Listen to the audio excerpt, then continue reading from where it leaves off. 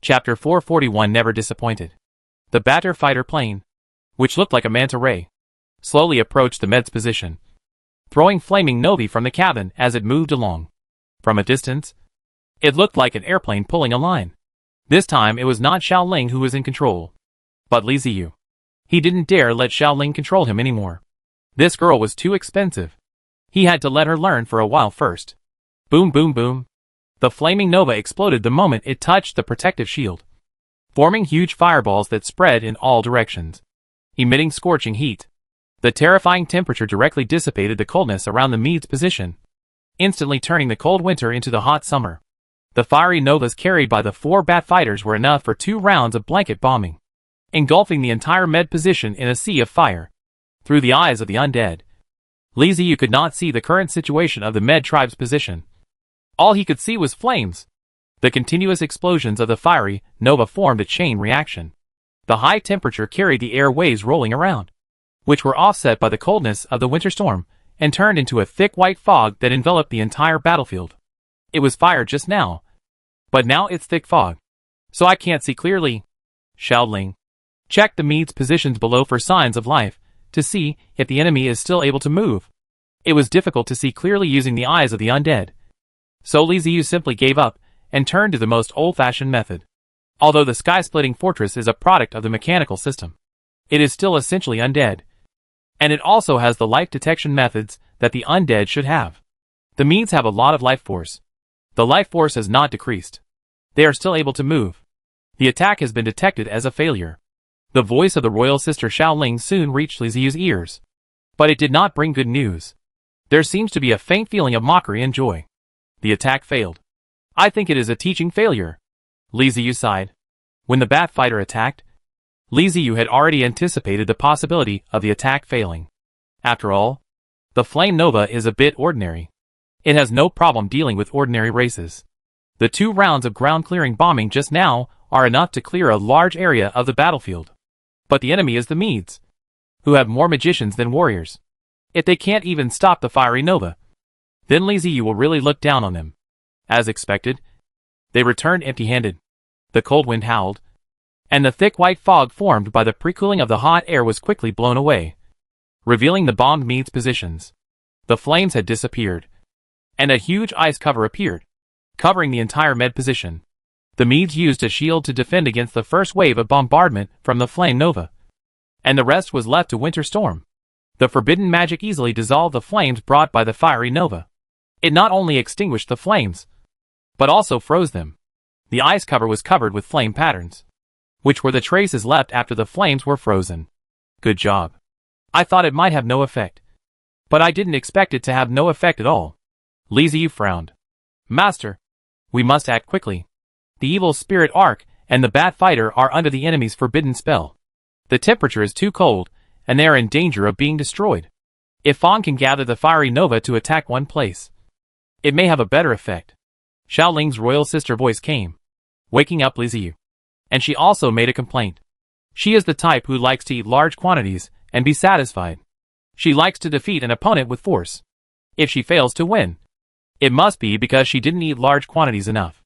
If you can focus all the flame nova on one point and attack frantically, you may be able to blow open the enemy's shield before the winter storm extinguishes the flames. TSK. This little thing has a bit of a rebellious mentality. Li Ziyu naturally heard Xiaoling's subsequent complaint and couldn't help but roll his eyes, laughing and cursing in his heart. But Xiaoling's reminder is very valuable. Forbidden magic like winter storm is difficult to deal with. It cannot break the enemy's protective shield and cannot destroy the enemy's magic circle. Both the orcs and the evil spirit Arc he sent out will continue to be attacked. Xiaoling, prepare to attack. Iron Skull, enter the battlefield. Li Ziyu immediately gave the order to mobilize all the military forces sent this time and prepare for a forced breakthrough. When the flaming stars fell from the sky, they did not blow up the Med positions. But the orcs? What exploded was not an ordinary flame, but the small flame in the hearts of the orcs. Prayers come true. Not an illusion. It's reinforcements. The ancestors appeared and reinforcements arrived. They bombarded each other fiercely, and flames lit up in their eyes. Although the temperature did not reach the rear of the orc army, they still felt warm in their hearts, with hope for victory. As long as they can destroy the opponent's forbidden spell, the orcs will grit their teeth and start counterattacking again. Unfortunately, when the white mist dissipated, what they saw was not a sea of fire, but a huge cover of ice. Failed. The reinforcements' attack was ineffective. The dark clouds in the sky still weighed down on their heads. The wind still howled. Heavy snow has accumulated on the ground. The biting cold made their blood stop flowing. Lost? We are not willing to accept this. The orcs wanted to roar, but their voices were blown away by the strong wind and could not be heard at all. The ice cover covering the Mede's position shattered with a sound. Cracks spread across it, and ice flakes fell off it, hitting the ground with a dull sound. The ice cover collapsed, revealing the Medes who were protected by a magic shield inside. Unharmed. The flaming star just now scared them, but the protective shield easily blocked it. So it was just a false alarm. However, Liziu's behavior made them extremely unhappy, and they felt ashamed of their own panic. They want to regain their face with better results. Not only must they annihilate all the orcs who dare to challenge them, but those guys flying in the air must not be let go either. Entire magic is ready. Huge fireballs were launched and attacked the Ark of the Evil Spirit. This is specifically designed for anti-aircraft use. Each fireball will explode in the air and change into small fireballs that cover the sky. Even if the flying unit is fast, it will still be damaged by the fireballs that cover the sky. Their attack was indeed effective. The evil Ark was unable to avoid the dense fireballs and was knocked crooked in the air, suffering minor injuries. Yes, minor injuries. The evil spirit Ark is a semi-building after all, not a real living creature, so it is impossible for it to be destroyed by the enemy in one go. But even so, Liziu broke out in a cold sweat. Damn it. It would be so painful if we lost an evil spirit Ark. The cost of building the Ghost Ark is not low at all. Not much cheaper than the Sky Rift Fortress. Fighter planes and the like can be lost, but the Ark of the Evil Spirit cannot have any problems. Just as the Medes were preparing for a second wave of attack and were planning to blow down the ship in the sky, something strange happened.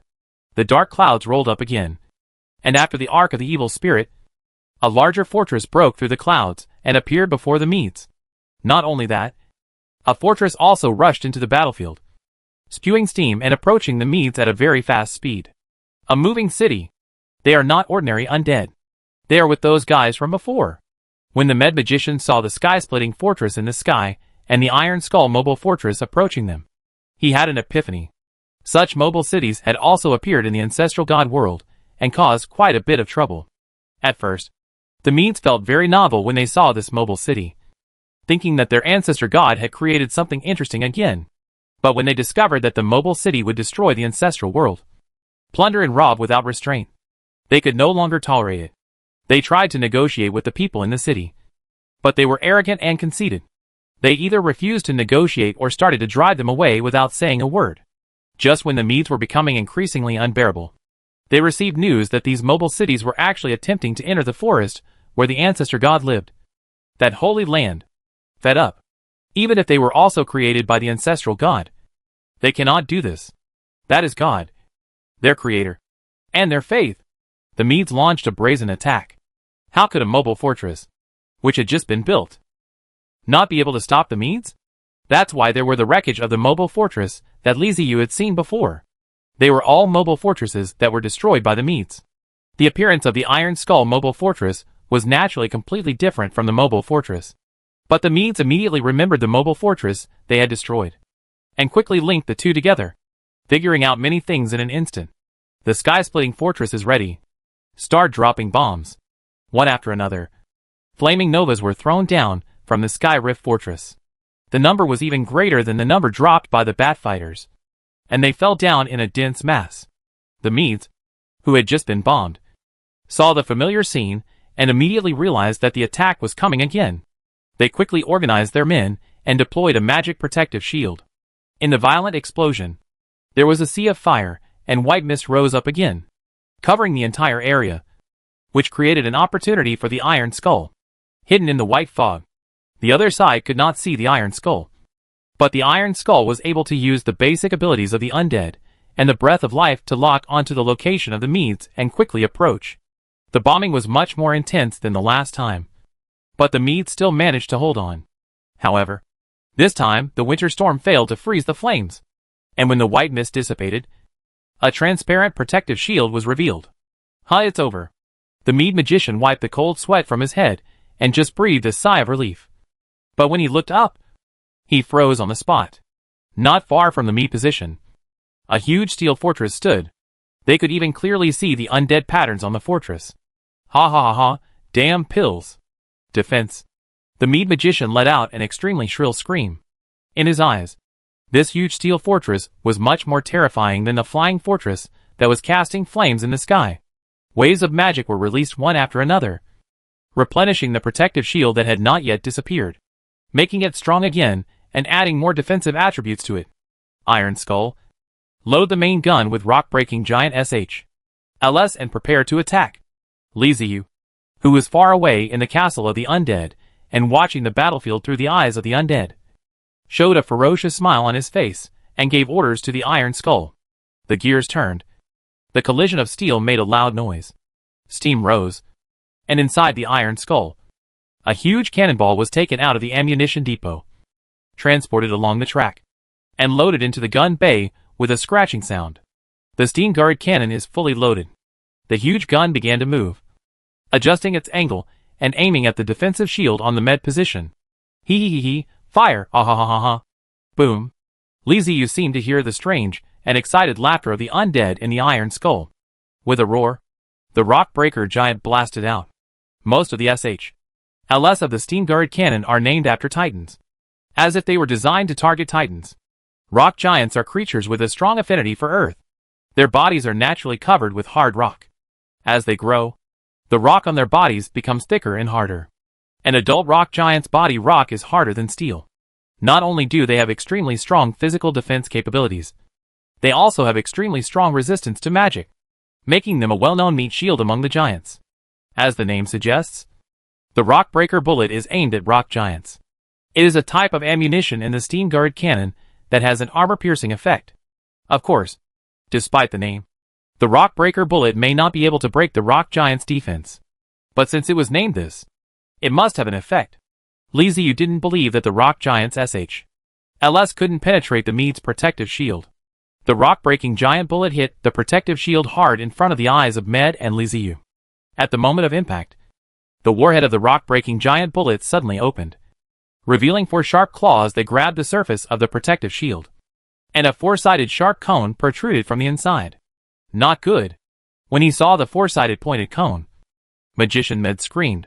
Before they could make any further moves, the rock-breaking giant bomb had already launched its secondary attack. Driven by its internal power, the four-sided spike suddenly thrust forward. Click! A sound like an L breaking came from above Wizard Med's head. They looked upwards in horror. A small black dot appeared at the place where the rock-breaking giant's bullet hit. It was pierced. The giant rock-breaking bullet broke through the surface with a point, and the four-sided sharp cone instantly pierced through the protective shield.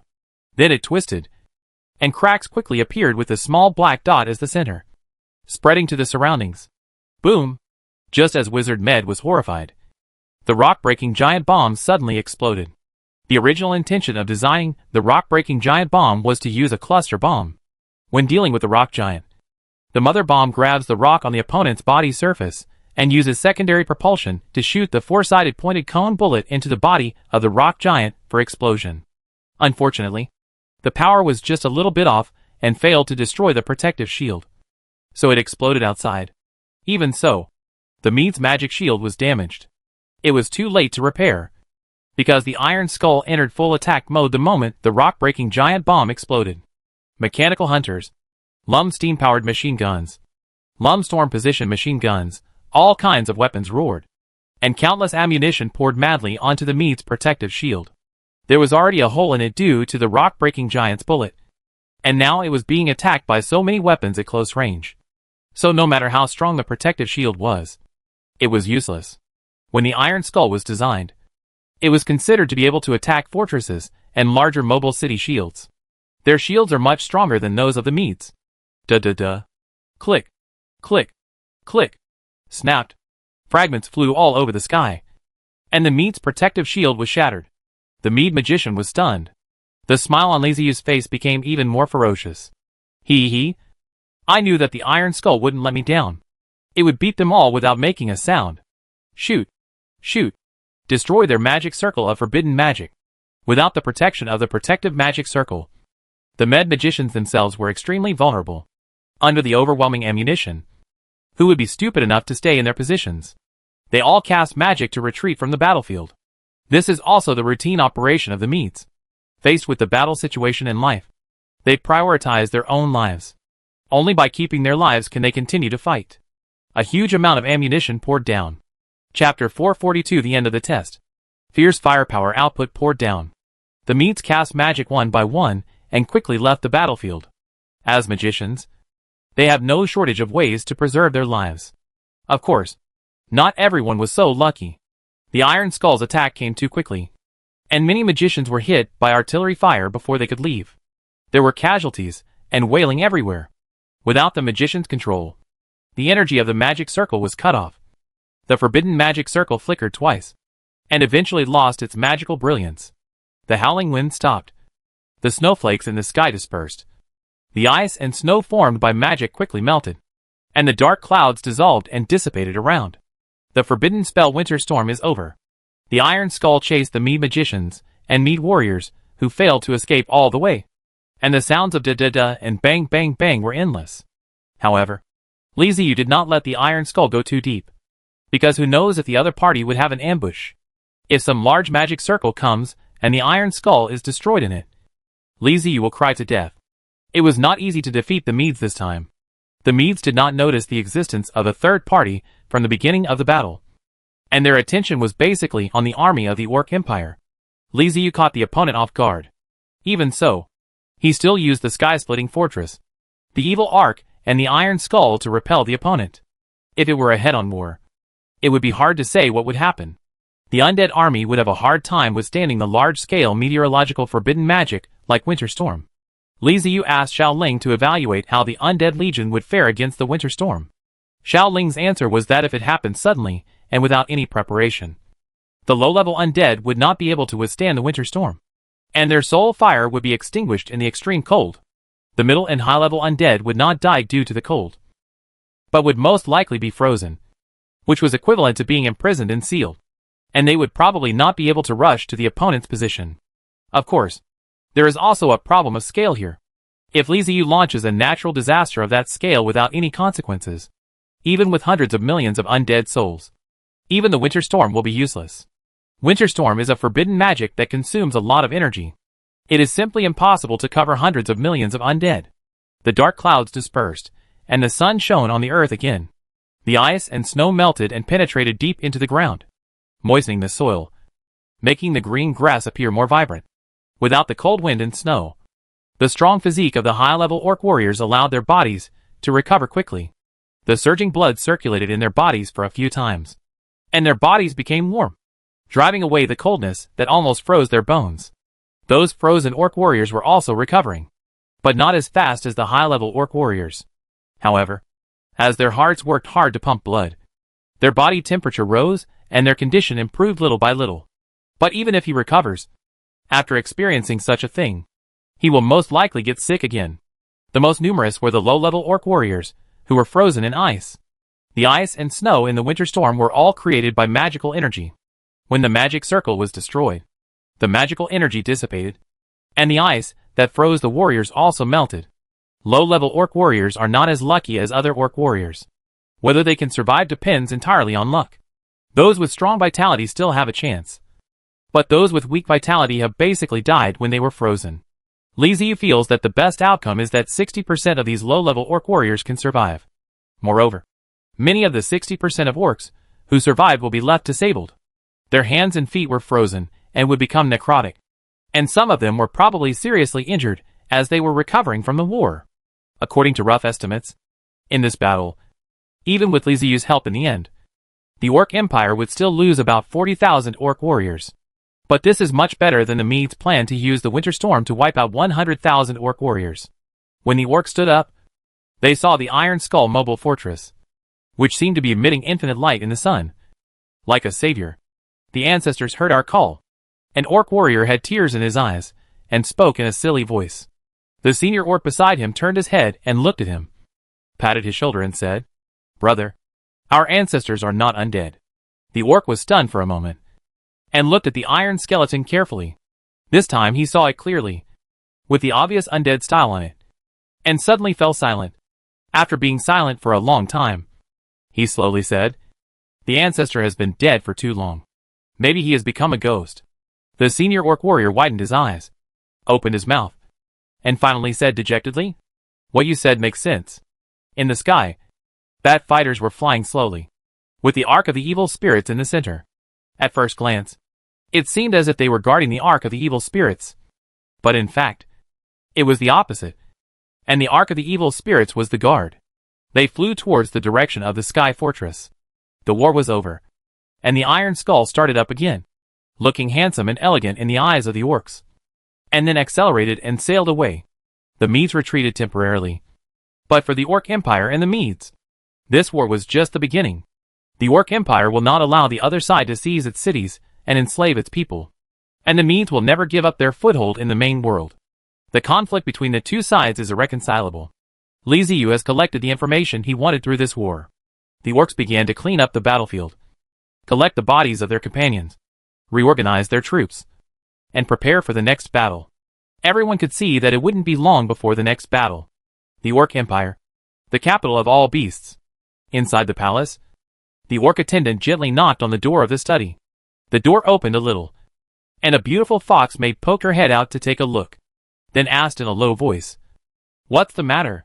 The orc attendant lowered his head and handed over a metal bucket used to deliver information. The latest battle report from the front line. "Please deliver it to Her Majesty the Queen." The fox maid took the metal bucket, glanced at the orc attendant, checked the magic seal on the lid, and confirmed that no one had touched it. Then she nodded and said, "Okay, I will pass it to Her Majesty the Queen." The orc attendant saluted, took 2 steps back, then turned around and hurried away. The fox maid poked her head out to look into the corridor, and seeing that no one else was there, she returned to the study and closed the door again. "What's up?" The White Tiger Empress, who was leaning over the desk reviewing documents, looked up, asked casually, then lowered her head and continued to look at the documents at hand. The fox maid came to the table with a metal bucket and said, "Your Majesty, we have intelligence from the front line." The pen that was marking the documents paused. The White Tiger Queen suddenly looked up at the metal bucket in the maid's hand and stretched out her hand, saying, "Give it to me." "Yes," the fox maid responded, reached out and touched the lid of the metal barrel, breaking the seal, opened the lid, and poured out a roll of animal skin paper in front of the White Tiger Empress. After making sure there was no danger, she handed it to the White Tiger Empress. After taking the animal skin paper handed over by the fox maid and scanning it quickly, the White Tiger Queen immediately frowned. 100,000 warriors of the Orc Empire were defeated.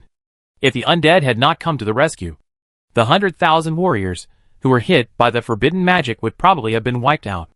We were defeated in the first battle. That was an army of 100,000 orcs. Although they were not the regular army of the Orc Empire, they were the elite legions of various cities. I didn't expect that they were almost wiped out. The White Tiger Empress was silent for a long while. After a while, the fox maid heard the cold voice of the White Tiger Queen saying, "Contact the Lord of the Undead. I want to see him." "Yes." The maid did not dare to be negligent in the slightest. After responding, she bowed and quickly left the study. Castle of the Dead. The enemy's magicians far outnumber their warriors. The magic shield can block most of the damage. With the existing weapons and attack capabilities of the Sky Rift Fortress, it is difficult to break through the enemy's defense head-on and defeat them. Liziu stood at the window, with his hands behind his back, looking out at the grassland, while Sister Shattering was doing a post-war summary behind him. Shattering can grow, and Liziu must of course give her opportunities and let her think more, so that she can become a real help in the future. She actually experienced the battle between the Medes and the Orcs. She has her own assessment of the Medes' combat effectiveness and defensive capabilities, and her summary is quite accurate. The weapon system currently equipped on the Sky Fortress is completely incomparable to that of mobile fortress clones like the Iron Skull. The gap between the two is too big. There would not be any big problem for the Iron Skull to join in the war of mobile fortresses. But the Sky Fortress could only join in the ordinary war of the natives. Just like the previous Mammoth Fortress, it is definitely strong. As a single unit, it is terrifyingly powerful. But it depends on what battlefield it is on. The sky-splitting fortress and the elephant fortress. One can fly, and the other has amazing defense and firepower, and they can move sideways on an ordinary battlefield. But if it is a battlefield like that of the Medes, or time travelers, then they are not up to par, and their lack of combat effectiveness will be revealed. Fortunately, they are all mechanical soldiers. As long as technology keeps up, they can grow better through continuous upgrading. While listening to Shaoling's post-war summary, a system prompt sounded in Li Ziyu's mind. Private chat. Free Flying Eagle, brotherly. The Orc Empire just found me and asked me to contact you, saying that the Empress wants to meet you. Do you agree? Don't want to take a driving test. Agree? I know she will find me and wait for me. The Free Flying Eagle, hey, brother. Do you have any thoughts about the Empress? Don't want to get a driver's license. The Free Flying Eagle, big cat. You have a curvy figure. And you look like you are fertile and pretty. We are in a different world now. There are no restrictions. Don't you consider it? I don't want to take a driver's license test. Why did you jump to the point where I have feelings for the White Tiger Empress? Free Flying Eagle, you really have no idea? No. Your attitude towards the Grassland Orc Empire is different from your attitude towards the big tribes in the wasteland. You are too gentle. I thought you had some ideas about the big cats. Don't want to get a driver's license. Don't want to take a driving test, brother. You have a good ability of association. Don't want to get a driver's license. Come on. Stop gossiping and go respond to that side first. The Free Flying Eagle, okay. After turning off the chat, Li Ziyu couldn't help but smile. What does this have to do with anything? But the White Tiger Queen is really good. Li Ziyu was really moved when she thought of Batubu and the big cat he mentioned. He gathered his thoughts and decided that now was not the time to think about these things. The threat from the Medes was right in front of him. So he had to deal with these guys first. Batubu and the other side quickly sent a message, telling Li Ziyu that he could come over at any time. Li Ziyu was not willing to waste time, as who knew when the Medes would attack again. So he ordered the Undead Castle to set off directly towards the Orc Empire's capital. The Undead Castle stopped far away from the Beast City. Li Ziyu, with more than 1,000 undead guards, entered the city in an Alpha troop carrier. The Orcs had made preparations early on. They cleared the streets and left wide roads for the undead to travel. Orc guards would appear at every section to guide them.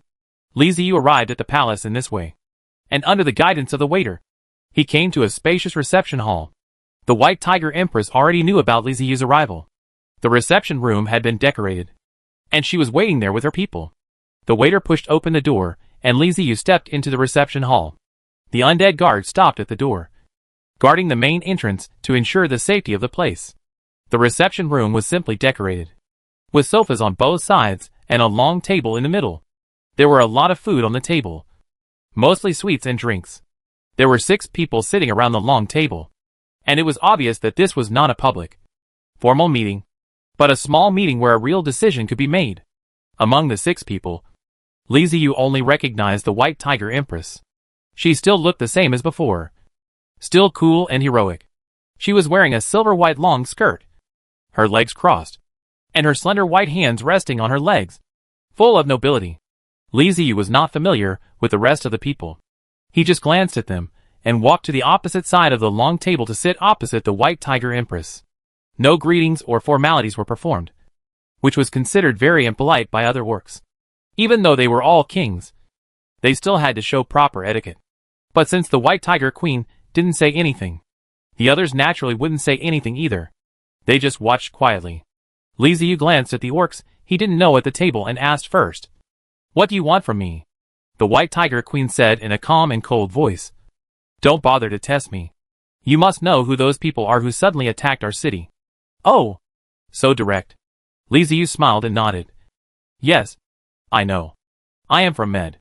Since you knew this, why didn't you remind us before that we are allies?"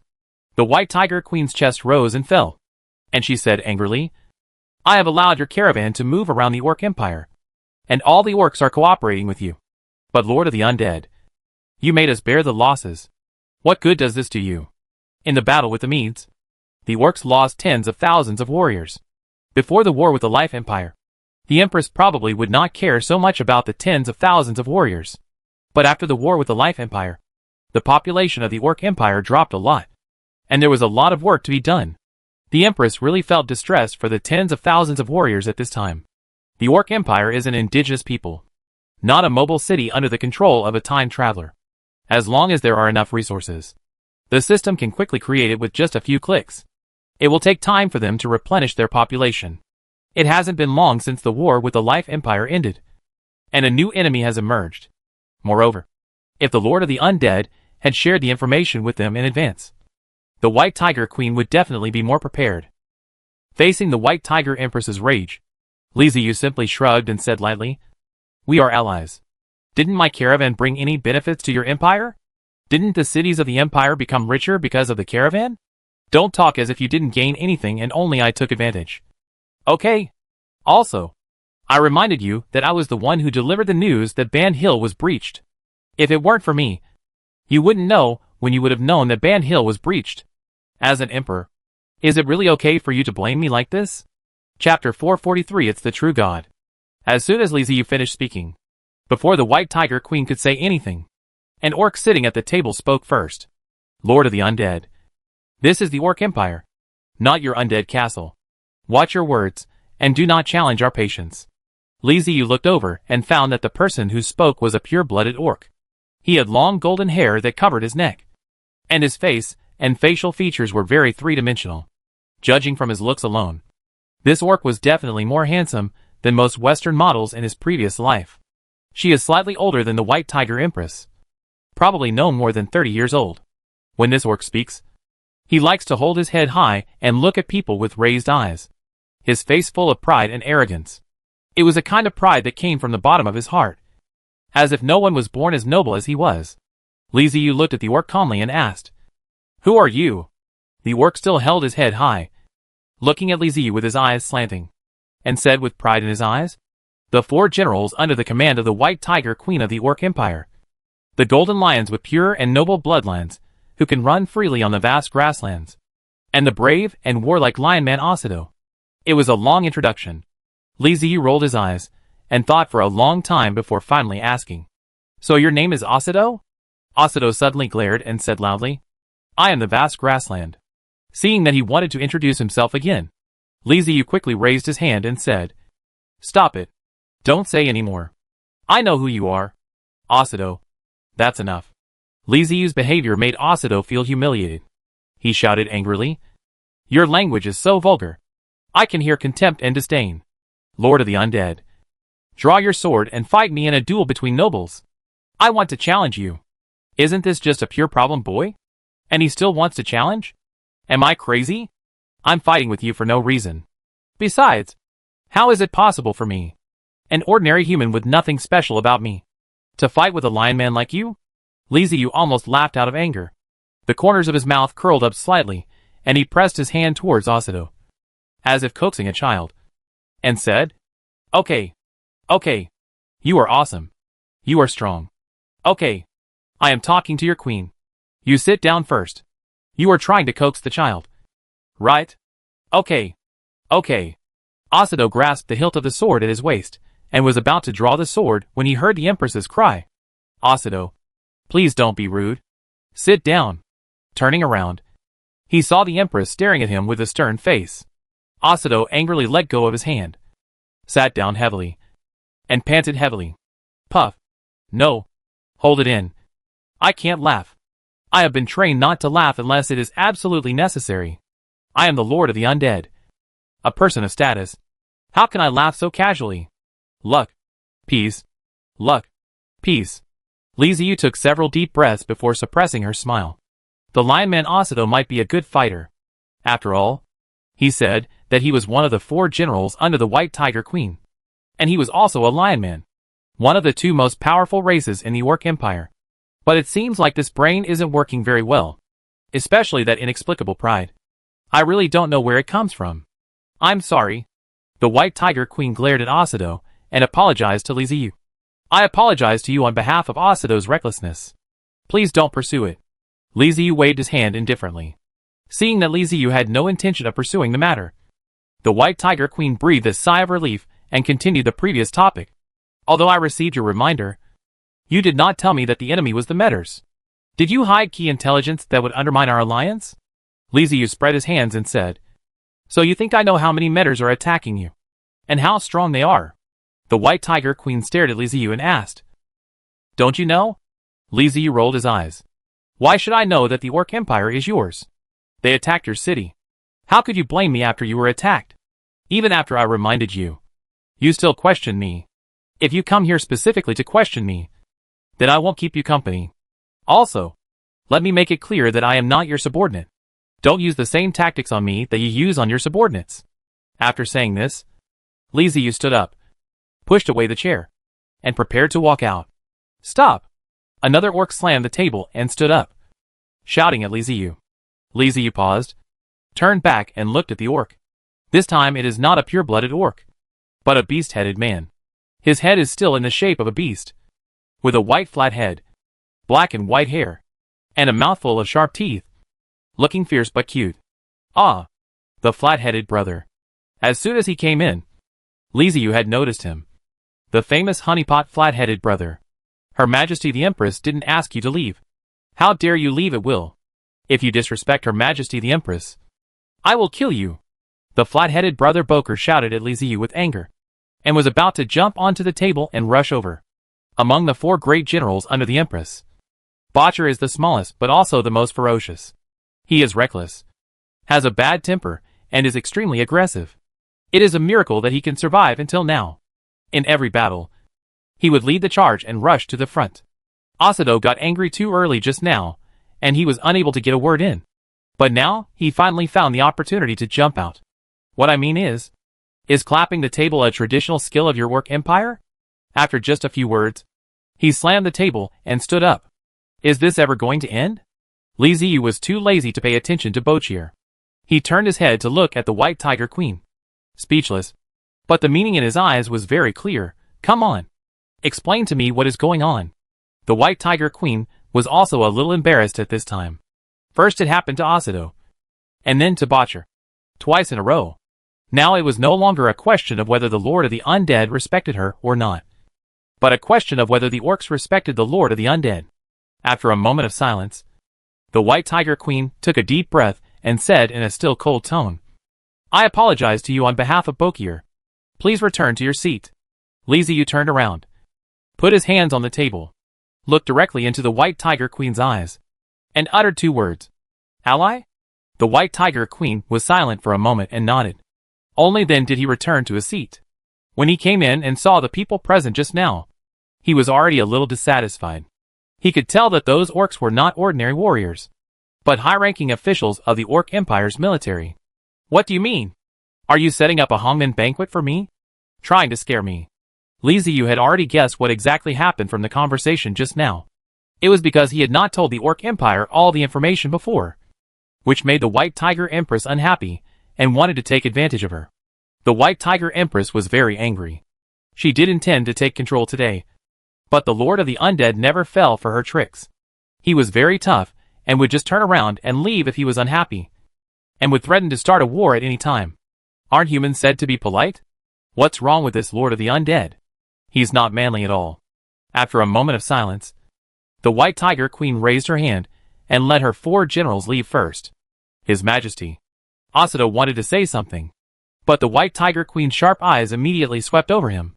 He sighed, stood up with the other people, saluted, glared at Li Ziyu, and walked out angrily.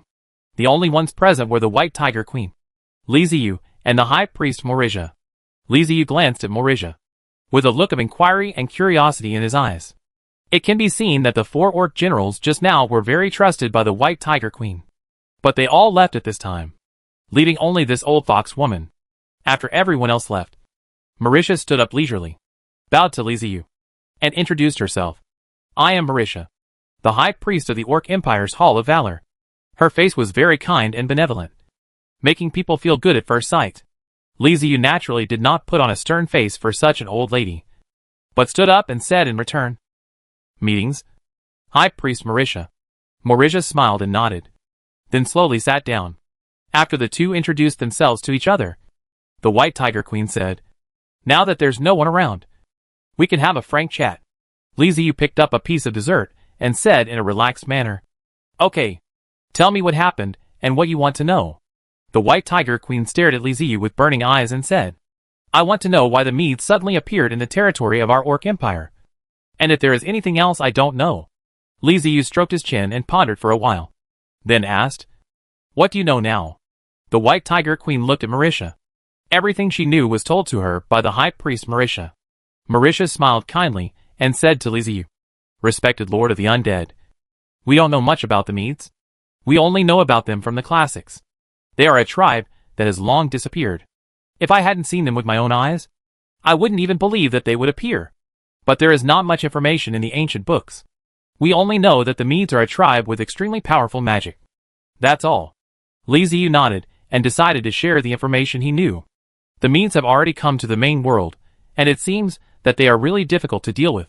He needs the power of the Orc Empire.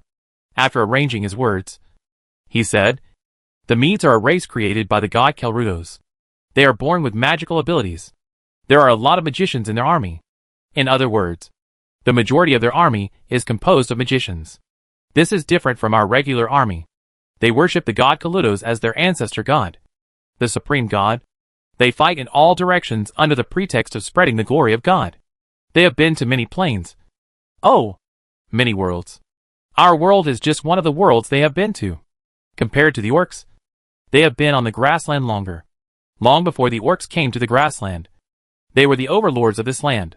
It's just that because of certain things, they left the grassland and returned to their own world.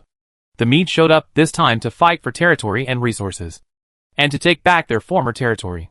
After Li Ziyu finished speaking, both the White Tiger Queen and Marisha showed surprise on their faces. They were not only surprised that Li Ziyu knew so much, but they were even more surprised that the history of the Medes was even earlier than that of the orcs. No wonder there is so little information about the Medes in ancient books. The High Priest of Marisha thought for a moment and asked, What kind of god is this god Kelrudos? Is he an evil god? As the High Priestess, she understood better than anyone else how powerful the gods were. They were mysterious beings, and if they really appeared before the world, it would be a disaster. I didn't expect that the Medes were actually a race created by God. This is causing big trouble. Li Ziyu thought about what he had seen in the ruins before, and said slowly, According to the records, Kelrudos is a kind god. He created a world dominated by forests, hills, and plains. He also created the changing of the 4 seasons and loved life and nature. Of course, this is the record of the Medes. Whether the real Kelrudos is kind or not is unknown. Following Li Ziyu's introduction, Marisha's expression became serious, and he solemnly muttered to himself, True God. The sound was not loud, but in a quiet environment, Li Ziyu still heard it, and couldn't help asking curiously, What true God? Marisha raised her head and said, as if recalling something, If God Kelrudos is as you said, then he is a true God, not an ordinary deity. Li Ziyu showed a look of confusion. Isn't a god just a god? Why do they have to create a real god? Seeing that he didn't understand, Marisha explained, You may not know, Lord of the Dead, that in our ancient books, gods are divided into 2 categories. One is gods like our ancestors, and the other is gods like the god Kelrudos. True gods are gods like Kelrudos. They possess supreme power, can open up the world, create life, and master power. They are invincible. Li Ziyu scratched his head, still feeling confused. According to Marisha's definition, there were gods around him too. Bepta, the Space Lord, meets Marisha's definition of a true god. He can open up space, the void land, and create life, void Zerg, and other void life. As for power, Li Ziyu is not very clear. He has never asked. But Bepta is the Space Lord, so he should be able to control the power of space. Right? If you don't understand? Ask. So he said, High Priest Marisha, if what you said is true, then aren't all the Void Lords true gods? Marisha looked at Li Ziyu speechlessly, shook his head and said, No, maybe I didn't explain it clearly enough. The emergence of true gods is different from the birth of other creatures. True gods are born from chaos or nothingness, or they are created by other true gods using divine power and authority. Their identities are determined from the moment they are born. Oh, so that's how it is explained. Li Ziyu understood that it was equivalent to Pangu, Nuwa and others in mythology, who were true gods. The later cultivators were not true gods. Suddenly he became curious about the orcs' common ancestor belief. According to Mauritius's definition, the orc's ancestors were definitely not true gods. What then was the orc's ancestor belief? He thought Mauritia had asked the question. Mauritia did not evade the question and said directly, "It is a god, a heroic spirit, a spirit of faith, etc. It is a kind of god that existed later." Lizzie wanted to ask what a ghost was, and whether it was also a kind of existence like ancestral belief. But after thinking about it, he did not ask. After all, he was known as the Lord of the Undead, and ghosts were a kind of undead. It was somewhat unreasonable for him to not be able to figure out his own identity, and he would be laughed at. After thinking for a while, Lizzie spoke again. "High Priest Mauritia, is the true god kind?" This question is very crucial, as it involves Kelrudo's attitude towards them. The Medes have already appeared, and Lizzie, you can always find a way to deal with them. But Kelrudo's is a strange existence, and he has no idea how to deal with him. Mauritia sighed slightly. For the true god, there is no such thing as good and evil. What is good and evil? It is nothing more than the definition we give it. But do the true gods care about our definition? They are far superior to us. It is meaningless to judge the good and evil of the true gods. Chapter 444, Supreme Mage. Tall and strange trees stand in the distance. Vines entwine around the trunks. Birds sing. Wild animals run. And there is a faint fragrance of flowers in the air. One breath of it makes you feel refreshed and clear-headed, just like a dense and vibrant forest. Who would have thought that not long ago? This was just an ordinary Orc Empire city called Bandit on the grassland. The Medders transformed the entire city according to their own customs, turning it into the appearance of a forest. The trees, flowers, and plants were all cultivated by them using magic. They were not ordinary plants but magical plants, each with its own unique abilities. The transformation is comprehensive. Not just the above ground, but the roots and rhizomes of underground plants have also been turned into independent spaces. During the years they lived in the ancestral god world, the Med people did not stand still, but relied on their own magic to develop and extended a large amount of magical technology. Now they apply all these technologies here. In the center of the forest-like city of Bandit, there stands a huge space portal. Around the portal, there are Med warriors patrolling with weapons, and Med magicians standing guard at various locations to prevent sneak attacks. In the past, Med warriors and magicians would constantly come to this world through the portal, and their troops that fought against the 100,000-strong army of the Orc Empire came out of this portal. But the atmosphere today was a little different. Dozens of Mede magicians wearing green hooded robes gathered in front of the portal. They stood respectfully in front of the portal, with their heads slightly lowered, as if waiting for something. The portal suddenly lit up, which meant that someone was about to be teleported from the ancestral god world. The Mede magicians all raised their heads and looked towards the portal. The Mede warriors patrolling around the portal also stopped and saluted the portal. A pair of metal boots stepped out of the portal, and then a tall Med warrior wearing heavy armor, holding a spear in one hand and a shield taller than a person in the other, walked out. His entire body was covered in thick armor. Even his face was completely concealed. The armor was made of rare minerals, and the breastplate was in the shape of a roaring beast's head. Anyone could see that he was a more advanced being than the Med warriors who had arrived in the main world before. After the senior Med warrior came out, he looked around vigilantly, and only stood to the side of the portal after making sure there was no problem. After a few seconds, another Med warrior dressed similarly to him walked out, looked around vigilantly, and then stood on the other side of the portal. Then, 100 high-level Med warriors were divided into two teams and walked out of the portal in neat steps. After walking out, they spread out to both sides, forming a ceremonial guard. Following the high-ranking Mede warriors were 10 Mede magicians wearing silver-white vertical-collared magician robes. Their robes were painted with animal patterns and mithril thread, which meant that they were the strongest 9th-level magicians in the Medes. A 9th-level magician who possesses the ability to easily destroy a city, even though they are a race of natural magicians. There are not many level 9 magicians among the Medes, which is a strategic level force. This time, there are 10 of them. After 10 level 9 magicians appeared, they took a few steps forward and stood still, guarding the portal tightly. Obviously, there would be more important figures coming after them. The light in the portal became brighter, and a middle-aged man walked out. Although he has the face of a middle-aged man, his eyes are as bright as stars. Those who look at him can feel the majestic magic power surging. He wears a bright silver robe that is woven purely with mithril threads and soaked in special potions. which has extremely strong magical properties. On the robe, the changing of seasons is painted on the front and back of the shoulders. And on the robe, there is a large tree with a huge canopy. And in his hand, he holds a wooden magic wand that is more than 1 meter tall. Seeing this man coming out, the Mead magicians who were waiting in front of the portal knelt down and shouted, "Supreme Magician, Anduin Mead." Anduin looked up at the sky. A ray of sunlight shone through the towering branches, as if a spotlight was shining on him, making him look even more noble and extraordinary. Taking a deep breath, feeling the scent of flowers at the tip of his nose, Anduin narrowed his eyes slightly. A gentle smile appeared on his face, and then he looked at the Mead magicians who were kneeling on the ground, nodded gently and said, "Okay, everyone get up." His voice is very attractive and pleasant to hear, which makes people want to trust him unconsciously. The Mead magician, who came to greet Anduin, quickly got up from the ground and stood respectfully. Others might think that Anduin is an easy person to get along with because of his gentleness. But the Mead magician who came to greet him knew that he was a madman.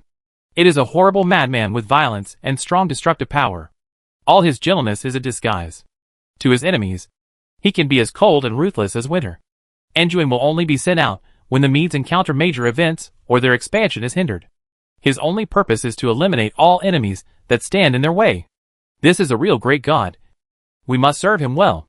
Anduin was very satisfied with the fresh air, with the scent of flowers around him, and walked slowly towards the magicians with square steps. "Thank you for your hard work for the Med tribe." Anduin came up to a Med wizard, gently adjusted the collar of his robe, smiled gently, and patted his shoulder, just like a gentle and kind elder. The magician straightened up immediately, and said with a serious face, "The glory of the ancestor god will surely shine on the world." Anduin nodded, and then asked casually, "Have you allowed the glory of the ancestor gods to descend upon this world?" These few words made all the Med magicians tense up instantly. They swallowed hard, not daring to answer, fearing that their answers would not satisfy Anduin and cause him to become angry. Faced with the trembling magician, Oido shook his head. "I don't blame you. After all, this is a very vast world, and there are many aliens. It is understandable that you have not been able to spill the ancestors and glory as soon as possible." Yes. Thank you for your understanding." Magician Med, who was standing nearby, said this repeatedly with a flattering expression on his face. Anduin turned his head to look at the magician Med who was speaking, and the corners of his mouth curled up. Without seeing him make any movement, the magician Med suddenly screamed, and flames first gushed out from his 7 orifices, then spread to his entire body, quickly burning him to ashes. This scene made the surrounding Med magicians tremble instantly. If it weren't for the robes covering their legs, Anduin would have seen their trembling legs. Anduin still smiled on his face, but the eyes like stars looked cold and whispered, "But because of your inaction, your weakness, let me come to this world. And I need to broadcast the glory of the ancestors in person. Remember your identities. You are the people of the ancestral god. The Meads. The Meads cannot be defeated by a group of dirty, ugly, smelly aliens. Our enemies are only fit to become nutrients for nature, to nourish the earth. This is the punishment." The sound was not loud, but everyone present could hear it clearly. Among the several supreme magicians of the Med clan, Anduin is famous for his madness and ruthlessness. He is not only cruel to his enemies, but also to his own people. He hates all incompetent people. As soon as Anduin's voice fell, all the Meads present put their legs together and shouted in unison, "Glory to the ancestral god, and everlasting prosperity to the Meads." After shouting 3 times in a row, the smile on Anduin's face softened. He turned his head to look at the portal and shook his head. "It's too small." His figure suddenly disappeared and appeared above the city of Bandit, looking down at the earth. The surrounding grassland was more suitable for him to perform. Anduin raised his magic staff, and the gem on the top of the staff released a brilliant light. There was a loud rumbling sound coming from the ground, and a seed sprouted from the ground. The sprout quickly broke through the soil, drilled out of the ground, and then grew rapidly at a speed visible to the naked eye. In the blink of an eye, the small sapling grew into a towering tree hundreds of meters high, with its dense canopy blocking out the sky and covering the area below. After the giant tree grew up, Anduin landed under the tree and tapped the trunk lightly with his magic wand. The trunk began to wriggle, as if a huge portal frame had naturally formed. The portal at this time was just a decoration. Anduin raised his magic wand again, and kept writing runes on it. The Med people in Bandit Hill City were afraid of something happening. So they quickly gathered people, and went to the newly grown giant tree and surrounded it. Anduin ignored everything else, and focused on drawing the runes.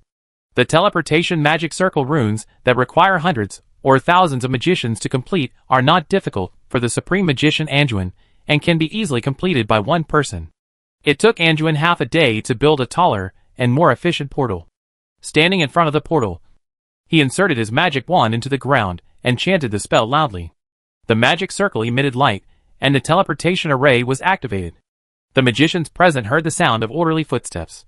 And they knew who made those footsteps. Divine Light Expeditionary Force.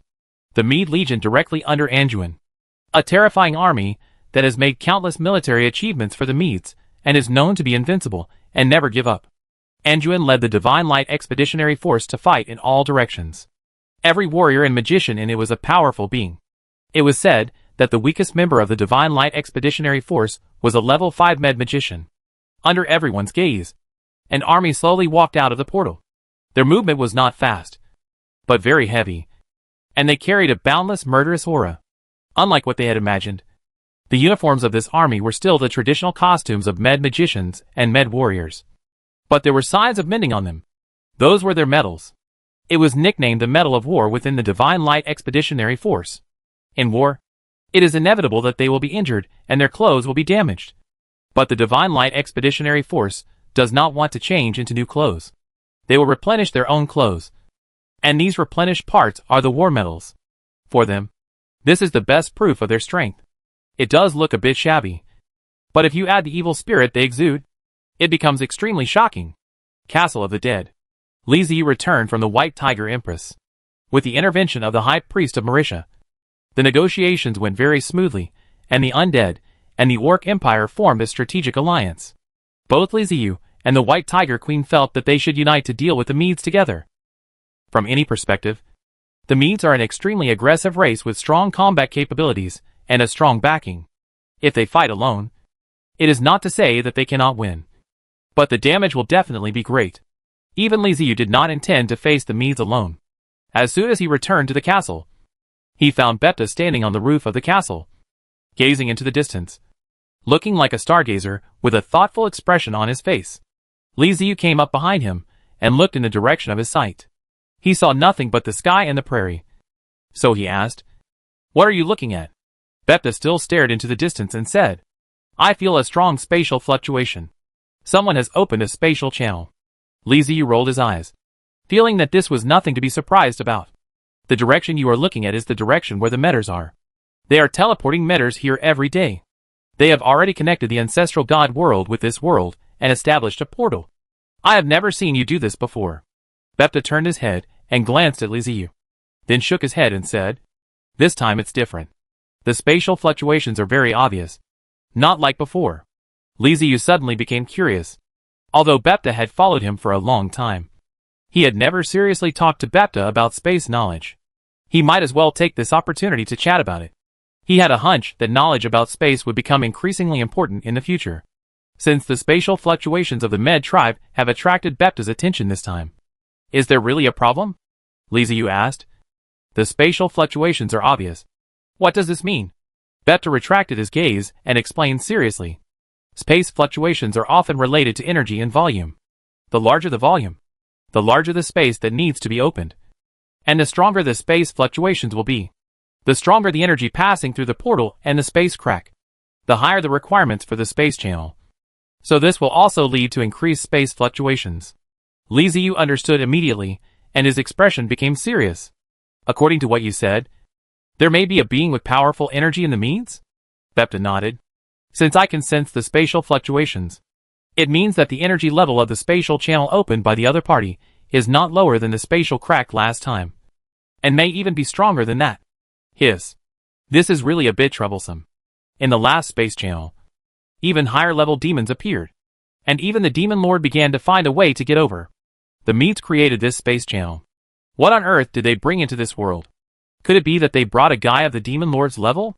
If this is true, he and the Orc Empire alone are not enough. He must also bring in the Wasteland Traveler Alliance and Lin Yu and the others. A guy of the Demon Lord's level is definitely not someone he can deal with alone. After his level was raised, Li Ziyu knew clearly that there were guys in this world who possessed extremely terrifying fighting power. The collapse of the world was no longer a joke, but a very likely thing to happen. Castle-level traversers are really no match for these beings. They prove with their strength that when the individual combat power reaches its peak, it is difficult to win by numbers. Fortunately, Bepta felt the fluctuation of space today and asked a question on purpose. Otherwise, he would have been caught off guard and might even lose his life. Li Ziyu patted Bepta's shoulder and said with emotion, "Bepta, you have done a great job. Feel it carefully again and see if you can find anything. If you find anything, tell me immediately." As a Space Lord, Bepta didn't care much about Li Ziyu's affairs most of the time. Their survival modes were different, and he didn't feel that the existence of the Med people posed much of a threat to him. But since Li Ziyu asked for it, he would take it more seriously. Chapter 445, Breaking Down the Whole into Parts. Li Ziyu did not keep the news that a strong man from the Med tribe had come to the world, but spread the news immediately, mainly to inform the White Tiger Queen and let her be prepared. Li Ziyu suspected that the other party would launch another attack soon. I'm afraid this attack is not comparable to the previous one. In fact, there was no need for Li Ziyu to pass on the message. The White Tiger Queen was also actively preparing for war. The last army of 100,000 orcs would have been almost wiped out if Li Ziyu had not acted in time. This made the White Tiger Queen realize that this opponent was not simple. Because of Li Ziyu's action, the opponent's forbidden spell was broken and they retreated temporarily. But the losses were not great. The battle could break out again at any time. The White Tiger Queen naturally would not just sit there and wait. She had already begun to mobilize the troops. When fighting with the Life Empire, we were slow to react in the early stages, which allowed the opponent to take advantage and keep suppressing the Orc Empire. The White Tiger Queen does not want to face the Medes again, and has planned to mobilize the regular army to wipe out all the Medes who will come to her country to cause trouble in the future. Regular troops from all over the country are gathering towards the city of Bandit. In addition to notifying the White Tiger Empress, Li Ziyu also sent a notice to the nomads. The Medes came here in such a high-profile manner, and they must want more than just the territories of the Orc Empire. They will definitely not let go of the pastures of the nomadic tribes, rather than being isolated and helpless at that time. It is better to join the battle now. The Talmos tribe, which had grown bigger and stronger because of the Undead Caravan, was the first to respond to the call, saying that as long as Li Ziyu needed them, their tribe was ready to go at any time. The Talmos tribe is now one of the largest nomadic tribes on the grassland. It not only has a large population, but is also very wealthy. It has a very good relationship with the Undead. If they say a word to it, the Undead will give them face, and many tribes will follow its lead. Now that he has stepped forward to express his stance, other tribes will naturally follow suit. Nomadic tribes are like this. They are usually very loose, and you can't see anything. A single nomadic tribe is not strong and can be easily defeated. But if a powerful and leading tribe emerges, a wolf pack effect will be formed, with one person shouting and all the tribes following. After dealing with the nomadic tribe, Li Ziyu contacted Batubu again and asked him to gather the wasteland travelers together, as a war might start soon. Private chat. Free Flying Eagle, brother. What's going on? Don't want to take a driving test, It's a bit complicated, so I'll keep it simple. It means that someone from a certain space plans to invade this world, and I will most likely go to war with him. The Free Flying Eagle, helping the indigenous people to fight? Don't want to get a driver's license, you can say that. Free Flying Eagle, why bother? We are time travelers. The way you manage your territory diligently seems out of tune with us. Don't want to take a driving test, brother Batu. I have always felt that if an alliance wants to become bigger and stronger, it must have its own territory. It cannot wander around like gangsters and rob people everywhere. It will not make it far that way. What's the use of just having territory? Can it rely on everyone to mine and form an internal cycle? Don't want to get a driver's license. That's unrealistic. We need the indigenous people to help us. And then we can use simple business methods to gain a lot. Isn't that good? Don't want to take a driving test. Besides, I feel that I have never treated my brothers unfairly. It is true that I occupied the territories of the wasteland and grassland, but I never said that my brothers cannot operate in these two territories. Right? I even supported them in doing business to obtain resources. The Free Flying Eagle, okay. You typed a lot. You are right. I will go and inform my brothers. I don't want to take a driving test, please help. Brother Batu. Free-flying eagle, no trouble. You are the leader of the Wasteland Alliance after all. Without you, there wouldn't even be an alliance. And we wouldn't be able to develop so well. After the conversation ended, Batubu sighed, thinking that the other person thought more deeply than he did. All he was thinking about was where to take his brothers to get resources next time. But Li Ziyu was thinking about how to obtain resources for a long time. Not only did he think about it, he also did it. No matter whether it was a wasteland or a grassland. Since he occupied it, he has developed it through business, and has entered a virtuous circle with continuous output. They are nothing like them. They just grab whatever they can get wherever they go. They eat their fill today, but don't know where to get their next meal tomorrow. In fact, large organizations among time travelers will do the same as Li Ziyu, and consciously incorporate territories. Their attitudes towards the indigenous people are different. But their approaches are the same. They are all considering letting the indigenous people work for them. The organization will only have income if these large numbers of indigenous people help work. This income will be used to reward and drive the traversers under the organization to take action. The simplest way is to issue tasks. And the traversers will get rewards by completing the tasks. Li Ziyu didn't care too much about the Wasteland Alliance. He always felt that Batubu was in charge of the Wasteland Alliance. It was enough for him to have brothers like Lu Xingxing and Zhang Peng around him. He didn't want to worry about too many people. If he cared about the Wasteland Alliance, he would also choose the management style of other large organizations. For a large organization to function, it needs resources and interaction. Otherwise, no one below will work hard for you. The most important thing here is resources. The strength of an organization is linked to its resources. A wave of resources can be harvested from the territory and indigenous people. And taxes can also be collected from the time travelers. Large organizations generally collect 30% or 50% tax. After all, the time travelers act under the protection of the organization. And if anything goes wrong, the organization will also lend a helping hand. If you are unwilling to make sacrifices today, the organization will expel you tomorrow. Small organizations can still rely on emotions to maintain their existence. But large organizations must have fixed resource income and perfect systems to survive. Li Ziyu's attitude towards the Wasteland Alliance is mostly, you come to help me. And after you help me, I will not let you suffer any loss. I will give you a large amount of resources, so that you can make a fortune. This approach would make the Wasteland Alliance travelers feel that he was very generous. But it was not suitable for the development of the organization. Fortunately, Li Ziyu didn't care about these. After Li Ziyu notified the Orc Empire, the nomadic tribe, and the Wasteland Alliance, he felt relieved for the time being and waited for the Medes to take action. The Med people did not let Li Ziyu wait too long.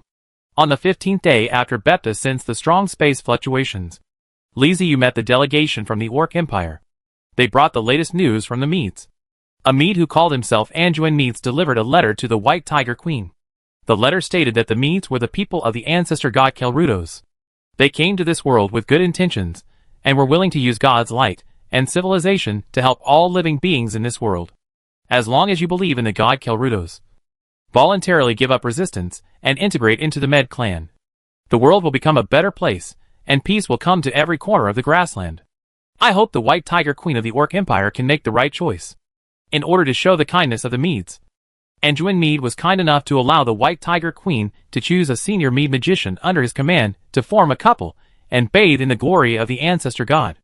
After the Orc Empire is incorporated into the Med clan, it will be governed by the Med clan. But the White Tiger Queen can still become a senior manager. The Orcs will also be treated preferentially and obtain the status of civilians instead of living as slaves among the Medes. If the Orc Empire is unwilling to give up resistance and join the management of the Med clan, the Med clan will respond with thunder and lightning, completely destroying and occupying the entire Orc Empire. And the White Tiger Queen will become a prisoner. And so on and so forth. According to the White Tiger Queen's understanding of this letter, it is I, Anduin Med, am so shameless that I just want to humiliate you. Not only do I want to humiliate you, but I will also eat for free, and you will have to surrender. Li Ziyu held the re-glued letter in her hand, and could imagine the expression of the White Tiger Queen at that time. This big cat must have been so angry that its fur stood on end. Right? Who could bear that the Supreme Emperor of the Orc Empire was humiliated like this? Therefore, the letter was torn into pieces, collected again, glued together, and sent to Liziu. The Orc Empire's envoy Morimos didn't need to say a word. Liziu already understood what the White Tiger Queen meant. She was undoubtedly saying to him, I am very angry. And I intend to fight the Medes to the end. Are you coming or not? If there was any other choice, this torn and glued letter would not have been delivered to him. What other choice is there? Ever since the Med clan entered the main world, Liziu has planned to fight to the end. The resources of a time traveler are never enough. If you dare to compete with him for resources, you must be prepared to fight to the death. Liziu put the letter aside and looked up at Morimos. He was also an old acquaintance. Every time the Orc Empire sent people over, he was there, and Morimos was on his side. Liziu said with a cheerful face, I already know about it. Go back and tell the White Tiger Queen that this time, our Undead clan will fight against the invasion of the Med clan together with the Orcs. Morimos showed a look of joy on his face, and he quickly stood up and saluted. Thank you, Lord of the Undead, for helping the Orc Empire. I will leave first. I still need to go to the nomadic tribe and contact them. Liziu waved his hand and said to him, Don't bother. I have already contacted the nomads. They will also unite with us. The Medders are outsiders. They are the enemy of all of us. This time it will be a just war. A war against foreign enemies. Morimos was even more surprised. He thanked Liziu repeatedly, said goodbye to him, and returned to the Orc Empire to report. Anduin gave the White Tiger Queen 3 days.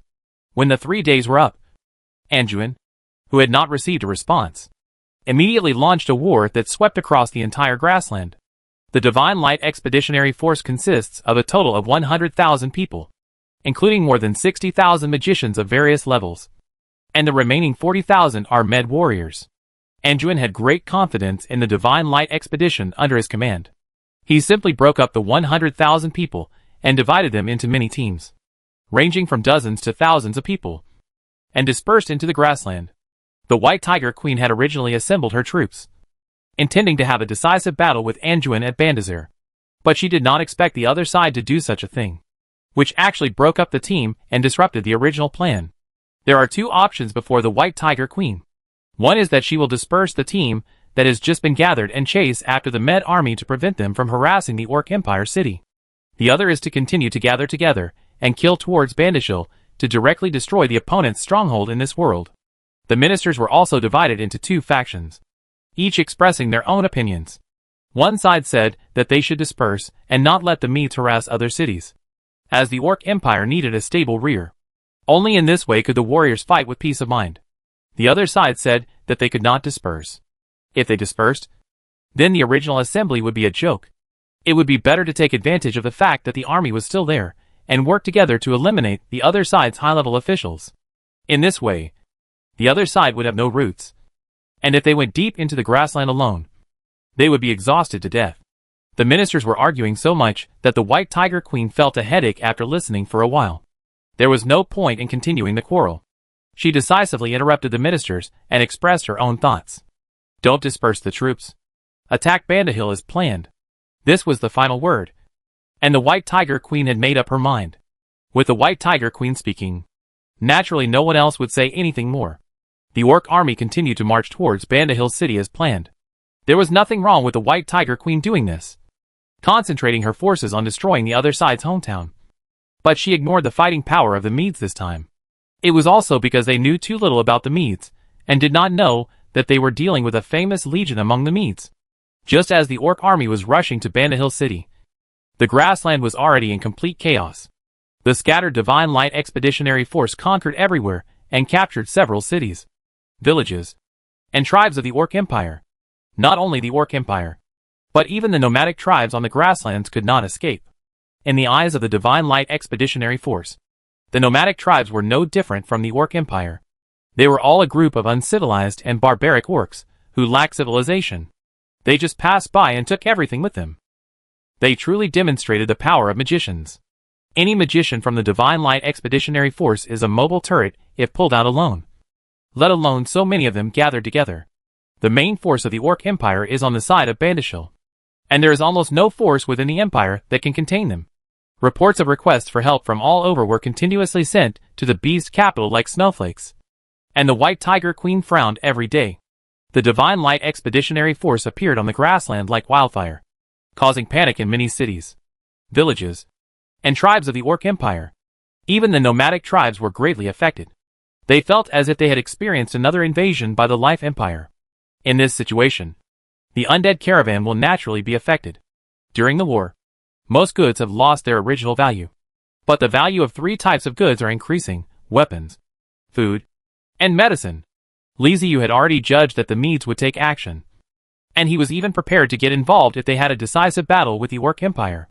However, he never expected that the other side would break up into small groups and spread their troops directly throughout the grassland.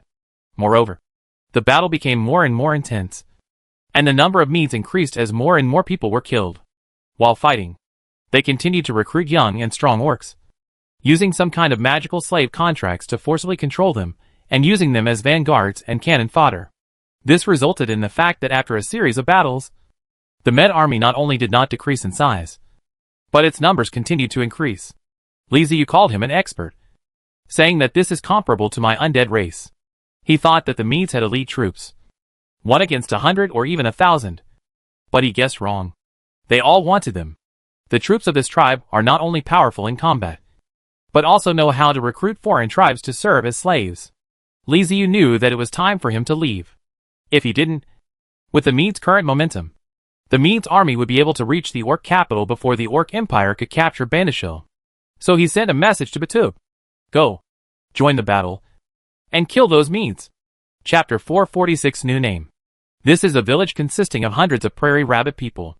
The steppe rabbit people are a very common race in the Orc Empire. They are beast-headed people with low combat effectiveness, but strong fertility. They are the orcs at the bottom of the empire, and are the main labor force of the Orc Empire. Their main job is to do hard labor. The village was in a dilapidated state, with almost no more than thatched buildings as the only building materials. The thatched fences and thatched houses could barely be considered a place to live. Several kilometers away from the village, dozens of Mede magicians hid in the lush green grass.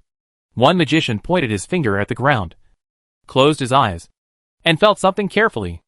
After a while, he opened his eyes and said to his companions, "There is a small village ahead. It has a good population, and there are many female orcs and children. We can easily take it down." The leader of this group of magicians was a man wearing a silver-white magician's robe with a vertical collar. There were vine patterns painted on his robe with mithril threads, which meant that he was a 7th-level great magician of the Med clan.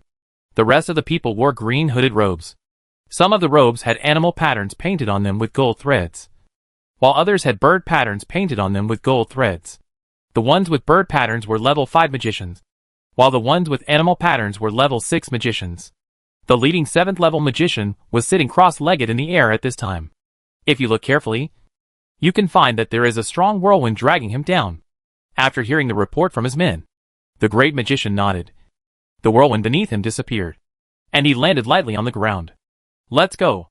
We need more manpower. Let's go see if there is anyone in that village who meets our requirements." "Yes." The magician stood up and followed the great magician towards the rabbit village. When the magicians arrived at the entrance of the village, they saw a little bunny boy with a runny nose. He was holding his fingers, looking up, and looking at the stranger who suddenly appeared with a confused look on his face. A black shadow covered the little kid, blocking out the sunlight. The great magician looked down at him and stretched out his big hand. The little kid nervously took 2 steps back. Only then did he see clearly that there was a piece of candy in the big hand. "Here you go," said the great magician. The little baby's mouth moved, and without hesitation, he walked forward, grabbed the candy, and put it into his mouth. The sweet feeling made him squint his eyes. The great magician squatted down, with a smile on his face, and gently stroked his head, as if he was stroking a pet. The little baby squinted his eyes, his face full of happiness and joy. At this moment, an urgent voice came from the village. "Who are you?" Following the call, a rabbit woman hurried over, grabbed the doll in front of the great magician, held it in her arms, and stared at the uninvited guests vigilantly. The great magician stood up and said to the woman, "The rulers of this place are the Medes. You will become the people of the ancestor god. The glory of God will shine upon you. Give thanks." The rabbit woman was startled, then asked blankly, "What god clan? What god?" She looked at the great magician with a strange look in her eyes. This man must be a fool. He started talking nonsense that was completely incomprehensible. Their village belonged to the Orc Empire, and they believed in the spirits of their ancestors. Suddenly a few people showed up and told them that they were now under the rule of some Med tribe of gods, and even their faith had changed to some ancestral god. How could they not be confused? The great magician ignored the woman's gaze. In his eyes, the woman was probably an ignorant person who had not yet gained wisdom. He asked casually, "How many men are there in the village? Let them come out. I will select useful people to join my team. The selected people will have the honor of serving the Medes." Before the woman could say anything, messy footsteps were heard behind her. Except for those who were out. The elderly, the weak and children. All other villagers came over with simple weapons, staring at the great magician and others vigilantly. The sound from the village entrance just now caught their attention. Fearing that something had happened, they gathered together and bravely came over. The rabbit people are not very brave, even weaker than goblins. But rabbits will bite when they are angry. The other party has already reached their doorstep, and there is no way to retreat. So they relied on their numbers to rush over to take a look. The great magician smiled when he saw this. He glanced at the rabbit people who came over and said, "It seems that you are very self-aware and actually came out on your own. Very good. This is very good." He was very satisfied with the bunny people's tact. However, when his eyes swept over the rabbit man, he frowned. Too thin. These are a bunch of weak guys. It can be seen that the people who came over should be the young and strong men in this village. But even so, these people are very thin and seem to have no strength. In his eyes, such an ordinary guy is not even qualified to be cannon fodder. The great magician sighed and said, "Forget it. Just pick a few strong ones and use them as much as possible. Since we are here now, you, the three of you, follow me." After looking around, the great magician pointed at the three rabbit people who looked the strongest and said, "Strength is relative, and he only appears strong among this group of rabbit people. He's just the tallest among the short ones." None of the rabbits moved, still looking at the stranger in front of them vigilantly. "Hey, don't you understand what we are saying?" A level 6 magician shouted at the rabbit people. As if frightened by the sound, all the rabbit people took a step back and stood closer to each other. The rabbit woman who had just run out also picked up the child and quickly retreated back into the crowd to hide. Magician Med in the back got angry, and a 5th level magician walked out from the back. In the team, 5th level magicians like them had the lowest status. After all, they were of low level, not good at fighting, and could not be tough. When it comes to recruiting subordinates and slaves, these 5th level magicians are the most concerned. After all, with slaves, their status will rise, and they can order them around and no longer have to do hard labor. This 5th level magician also had a hot temper. He was too lazy to talk nonsense. He raised his hand and pointed at the rabbit man in front of him, and a beam of fire shot out from his fingertips. The rabbit people didn't expect the other party to attack them as soon as they came out. But even if they knew, they couldn't hide, because it was the magic of a 5th level magician after all. Before the rabbit man could react, the fire beam had already pierced through the head of a rabbit man standing in front, setting his entire body on fire, turning him into a human-shaped torch. The flames burned fiercely. The dead rabbit man's body shook, and he fell to his knees with a thud, and the flames burned even more fiercely. Ah! The rabbits were stunned at first, then took 2 steps back. When they realized what was happening, they screamed in fear. The 5th level magician tickled his ears, looked impatiently at the panicked orcs, and pointed his finger at a rabbit man again. The rabbit man who was pointed at remembered what had happened to his companion just now, and suddenly panicked and turned around and ran away. But how could his speed compare to the speed of the magic fire beam? He had only run 2 steps before he was hit by the fire beam, which pierced through his heart from behind. He fell to the ground, his body burning. Upon seeing this, the other rabbit people immediately screamed and ran away in all directions. What's with all the gathering together to defend the village? What's the last line of defense? What's with all the rabbits biting when they're cornered? Come on! If you want to bite someone, you should at least be able to bite them. Right? Between the 2 choices of having the possibility of survival and becoming roasted rabbits, all the rabbit people unanimously chose the former. Although the prairie rabbit people may not be good at other things, they are very good at running away. Their legs are very long, and they can easily jump 4 or 5 meters without even a running start. But even so, the level 5 magician couldn't move a single step. He just stood there, pointing randomly, and beams of fire shot out from his fingertips, taking the lives of the rabbit people. The great magician looked at this scene, covered his forehead, closed his eyes, and shook his head with pity. Why bother? It's not necessary. As he spoke, he did not forget to remind the level 5 magician. Be careful not to kill those 3 strong ones. The 5th level magician nodded quickly in response. At this moment, a magician in the back suddenly changed his expression, squatted down and tapped the ground with his finger, sensed it slightly, stood up and walked to the side of the great magician, whispering softly, "A large force is approaching us, with a lot of people." The great magician put down his hand that was covering his forehead. His face turned grim, and he glanced at the magician and asked, "Who is it?" The magician showed a strange look on his face and said, "Their footsteps are strange, and it seems that their bodies are very light. If there weren't so many of them, I wouldn't even notice it. This is a magician who is good at earth magic. His means of reconnaissance is through the vibration of the ground, and the detection distance is over 10 kilometers. The great magician nodded and then asked, "How far are they from us?" The earth magician said without hesitation, 6 kilometers. After hearing this, the great magician immediately generated an air current under his body, and the whirlwind lifted him up into the sky, high in the air. He suddenly opened his eyes and looked in the direction indicated by the earth magician. Magic wind eyes. The air currents continued to converge, surge and change in his eyes, becoming clearer and clearer, allowing him to see everything in the distance. When the great magician saw the large army that the earth magician mentioned, he was stunned. It was indeed a large army, and the number was frightening. There are so many of them. At least tens of thousands. No, at least hundreds of thousands. Undead. It is a group of dangling, moving forward, big, small, tall, short, fat and thin, and the direction they were heading was exactly towards them. The great magician quickly descended from the sky and said to the others with a serious look, "Undead. A wave of undead is coming towards us. I remember that the undead stood with the orcs. They are our enemies. Destroy them." The magician shouted excitedly. They had never encountered undead since they came out, so this time was a good chance to test their power.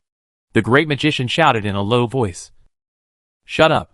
Everyone suddenly fell silent and looked at the great magician in confusion.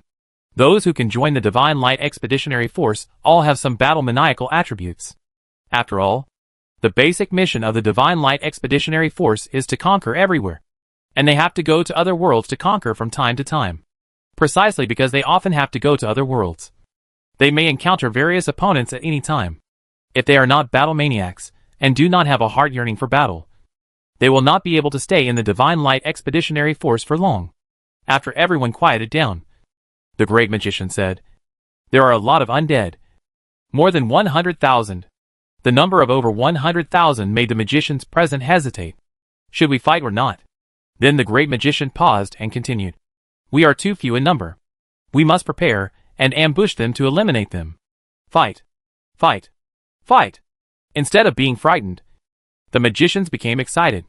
As expected. "I told you. We are members of the Divine Light Expeditionary Force. How could we be frightened by the undead? Although the opponent has more people, we can still defeat him as long as we are well prepared. They are not low-level magicians. At their level, even if they cannot destroy the undead, they can catch them off guard and leave calmly." Boring. More than 100,000 alien undead wandered aimlessly on the grassland. Their orders were to clean out the Medes who massacred the orcs. But they had been wandering for a long time, and had not seen any of the Medes. Wandering out of boredom is what the undead often do. Just like when a buddy in the dormitory shouts, "Are you going out?" Everyone will subconsciously answer go even if they are playing mobile games. Then put on clothes and shoes and follow him out. What to do and where to go. In fact, only the guy who speaks first knows. The others just follow because they are bored. The same is true for the undead. Ever since Anduin broke up his Divine Light expedition into small units and deployed them throughout the grassland, resulting in many orc cities being attacked, the orcs being reduced to slaves, and the undead caravan's financial prospects being blocked, Liziu had to take the lead. What he had to do was to stabilize the situation on the grassland, and not let the Medes in the Divine Light Expeditionary Force become so arrogant. There is no point in sending out ordinary skeleton undead. The main body of the Divine Light Expeditionary Force is magicians with range attack capabilities. Low-level skeleton undead cannot withstand magic damage, and a large number must be used to make up for the shortcomings. In response to this, Liziu formed a grassland peacekeeping force to use the undead to maintain peace on the grassland. Among the people in this department, Liziu chose the Skeleton Knight. The Skeleton Knight is the core combat sequence of the undead, and with the blessing of the Soul Warhorse, its movement speed is very fast. When there are a certain number of them, they can form a heavy cavalry charge. Then, there are the Dark Skeletons, Violent Skeletons, and the Alien Undead under their command. It's time for these guys to exercise. They haven't been sent out for a long time. Taking advantage of this opportunity, Liziu let them go out for some fresh air. After going through a lot, many of the alien skeletons summoned by the Dark Skeletons evolved into real alien skeletons. But they were still far from the Dark Skeletons. The evolved alien skeletons possess extraordinary intelligence. Since they have evolved through repeated battles, their combat power is equally terrifying, except for some of them being unruly.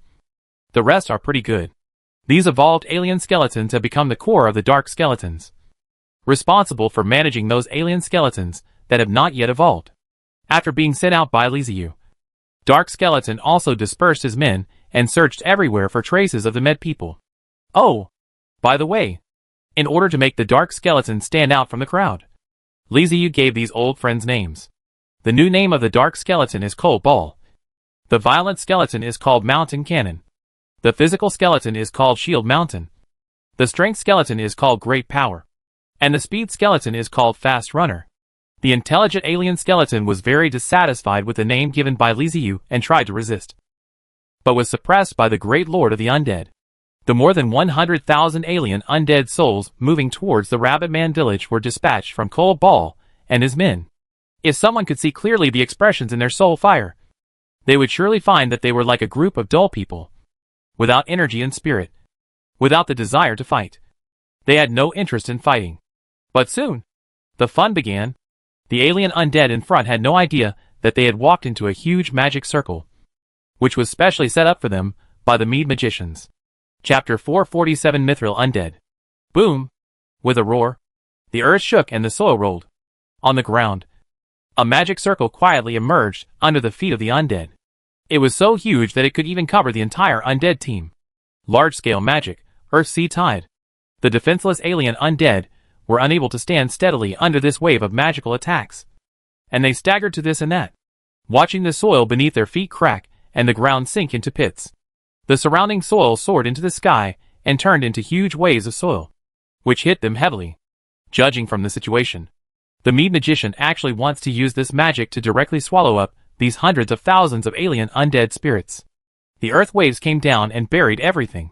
The one who cast this large-scale magic was a 6th-level magician. At this moment, due to the exhaustion of magic power and excessive mental exhaustion, he was so tired that his face turned pale. His forehead was covered with sweat, and he was gasping for breath. That is, he is a magician in the Divine Light Expeditionary Force. Otherwise it would be impossible for one person to cast such a powerful magic. This is magic that covers an army of more than 100,000. Even though the undead are fighting intensively, the range is still very large. Being able to accomplish all this by himself is enough to show how powerful the 6th-level magician is. Although he was so tired that his eyes were staring blankly, and he almost fainted, the 6th-level magician was very satisfied with the results he achieved, and a smile of relief appeared on his face. The 7th-level magician patted his shoulder, smiled and praised. "You did a great job." The magicians around said in unison. "These undead don't look that good." "Yeah. It was all over in a flash. Let me see. It seems that few people have escaped. There's nothing to be afraid of. I feel like we can conquer the world with just one team." "Yeah. Yeah. Ha ha ha." The 7th-level magician didn't show much expression when he heard his subordinate's words. In fact, he thought so in his heart. Since arriving in this world, their team has not encountered any decent enemies. Now, hundreds of thousands of undead have been killed by a magic. It is not wrong to say that they can sweep the entire world. Not many undead escaped, as more than 80% were buried by the waves of the Earth Sea. There were only 2 or 3 kittens left, but they were too lazy to clean up.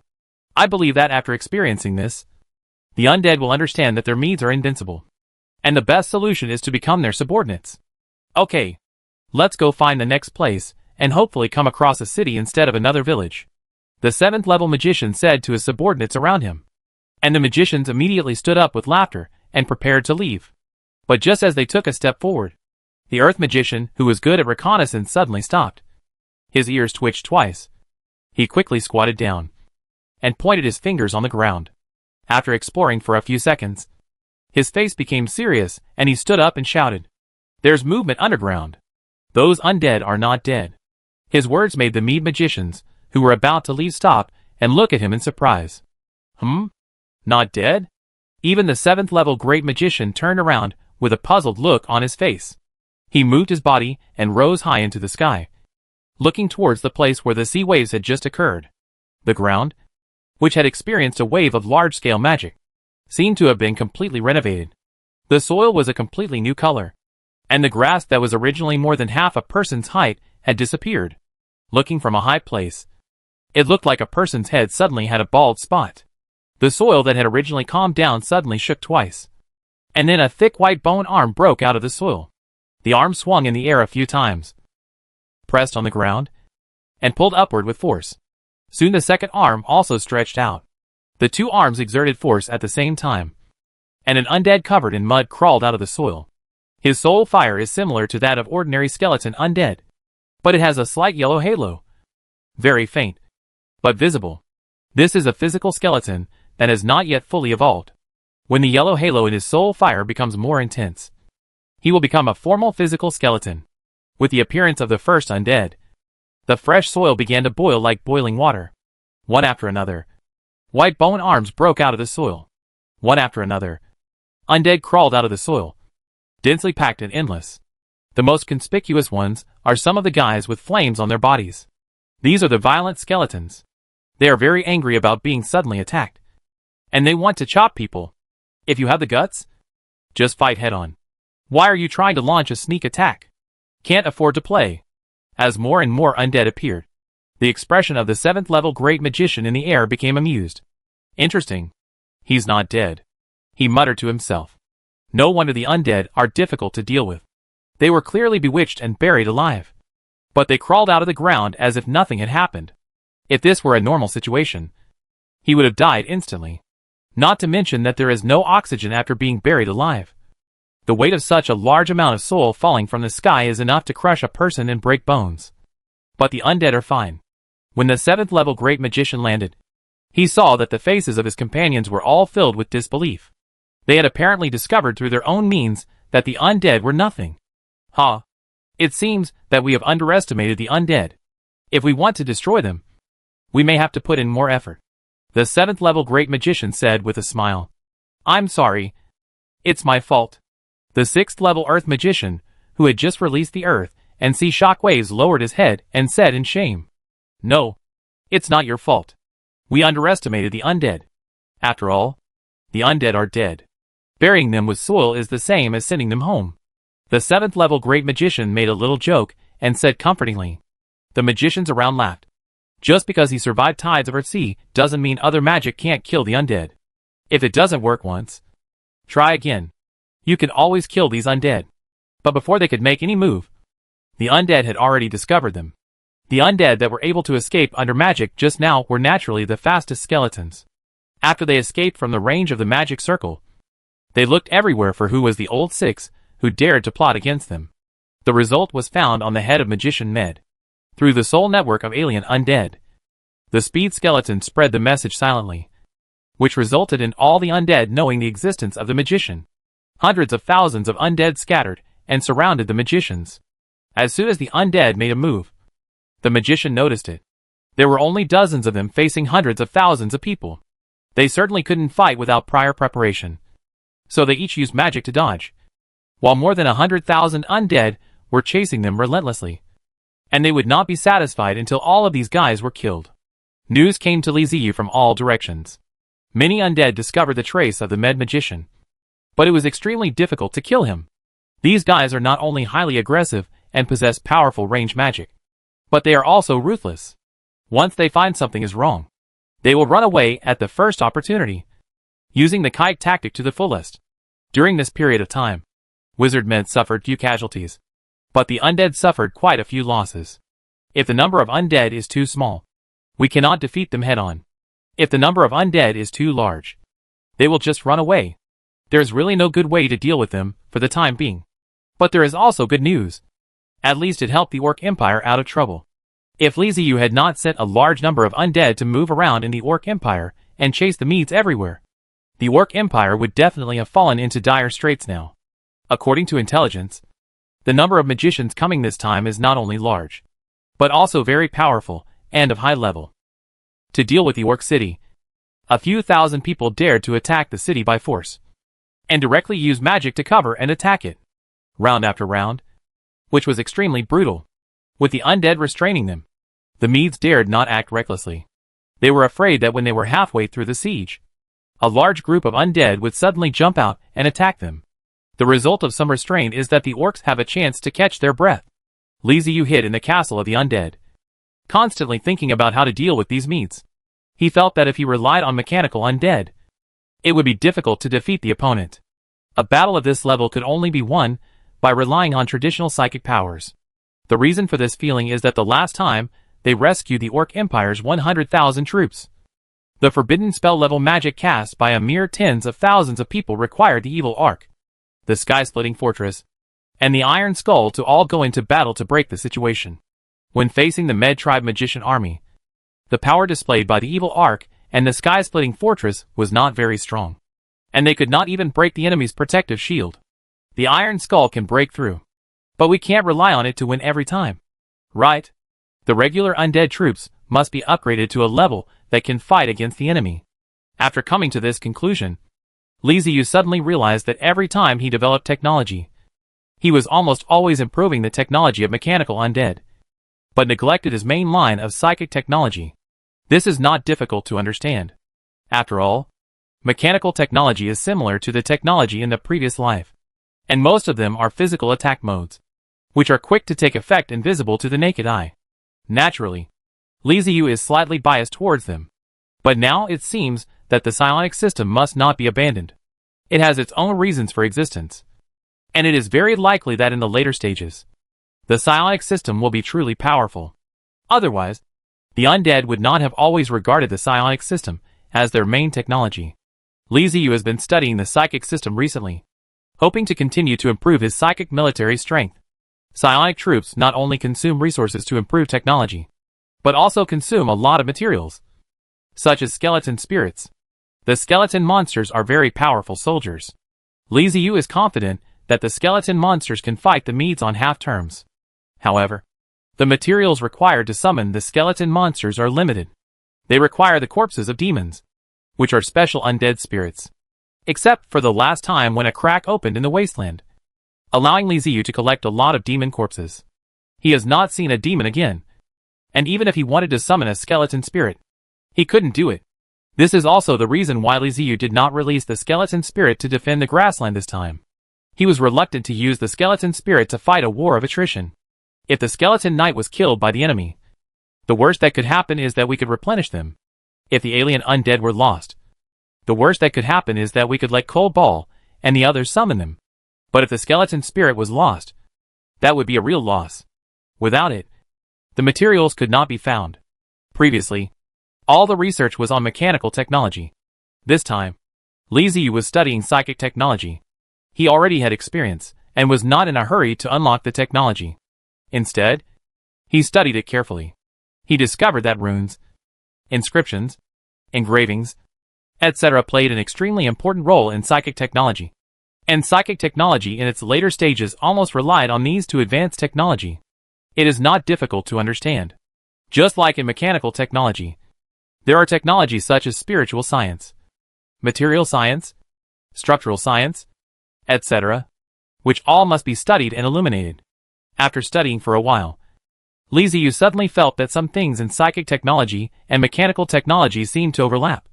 And the more time passed, the more overlaps there were. He secretly calculated that the probability of the emergence of troops combining psychic technology and mechanical technology was very high in the later stage. This is very worth looking forward to.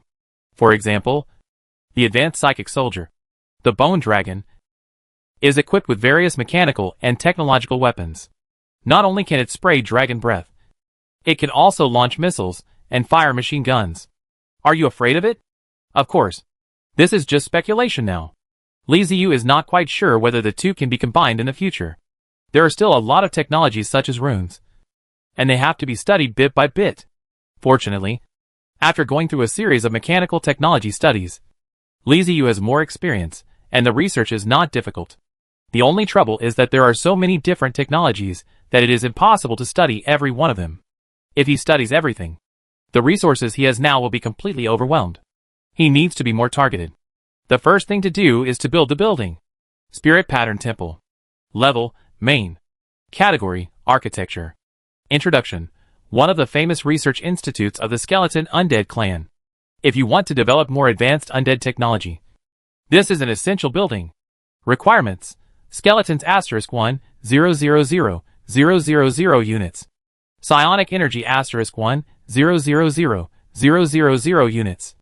Psionic energy cores *10, 000 pieces.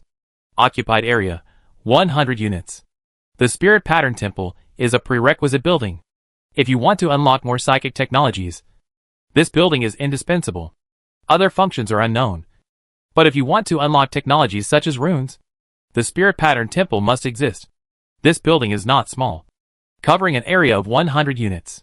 The original cemetery was only 100 units. Among the many buildings built by Li Ziyu, it is considered a large building. After the Spirit Pattern Temple was built, Li Ziyu couldn't wait to click on the psychic technology and began to unlock various technologies according to his own understanding. The new type of soldiers he is targeting are the Mithril Undead. Mithril Undead. Category, Psionic. Type, Warrior Battle Order directly under the Lord. Introduction. One of the advanced combat sequences of the Psychic Skeleton Undead. The Mithril Undead is also known as the Silver Skeleton. The skeleton and mithril are fused together, and they have both magic conductivity and magic resistance. P.S. This is a type of undead that is qualified to be called the nemesis of magicians. But they need the blessing of psychic technology. Requirements, Bones *500 units. Soul Energy *50, 000 units. Mithril *100 units. The biggest consumption of Mithril Undead is not bones and soul energy, but Mithril. The Mithril in Li Ziyu's hand is not enough to create too many of these undead. But it doesn't matter. Just because he doesn't have it doesn't mean that other time travelers don't have it. He can ask Zhang Peng to exchange it. Now is the time to unlock this type of soldier. With resources and goals, it is easy to unlock it. And soon the first Mithril Undead was born. What disappointed Li Ziyu was that the appearance of the Mithril Undead was not much different from that of ordinary skeleton undead. They were about 180 centimeters tall. Just a skeleton with bones that were not particularly thick. Apart from the silver color of their bones, only the soul fire in their eye sockets burned more vigorously than that of the skeleton undead. Is this kind of undead really qualified to be called the mage's nemesis? It looked so weak. Li Ziyu always felt something was wrong. So he opened the system to study it. And then he found that this guy actually had special equipment. Without equipment, he was one type of soldier. But with equipment, he was many types of soldiers. Different equipment used on the Mithril Undead will turn him into a different type of soldier with different combat attributes. This fully demonstrates the importance of equipment. Chapter 448 Targeting Development. Mithril is a very special metal, said to have been discovered by dwarves and loved by elves. Races such as dwarves and elves regard mithril as the most precious treasure, an extremely important strategic resource. And it is also a material that magic professions like very much. Its appearance is silver-white, harder than steel, but very light. And it has a very strange property. It can switch between magic conductivity and magic resistance. Legend has it that the weapons used by high-level warriors of the dwarves and elves contain mithril. These two tribes were the first to master the method of refining mithril alloy and used it to rule for a considerable period of time. However, the mithril alloys used by the two tribes are slightly different. The mithril alloy of the dwarves pays more attention to hardness, highlighting a solid and sturdy texture, while the mithril alloy of the elves focuses on toughness and sharpness, featuring a sharp edge and being indestructible. no matter which kind of mithril alloy it was. It was superior to metals of the same level at the time, and was something other races could not envy. It was not until later, when mithril was widely used and other races knew the secret of mithril, that various mithril alloys emerged one after another. And even many magicians began to wear swords mixed with mithril, or staffs made of mithril alloys. Weapons made of pure mithril are undoubtedly a luxury. After all, there are not many mithril mines, and most of them are in the mountains or underground, which are places familiar to the dwarves. In the era in which Liziu lived, mithril was no longer a secret, but it was still very difficult for the indigenous people to obtain mithril in large quantities. Liziu had some mithril in his hand, which Zhang Peng had exchanged from outside at some point in time. However, the quantity was limited, and it was obviously not enough to summon mithril undead on a large scale. Not to mention that he would have to equip the mithril undead with weapons later. He couldn't let the mithril undead use their claws to scratch people like the skeleton undead. Therefore, trading is imperative. If one wants to trade large quantities of resources like mithril, it can probably only be done through a time traveler. After all, he doesn't know dwarves, and has never seen a dwarf before. Liziu casually sent a message to Zhang Peng, asking him to find a way to purchase mithril. The more the better. Zhang Peng just replied with the word okay, and didn't even ask Liziu what he wanted so much mithril for. From the time they met until now, the two have already developed a tacit understanding. Zhang Peng is very clear about his position. He is the person who helps Liziu to obtain resources and intelligence. He will get whatever Liziu needs without asking. As for Liziu, this provides protection for him and Lu Xingxing, allowing them to develop in a safe environment. The three of them have always been like this. Zhang Peng and Lu Xingxing have never been the main fighters. If it is their turn to play, there are only two situations. One is that Liziu has left some benefits for them to take advantage of, and the other is that the situation is extremely serious, and they have to play. Zhang Peng was in charge, and Liziu was relieved. After arranging the purchase of mithril, Liziu rededicated himself to the research of mithril undead. The equipment required by the mithril undead is not simple either. They are all made of mithril alloy and require the consumption of mithril, and a lot of it. They also need to be combined with runes and inscriptions to be effective. If the indigenous people were asked to do these things, it would be a very difficult task. Not only is the material rare, but researching mithril alloy is also a time-consuming and laborious task that cannot be completed in a short period of time. But in a system, everything becomes extremely simple. All you need is your hands, moving your fingers, and consuming some resources to simplify things that were originally extremely complicated and get them done easily. Liziu had no intention of researching random things. His goal was very clear. This time, he was researching the mithril undead in order to deal with the Medes, a race of magicians. What he needed was an undead with strong resistance to magic and the ability to confront the Med magician head-on. With a clear purpose, the range of choices suddenly narrows, and many equipment and weapons do not need to be considered at all. After some consideration, Liziu chose the Magic Destroyer Armor. Magic Destroyer Armor Set. R&D requirements: Soul Energy *10,000 units. Mithril *10 units. Anti-Magic Mithril Alloy *10 units. Introduction. The inspiration of the Magic Destroyer armor comes from the armor worn by the members of the Elven Demon Exorcist group. The Undead borrowed the concept of the Demon Exorcist group and created a set of armor specifically for dealing with magicians. The full set of armor includes helmet, face armor, shoulder armor, arm armor, chest armor, skirt armor, leg armor, and boots.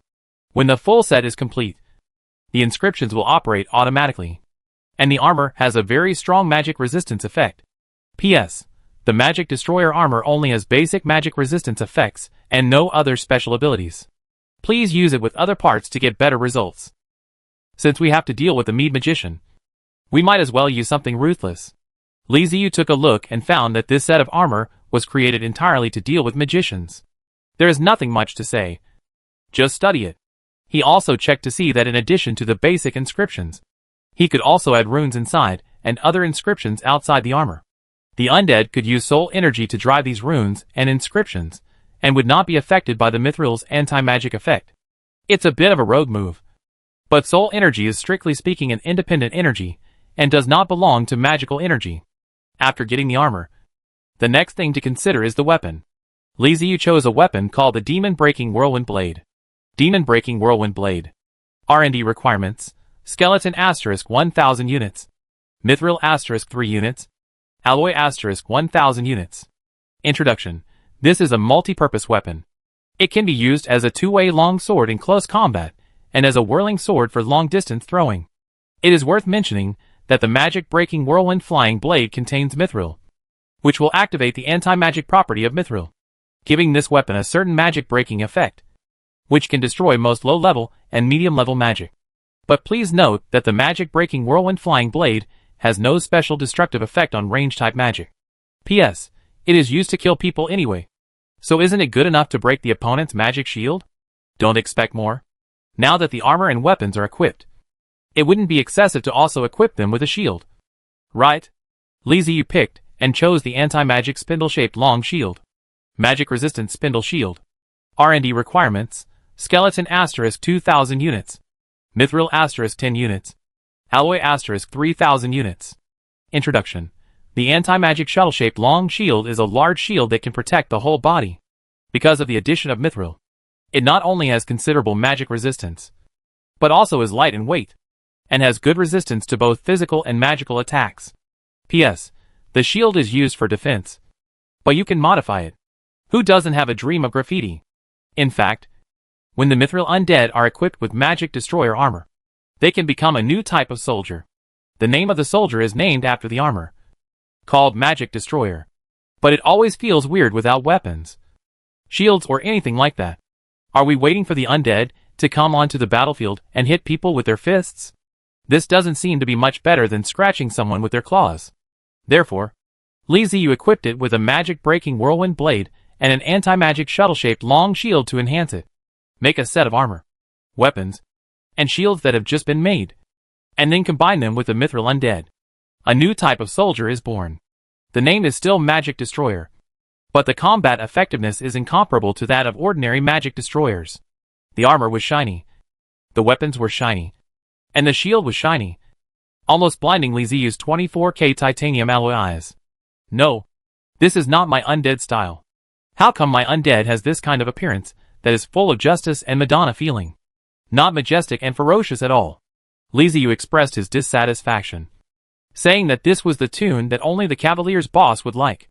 We have to find a way to transform it. If it is released, the undead's notoriety will be ruined. Fortunately, many things can be adjusted. For example, he can add another cloak to the Magic Destroyer. There are many kinds of equipment to choose from in the system. In addition to the necessary equipment such as armor, weapons, shields, there are also many miscellaneous equipment. Cloaks are something that the undead do not usually need. Skeleton undead are just a pile of bones without flesh and blood, so they don't need to keep warm. And cloaks are just decorations. But if the cloak has other effects, that's another matter. Blood Evil Phantom Cloak. R&D requirements: Soul Energy * 5000 units. Void Crystal * 100 units. Introduction: A cloak with skills. After being activated by psychic energy, it can use the skills Blood Evil, Phantom, and Invisible. It is a good companion for assassins. A cloak with 3 skills is definitely top-grade equipment. The Blood Evil skill is a skill used for advancing or escaping. When the undead kills the enemy, the cloak will absorb blood and evil spirits and store them in the cloak. When activated with psychic energy, the cloak will wrap around the user, turning into a blood-colored whirlwind and moving forward quickly. The advantage of the Blood Evil skill is that once activated, the speed increases dramatically, and it is immune to physical damage. The disadvantage is that you cannot attack yourself. If you want to attack, you can only break out of the bloody whirlwind state. To put it simply, an illusion is an optical clone. Several phantom clones can be created to confuse the enemy. As for the last one, invisibility, it is an optical invisibility skill. By wrapping yourself in a cloak, you can enter the invisible state. All 3 skills are extremely suitable for assassins. The Blood Evil Phantom Cloak is a large red cloak that is more than 2 meters long. The color is bright, as if it was dyed with the blood of the enemy. It looks quite good when worn on the Magic Destroyer. After the equipment is ready, the next step is to add runes, inscriptions, etc. This depends entirely on Lizzie's personal preference. He can use whatever runes he likes. Different runes have different uses. We can't have too many of them. The soul energy of the undead is limited. So we need to give them enough energy to drive them. After choosing and selecting, Li Ziyu added the runes charge, eliminate and demon devour, and added the inscription sharp to the demon breaking whirlwind blade. When the undead runes were added, many mysterious blue patterns appeared on the armor, with spiritual energy constantly flowing in them, and even covered the blood evil phantom cloak. Just one word to describe handsome.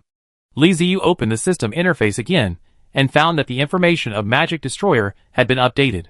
Magic Destroyer Mithril Undead. Category, Psionic. Type, Warrior Battle Order directly under the Lord. Equipment, Magic Destroyer Armor Set. Magic Breaking Whirlwind Blade. Magic Resistant Shuttle Shield. Blood Evil Phantom Cloak. Skills, Charge. Eliminate Passive. Devour Demon Passive. Sharp. Blood Evil. Phantom. Invisible. Introduction. An enhanced version of the Magic Destroyer. It seems that all the enhancements are used to deal with magicians. What deep hatred is this? Requirements: Skeletons * 1100 units, Mithril Undead * 500 units. Magic Destroyer Armor * 300 units. Magic Breaking Whirlwind Blades * 100 units. Anti-Magic Shuttle Shield * 200 units. Soul Energy * 70,000 units, Mithril Undead * 50,000 units. Magic Destroyer Armor * 5,000 units. Magic Breaking Whirlwind Blades * 3,000 units. Anti-Magic Shuttle Shield * 2,000 units. Blood Evil Phantom Cloak * 10,000 units. Mithril * 300 units, Mithril Undead * 100 units. Magic Destroyer Armor * 100 units. Magic Breaking Whirlwind Blades * 20 units.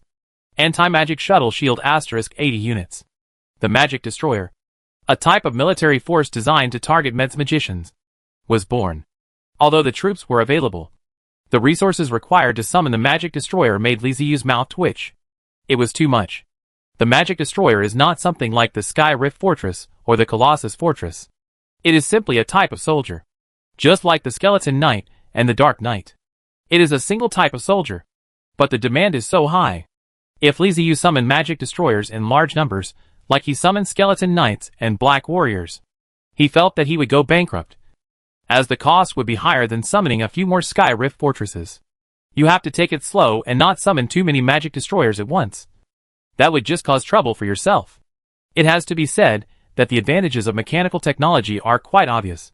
At least the resources consumed are not as great as those of psychic technology.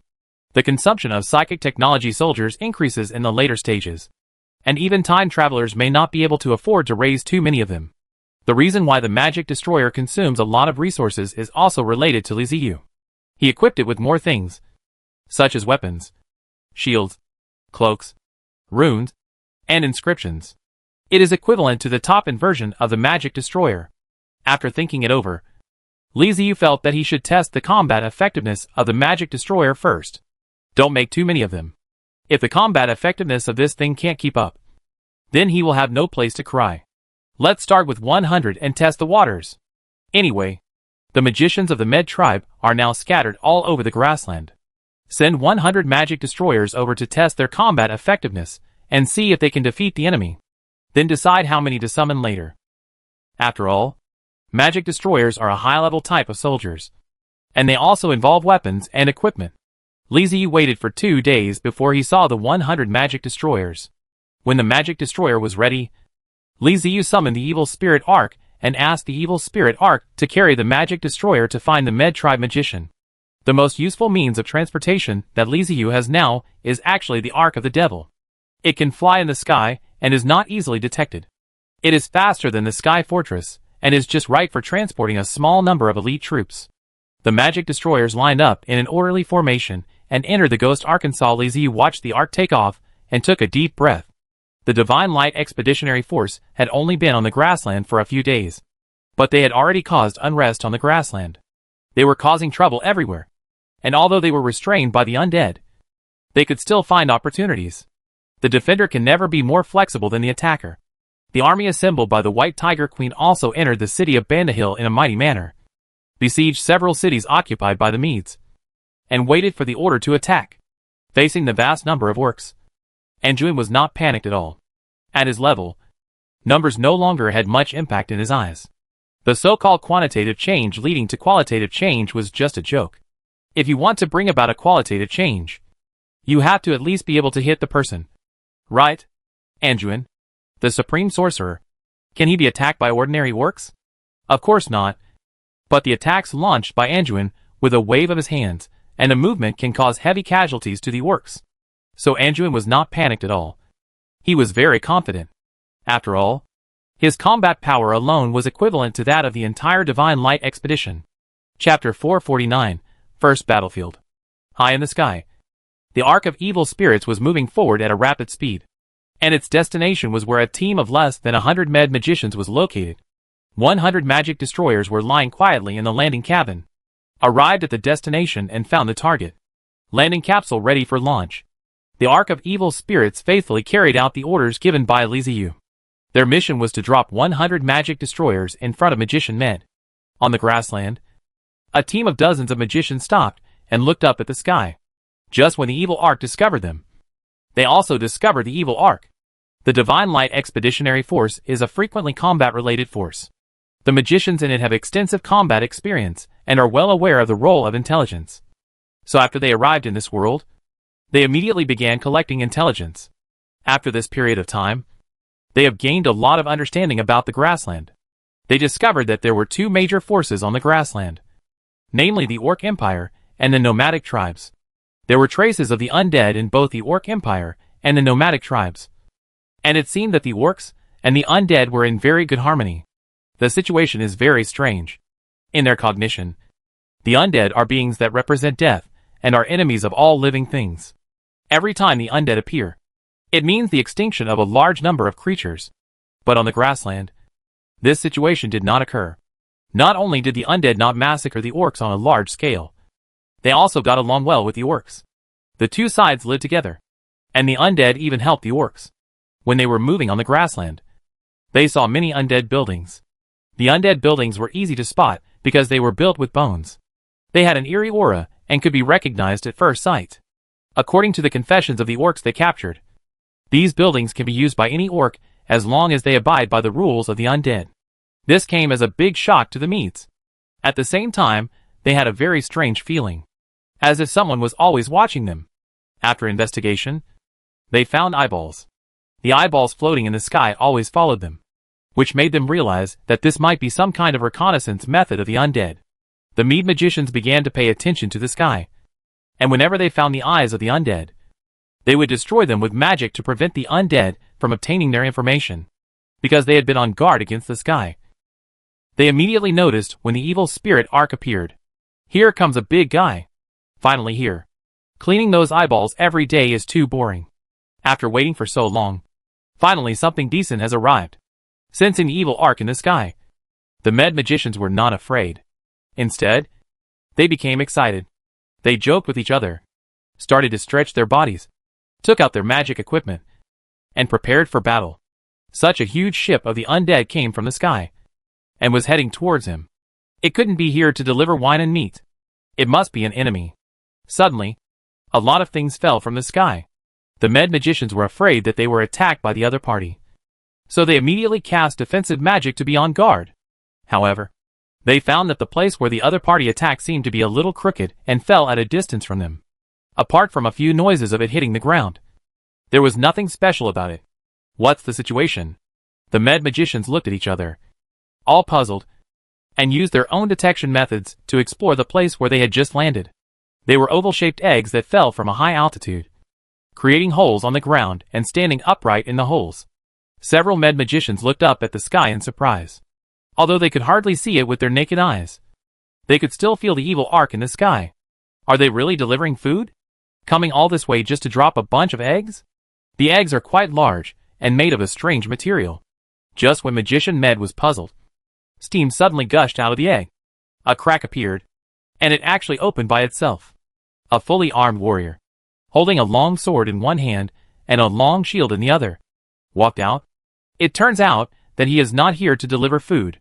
After detecting the warriors coming out, the med magicians breathed a sigh of relief. They felt that this was right and relaxed.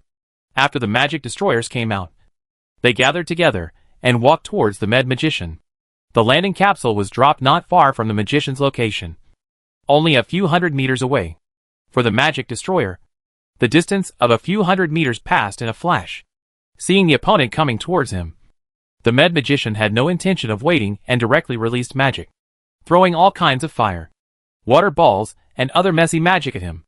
The levels of these magics are not high. They are all low-level magics that can be cast smoothly. The magician's fighting method is naturally not to use a big move right away. That is unrealistic. First of all, he needs to determine the opponent's combat capability. Obviously, low-level magic is enough. You can tell how strong the opponent is by how he treats low-level magic. For experienced magicians, you can see a lot. The opponent was fully armored and did not seem to be a speed-type player. This was the initial judgment of the med magician. There was nothing wrong with this judgment, because the magic destroyer did not hide at all. Not even a dodging move. He just walked straight forward, rushing towards magician med under the overwhelming magic. What the med magicians didn't expect was that although the magic hit the opponent, it had no effect. The moment the magic hit the opponent, the low-level magic dissipated. They even felt that the energy in their magic was absorbed by the opponent. Attention! Magic immunity. When the leading magician noticed this, he immediately shouted loudly. In the history of the Xinguang Yuanzheng army, they have encountered many high magic resistance and even magical immune opponents. Such opponents are their most headaches. After all, the metal is the magic of the magician and lost magic. For them, the combat effectiveness directly damaged the 8 layers. Fire magic is ineffective. Water magic is ineffective. Earth magic is ineffective. Following the leading magician's words, the surrounding magicians immediately shouted. Magic immunity does not necessarily apply to all systems. Sometimes the fire system is useless, but the water system can cause damage, or the earth system can cause damage. But as the magicians continued to report, the leading magician's face turned ugly. It turned out that no magic could cause any harm to the opponent. The opponent is immune to all types of magic, which is their biggest headache. Damn it! Prepare to evacuate. When facing immunity to all kinds of magic, the best way is not to engage in battle, but to retreat immediately, run away first, and then collect information about the opponent after escaping. Going into war with an unknown enemy that is immune to this magic is no different from seeking death. The med magicians were not stupid. They prepared to retreat immediately. They wanted to retreat, but the magic destroyer did not let them destroy it. Sensing the fluctuations of magic, the magic destroyer immediately launched a charge. The spiritual energy surged, activating the runes, and the speed of the magic destroyer suddenly increased, leaving a trail of afterimages as it rushed towards the med magicians, who were casting spells. Charge. Increase movement speed over a short distance, and generate extremely strong impact force. When Magician Ned faced the magic destroyer that suddenly accelerated and hit him, he quickly stopped casting the magic he was casting and instead cast life-saving magic. As magicians, they were well aware of the consequences of being approached by warriors. They wouldn't bet on whether the long-distance escape magic was released faster or the magic destroyer's charge was faster. Prudence is one of the magician's virtues. It is better to be safe than to act rashly. Every med magician is prepared with instant magic, most of which are stored in accessories and used for emergency evasion or life-saving. Various magical lights flashed. Some magicians used earth escape to escape far away. Some turned into fireworks and dissipated, and some instantly soared into the sky and flew into the air. The first wave of charge by the magic destroyers did not hit any med magicians, but it successfully interrupted the magic they wanted to cast previously. Li Ziyu, who was far away in the castle of the dead, saw this scene and couldn't help but nodded. Magician Ned is different from the ones he met before. Not only do these guys have rich combat experience, they are also extremely cautious. This can be seen from the fact that the magic destroyer suddenly launched a charge, but the opponent was able to dodge without hesitation at the first moment. But do you think this is the end? If this was the end, then the price of the magic destroyer wouldn't be so high. After the magic destroyer released the charge skills, the magicians immediately locked the magicians and threw the broken magic spin in their hands. The magicians who had just escaped danger saw the attack coming before they could even catch their breath. Some chose to continue using means of escape, while others subconsciously deployed protective shields. The hastily deployed protective shield was like paper in front of the mithril-infused magic-breaking whirlwind blade and was cut through in an instant. The magic-breaking whirlwind blade continued to fly unhindered and flashed past the unfortunate magician. There was no hindrance, and it was smooth as silk. A cloud of blood mist burst out from behind the magician, and his body was cut in half by the knife. The attack came too suddenly. The med magicians had not yet reacted before the attack arrived. They were caught off guard and more than a dozen magicians were killed in an instant. Kill demon. Upon seeing this, the leading magician immediately gave a loud warning. The faces of the magicians who barely dodged the attack suddenly became even uglier. Not only does it have the effect of magic immunity, but it also has the effect of breaking magic. It can be said that these warriors in front of them are specifically aimed at them. After flying a distance in the air, the magic-breaking whirlwind blade spun back into the hands of the magic destroyer. It had only been a few minutes since the launch of the landing capsule, but the Mead magicians had already lost more than a dozen people. This was partly because the enemy was careless and unfamiliar with the magic destroyer, but it also proved the strength of the magic destroyer. The worst magicians in the Divine Light expedition are all level 5 magicians, which are equivalent to mid-level magicians. They are not weaklings. The magicians who were just killed include not only level 5 magicians, but also level 6 magicians. A 6th level magician is only one step away from being a high-level magician. He can cast large-scale magic on his own. Even if he encounters an army, he can be a powerful force. Conventional soldiers are not taken seriously by a 6th level magician at all. Now more than a dozen people have died at once. On the other hand, the magic destroyer was fine. Not even a scratch. At this time, the Mead magician had realized that this time it might be dangerous, and there was no way to escape. Magicians who can cast long-distance escape spells instantly are very rare. Even level 5 or 6 magicians need spells and magic circles to coordinate. Even if they can draw the circle and chant the spell quickly, it still takes time. The opposing warriors obviously don't intend to give them time to escape. They did have short-distance escape spells, but they didn't think they could escape the other party's pursuit. The leading magician made a decision quickly. In this situation, the only option was to fight to the death. The opponent appeared too suddenly, and they had no more information. They could only fight with their lives. If they won, they could survive. But if they lost, all of them would die here. Everyone, prepare to fight. At the command, all the med magicians were full of fighting spirit. They picked up their wands, looked solemn, and entered combat status. The leading magician raised his wand and pointed it at the magic destroyer, and a series of fireballs shot out from the wand. Continuous explosion of fireballs. Explosive fireball is an intermediate magic with explosive effect. It does not require drawing formations or chanting spells, but can be cast instantly. The leading magician is indeed very powerful. Unfortunately, he was facing magic destroyers, who were completely focused on magic resistance. They just raised their long shields and easily blocked the flying fireballs. The fireballs didn't even explode but were annihilated and turned into magic energy that was absorbed.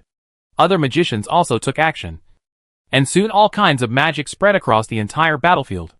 Inside the castle of the Undead, Li Zi watched the battlefield through the eyes of the Undead. The crazy output of the magicians and the calm shield raising of the magic destroyer formed a sharp contrast. Not on the same level. Not on the same level at all. The magic destroyer lives up to his name and exists solely to restrain magicians. No matter how fiercely magician med bombarded, the magic destroyer, who was armed to the teeth, remained extremely calm and was even too lazy to throw the magic-destroying tornado blade. The magic was constantly being dissipated and then devoured by the demon-devouring effect. But the devourer has its limits. It is impossible to keep devouring. If magic destroyers knew how to use magic, they could consume the magical energy. The problem is that they don't know how to use magic. Magic destroyers are just a group of pure warriors. So what will happen when the magic energy accumulates to a certain level and the inscription can no longer absorb the magic energy? It's simple. Release. When the devourer reaches its limit and cannot consume it anymore, it will forcibly release the stored magical energy. It was an explosion of pure magical energy. It is not a certain type of magic, but more like arcane magic. Terrifying magical energy rose from the magic destroyer's body, turning into rolling diffusion waves that exploded. Boom, boom, boom. There was a series of explosions, and magical energy swept around. The Mead's magicians were still casting magic. They wanted to see if these guys had their limits, and whether they could be consumed to death by magic. They never expected that the other side would do such a thing. The collision of magical energies produced a chain reaction. The magic of the magicians was dissipated by the impact of the magical energy, and the magicians were sent flying and injured due to the backlash and shock waves. The power of the magic energy explosion is so great that even the magic destroyer finds it difficult to stand firm in the continuous explosion.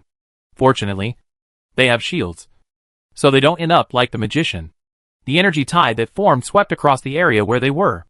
When the energy tide passed, Magician Ned stood up shakily and looked at the magic destroyer. When he was about to release magic, their faces suddenly turned pale. The magic power in their area has disappeared. Yes, that's right. It's gone. The absence of magical energy in the external environment means that the magician has become an ordinary person. An extremely weak ordinary person. Forbidden magic territory. Why did the forbidden magic lords appear? What did these guys do? The leading magician screamed in horror. If they couldn't defeat them in the previous attack, they could still rely on short-distance escape methods to dodge. But now there is no magic power around them, and they can't escape even if they want to. He really couldn't figure out what had just happened, and why the forbidden magic area appeared. But soon, a harsher reality was placed before them. The magic destroyer was already walking towards them. Chapter 450. The door opens. The med magicians passed away peacefully. Without the magical energy, they were just a bunch of losers, completely unable to resist the blade of the magic destroyer. Kindness? The mercy of the undead is to send them death. After all, only after death can they become their companions under the mercy of the Lord of the Undead. A quiet eternal sleep is the greatest mercy to the dead. Med's magician team was completely wiped out, and the magic destroyer's loss was 0. Not to mention those who were killed. There was not even a single one injured. The opponent's magic was completely blocked, which fully proved that good things come at a low price. The troops that Li Ziyu spent a lot of money to create are indeed very powerful. Li Ziyu, who was far away in the castle of the undead, finally felt relieved at this time. There would be no problem at all in using the magic destroyer to deal with the Mead magician. It was so easy, and the other party died clearly. Then he just had to wait for Zhang Peng to collect mithril for him. As long as he had enough mithril and created a few thousand magic destroyers, the Meads would no longer be a big threat. Li Ziyu did not let these 100 magic destroyers return to the castle of the undead, but instead asked them to board the Ark of the Evil Spirits again and continue to clear out the Mead magicians. Although 100 magic destroyers are not a large number, they are like natural enemies and are extremely lethal to the Med magician. This is called one thing conquers another. Just as Li Ziyu was working hard to maintain the situation on the grassland, the battle on Bandazur's side also began, and Anduin led the Meads to join the battle. On the grassland, smoke of war rose up, and it turned into a huge battlefield. Losing the peace of the past. Time flies, and in the blink of an eye, a month has passed. The city of Bandahill was not quickly flattened, as the White Tiger Queen had imagined. Instead, it stood firmly on the grassland, and the trees planted by the Meads in the city grew even more luxuriantly. With millions of regular orc troops at the gates of the city, Anduin taught them what it meant to dominate the battlefield with personal strength. Anduin Med. He is the top fighter of the Med clan. The title of Supreme Sorcerer is not just a joke. He has the ability to cast forbidden spells easily by himself, regardless of whether the Meads in Bandashill City were strong or not. Anduin was strong enough. Despite several attacks by the regular army of the Orc Empire, he was able to reverse the situation at critical moments and even caused heavy damage to the Orc Legion. The regular army of the Orc Empire is not the same as the previous elite city coalition. The regular army is a serious professional soldier. They do not engage in production, and are supported by the Orc Empire. They are equipped with standard armor and weapons, cooperate with various arms, and have a large number of heavy long-range weapons and siege weapons. The combat effectiveness of the regular army is not weak at all. In the eyes of the ministers of the Orc Empire, 1,000,000 regular troops attacking a small city like using a cannon to kill a mosquito and using a sledgehammer to kill a chicken is a waste of talent. And then he was stunned by Anduin. After a month, not only did he fail to capture Bandazur, but he also suffered heavy losses. The city of Bandahill could not be conquered, and there were still a large number of Mead magicians causing trouble on the grassland. Not only that, some orcs who were originally bandits also took advantage of the situation to rise up, wanting to establish their own achievements during this chaotic time. The last time the Life Empire attacked, they did not seize the opportunity. This time, they saw clearly that the Orc Empire was weak. If they did not stand up now, when would they stand up? With the words or kings, princes, generals, and ministers born of different races? They immediately rose up in rebellion. That's not all. In addition to the Medes and the Orc bandits, the Zergmen also suddenly launched an attack. Perhaps the corpses on the grassland stimulated them. And all kinds of gregarious Zergmen swarmed out and continuously attacked the nomadic tribes and cities of the Orc Empire. The White Tiger Empress has been sleepless for several days and is extremely busy. She is now extremely grateful that the undead are still on the side of the Orc Empire and are helping her to maintain stability on the grassland. But all this is just a drop in the bucket if it doesn't solve the problem of the Medes in Bandishir city. The White Tiger Empress knew very well that no ruler was a philanthropist, and that they all climbed to the top by stepping on countless bones. She did not believe that the Lord of the Undead would continue like this. Once the Lord of the Undead realizes that the Orc Empire has been weakened to a certain extent, he will probably swallow up the entire Orc Empire as soon as possible. The only hope of the White Tiger Queen now is to capture Bandishir as soon as possible and end the chaos on the grassland. Castle of the Dead. There was no tense and anxious atmosphere like in the Orc Empire Palace. Li Ziyu was enjoying the food leisurely, while Lu Xingxing and Zhang Peng were sitting opposite him. The grassland outside was in too much chaos. Li Ziyu didn't dare to let the two of them act on their own. He called them back and kept them by his side. In case something happened, it would be better to have his own undead army than to face it on their own. When Lu Xingxing was coming back, he encountered the Medes and almost had their fortress destroyed. Fortunately, he ran away quickly. Zhang Peng encountered the insect people, and although he was frightened, he was not seriously injured. The two of them breathed a sigh of relief after returning to Li Ziyu's side. They stayed obediently in the undead castle. Even if Li Ziyu asked them to go out, they would not leave easily. Li Ziyu was eating roasted insect leg meat. The insect leg meat tasted very good, very tough, delicious, and crystal clear. He swallowed the insect leg meat in his mouth and asked Zhang Peng, "Can the caravan continue?" The undead caravan is a guarantee of resources. After the chaos, the caravan's income began to decrease. First, the trade routes were no longer safe. Second, the orcs began to purchase less goods and saved resources for key items. Zhang Peng adjusted the caravan's cargo in time. But recently, the situation is not optimistic. Zhang Peng took a sip of wine and sighed.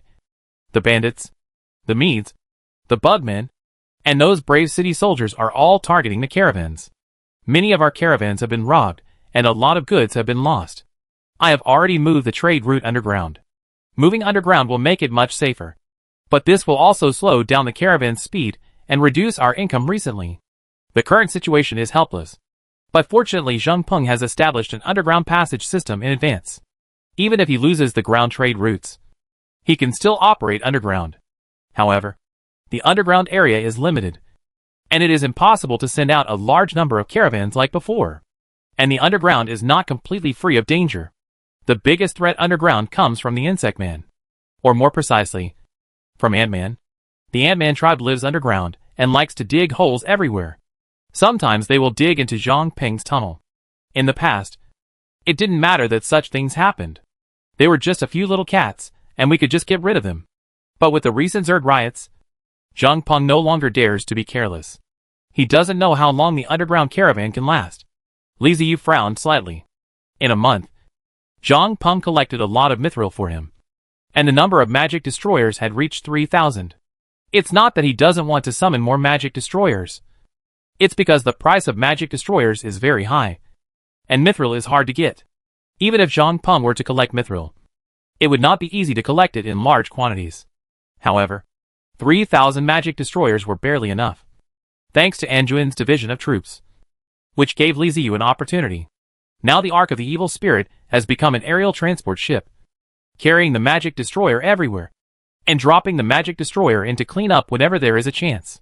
In the eyes of others, the Divine Light Expeditionary Force is a ferocious monster, but the magic destroyer was developed by Li Ziyu specifically targeting them.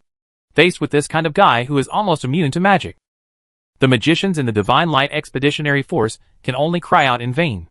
I can't beat him. I can't beat him at all. Li Ziyu had not anticipated the chaos on the grassland.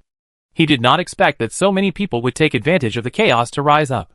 The orc bandits and insect people have been thriving recently, conquering cities and territories, and are not much stronger than the Medes. I don't know if the White Tiger Queen can hold on any longer. This chaos is not a bad thing for Li Ziyu herself. As long as there is a war, People will die. And when people die, there will be corpses. Corpses mean more soldiers. Li Ziyu doesn't even have to do anything himself.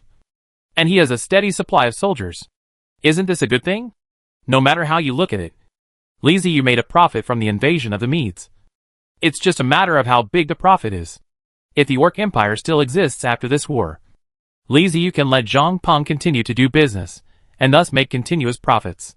If the Orc Empire falls apart after this war, Li Ziyu will join forces with the Wasteland Alliance to completely seize the grassland, turn it into his own territory, and give it a chance to recuperate. There is not much difference between the two. The only trouble is the Medes. The three of them ate and drank and chatted casually. Li Ziyu was about to say something else when he suddenly frowned, and a warning was sent from the Soul Network. Enemy attacks. There is an enemy. The message came from the Wind Rangers, who were patrolling outside. The message was incomplete and intermittent. When Li Ziyu turned his attention to the Wind Rangers, he was surprised to find that they had disappeared. Disappearing from the Soul Network means that their soul fire has been extinguished and they have been killed. So strong. They were actually killed before the Swift Rangers could send out a message. Without even having time to send out a complete message. He comes with bad intentions.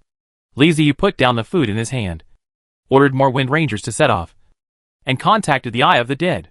The densely packed undead eyes in the castle of the dead rose into the sky, like startled birds, and the Wind Rangers also rushed out together. Not long after the Eye of the Undead flew out, many connections were lost. Before the loss of connection, only a flash of light was seen. The opponent's reaction was very quick, but he couldn't withstand the many eyes of the undead released by Li Ziyu. And he finally saw the enemy. Meter Magician. Tens of thousands of med magicians surrounded Li Ziyu's undead castle from all directions. And no one knew how they got there. No wonder the number of Medes killed by the magic destroyer has decreased recently. It turns out that they have gathered together and sneaked into the base camp. Lu Xingxing and Zhang Peng noticed something was wrong with Li Ziyu. Lu Xingxing asked, "Boss, what's wrong?" Li Ziyu slowly stood up and said with a cold smile, "Friends coming from afar must be killed." After he finished speaking, his figure disappeared. Lu Xingxing was confused and looked at Zhang Peng blankly, his face full of puzzlement.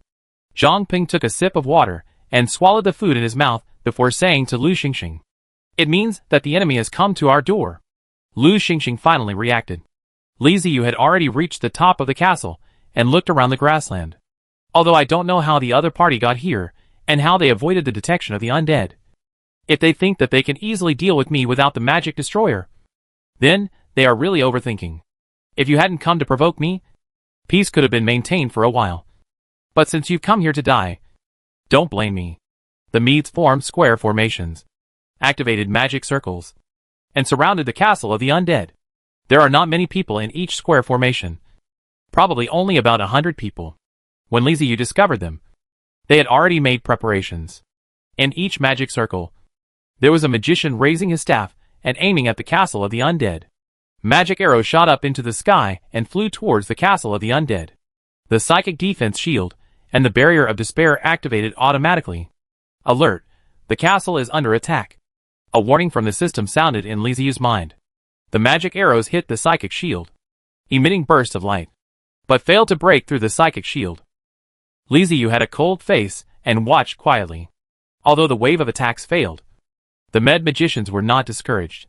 They had anticipated such a situation and continued to raise their staffs and shoot arrows. Magic arrows from the sky continuously hit the protective shield, emitting bright light and causing ripples on the shield. Li Ziyu is not the kind of person who would just take a beating without fighting back. The opponent obviously wanted to rely on continuous attacks to consume the energy of the protective shield and eventually break through. However, if his undead castle could be broken through so easily, he would have been finished long ago. Without paying any attention to the arrows, Li Ziyu gave the order directly. Undead Legion, attack! With the command, the castle of the dead began to boil. Endless skeletons of the undead stood up from the castle and swarmed out. From the perspective of Magician Med, it was like a container filled with water and overflowing. It was unknown how many skeleton undead there were, but they were holding the simplest crossbows and rushing towards the Med Magician Legion.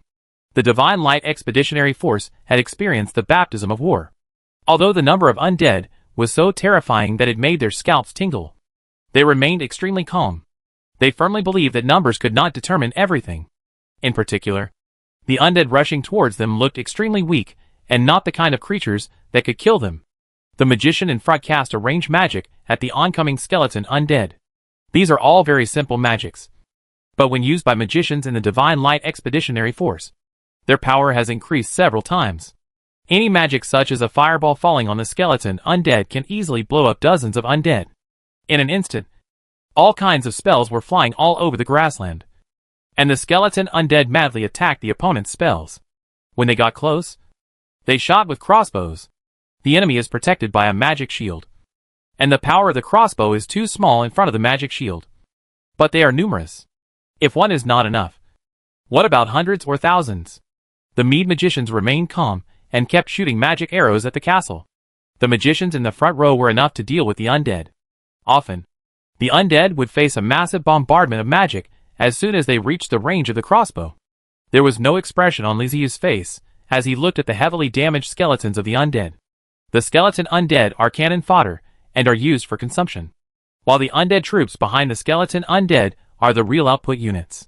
The elite destroyer warriors mixed in with the skeleton undead had already approached the magician med, raised their psychic magic machine guns, and fired wildly at the opponent's protective shield. The Hunter 2 set up its Hunter 2 sniper rifle and also began to fight back. Thrower Type 2, Skeleton Thrower Type 4, Roaring Ranger, Iron Bucket Guard, Black Warrior, Skeleton Knight, all kinds of undead soldiers fought back frantically. Magician Ned seemed to have stirred up a hornet's nest. This was when the undead castle did not actively attack, but only mobilized the combat power of the undead legion. The Mead magicians looked at the increasingly powerful attacks and had a bad feeling in their hearts. This was not what they thought. The undead were not as weak as they imagined. Chapter 451, Counterattack. Too much. Covering fire. Cover. The undead are crazy. The offensive was like a landslide. No matter how hard they tried, the undead were still rushing forward. The skeletons of the undead in the front had piled up into a mountain, and the broken bones were scattered all over the ground. There was nothing else in their eyes but the white bones and the skeletal undead, who were grinning and ready to shoot a crossbow arrow even if they died. Among the densely packed skeletons and undead, there are also other types of soldiers. The damage caused by these soldiers is enormous, and their magic shields are constantly draining the magic power from their bodies.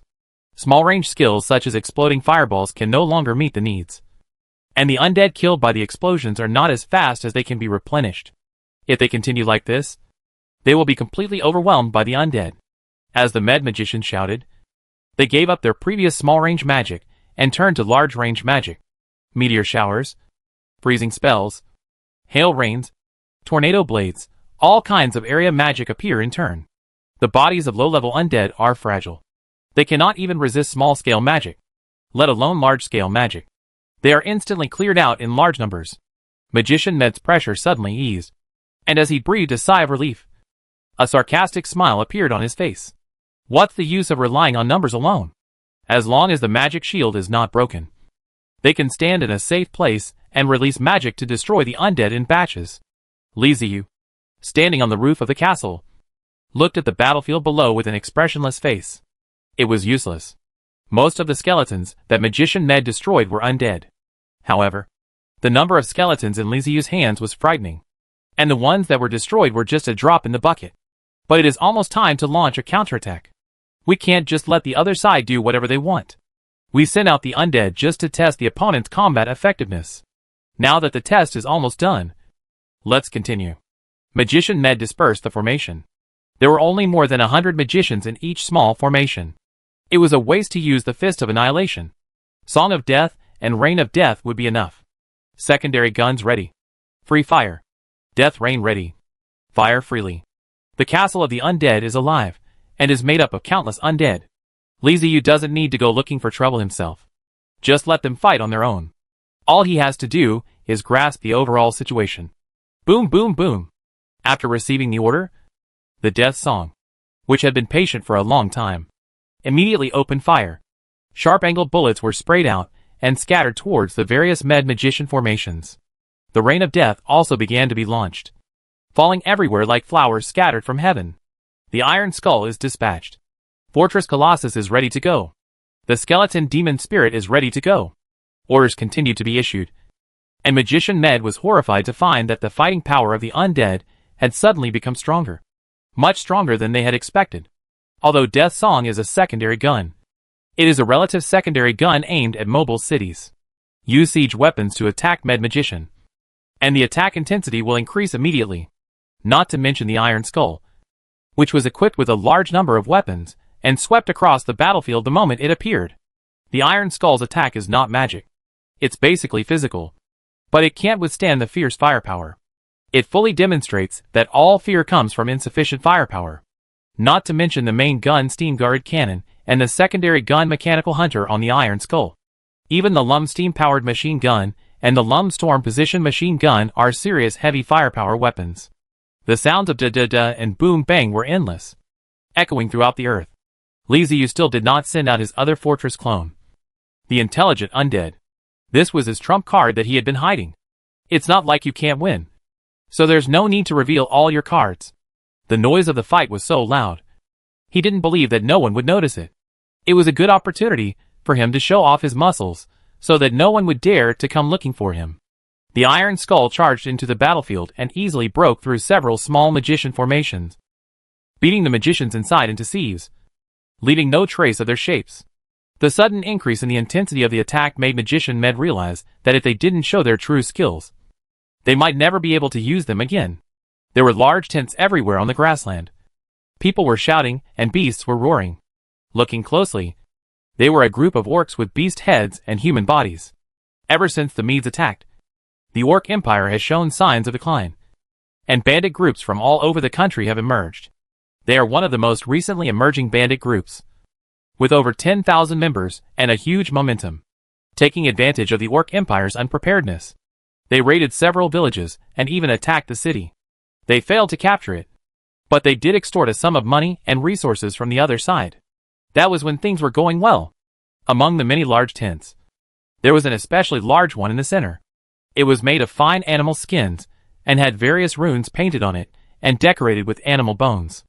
It was different from the shabby tents around it, and seemed to be a tent used by the nobles of the Orc Empire. A short but fast-running orc was running all the way, and was about to rush into the big tent, but was stopped by 2 guards standing outside. What for? You are not going to die if you break into the captain's tent. Get out of here immediately. Facing the scoldings of the 2 ferocious guards, the short orc was not panicked at all. He felt around his body, took out a red flag and stuck it behind him, then said, "The scout has a report." The 2 guards looked at each other, and one of them said, "Wait." The other man turned his head and asked in a deep voice, "Captain, the scout is back. Do you want to see him?" The outstanding panting in the big tent stopped abruptly, and after a while, a voice said, "Let him in." The guard glared at the short scout and yelled, "Be careful what you say." The scout smiled indifferently and went into the big tent. The decoration in the tent was quite luxurious. Looking at the main seat, there was a shirtless wolf-headed orc with a blind left eye. In the slightly darker place next to him, there was a female wolf-headed orc wearing clothes. The scout took a quick look, then quickly retracted his gaze, kneeling in front of the shirtless orc and said, "Scout, run fast. Meet Captain Bei Feng Xiao." The shirtless orc said him and waved his hand. The female orc who had just put on her clothes came to him and sat on his lap. He hugged the female orc and asked, "What happened?" "There was a noise today." The scout immediately reported back, "I've found out. It's from the northwest. The news came from the undead. It seems they are fighting with someone. It should be the magicians who have been on the grassland recently." The shirtless orc known as Bei Feng Xiao sat up straight. "To the northwest.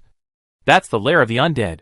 Are those magicians so brave that they dare to attack the lair of the undead?" "Yes, that's right.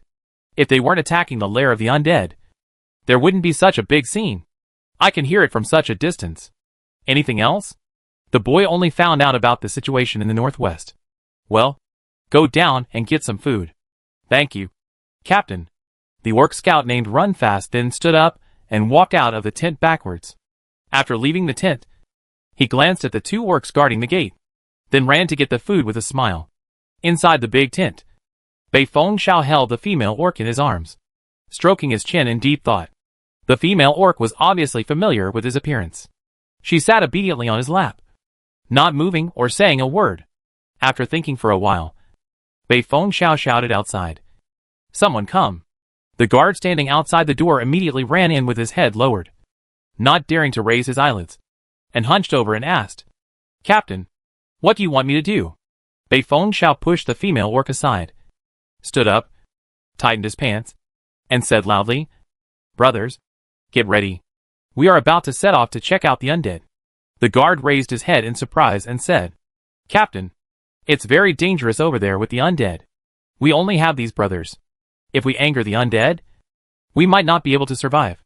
It's okay to provoke the Orc Empire, but to provoke the undead is to invite disaster. This has become a consensus among the robbers.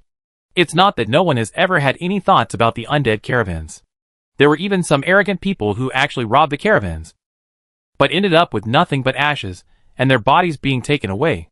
The Orc Empire sometimes chases bandits for a while, but after a long time, they stop chasing. As for the undead, they chase them all day and night without stopping.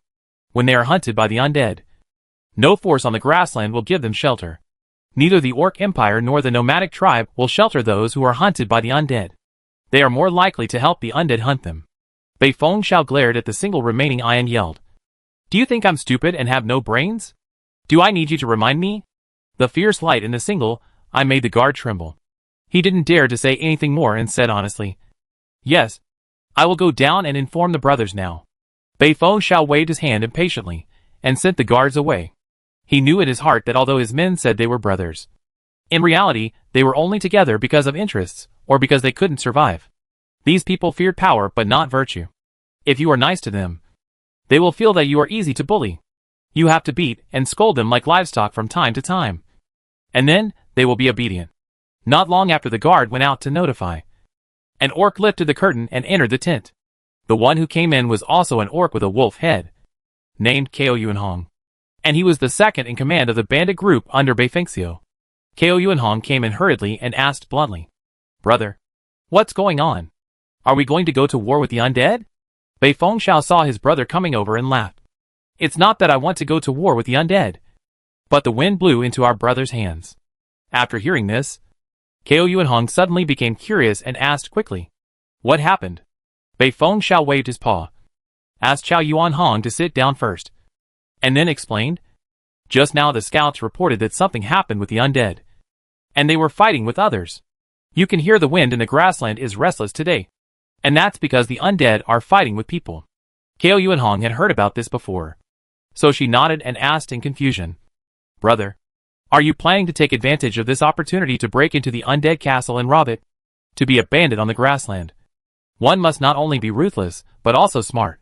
Both are indispensable. If you are not cruel enough, you will die quickly. If you are not smart enough, you will die early." Kao Yuanhong was able to follow Bei Fengxiao and become the second in command in the bandit group. He was not only ruthless, but also smart. If Bei Fengxiao really planned to rob the castle of the undead as he said, he felt that he might as well just go to bed. Even if the undead go to war with others, these bandits cannot intervene. At worst, it will take the elite troops in the cities of the Orc Empire to do so. Bei Fengxiao snorted and laughed, then shook his head. How could they possibly be going to rob the castle of the undead? I haven't lived long enough. The scouts said that the undead might be fighting with that group of magicians who came from nowhere. Hee. When he smiled like that, Kao Yuanhong understood. This is not an attempt to go to war with the undead. This is an attempt to rob the magicians. Thinking of this, Kao Yuanhong's eyes suddenly lit up. Yes, isn't this a good opportunity? They had long been eyeing the magicians of the Med tribe, but the opponent was too strong. If they acted rashly, they would suffer casualties. But the key point was that they might get nothing. How much combat power can a bandit group have? Moreover, this is a team that was only recently formed. Don't their leaders know clearly that they are just a group of rabble? It's okay to bully the civilians of the Orc Empire, but it's not okay to bully magicians. People like them can fight when the wind is in their favor, but they can forget about fighting when the wind is against them. But now the undead and magicians are at war, and they are going there not to join the battle, but to steal the corpses. It's obvious that Wizard Med is richer than the undead. Those undead souls were made of bones, with some occasionally wearing armor, and they were all very powerful. If there is a caravan escorting the goods, then it is worth robbing them. If there is no caravan, robbing the undead is really a thankless job. What can I steal? A few bones? Although they are wolf-headed orcs, they can still use a few bones of the undead. Even if you steal a few sets of armor, it won't be of much use. The effort and reward are not proportional. Although Cao Yuanhong and Bei Fengxiu were not well educated, they knew clearly what they might get and whether it was appropriate or not. It is different for the med magicians. The staffs in their hands, the exquisite clothes on their bodies, and the miscellaneous small things are all good stuff and can be sold at a high price. They are much stronger than the undead. The undead and the magician are at war. They can't just move the bodies while fighting. So here's their chance. They just need to be faster and snatch the magician's body before the undead. There is definitely danger. That is a battlefield and accidental injuries are very normal. But compared with head-on fighting, this danger can be completely ignored. As the saying goes, fortune and honor are achieved through risk. They have already become robbers with their heads hanging on their waists. So what's the big deal about taking a little risk? Robbing a corpse is a profit. Bei Fengxiu saw a look of realization on Cao Yuanhong's face and instructed, "Take the things and leave the body." Cao Yuanhong was stunned at first, then nodded. They had observed the undead and knew that they didn't care about many things but were particularly concerned about corpses. And they would always keep the corpses clean. Go rob a dead magician.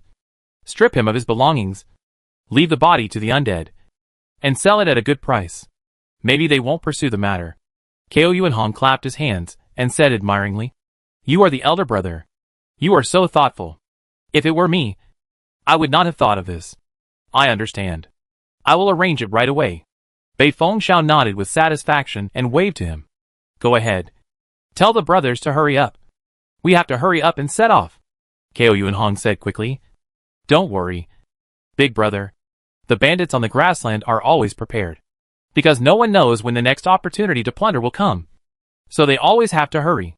Bei Fengxiu gave the order, and the orc bandits outside began to pack up their things. They didn't have much stuff. Mostly just a tent and some food.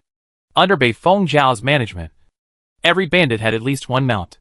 They didn't have to ride, but they needed it to carry supplies. The bandit group was ready quickly. Bei Fengxiu rode on a group of huge prairie wolf monsters, while Cao Yuanhong rode on a wild boar monster. They set out with their brothers and rushed to the battlefield between the undead and the magicians. Cao Yuanhong has already made arrangements and told the brothers in the bandit group that they are going to seek wealth this time. So they should snatch the corpses and steal things, and not do anything else. And especially not be stupid enough to attack the undead or magicians. If you don't obey, you're asking for death. And no one will save you. Chapter 452 Joining the War. Are we still going to rob the body? Cao Yuanhong sat on the wild boar monster and looked at the battlefield in the distance. He swallowed hard and asked Bei Fengxiu beside him. The scene before them was beyond their understanding of a battlefield. It wasn't a battlefield at all. It was clearly a meat grinder. Above the battlefield in the distance, there were dark clouds, lightning, thunder, and heavy snow. The ground had turned into a quagmire with thick trees growing in the quagmire. From the void, meteorites fell and hit the battlefield. In between these horrific attacks, densely packed, countless undead beings rushed towards the magician one after another. And there is the city that is constantly moving and madly outputting damage. Everything felt unreal to Cao Yuanhong. Is this a hacking battlefield? He no longer knew how to describe what he saw. He had never imagined that the battlefield would be like this. Shouldn't everyone fight with knives on the battlefield? There were a few dancing shamans and breaking the sky. That was all. But what was in front of us? Were all the battles I fought before fake? Horrible. Not to mention him. Even Bei Fengxiu, who was usually brave, felt his scalp tingling. The fight was too intense. Bei Fengxiu pondered for a moment and thought, if he participated in such a battle, he would probably die in the first wave. Right? Under Li Ziyu's reckless attack, Magician Med finally used forbidden magic, killing casualties on a large scale. The undead indeed could not withstand the forbidden spells that erupted one after another. But the undead castle could withstand it. And the iron skeleton even ran directly out of the range of the forbidden spells and attacked from a distance. No matter how powerful a forbidden spell is, it has a range. Once it leaves the range, the forbidden spell is useless. The Mead Magician obviously didn't expect that it could be played this way. But the forbidden spell had been thrown out. What else could he do? He had to maintain it. Once the forbidden spell stopped, the opponent's vast and almost endless number of undead will swarm in and drown them. This provided the Iron Skeleton with an environment where it could attack at will. From time to time, the protective shield was broken, and the Mead magicians inside were completely wiped out. Even Liziu was shocked by the huge casualties. He no longer sent the undead to fight. Under the forbidden spell, it was difficult for the undead to exert their combat effectiveness. It would be better for them to stay in the castle and resist the forbidden spell first. The invasion of the Meads made Liziu fully aware of his own shortcomings. Physical attacks are good, but this is a magical world, and supernatural forces are ultimately the most powerful. Just like the magicians of the Med tribe, they are made of flesh and blood. But the fighting power they display makes it very difficult for a time traveler like him to resist. Liziu is already a castle-level traverser, a high-level existence among traversers. But he is still helpless in the face of the Mead's magicians. He is sure that when he is at the fortress level, he will never be able to defeat these magicians. Don't underestimate the heroes of the world. The opponent's forbidden mantra is one after another. Will war? The forbidden mantra kept constantly. It seems that the idea of using the forbidden curse to destroy Liziu's undead castle. Liziu contacted the Iron Skeleton and found that this guy was very happy. He was circling around and outputting crazily, and he was having a lot of fun. However, let's just say that the magician's attention is all on the undead castle, and the Iron Skeleton has not thought about whether there is a more convenient way to fight that does not consume ammunition. Liziu sighed. Although the Iron Skull was intelligent, it was still an undead after all. It had no brains, and was not active enough. What weapon are you using? Just run over them. If such a huge fortress were to run over us, I don't believe the enemy's protective shield would be able to withstand it. Liziu roared at the Iron Skull. No one is attacking you. Why are you wasting ammunition? Isn't ammunition a resource? Don't know how to save it all. Besides, using ammunition is so slow. This really alerted the undead in the Iron Skull. The huge fortress suddenly trembled, and even forgot to attack, and fell into silence. Oh shit. Yes. Why waste ammunition? Wouldn't it be more fun to just run over it?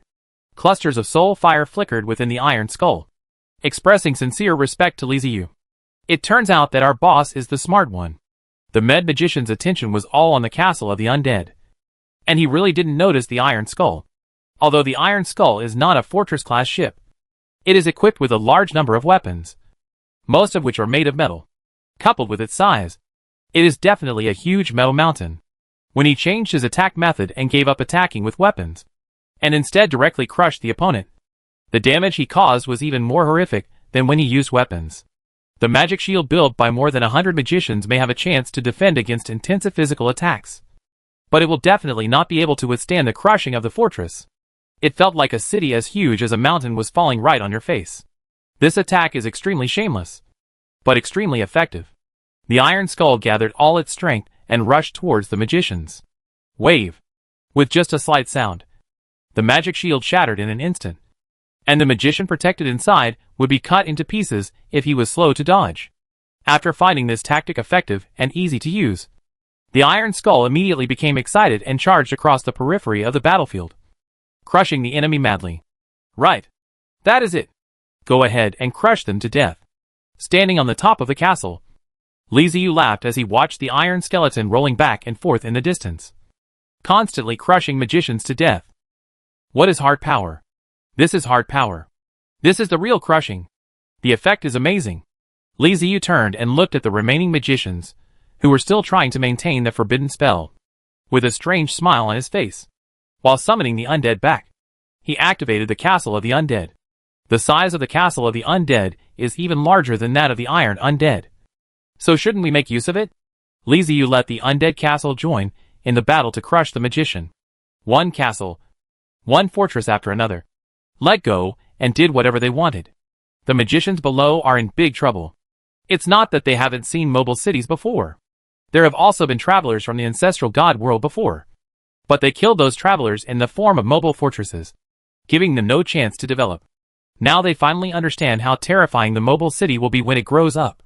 It's totally unreasonable. No matter what magic you use, I will just roll over you and crush all your pride to pieces. The bandits who were watching the fight secretly from a distance were all sweating coldly. We actually wanted to steal things from such a scary guy? I've really had enough of living. The Mede magicians on the battlefield have realized that they cannot win this battle. So they decisively begin to retreat. The magic light flickered continuously. Bei Feng Xiao, who was riding on the warcraft, spotted a lone magician who suddenly appeared. The magician appeared not far from them, and immediately tried to escape in a panic. Bei Feng Xiao quietly took out the longbow from his back. And with his other hand, he took out a three-edged armor-piercing arrow from the quiver. There were strange runes painted on the arrowhead and the arrow shaft. This is an enchanted arrow, which is very expensive. Normally, Bei Feng Xiao is reluctant to use it. The bow was bent and the arrow was drawn, and the invisible wind wrapped around the arrow, aiming his only remaining eye at the magician, who was trying to escape. Bei Feng Xiao loosened his fingers and shot the enchanted arrow silently. Kao Yuanhong, who was beside him, saw this and realized that there was a lone magician. The arrow was carried by the strong wind and shot toward the magician's back in an instant. The Med magician was also unlucky. He had used a short-distance escape technique to escape from the battlefield and was planning to run further. But he never expected that there were people around who dared to ambush him. And he neglected to investigate for a while. When he felt the magic fluctuation, the arrow was already approaching him. Fortunately, he had a lot of treasures on him, including an automatically activated magic shield. The enchanted arrow hit the shield with a ding sound, and it stayed in the air for a while before falling to the ground, failing to break the shield. But this also scared the magician. He turned his head to look in the direction of the arrow, but saw more arrows flying towards him. It was after Bei Feng Xiao launched the attack that the other bandits realized what was happening and launched an attack on the magician. Take him down. Bei Feng Xiao slung his bow, took out a big axe, roared, and rushed out first. The bandits in the rear raised their bows and arrows to protect Bei Feng Xiao and the other cavalrymen who were charging out together. Kao Yuanhong had already understood that Bei Feng Xiao saw that he couldn't get through the battlefield and planned to take another route. It just so happened that the magician on the battlefield was defeated and was trying to escape. And he seized the opportunity. Although the harvest will be much less, it is not a wasted trip. He followed Bei Feng Xiao and rushed out. In addition to their side, hidden forces in other places also came forward. Who wouldn't want to get a piece of the pie at this time? They can't go to the battlefield, but they can't let go of the opportunity to beat the enemy when he's down. Li Ziyu, who was constantly crushing the magician, saw the movements on the grassland. Those people who came out of nowhere were chasing the magician who wanted to escape, and he couldn't help laughing out loud. Hey, why did you guys attack me? Now, not only were they defeated head-on by me, but they were also chased by the people on the grassland. The news that the Undead had fought a battle with the Medes and had won a crushing victory spread quickly across the grassland. There is good news for Li Ziyu. But the situation in Banhill City is just the opposite. As time went on, more and more Medes came to Bandishil through the teleportation array, and the number of Medes increased every day. Under the extremely fierce attack of the Orc Empire, the number of the Medes not only did not decrease, but increased, while a lot of regular troops were consumed. The more they fought, the more obvious the Orc Empire's disadvantages became. The nobles of the Orc Empire have already noticed something is wrong. They feel that the future of the Orc Empire is no longer so bright, and begin to consider whether or not to join the Medes, or you could live under the command of the Undead. The grassland became increasingly turbulent, with wars breaking out everywhere. Not only the Grassland Empire and nomadic tribes. The Divine Light Expeditionary Force even attacked the Time Travelers in the Wasteland Alliance and destroyed 2 fortresses, which made Batubu very angry. This attack by the Medes made Li Ziyu realize that he could no longer endure it. The other side had begun to invade his base. The Orc Empire was basically destroyed. It was his turn to take action. If he didn't, all that would be left for him was a devastated grassland. A delegation from the Orc Empire arrived at the Castle of the Dead quietly. From the outside, this delegation seems to be nothing special, but an important figure is hidden among them, the White Tiger Empress. After entering the Castle of the Undead, the White Tiger Queen met Li Ziyu again. The Lord of the Undead leaned on the throne in a very ungraceful manner, looking extremely lazy. I wonder what the Empress's sudden visit is all about, Li Ziyu asked, looking at the White Tiger Empress, who looked much more haggard below. I beg you, save the grassland and save the orcs. The White Tiger Queen's voice was cold, and there was deep fatigue in her eyes. The Orc Empire can no longer support itself. The Empire of Life, a member of the Med tribe. Her empire had experienced 2 disasters, and could no longer be sustained. Even the regular army was unable to capture Bandit, and was instead constantly being consumed.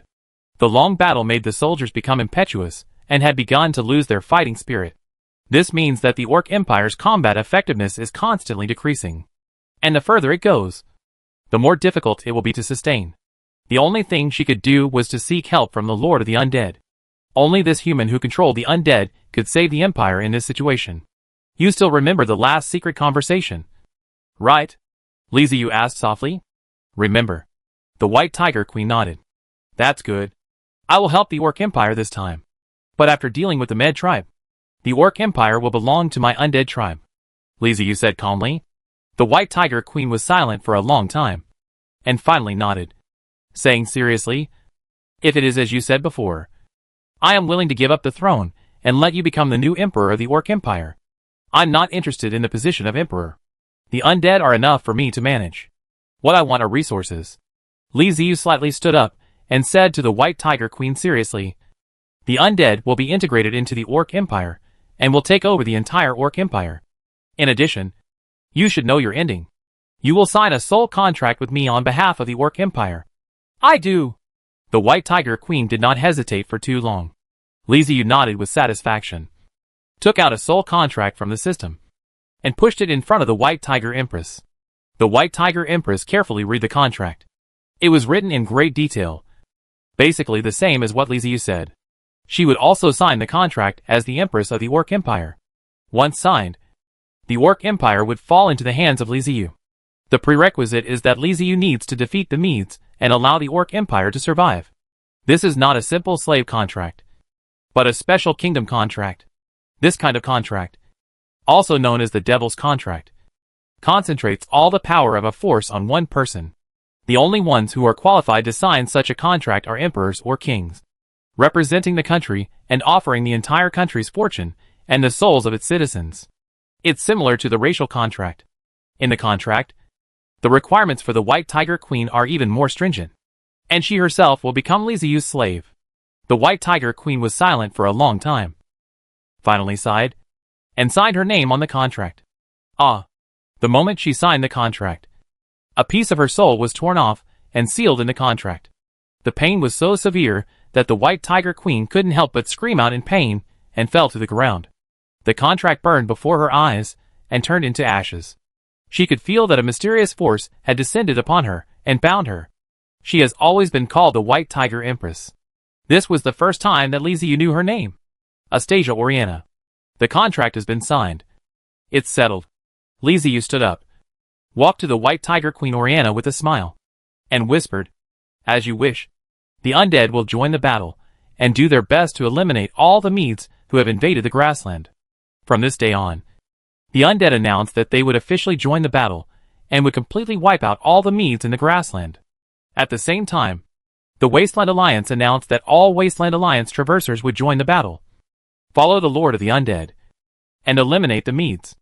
Fortresses and fortresses gathered from all directions, forming a terrifying army of mobile cities, rushing to Bandit, the stronghold of the Medes. Chapter 453, A Surprise Attack. There is no winter in the grasslands of the other world. The weather is like early autumn all year round, and it is a bit cold at night. It is this climate that makes the grassland always look the same and never change. The lush green grass and endless streams on the grassland nourish the creatures living on this land. The herds of animals ensure that the orcs have no shortage of meat, which also makes them savage and warlike. The Wilderness Alliance assembled. Dozens or even hundreds of fortresses and castles roared and drove across the grassland, disturbing the beasts and birds. Even Warcraft would be shocked at the sight. From a distance, it looks like the Earth's crust is moving and the mountains are advancing.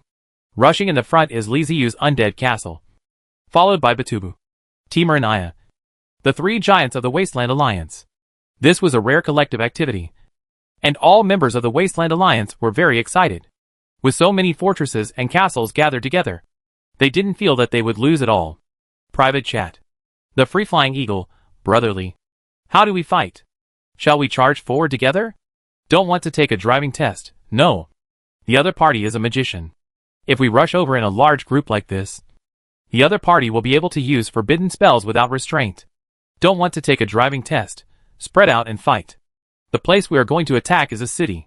They are now gathered in the city. Destroy the entire city. Free-flying eagle, okay. The Wasteland Alliance's movement was so loud that anyone who was not blind could see it.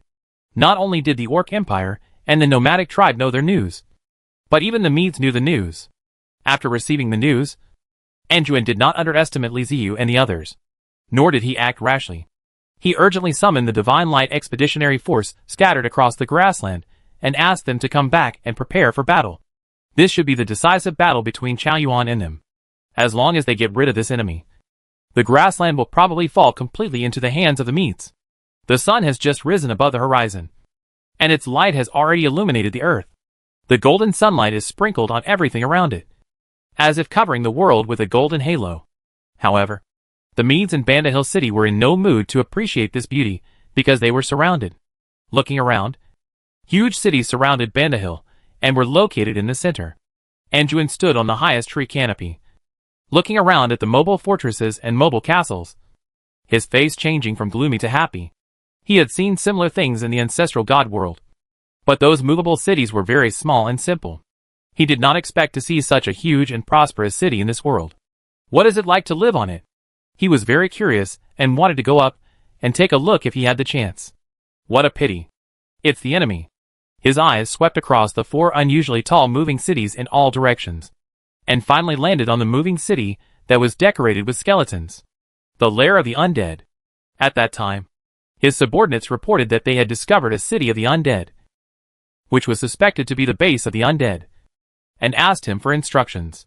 Anduin was very confident in his men, and sent out tens of thousands of Meds magicians to attack the castle of the Undead, destroy it, and teach the Undead a profound lesson.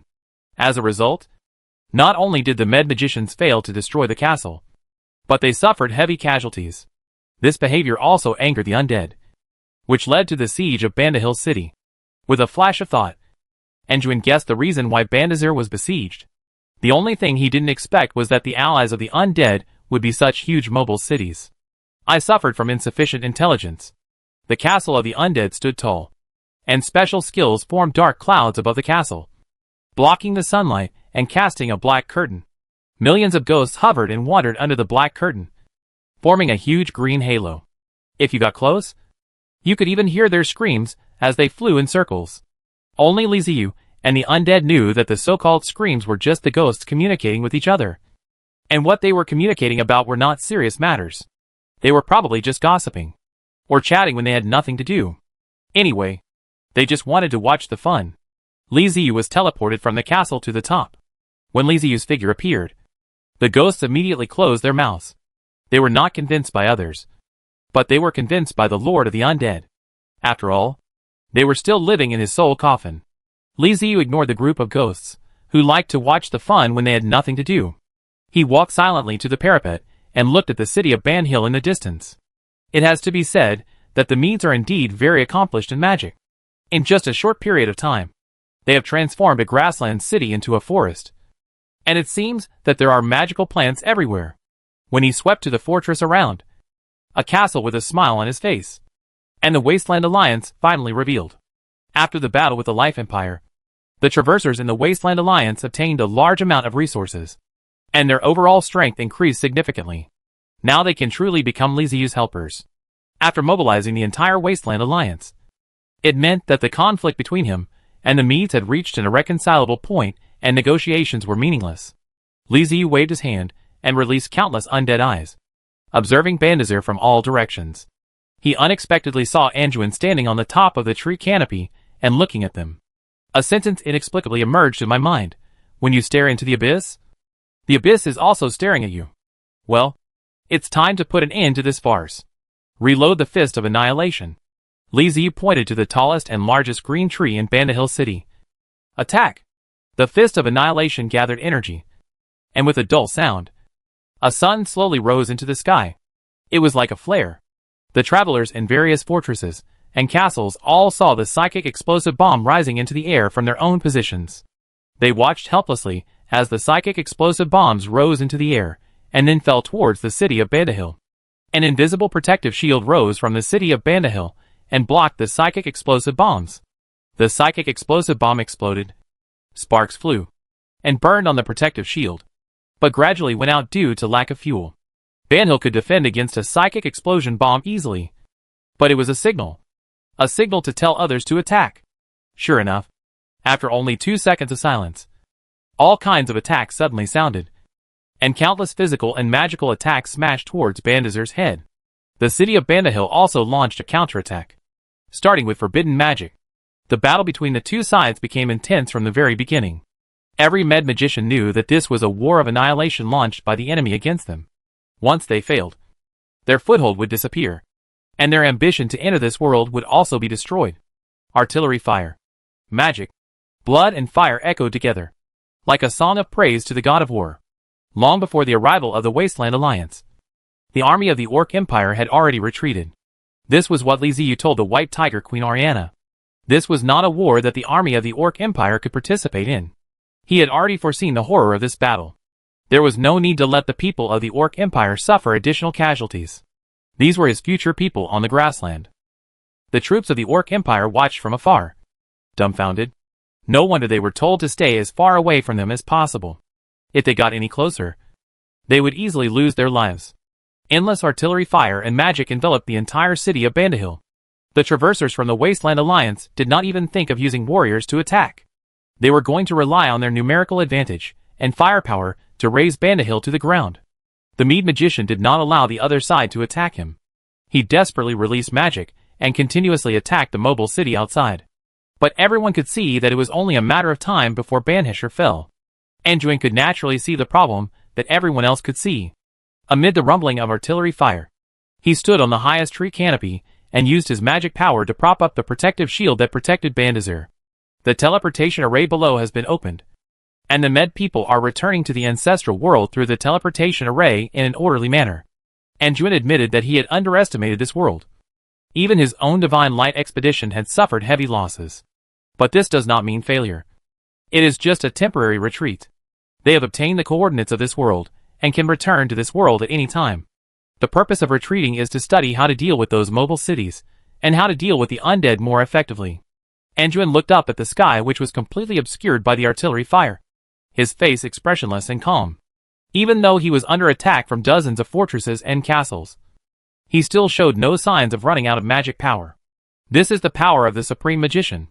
The Divine Light expedition was placed at the back, maintaining the operation of the Forbidden Magic Circle.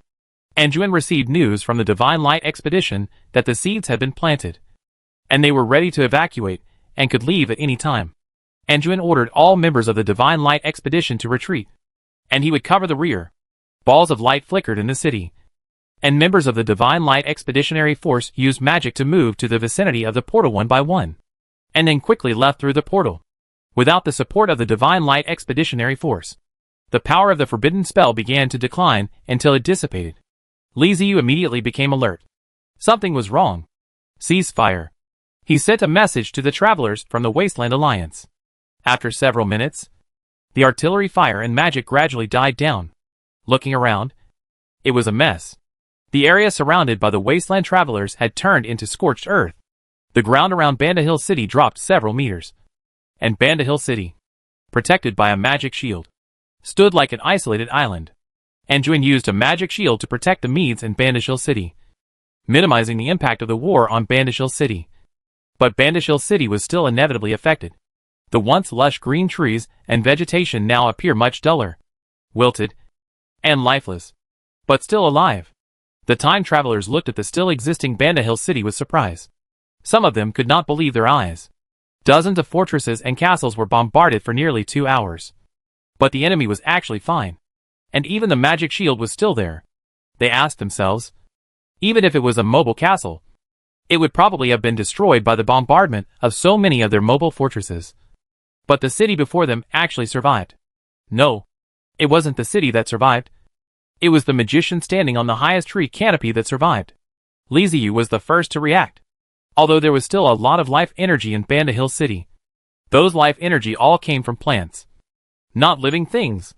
Ran away. Those med magicians had already evacuated while they were bombarded and couldn't see the situation inside clearly. Damn it! Li Ziyu's face turned extremely ugly.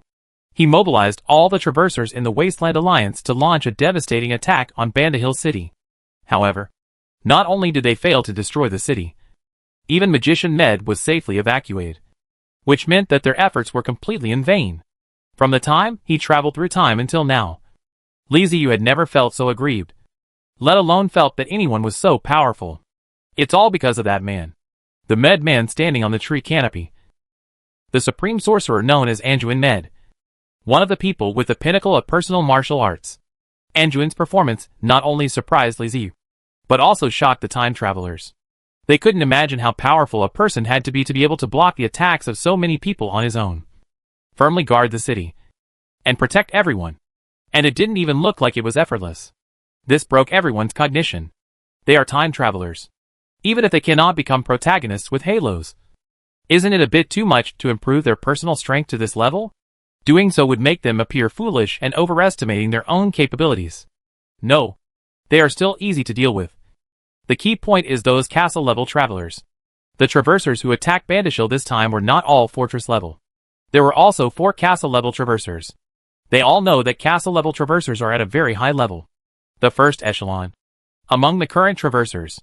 Even with such a lineup, the opponent was unharmed. Pure big news. It turns out that the indigenous people can be so powerful. So if the enemy attacks them, can they really stop it? In other words, who can stop him alone? The wilderness travelers were silent. Anduin raised his head and looked at the blue sky that reappeared above his head because the artillery fire stopped. He straightened his mithril-woven robe and shook his hands. The magic shield that defended against all attacks instantly dissipated. His eyes were fixed on the castle of the undead. Although the distance was far, Li Ziyu could still feel his gaze on her, no matter what the enemy was like. He couldn't show weakness, so he straightened up and looked at Anduin from a distance. Anduin smiled softly. His voice was not loud, but everyone could hear it. I didn't expect that after so many years, the undead would become like this. It is very different from what we recorded. I thought that if we met the undead again, my divine light expeditionary force would destroy you like a dead tree or rotten wood, leaving a heavy mark in the history of my tribe and eliminating a troublesome enemy for my tribe. What a pity! You have become stronger and smarter, and even become human-like. You know how to unite with other races. Don't you believe in death anymore? Li Ziyu's mouth twitched. He could hear what the other party said, and he was sure that the other party used magic to do it. He wanted to say something, but the problem was that he didn't know magic. It's very uncomfortable. Li Ziyu didn't know if the other party could hear her if she said it directly, and she felt that she couldn't lose face. While Anduin was showing off, he quickly searched the system, looking for a solution. Surprisingly, there really was one. He could use soul energy to release messages and directly trigger soul resonance. No matter whether the other party could understand Li Ziyu's language or not, they would understand what he meant. Although it will consume some soul energy, at least you won't lose your status. Li Ziyu quickly took the thing out of the system and said to Anduin, "There is no point in saying more. Winners win. Losers lose. If you lose, you lose." Anduin shook his head. "No, Lord of the Undead. We have not lost. You can't even break my shield. We will come back. And by then, you will no longer be able to stop us." Li Ziyu curled her lips and said, "What a joke. How can I give you a chance to come back?" Just as he was about to say something, Anduin continued, "In order to ensure that my people can return, I have prepared a gift for you." Li Ziyu was stunned for a moment. And then he saw through the eyes of the undead that Anduin raised his hand and pointed at the castle of the undead in the distance. Exile! Oh shit! Sneak attack.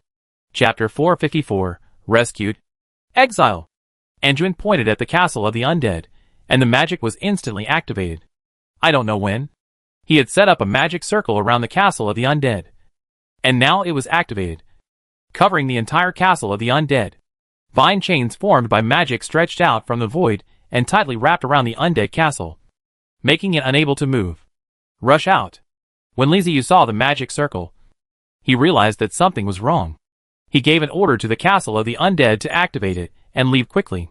But despite his careful planning, he was still one step too late. The control power of the magic vines exceeded his imagination. The castle of the undead trembled continuously, struggling to break free from the vines, but to no avail, and was still fixed in place. A small black dot appeared in the void above the undead castle. Bepta suddenly appeared on the top of the castle, looked up, and shouted, Space fluctuation. Li Ziyu followed his gaze, and saw a black spot rapidly expanding. It had already exceeded the area of the magical dark cloud above, and covered the top of the castle. Black hole? Li Ziyu's eyes bulged. And just as he was about to ask Bepta to think of a solution, he felt an extremely strong suction force coming from above his head. His body involuntarily floated up and drifted upwards. Bepta. Li Ziyu danced in the air and screamed in panic. Bepta flew up instantly and tried to grab him. But unfortunately a magic vine emerged from the void and blocked his way. Because of this delay, Li Ziyu flew towards the black hole at a high speed. Before he entered the black hole, he saw the undead castle slowly floating up, and pulled by the magic vines. It was also floating towards the black hole. After just one glance, Li Ziyu's body suddenly accelerated and was sucked into the black hole. Li Ziyu saw a colorful passage full of glittering lights. And then everything went dark, and he lost consciousness. The members of the Wasteland Alliance around Bandit Hill City stared with wide eyes at the floating undead castle that was constantly being swallowed by the black hole. And panic rose in their hearts. This scene was so shocking that they forgot to react. Taking advantage of their distraction, Anduin disappeared from the top of the tree canopy, appeared next to the portal, and walked in leisurely. There was a flash of light, and Anduin teleported away. After he left, the portal lost its light and turned into a door frame without any magical aura. By the time the members of the Wasteland Alliance reacted, it was too late. Anduin escaped. The undead castle was swallowed by the black hole, leaving only the Wasteland Alliance travelers looking at each other in confusion, not knowing what to do next. Just when people were worried, Batubu stood up and took charge of the situation. Keep calm. Although an accident happened, the grassland is still under control. Before the leader comes back, we must stabilize the situation and don't panic or let anyone take advantage of us.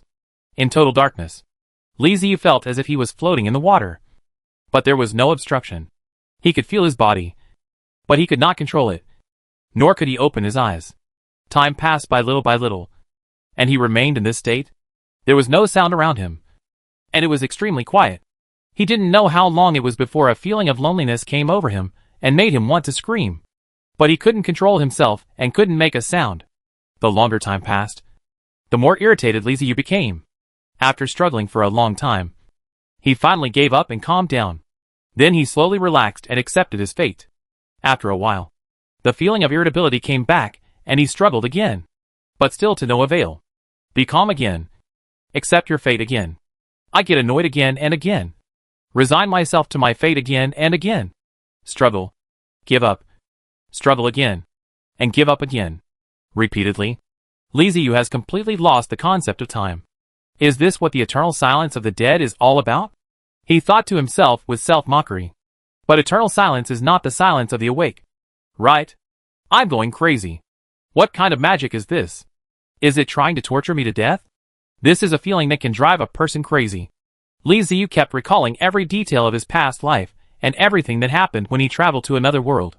However, his consciousness was still inevitably weak, and he gradually sank. Just as he felt his blurry consciousness begin to fade, the system's voice suddenly rang out. Fault here.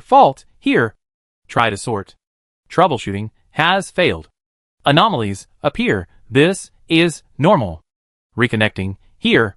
The electronic sound of the system was intermittent, with the harsh noise of interference from electronic products. But to Li Ziyu, it sounded like heavenly music. The system is good? I heard. Sound. System. I still have a chance. The hope of life rose from his heart again. System. He called out again and again in his consciousness, hoping to see the familiar system interface, and hoping that the system would respond to him. There was some problem with the system, and it ignored Li Ziyu's calls. Only electronic sounds would be heard occasionally. And it had been trying to repair it and eliminate any faults and anomalies. If it weren't for the electronic sound of the system that kept crackling from time to time, Li Ziyu felt that his consciousness was about to dissipate. Whenever his consciousness began to sink, and he gave up thinking, the system's electronic sound would sound, prompting him to keep going. In the emptiness and silence, electronic music is his only comfort. Li Ziyu has lost his sense of time and space. And he doesn't know how long he has been like this. Is it going to go on like this? It would probably be better to just die than the current situation. Li Ziyu felt sad. Just when he didn't know whether he should continue to persevere or give up completely, a ray of light suddenly appeared in his consciousness. Light. Li Ziyu's consciousness began to tremble violently. Finally there is a change. Finally it is no longer nothingness. He looked towards the light, and was surprised to find that it was the system interface. The familiar translucent light screen. However, the light curtain at this moment was not complete. Just like broken glass, with many parts missing and covered with cracks, making it tattered. But it doesn't matter. The system light screen has appeared, so I'm not far from escaping. Right? Unable to eliminate the fault. The system is damaged, and cannot be repaired, for the time being. Initiate compensation strategy. Compensation strategy is now being initiated. The system voice echoed, and lines of text flashed on the broken light screen. It was like a shot of adrenaline, giving Li Ziyu hope and motivation. He stared at the light screen, not daring to slack off in the slightest. Compensation strategy, life resuscitation. Another line of text appeared on the shattered light curtain, and Li Ziyu's consciousness began to tremble violently. Although he didn't know what the system's so-called compensation strategy was, he could understand the meaning of life resuscitation. He wanted to cheer, but no sound came out. Boom! A dull sound like drumbeats was heard. The sound became faster and more frequent, with an inherent rhythm. Heartbeat. It's the sound of heartbeat. Li Ziyu recognized the sound, and his consciousness fluctuated violently. With the sound of his heartbeats, Li Ziyu's senses became clearer and clearer. He could feel his own body, his hands and feet. His. Ha. His. Ha. Li Ziyu breathed hard, pumping fresh air into his lungs, his chest rising and falling like a bellows. His eyelids kept trembling, and with the continuous efforts of his consciousness, he finally opened his eyes. Well, a muffled sound came from his throat. The sunlight poured down from the sky, stinging his eyes so much that tears flowed out of his eyes uncontrollably. But Li Ziyu couldn't care less at this moment. He was extremely happy. The joy of surviving a disaster. Alive. I'm finally alive. Survived that inhuman situation. Li Ziyu turned over and wanted to stand up. But just as he stood up, he felt a sharp pain in his body, causing him to fall to the ground uncontrollably with his face buried in the mud. He propped himself up, raised his face, and took a deep breath. But he felt a sharp pain in his ribs, and the air he had just breathed in disappeared in an instant. He lay on the ground with his head sideways, slowed his breathing, and gathered strength for a long time. Then he held his breath, turned over with force, and lay on the ground with his back facing the sky.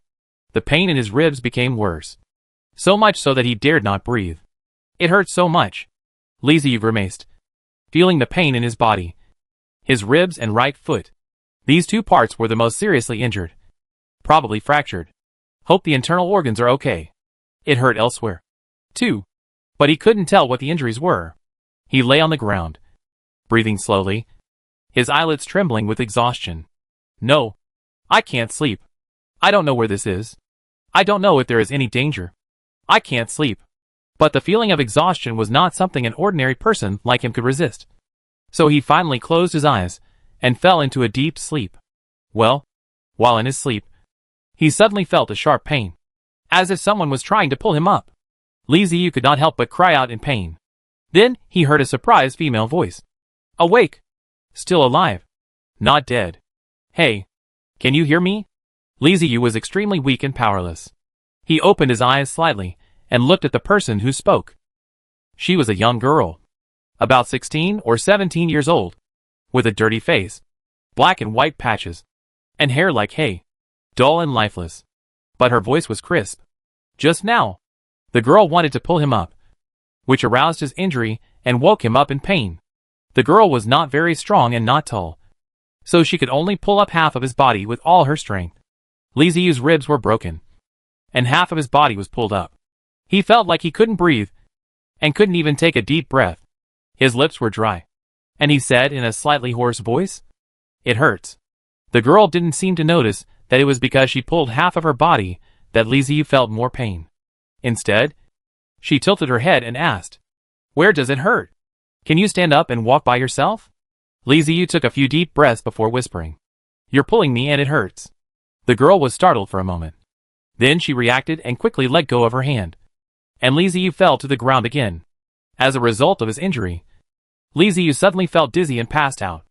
The girl squatted down, patted Li Ziyu's face, and muttered in confusion. Why did you faint again? Li Ziyu couldn't hear what she said. Trying to restore connection failed. When I woke up again, I was awakened by the system prompt sound. When Li Ziyu opened his eyes, the first thing he saw was the wooden roof that was blackened by something. He tried to turn over, but as soon as he moved, he felt a sharp pain in his ribs. He couldn't catch his breath and fell back on the bed. His arms were shaking with pain. Lying flat on his back and breathing heavily, Li Ziyu secretly laughed at himself. He had become a time traveler, but his physical fitness was still so poor. Look at those time travelers in novels. Not to mention broken bones. Even if a knife is stuck in the body and the intestines are pulled out, they can still fight to the death without saying a word, as if their pain nerves have been cut off. Look at him again. He's definitely a coward. After panting for a long time and gathering some strength, Li Ziyu carefully supported his body with his arms, fearing that he would hurt his ribs. Just sitting up halfway made him gasp for air, and cold sweat broke out on his forehead. Broken bones hurt so much. After taking a breath and taking a few deep breaths, Li Ziyu began to check his injuries. His clothes were taken off, and his ribs were wrapped with several layers of dirty rags. Judging from the swollen appearance, it must have been treated with medicine. Looking down, his right foot was also bandaged, with 2 wooden boards fixed on the left and right, and then tightly wrapped with strips of tattered cloth. It seems that she was rescued by a kind-hearted person. Is it the girl from before? Li Ziyu looked around and thought that the person who saved him should not be from a wealthy family. No, it should be from a very poor family. The house was quite spacious, but there were not many things in it. In addition to the wooden bed he was lying on, there was only a 3-legged table and a chair. Just as Li Ziyu was looking around the room, the door was pushed open from the outside, and a girl rushed in. When she saw Li Ziyu sitting up, she exclaimed, "You're finally awake."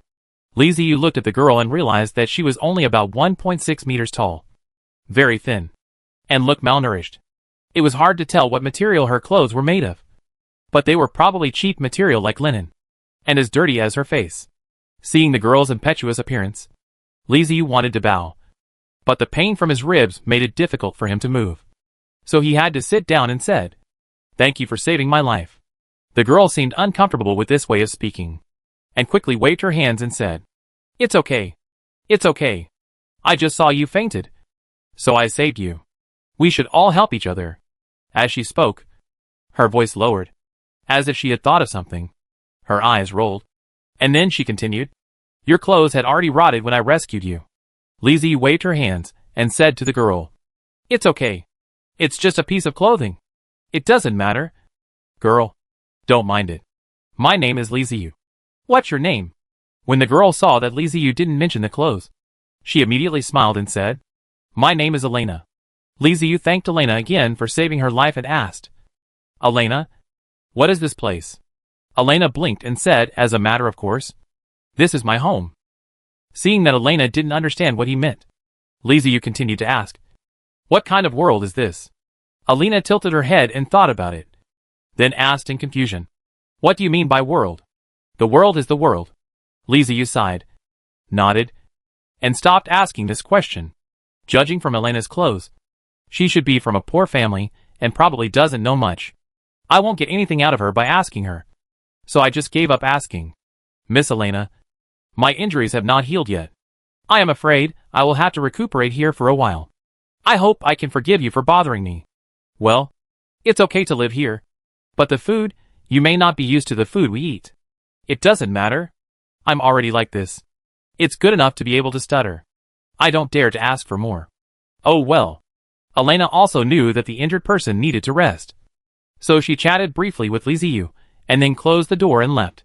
Li Ziyu checked his injuries again, and lay back down on the bed. System. Chapter 455 Blood-Sucking Monster. System.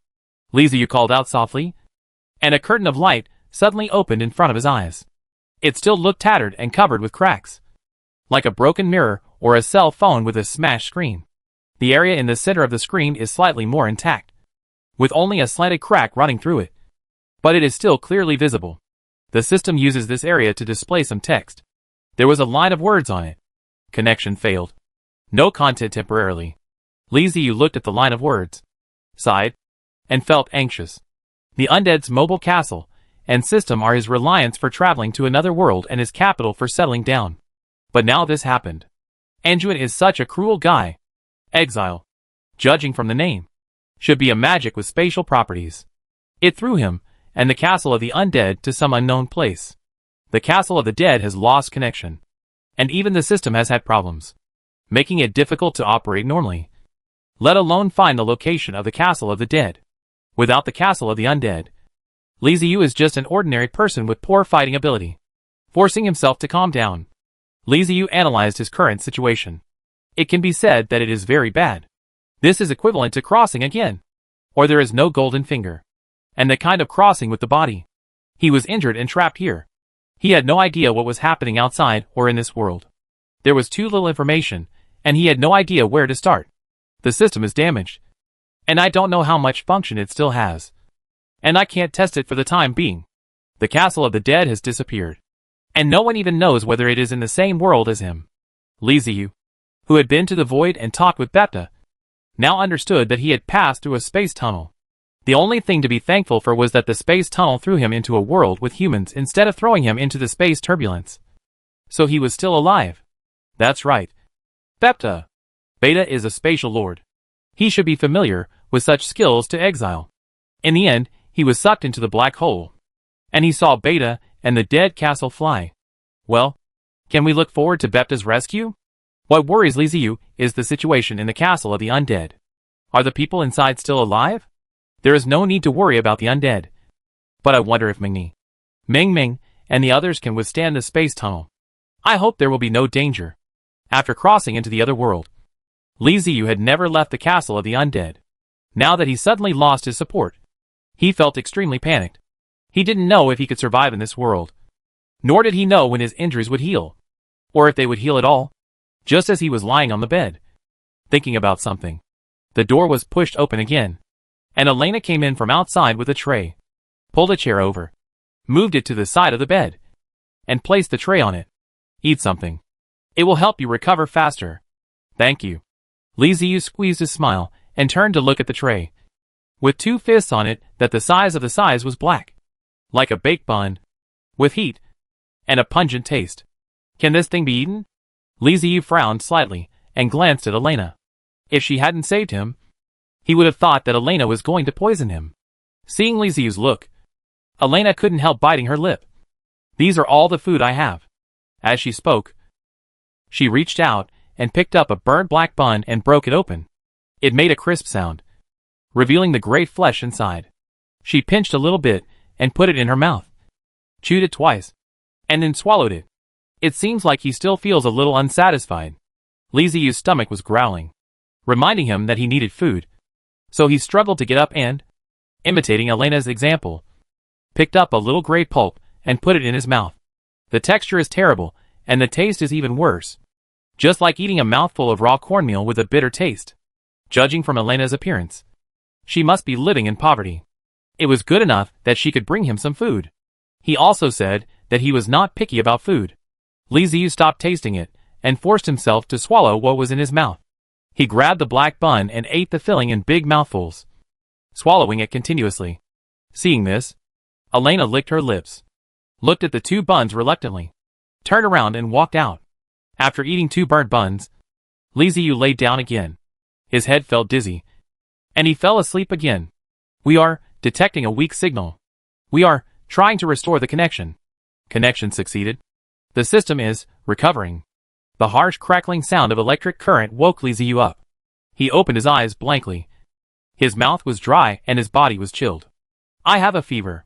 Li Ziyu immediately realized what was happening to his body. He felt very uncomfortable, and his head was dizzy. But this was a different world, and he didn't even know if there was any medicine here that could cure a cold. After being in a daze for a while, he finally remembered to check the system. When he opened the system interface and saw the text on it, he was suddenly shocked. It shows signal connection successful. System recovery progress 33%. The system is recovering. This is really great news. As long as the system is still there, Li Ziyu will feel confident. Li Ziyu tried hard to sit up. The door was pushed open from the outside, and Elena ran in holding a few large wooden boards.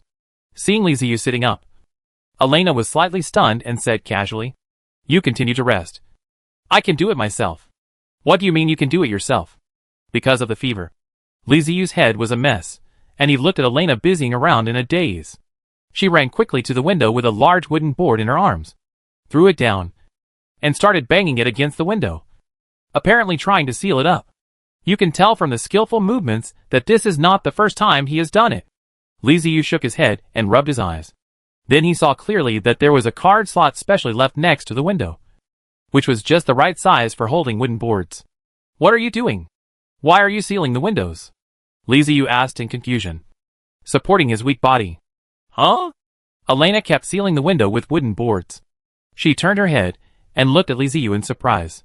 She said to him, "What if we don't seal the windows so those blood-sucking monsters can't get in?" "Blood-sucking monster?" Li Ziyu still didn't understand. "Yeah. You don't know about vampire monsters? How is that possible? If we don't seal the windows, they will find us, capture us, and suck our blood," Elena explained while speeding up her movements and looking at Li Ziyu strangely. "Can they find us if they seal the windows?" Li Ziyu's head was swollen, cold, and could not focus on thinking. Elena said that the vampire monster should be very dangerous, but he couldn't judge what it was. "Well, they probably won't be discovered. I heard that they sometimes break into closed houses, but it's safer to be closed than not to be closed," Elena said as she pressed the last piece of wood in place. The light from outside was blocked out, and the room fell into darkness. Li Ziyu closed his eyes, then opened them again, gradually adapting to the darkness. He vaguely saw a figure. It was Elena, who came to the bed in the dark. She touched the edge of the bed, sat down carefully, lowered her voice, and asked with a strange tone, "Why do you seem to know nothing? Where are you from? This girl is carefree, but kind-hearted." Li Ziyu wanted to laugh, but just as she raised her lips, she took a deep breath and her ribs moved. She grimaced in pain and took 2 deep breaths before saying, "I came here by accident. I don't know how far this place is from where I used to live, and I'm not familiar with it." He felt that there was no need to tell lies to deceive this girl. Elena nodded in the dark, then remembered that the other party might not be able to see her movements. So she lowered her voice and said, "Oh, no wonder you don't know anything and ask strange questions." Hearing her carefully lowered voice, Li Ziyu also lowered his voice and asked softly, "Tell me, what is going on with this blood-sucking monster?" "They are blood-sucking monsters. They kill people everywhere. If you are found by them, you will be taken away. When you reappear, you will be a dry corpse. It is very scary." "When do they appear?" "After the sun goes down and it gets dark. The blood-sucking monsters appear. They seem to be afraid of the sun. They won't appear during the day and will hide in places without sunlight. It is said that they like caves very much." "Why are we talking so quietly?" "Because the blood-sucking monsters have very sensitive ears. They are very sensitive to sounds." When Li Ziyu heard this, the corners of his mouth twitched, and he thought to himself, "Girl, you are so careless. Didn't you tell me such an important thing in advance?" He wanted to remind Elena to tell him such crucial information earlier next time, when he heard a strange scratching sound coming from the wall outside the window. A hand suddenly grabbed Li Ziyu's arm, trembling slightly and feeling a little cold. It was Elena, and she moved her thin body closer to Li Ziyu. She is very scared. Although he couldn't see clearly in the dark, Li Ziyu could still sense the other person's fear.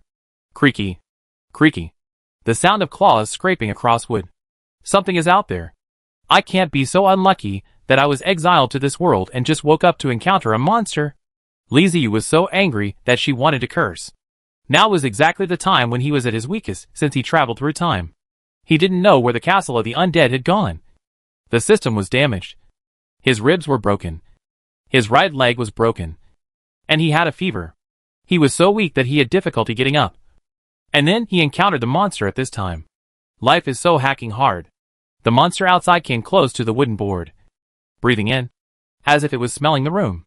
Li Ziyu closed his mouth tightly, and carefully reached out his hand to cover Elena's mouth. Elena was startled and almost screamed. But then she reacted, glanced at the man in the dark, and let him cover her mouth. The noise outside disappeared, and the monster seemed to have left.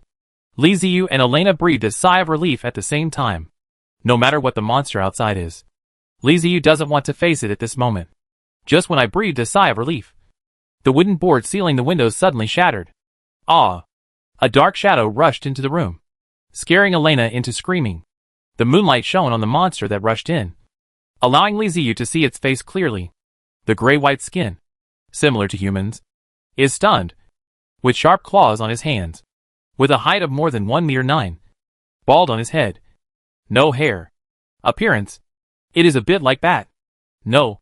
It should be said that this guy opens the end with a large wings, with an inverted hook in front of Li Ziyu and Elena. An introduction that Li Ziyu had seen in a forum instantly reminded him of this guy's identity, a vampire. Strictly speaking, this guy is one of the branches of vampires. The Byron vampire. They are vampires called ancient species. Unlike the human-like vampires in movies and TV shows, they are a kind of humanoid vampires. This is a fierce and barbaric race, an early species of vampire. They are extremely cruel, cunning and treacherous, good at flying, have strong combat power, and like to live in dark caves. Elena was right about one thing. Byron vampires would not act during the day. Although the sun does not burn them, it will make them blind. So Byron vampire will move at night. The Byron vampire who broke into the house raised his head and emitted a piercing sound wave. Elena immediately covered her ears and screamed. Li Ziyu's eyes were dizzy due to the sound wave, and double images appeared in front of his eyes, as if someone had poked his brain with a stick and stirred it vigorously. Host is under attack. Compliance with compensation policy regulations. Compensation policy is being initiated. Compensation strategy. Summoning channel.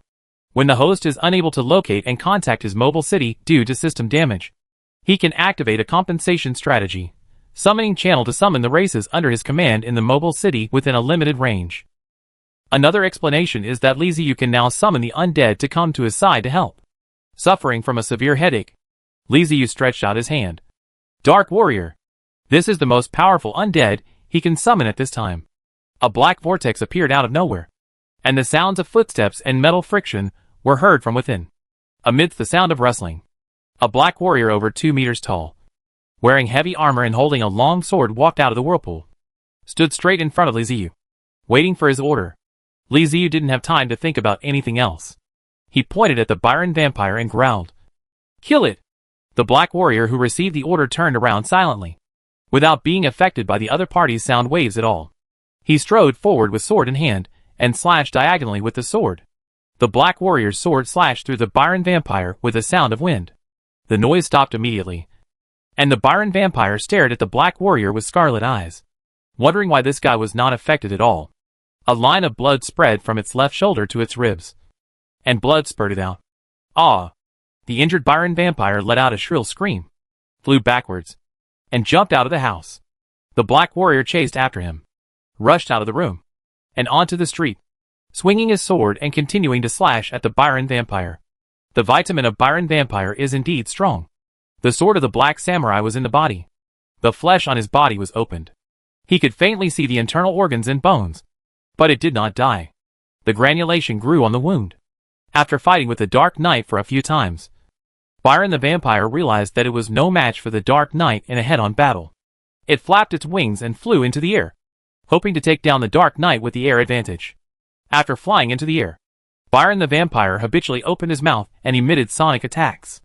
This is their most common method, and most of the time it works very well. Unfortunately, its enemy this time is not a normal creature, but an undead. It has no such thing as hearing. In addition, the black warrior armor makes it immune to sonic attacks.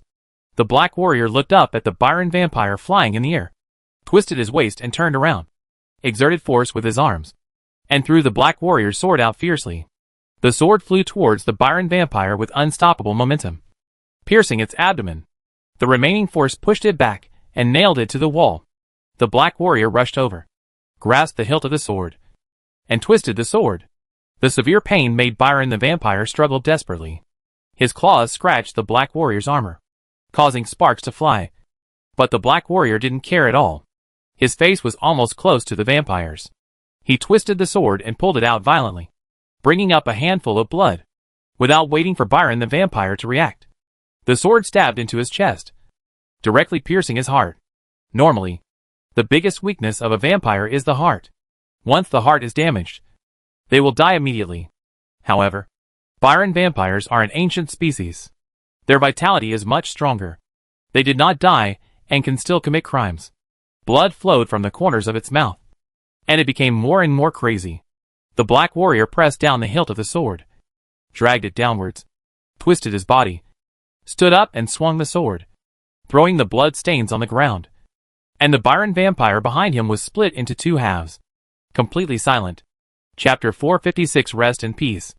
In the room, Elena's thin body curled up on the bed, almost buried in Liziu's arms, with her little head pressed against Liziu's shoulder.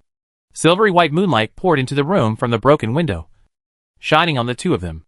Liziu could see the terrified expression on Elena's face from the side. Her eyes were wide open, filled with tears that seemed like they could fall at any moment.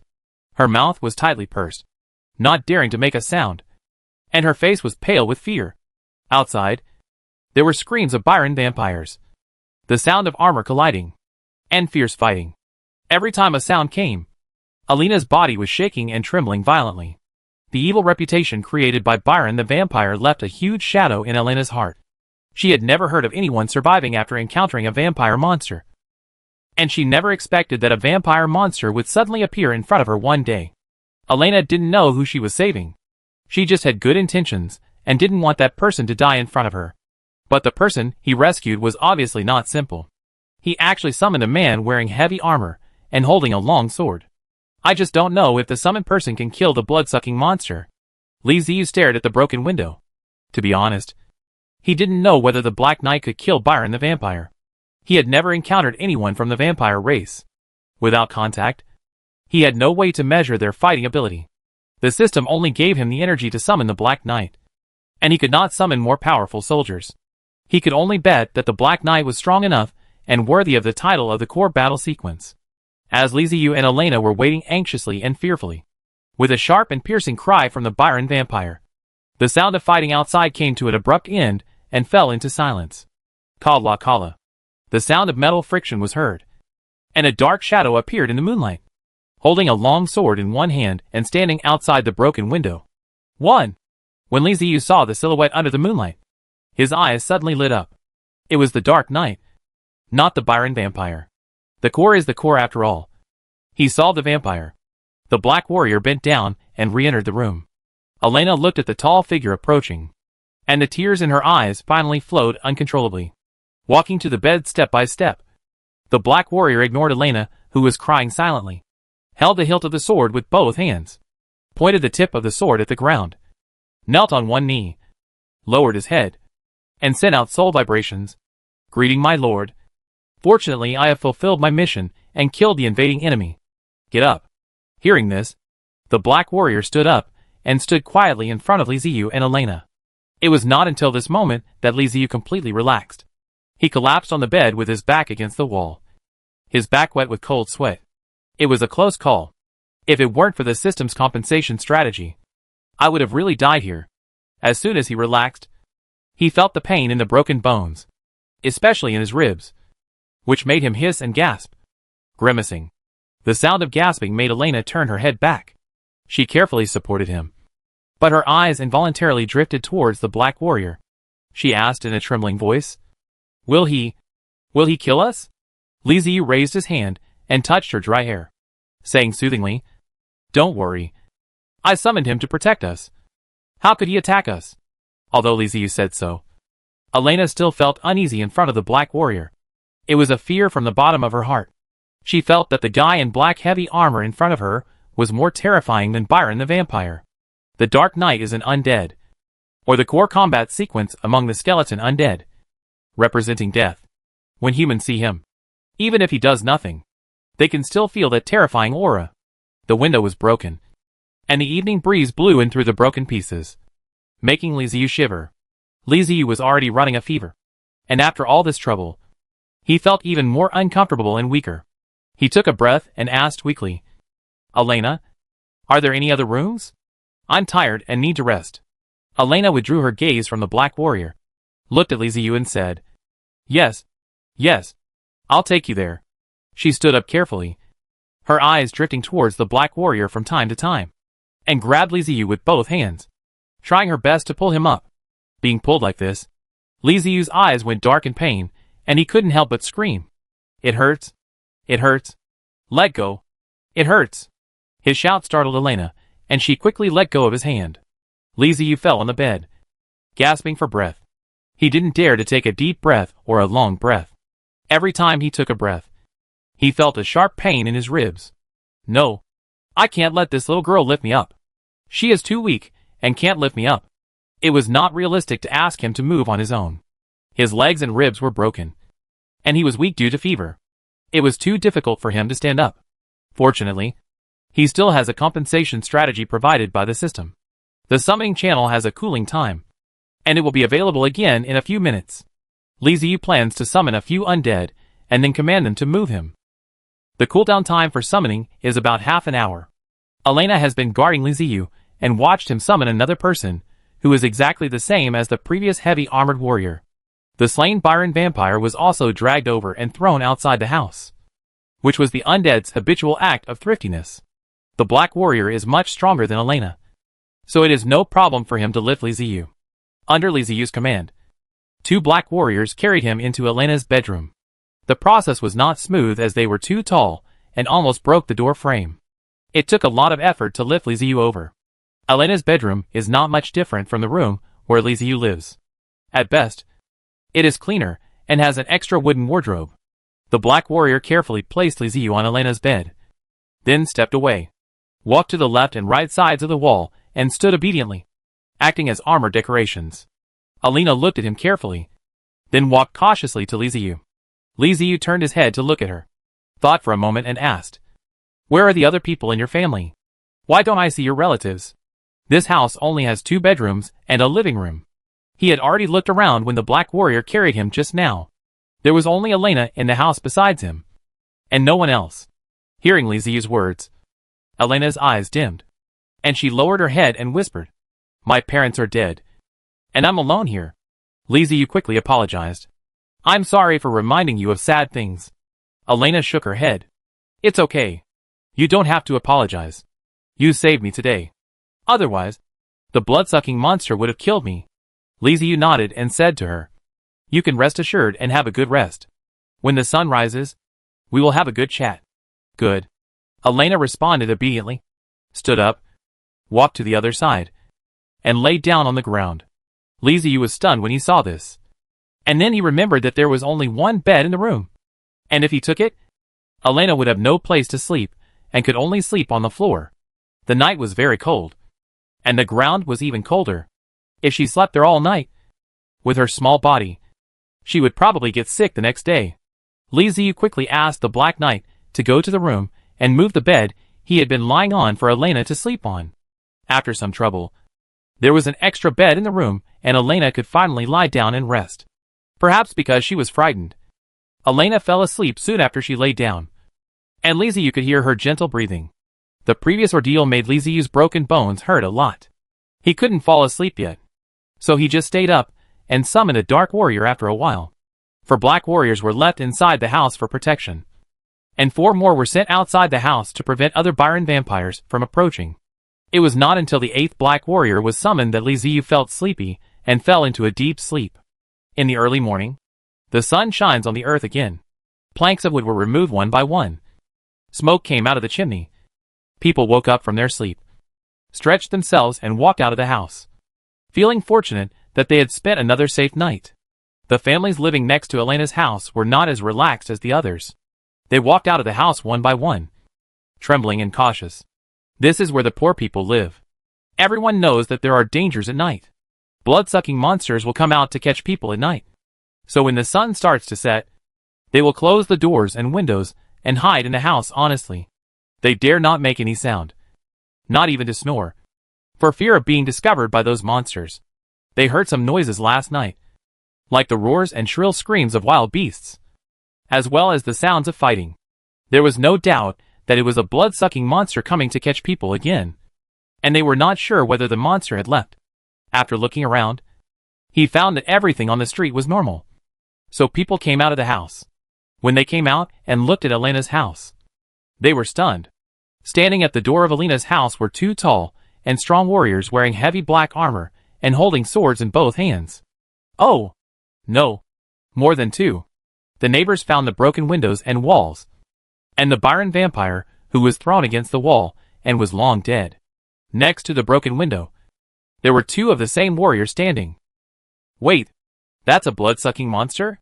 The neighbors finally noticed the body of Byron the vampire. There were looks of fear and curiosity on their faces. They glanced at the soldiers guarding the door and broken windows.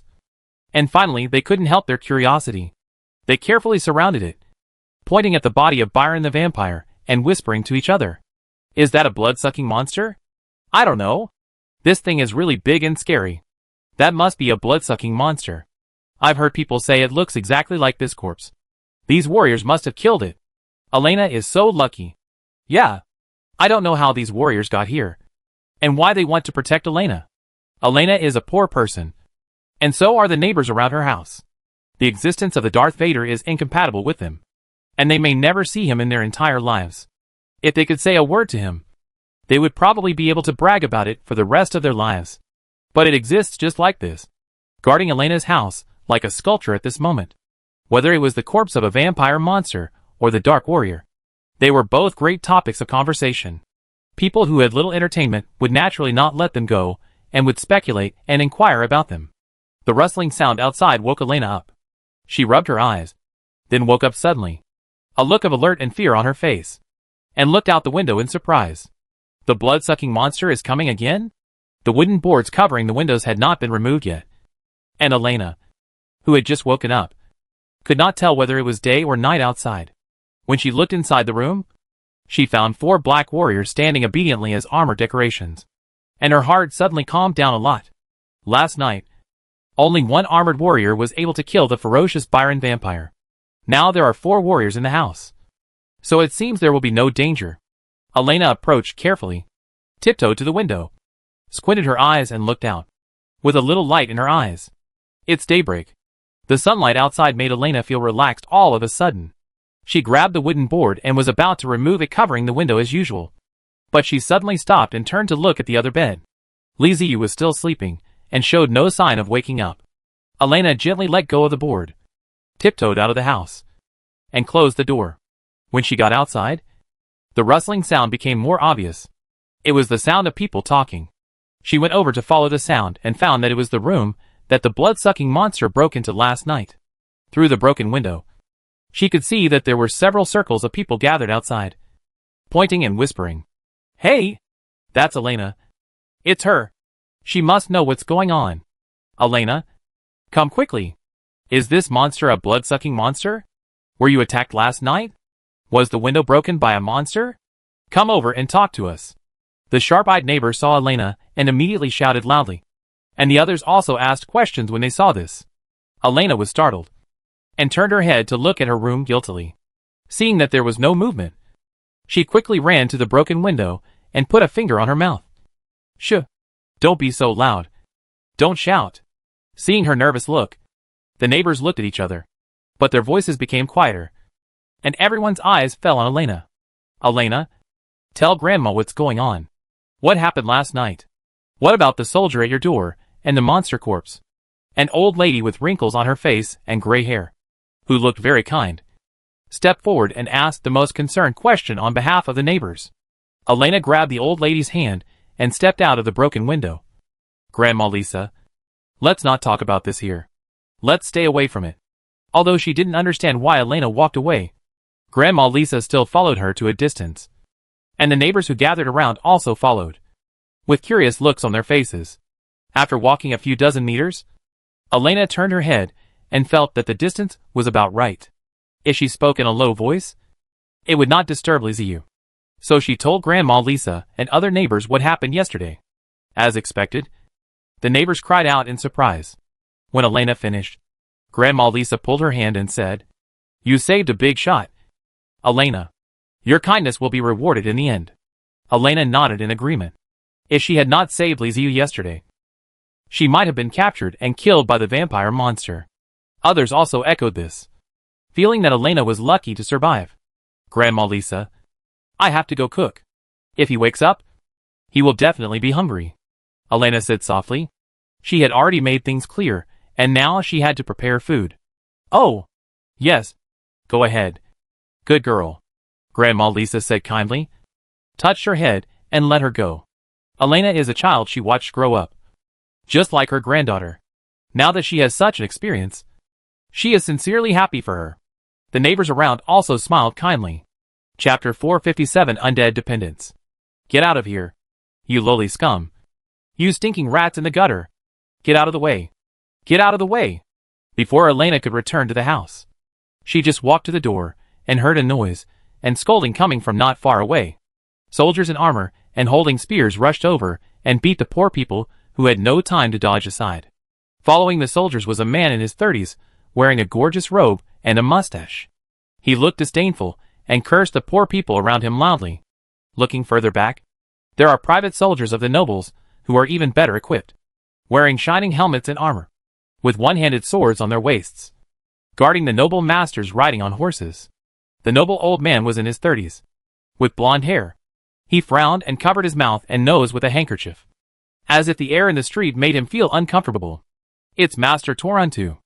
A neighbor recognized the noble lord on the horse and screamed in surprise. When the people around heard this, they knelt down and lowered their heads, not daring to look. Elena looked around and knelt down helplessly, but her eyes glanced towards her house from time to time, thinking to herself, "It's so noisy outside. I hope she will wake him up." The soldier separated the crowd, exposing the bodies of the Black Warrior and Byron the Vampire to the mustache butler. When he saw the corpse of Byron the Vampire, his eyes lit up immediately. He ran to the corpse in 2 quick steps, bent down and took a closer look. Then he ran back to Master Toronto's horse and said flatteringly, "Sir, we are here. The corpse of the monster that those untouchables mentioned is right in front." Toronto put down his handkerchief, leaned forward to look, and then got off the horse with the help of the mustache butler. The butler with the mustache bowed and led the way in front. "Sir, this way. Be careful." When he came to the body of Byron the Vampire, Toronto did not look at the body, but first looked at the Black Warrior, who was guarding outside the broken window without saying a word and without moving. He frowned, and then looked at the body of Byron the Vampire. It really is the corpse of a blood-sucking monster. After confirming the body, Toronto was a little surprised. To the poor, the Byronic vampire is mysterious and terrifying, and they can only know what the monster looks like through other people's descriptions. But it was different for the nobles. They knew what Byron the Vampire looked like. After all, the painters would draw the appearance of Byron the Vampire for them based on other people's descriptions, and the painting techniques were quite advanced. So detailed that it could be said that it was not much different from a photo. Another thing is that humans have indeed killed Byron vampires. Although it cost a lot, they also obtained the corpse. Warriors, are you the ones who killed this monster and protected people's lives? Toronto looked up at the Black Warrior and asked loudly. He was making the Dark Warrior famous, to let him know of his good intentions. However, he was just flirting with a blind man. The Black Warriors didn't care about reputation or not, and were too lazy to pay attention to him. In fact, if Liziu hadn't ordered them to guard outside, they would have slashed with their swords and killed this ignorant human who approached them casually. The Black Warrior's lack of response made the situation awkward.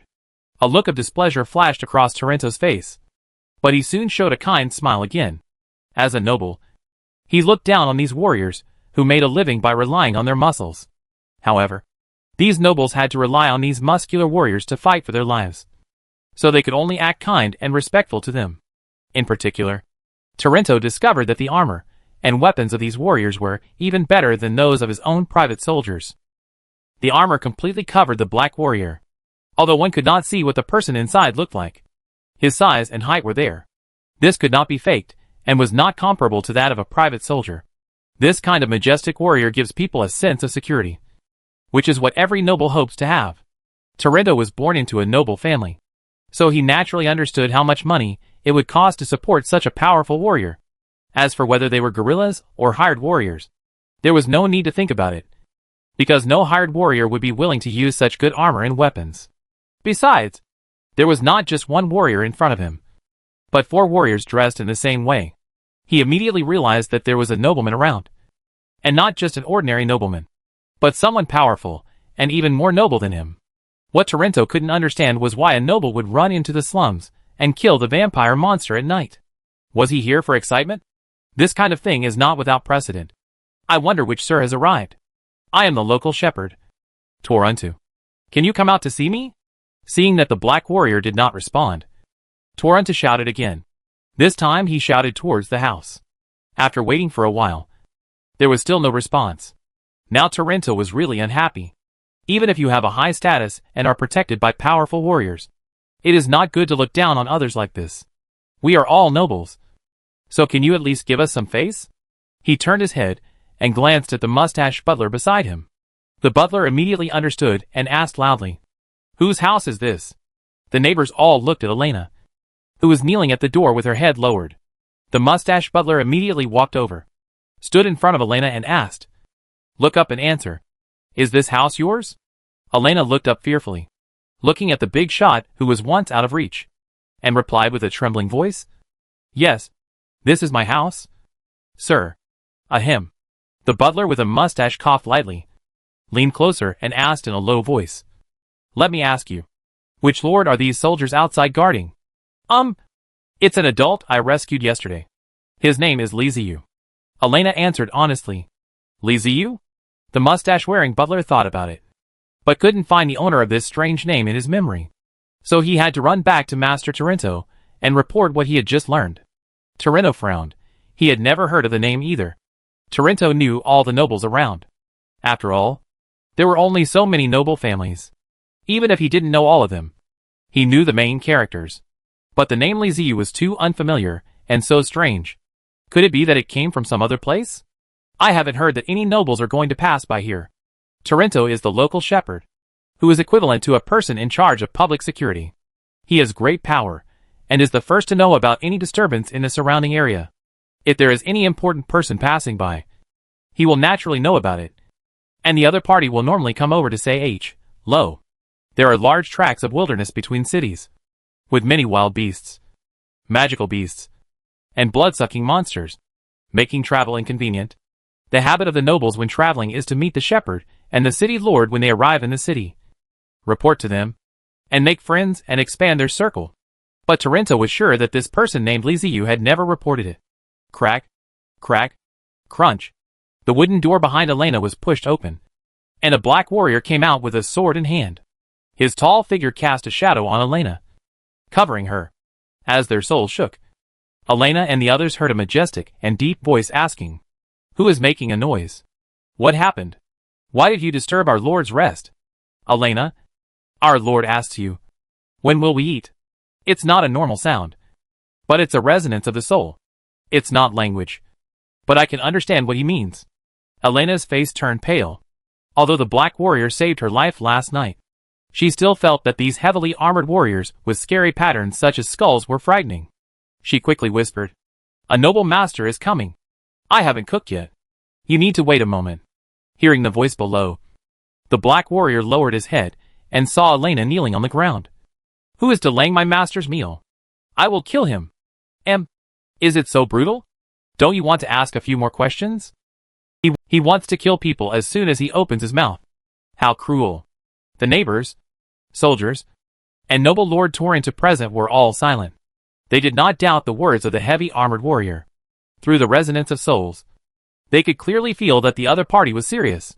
Looking at the cold sword in his hand, Toronto swallowed, turned his head to look at his private soldiers and the soldiers who followed him, and weighed the enemy's combat strength.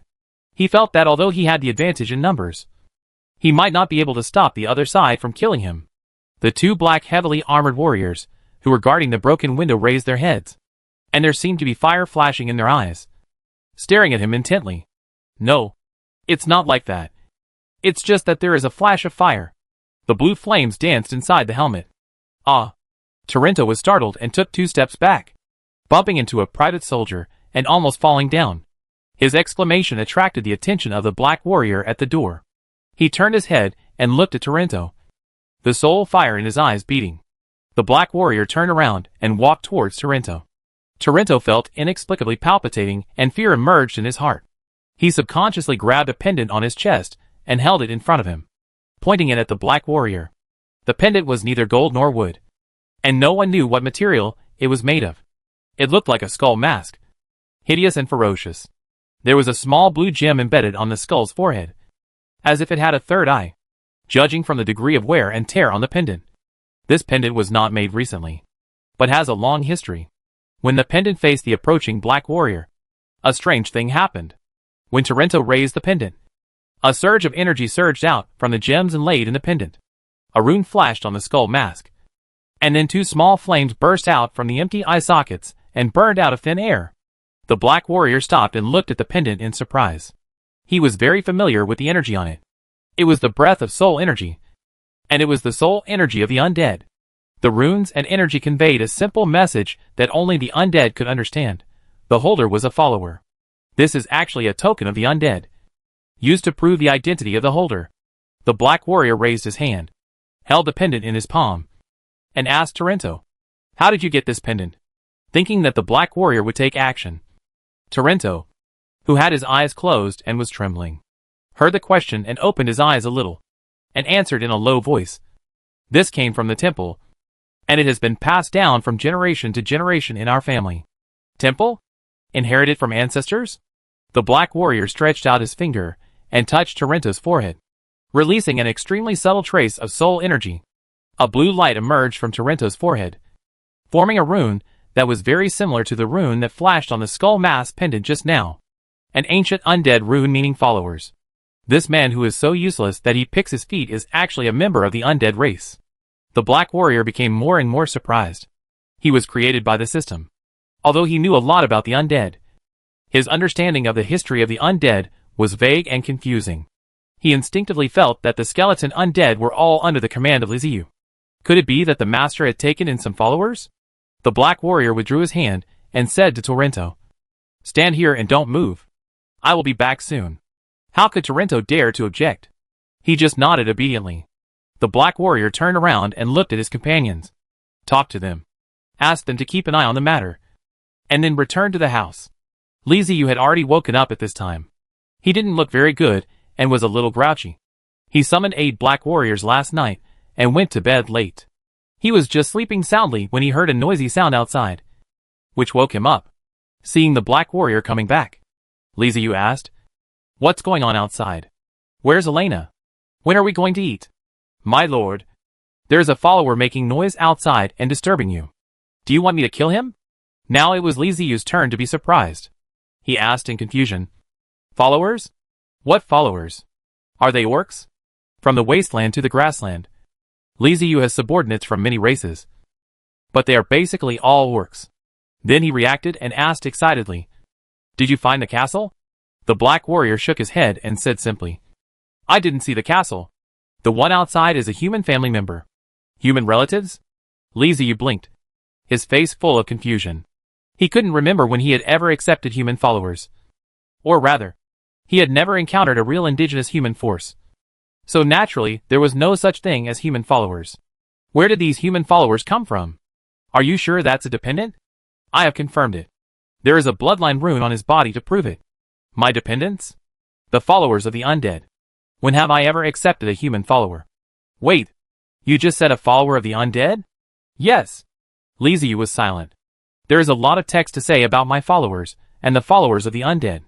My followers means the followers that Liziu has collected himself, while the followers of the undead may be the followers collected by other undead time travelers, such as Wendy Cinnabar Pigeon Blood, who owns the Castle of Dead Souls. Another possibility is that they are the followers of the real undead race from another world. The other world is not a game. It has its own history. What Liziu can do now, the undead natives can also do, and even do better. The other party is definitely not the follower that he has accepted. It is worth thinking about whether it is the follower accepted by other undead travelers, or the follower accepted by the undead clan. If they are followers collected by a time traveler, then he would be in danger. The so-called naked hatred is among colleagues. There will only be peace when both sides have the ability to overturn the table. He had even lost his moving castle. If he really encountered a time traveler, the other party would definitely not mind killing him. If the undead natives accept them as their followers, the risk factor will be greatly reduced, and they may even get help. Liziu quickly asked the Black Knight what the other party had said, and the Black Knight told him everything. When he heard that the other party said it was inherited from his ancestors, he was immediately relieved. They are the followers accepted by the undead natives. Then he felt a shock in his heart. He had never expected that he would be thrown into a world with undead. Wasn't this a coincidence? It was a good opportunity to see what the undead natives were like. Let him come in to see me, Li Ziyu ordered the Black Warrior. Logically speaking. Not to mention that he has a broken bone and needs to recuperate. His identity as the Lord of the Undead, controlling tens of thousands of skeletons and undead. There is no need for him to condescend to meet a dependent noble. Chapter 458. It's it. On the street outside Elena's house, a group of poor people were kneeling in neat rows. They lowered their heads, but their eyes kept moving, and they pricked up their ears to listen to the movements around them. The little people had their own survival rules. They dared not resist the noble masters, but that did not mean they did not want to listen to the noble master's gossip. Torrento was no better than these poor people. He was like a prisoner awaiting trial. If he had a choice, he would rather not have made this trip. Run? That's impossible. Didn't he see that there were two heavily armored soldiers staring at him hungrily? The distance between them was so close that the soldiers had no time to protect him, until the heavy footsteps sounded again, and the heavy armored warrior came back. The Black Warrior came to Torrento and said to him, "Come with me. I want to see you." After saying that, he turned and left. Torrento turned his head to look at the soldiers behind him, sighed, and followed. He never thought that one day he would walk into a poor man's house with his head down, which he considered an insult to the nobility. But he was at the mercy of others, and if he didn't behave himself, his life would be in danger. When he reached the door of the room, the Black Warrior stopped and looked at Elena, who was still kneeling on the ground, and said, "Get up and cook. My lord needs food." Elena pointed at herself and looked at Master Torrento, who was following the Black Warrior. The Black Warrior turned his head and looked at Torrento, who immediately showed a kind little face and muttered to himself, "What are you looking at me for? Do you think I can be useful? Do I dare to say no?" That cowardly look overturned the image of noble lords in Elena's mind. She instantly felt that these noble lords were nothing special. They were not so righteous in the face of life and death, and were as cowardly as these poor people. She stood up, rubbed her sore legs, and ran to cook. The Black Warrior took Torrento and continued to walk into the house to meet Li Ziyu.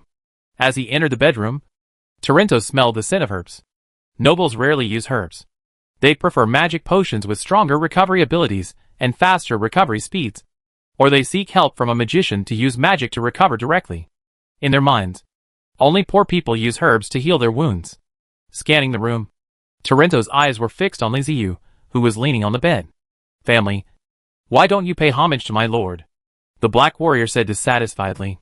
Torrento was startled, and quickly bowed and said to Li Ziyu, "Greetings, sir." The Black Warrior was still not satisfied. In his opinion, Li Ziyu was the master of their skeletons and undead, and this human was just a follower. It would not be enough to just pay respects. He had to pay homage with great ceremony. He wanted to scold him a few more times, but Li Ziyu waved his hand, indicating that there was no need to say more. The Black Warrior then stood aside quietly. "Let me introduce myself. My name is Li Ziyu. As you can see, these are all my soldiers. What should I call you?" Li Ziyu asked as he looked at Torrento.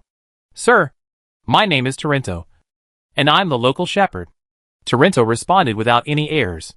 "Toronto, why are you here?" Li Ziyu asked. "I received information that someone here killed a blood-sucking monster, so I came here rashly. I'm very sorry to disturb your rest." Torrento lowered his posture and said apologetically, "That makes sense." Li Ziyu was relieved to know that they were not here for him, and then asked, "Have you ever seen a moving city?" Torrento was stunned when he heard this, and couldn't help but wonder in his heart, how could there be a city in the world that can move? If so, then the wilderness would no longer be dangerous. He shook his head and answered honestly, "Sir, I have never heard of a moving city, let alone seen one." Li Ziyu nodded. If it wasn't because this world was blocked from information, then this world really had no mobile cities and no time travelers. This makes me feel more at ease.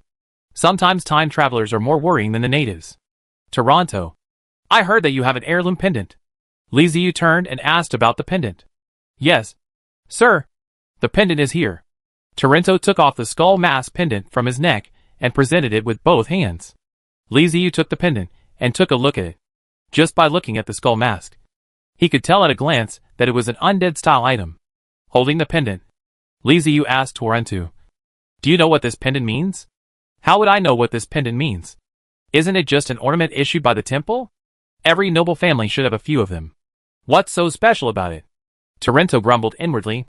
As far as he knew, there were quite a lot of similar accessories.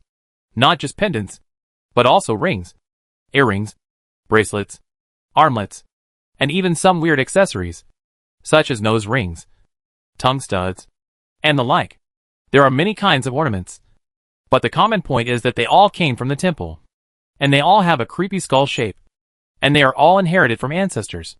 However, families that own such ornaments usually have ancestral teachings telling them to protect the ornaments, not to lose them, and to have a sense of reverence for them. But I have never heard any noble say that there is anything special about the ornaments. From what the adult in front of him said, this jewelry seemed to be quite simple, but he really didn't know what was so special about the pendant. So he shook his head with a confused look on his face and said, Sir, this is a family heirloom of mine, and it doesn't have any special meaning. Li Ziyu narrowed her eyes and waved the pendant in front of him. Think carefully about whether your family left any message about this pendant or your identity. Torrento looked more and more confused. He thought seriously for a long time and shook his head helplessly. Sir, no. Our ancestors only left it to us so that it would not be lost. They said we should be reverent, but they never said why. As for my identity, I am the shepherd here. There is a problem with inheritance. Li Ziyu realized this immediately. The fact that the pendant represents the Undead's followers cannot be faked. The Black Knight has already verified it. So the problem lies with the ancestors of the Torrento family. There was a problem when it was passed down. They may not have told their descendants that the pendant represents the identity of the Undead's followers. Li Ziyu thought of another question and asked, when was this pendant passed down? Torrento scratched his head. It has been passed down for generations. It has always been an important inheritance of the family. Really? The time is very long. So long that it has buried a period of history. By the way, Torrento just told the Black Warrior that this news came from the temple. Is the temple of the Undead? If the Undead still exist, why hasn't the meaning of the pendant been passed down and forgotten? What happened to the Undead? There was something strange everywhere, and Li Ziyu had a bad feeling in his heart. Torrento, what do you mean by the temple? This gentleman may not be very smart. Torrento looked at Li Ziyu with a strange look in his eyes. The questions Li Ziyu asked were really too weird. Many of the questions were known to everyone. What was there to ask? He said, as a matter of course. The temple is the temple. What kind of answer is this? Li Ziyu frowned and said with some dissatisfaction. Describe the appearance of the temple you mentioned. Forget it. You don't need to say it. Is there a temple around here? Torrento's eyes became more and more strange. Sir, of course, there are temples around here. How could there be no temples around the city? That's a bit too much information. According to Torrento, it seems that every city has a so-called temple. Or in other words, the city is built based on the temple. Is this temple related to the Undead? Palaces and temples seem to be related to religions and gangs. Could it be their beliefs? It would be better to ask more clearly. Li Ziyu asked again. Which church does the temple belong to? Torrento showed a confused look on his face. Church? Is it the Renaissance Society? The Demon Hunter Society? The Stonemason Society? Or something like that? The temple has nothing to do with those organizations. The temple has always existed. And I have never heard of which organization the temple belongs to. It's not an organization like the church. Li Ziyu's eyes flickered, and he had a guess in his mind. He turned to look at the Black Warrior standing beside him and ordered, Go with him and see what the temple is. Come back and tell me. The Black Warrior is not a low-level undead. His IQ is online. Even if Li Ziyu spoke vaguely and did not explain, he could understand what his master meant. He immediately saluted, pulled Torrento up and walked out. Hey, don't pull me. I can walk by myself. Torrento was pulled all the way and staggered, shouting loudly. The Black Warrior ignored him, pulled him outside, and shook his soul, saying, Lead the way. Torrento poked his head into the house, pouted, and muttered in a voice that only he could hear. Where the hell did it come from? Turning his head and seeing the Black Warrior with flames flashing in his eyes, he became scared again. These warriors always made people feel palpitating. When they stared at him, his hair would stand on end. It was really stressful. Although the other party had no noble consciousness and was extremely rude, Torrento did not say much. After all, it was just a matter of leading the way, which was better than offending a noble who came from nowhere. Torrento mounted his horse again, called out to his men to follow, and led the black warrior towards the center of the city. Liziu, who was waiting for news in the room, summoned out a black warrior. He had wasted a lot of time sleeping before and lost many opportunities to summon the black warrior. He is now stranded here. The system is still being repaired, and there is no news about the castle of the undead. The only way to save his life is these black warriors. Every time he summons one more to his side, he will be safer. The system won't replenish it if he misses it. It's like punching in at a fixed point. No one will be able to wait if he is late. After waiting in the house for a long time and summoning the second black warrior, bringing the number of black warriors on hand to 10, Elena finally came in with food. I'm starving. Liziu struggled to sit up and said to Elena with a smile, looking at the tray in her hand. Oh, it's quite rich. Yesterday he ate 2 black buns. But today the food Elena brought him was different. There was a lot of meat, eggs, and something similar to long bread. Elena pulled the table over, put down the food, and said to him, "These are sent by the neighbors. They want to thank you for helping to kill the blood-sucking monster. Let me say thank you on their behalf." Liziu finally understood why the food today was better than yesterday. So she smiled and said, "Ha ha ha. Okay. I'm very satisfied with this thank you gift." He had only eaten 2 steamed buns yesterday, and was now extremely hungry. He did not care about much else, and just grabbed the food and put it into his mouth, wolfing it down. Elena turned her head to look at the black warriors standing around, and asked with some hesitation, "Do these warriors under your command want to eat? I'll make some more. But there's nothing delicious here, and I don't know if they can get used to it." Liziu, who was busy eating, waved his hand and said vaguely, "No need. Don't worry about them. They don't need to eat. This is the truth. The undead really do not need to eat. They do not feel hungry. So it is useless for a skeleton to eat." Elena breathed a sigh of relief. It's obvious at first glance that these heavily armored warriors are paunchy. If they were asked to prepare food for them, there would be big problems. Elena was a poor woman, and her family had only a limited amount of food. If she were to feed the heavily armored soldiers, it would be hard to say whether it would be enough for one meal, as they would be hungry after eating. She could share some food with Liziu, which was already squeezed out of her own rations. She was afraid that Liziu would say that she needed to prepare meals for the heavily armored soldiers. Elena's life was not good. She was often hungry and almost starved to death once. She had a deep understanding of hunger and never wanted to experience that feeling again. The neighbor sent a lot of food, and after Liziu devoured it, there was still a lot left. Elena carefully took the plate and took it out, and it seemed that nothing would be wasted. Liziu narrowed his eyes and had already made up his mind, regardless of anything else. Just because Elena saved him, he couldn't just stand by and watch Elena's current situation. But the situation is unclear now.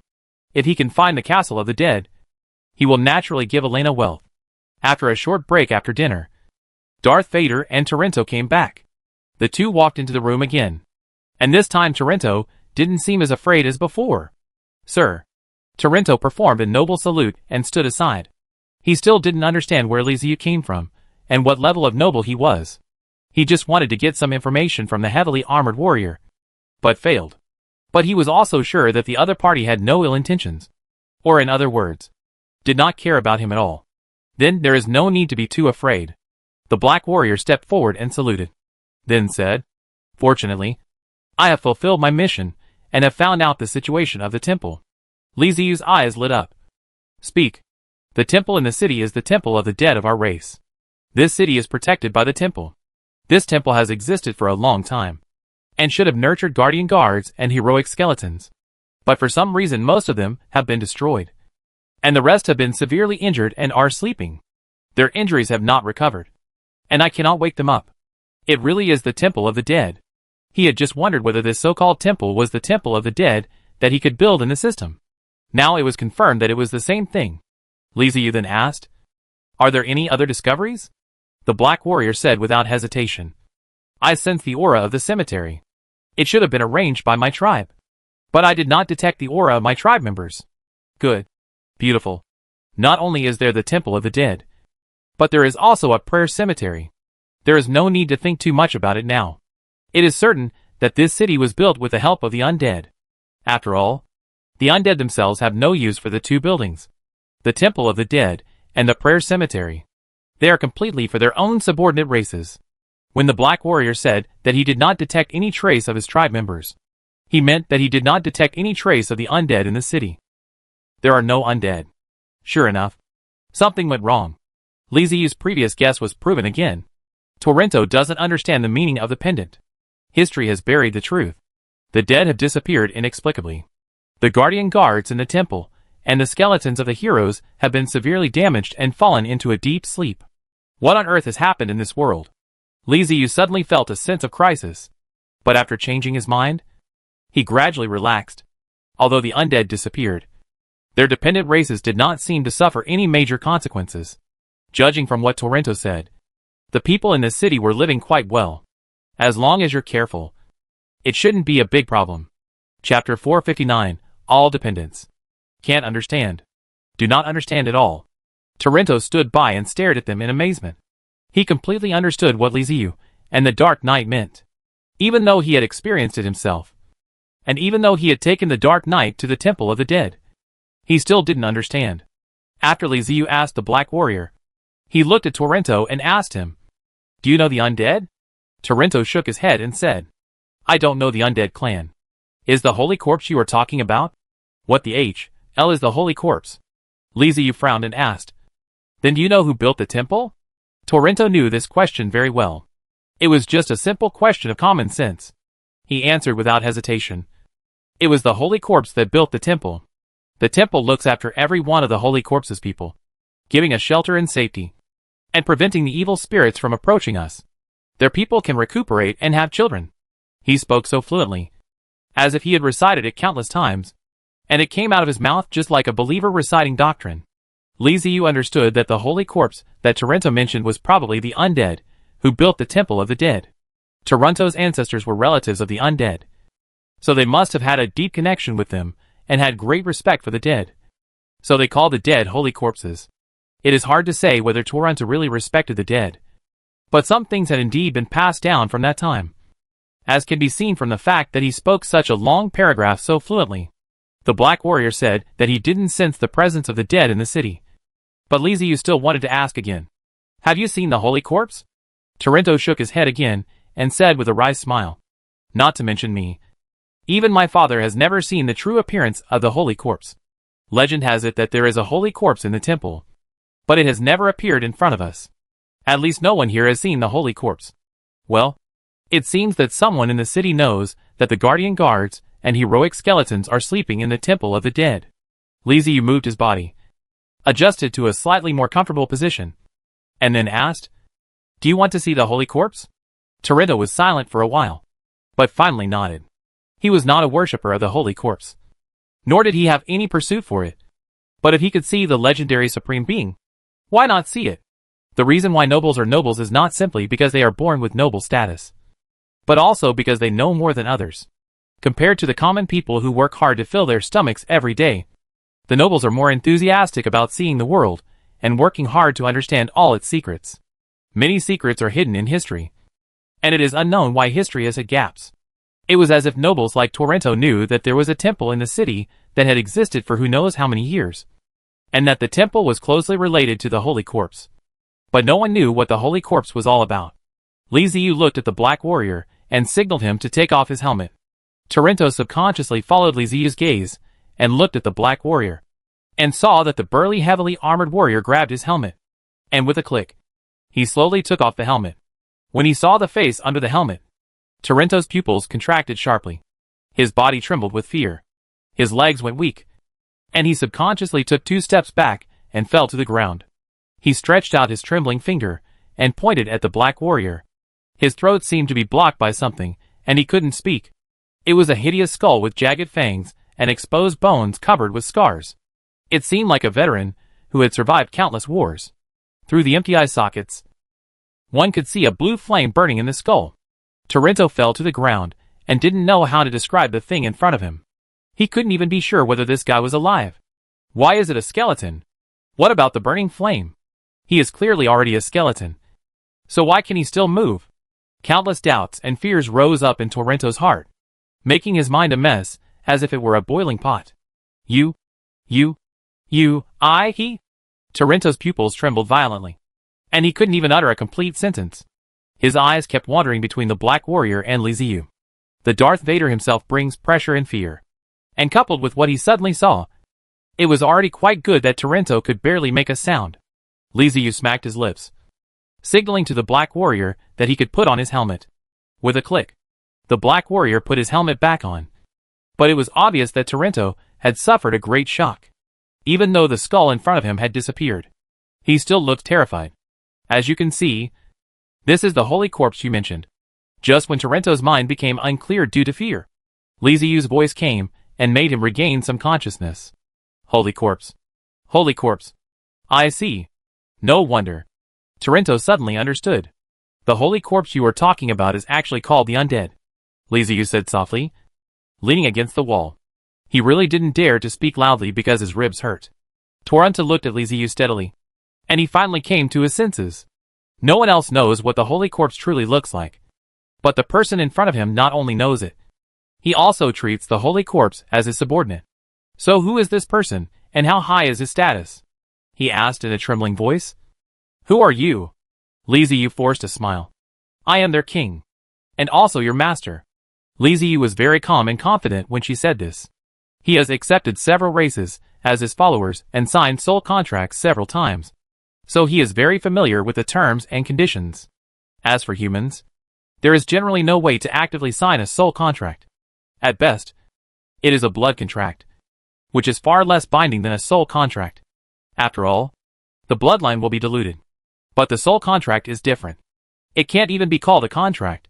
It can be completely regarded as a curse. It is a curse that acts on the soul and has extremely strong binding force. Most of the followers of the Undead are die-hard loyal ones. If they are not willing to be loyal, there is really nothing that can be done. A blood contract can be broken by finding a way to dilute the bloodline. But a soul contract is more powerful. It can split. The children of those who have signed a soul contract will automatically carry the mark of the contract in their souls and become the followers of the dead. And their descendants will be endless, unless the Undead takes the initiative to break the contract, or cultivates to become a lich or ghost, a being that is very proficient in soul energy. There is no chance to cancel the soul contract. When outside, the Black Warrior had already activated Torrento's soul contract. As the master of the Black Warrior and the controller of the skeleton Undead, Liziu could naturally activate the soul contract easily. Torrento looked at Liziu blankly. This sentence was so accurate. I didn't even know how to respond. How did he become my master? He smiled awkwardly and asked in confusion. Sir, I really don't understand what you mean. Liziu sighed and said, It seems that you really don't know your own identity. Torrent shook his head like a rattle. I don't know. This guy doesn't look very smart. Even at this point, he still doesn't understand anything. Liziu rolled his eyes and said, You are a follower of the Undead. Do you understand now? Don't know. Torrento shook his head even more happily. Liziu was too lazy to explain to him, and simply waved his hand, activating the ancient soul contract in Torrento. At the moment the contract was activated, Liziu was no longer an injured and sickly figure in Torrento's eyes, but was full of majesty. Even just a glance at him felt like a blasphemous existence. Torrento couldn't help but kneel down on the ground, sticking his head on the ground, not daring to look at it anymore. Do you understand now? I understand. You are my master? At this moment, a message came from Torrento's soul, making him truly understand what Liziu said. I am their king. Your lord. The other party was not just saying it casually, or taking advantage of the situation verbally. He was a real lord who had the power of life and death, and could decide life and death at the drop of a hat. Your life is already in the hands of others. Torrento didn't dare to show any disrespect. Only then did Liziu release the soul contract and allow Torrento to return to normal. Even without the constraints of the contract, Torrento still knelt on the ground respectfully, not daring to look up. Tell me about this place. You said you are a governor. A governor is an official. What rank does he have in this city? Liziu asked softly. Torrento knelt on the ground and said in a muffled voice, My lord, there is one city lord. For shepherds, and one Holy Corpse priest in the city. We are also known as the Six Giants. But the Holy Corpse has not appeared in the world for a long time. The Holy Corpse priest has lost its former glory, and exists in name only. There is no Holy Corpse priest in the city now. Haha. It seems that the status of this guy in front of me is quite high. I thought he was just a minor official. Liziu nodded secretly, and activated the soul contract. Torrento was now his own man. He could not betray him. Nor could he hurt him. He could be trusted completely. Liziu didn't know anything about this world. Since Torrento's status was not low, it was a good opportunity to ask him. I just came here, and I'm not familiar with it yet. Tell me about this city. Yes, Master. This city is called Sunburg City. It is under the jurisdiction of Lord Zealous Hardmon of the Kingdom of Leon. There are about 100,000 people in the city, including 1,000 garrisons, and more than 3,000 trained serfs. There are 3 Knight Nobles. Torrento told Liziu the actual situation of Sinborg City like pouring beans. Not only the city defense, but also the military strength, even the escape route, and the gossip about Lord Hardmon that he heard from somewhere. Liziu nodded from time to time while listening. Torrento explained in great detail, and he was very satisfied. After Torrento finished speaking, Liziu asked a question that concerned her. Byron the vampire. What is the blood-sucking monster you are talking about? Torrento did not hesitate and said quickly. Master, blood-sucking monsters have existed for a long time. They live in caves in the wild. There are a lot of them. Under the protection of the temple, they dare not attack the city. They only dare to sneak into the city at night to capture people. Usually the poor. Sunderberg is a city built around the Temple of the Dead. Nobles, wealthy businessmen, and nobles who have power must live in the city center, which is very close to the Temple of the Dead. Not only do they have a large number of private soldiers, they will also be protected by the Dead Temple. The poor all live on the outskirts of the city or in the suburbs. The protective power of the Temple of the Dead is very weak when it extends here, or even almost non-existent. Moreover, the poor have difficulty in getting food, let alone fighting ability. Naturally, Byron the vampire would choose to come here to capture people. According to Torrento, transportation in this world is inconvenient because of the existence of Byron vampires. The wilderness is particularly dangerous, especially at night, so the flow of information becomes very difficult. And many people may never have left the city in their entire lives, unless there is something particularly important. Most people will stay in the city. Most of the people outside the city were slaves. Poor people, farmers, or caravans and mercenaries. Needless to say, it was almost impossible for slaves, poor people, and farmers to live in the city due to the situation. Slaves and farmers were responsible for farming and supplying food to the city. The poor are those thrown out by the city to die, to be eaten by Byron's vampires, so as to prevent them from attacking the city by force due to hunger. Caravans are the main means of communication between cities. Every time they travel for business, they are at risk of death. Many caravans have disappeared in the wilderness. Although each caravan is equipped with a large number of guards, they are still unable to resist wild beasts, monsters, or Byron vampires and the like.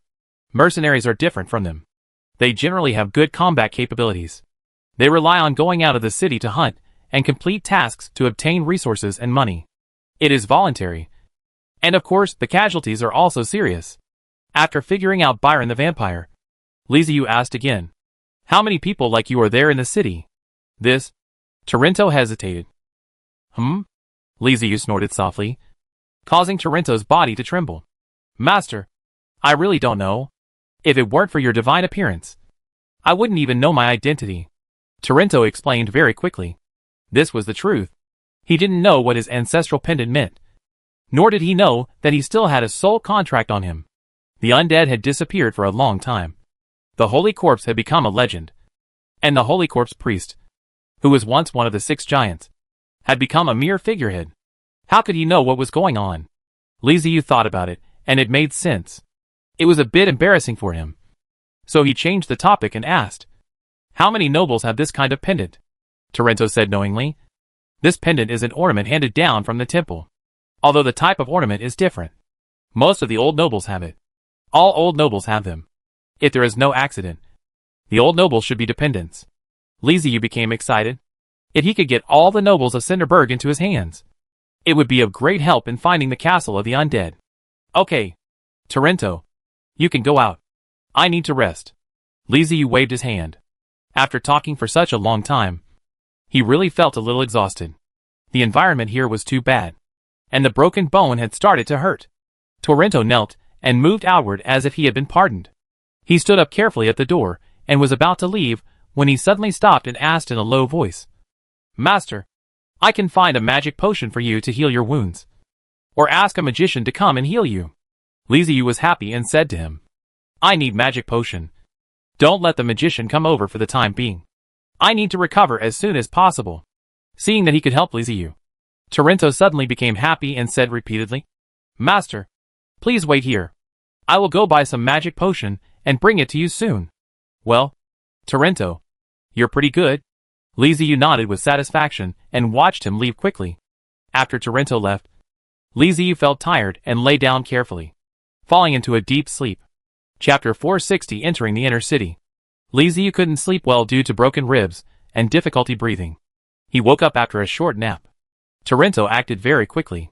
When Li Ziyu woke up, he was already waiting outside. Let him in. Li Ziyu struggled to get up and gave the order while leaning against the wall. The black warrior turned around, opened the door, and let Torrento in. During the time he went to buy medicine, Torrento had calmed down and was no longer as fearful as before. He straightened his clothes, walked into the room, knelt down in front of Li Ziyu and bowed. Master, your humble servant Torrento is back, Li Ziyu said him softly, and then asked, Did you buy the medicine? Torrento reached into his arms and pulled out a fine wooden box. He held it above his head with both hands and said respectfully, I bought you the most effective magic potion for recovery in the city. The black warrior stepped forward to take the wooden box, opened it and took a look, making sure there was no danger. Then he took the box to Li Ziyu and handed it to him. Li Ziyu quickly took it and looked inside the box. Inside lay a test tube filled with emerald green potion with sparkling spots of light in the green potion. This is the magic potion for recovery. I've never used it before, so I don't know if it's effective. Li Ziyu took out the magic potion from the wooden box, glanced at Torrento, who was kneeling on the ground, pulled out the cork, tilted his head back, and drank the potion. He did not doubt whether the magic potion was fake or poisonous. The binding force of the soul contract prevented Torrento from harming him. After drinking the magic potion, Li Ziyu licked his lips and smacked his lips. It tasted quite good, not difficult to drink. It had a light fruity flavor, slightly sweet, and a cool feeling. The coolness was a bit like mint, going down his throat and spreading throughout his body. Click! He heard a slight noise, and felt a pain in his ribs and leg bones, followed by an itchy feeling. He could clearly feel that his injuries were recovering and the broken bones were being reconnected. Is the magic potion so effective? Li Ziyu was a little surprised. He thought the magic potion would relieve the pain first, and it would take some time to recover from the injury. He is not clear. The low-level magic potion is indeed as he thinks. Relieve pain first, and then use it for a period of time to recover the injury. Although it will accelerate recovery, the effect will not be so fast. For the sake of loyalty, Kothorn bought the best magic potion in the Marsburg city. This kind of magic potion is carefully prepared. It is valuable, and there is no city. Torner uses human feelings and spends a lot of money to get it, so it will have such a good effect. The injury recovered quickly. After waiting for a while, Li Ziyu tried to take a deep breath. If he had not recovered, he would feel severe pain in his ribs when he inhaled. But now, he didn't feel anything special at all. He tried moving his legs and ankles again, and everything was normal, with no pain at all. After getting out of bed, Li Ziyu stood up, paced slowly, and stamped his feet to make sure that every part of his body was normal, and there was no problem at all. A happy smile appeared on his face. Walking up to Torrento, Li Ziyu said, Torrento, you did a great job. I am very satisfied. Please stand up. Thank you, Master. Upon hearing this, Torrento quickly got up from the ground, bowed his head, and stood respectfully. Li Ziyu looked around the simple room and said to Torrento, I need your help with something else. Torrento, who had already accepted his new identity, immediately said, It is my honor to serve the Master. Li Ziyu was very satisfied with his attitude, nodded, and said to him, Go find a new place for me to live. This request is reasonable. No matter what is to be done next, It must at least be done close to the city center. Those old nobles still have to find a way to regain it. Taranto hesitated, then spoke cautiously. Master, my house is in the city, close to the temple. Very convenient. If you are willing, I am willing to contribute my house to you. Not bad. Very sensible. Liziu became more and more satisfied with Taranto, and then said, well, that's it. He turned to the Dark Warrior and said, go tell Elena that we are moving. The Black Warrior immediately went out to notify. And Taranto also asked Liziu for instructions, and went out to arrange transportation, such as a carriage. He couldn't let Liziu walk there. The door was pushed open, and Elena hurried in from outside. Are we leaving? Are we going to the inner city? Really? Is this true? Elena asked excitedly, as she rushed to Liziu, who was sitting on the bed. For those poor people living on the outskirts of the city or in the suburbs, being able to enter the city center is like a dream. The inner city is safe and clean, and is where only the rich and powerful live. Elena never dreamed that she would be able to live in the inner city one day. Poor people like them didn't even have the chance to enter the inner city, let alone live there. She suddenly believed what she had heard before, be kind, and you will be rewarded in the end. If she did not save Liziu, I am afraid she would die in the hands of the vampire monster last night. She would be absorbed and turned into a corpse, like other people who were caught by a vampire monster. You won't see big shots like the noble lord and shepherd Taranto, let alone living in the inner city. Seeing her excitement, Liziu smiled and nodded. Yes, we are going to move in. Do you need to pack anything? Elena's eyes brightened up again, and she nodded like a chick pecking at rice. Liziu said softly, then go pack up, and we'll set off when Taranto prepares the carriage. Elena went out happily. Not long after she left, Taranto walked into the room and said respectfully, Master, the carriage is ready, and can leave at any time. Liziu was very satisfied with Taranto's ability to do things. He stood up and walked out, calling Elena at the same time. Elena, we are about to leave. How long will it take you? Are you ready? Here I come. Here I come. Elena responded and hurried over with a large cloth bag in her hand. Liziu looked at her cloth bag curiously. Elena didn't have anything valuable at home, so she asked, what did you bring? Elena pursed her lips and smiled. It's food. There's no way to move other things. But food is needed everywhere. Saving food is something every poor person needs to learn. And Elena, who has experienced hunger, understands this even better. The other things in the house didn't matter. The bed made of wooden boards, the three-legged table, these were all dispensable and could be left without. But she had to take the food with her, as she didn't want to experience hunger. Hearing this, Taranto stepped forward and said, Ms. Elena, you don't need to. Before he could finish his words, Liziu stopped him with his hand and said with a smile, okay, take it with you. Taranto looked at Liziu in surprise. As a nobleman, he didn't quite understand why he did this. Food? What good things can there be in the food of the poor? Can it be possible that it can be better than what the nobles eat? Even the house has been contributed, let alone food. Elena will definitely not be short of food. As for taking the food with her, Liziu and Taranto have different ideas. The teachings of his previous life made him respect food. He hates wasting food and believes that food is worthy of attention. In his previous life, there were great men who dedicated their entire lives to preventing people from going hungry. Elena's willingness to value food is her shining point, a virtue as important as kindness. Liziu didn't want her to lose this virtue. Elena carried the packed food and followed Liziu to the carriage that Taranto had prepared for them outside. Elena, where are you going? Yeah. Are you planning on leaving here?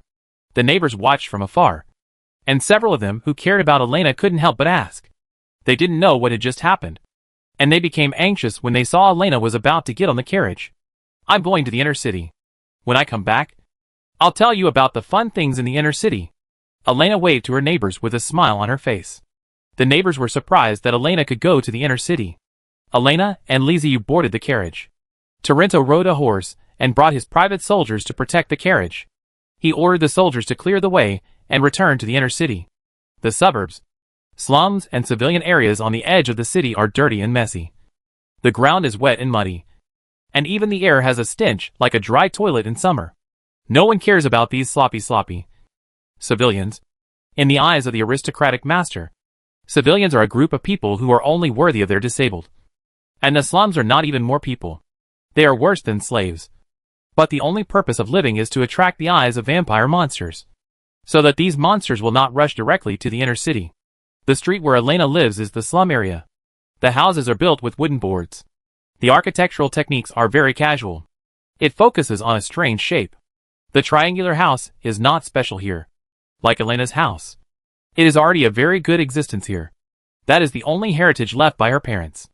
On the narrow, muddy and dirty streets, one can often see poor people in ragged clothes, with pale faces, skinny bodies, and wandering like zombies. There is no spirit in their eyes, and they are numb and lifeless. The carriages travel through the streets of the slums. The soldiers looked vigilant, scanning the approaching poor people. They would threaten them with spears to keep them away. Not all poor people can have enough food to eat. It is not surprising that those hungry poor people will do anything. They will attack nobles for a bite of bread. The soldiers cannot allow this to happen. The roads in the slums are complicated, and it took a long time to see a slightly wider road. This is the civilian area. The houses and roads are a bit tidier, although still dirty. It can be seen here that the traces of the city should have been planned. The horses' hooves made a clattering sound, and the carriage was not comfortable to sit in. The world is not well developed, especially with the existence of supernatural power like magic. The development of machinery has been curbed. The magician is high above, and the carriage doesn't even have a shock absorber. Although the carriage is covered with thick cushions, the bumpy feeling still makes Liziu very uncomfortable. Elena, who seldom left the slums, looked very interested even when looking at the houses in the surrounding civilian areas. After a while, Liziu felt really bored, so he stuck his head out of the car window and looked into the distance. He saw a tall white city wall in the distance. That was their destination, the so-called inner city. Torrento, who was riding on a horse, slowed down and walked parallel to the carriage, and told Liziu about the situation in the inner city. The tall white city wall did not exist originally. Sinberg itself did not even have a city wall. People built the city wall later in order to resist the invasion of monsters such as Warcraft. Later, in order to demonstrate their status and distinguish themselves from the common people and the poor. Those powerful nobles spent a lot of manpower and material resources to build the inner city wall, which was the tall white wall that Liziu saw. The materials used for the inner city walls are all top-quality white stone, which was transported from other places. Not only are they extremely strong, but they can also resist weathering and will not change for hundreds or even thousands of years. The nobles in the inner city use this to prove that they are different from others. With Torrento's introduction, the carriage moved forward towards the inner city. Liziu leaned over to look at the city wall. The defense of the inner city was indeed well taken care of. At least there were soldiers patrolling on the city wall, and there were also soldiers guarding the main gate. The soldiers made way, and Torrento rode forward, came to the gatekeepers, and said to them, "I am Torrento, the shepherd. Open the gate." As he spoke, he handed over a token. The gatekeeper took the token and checked it, then handed it back respectfully and greeted his companions. "Master Musho, open the city gate." "Oh, that's good. There are also implementation standards. Face recognition is not enough." Liziu raised his eyebrows and commented with a smile in his heart. He thought Torrento could do it just by scanning his face. But it turned out that a token was needed. The city gate was opened from the inside using a stirring wheel, with a creaking sound like grinding teeth. The gate slowly opened. Torrento waved to the back, and the team entered one after another. Entering the inner city, Liziu's eyes suddenly brightened. The ground in the inner city was paved with thick stone slabs, and ditches were dug to prevent the road from being flooded when it rained. There were green trees on both sides of the road, and tempting fruits were hanging on them. Just based on this municipal greening, it has left the civilian areas outside far behind. This is where the nobles live. Townhouses are standard for small nobles. From a distance, you can see many large manors. The owners of those houses are all great nobles, who have lived in Sunderborg for generations. The area of the inner city is not too large, and is blocked by city walls. It is also difficult to expand. It can be said that every inch of land is worth a lot of money. It is not just the nobles who can own a large manor here. Even for the nobles, it would take several generations of hard work, and one must be rich and have real power to live there. Elena was overwhelmed by what she saw, and she almost couldn't keep her eyes from watching.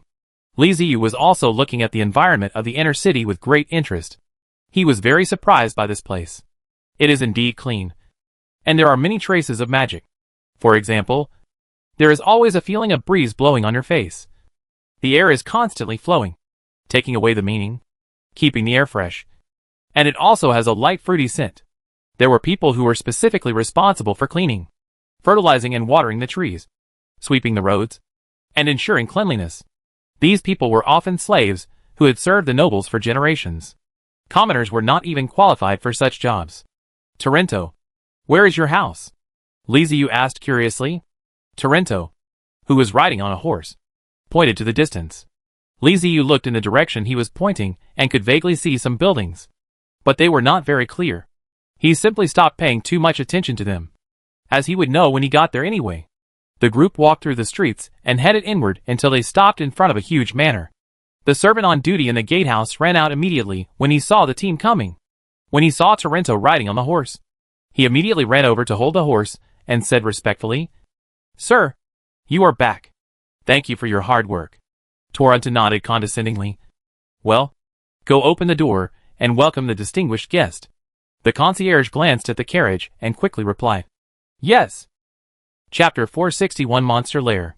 The gate of the manor opened. The soldiers' mission had been completed.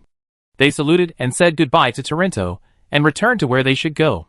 The private soldiers and black warriors escorted the carriage and followed Torrento into the manor. As the carriage moved inside, Torrento introduced the manor. He was very proud of his ancestral manor, which had taken several generations of talent to build, and every detail was carefully designed.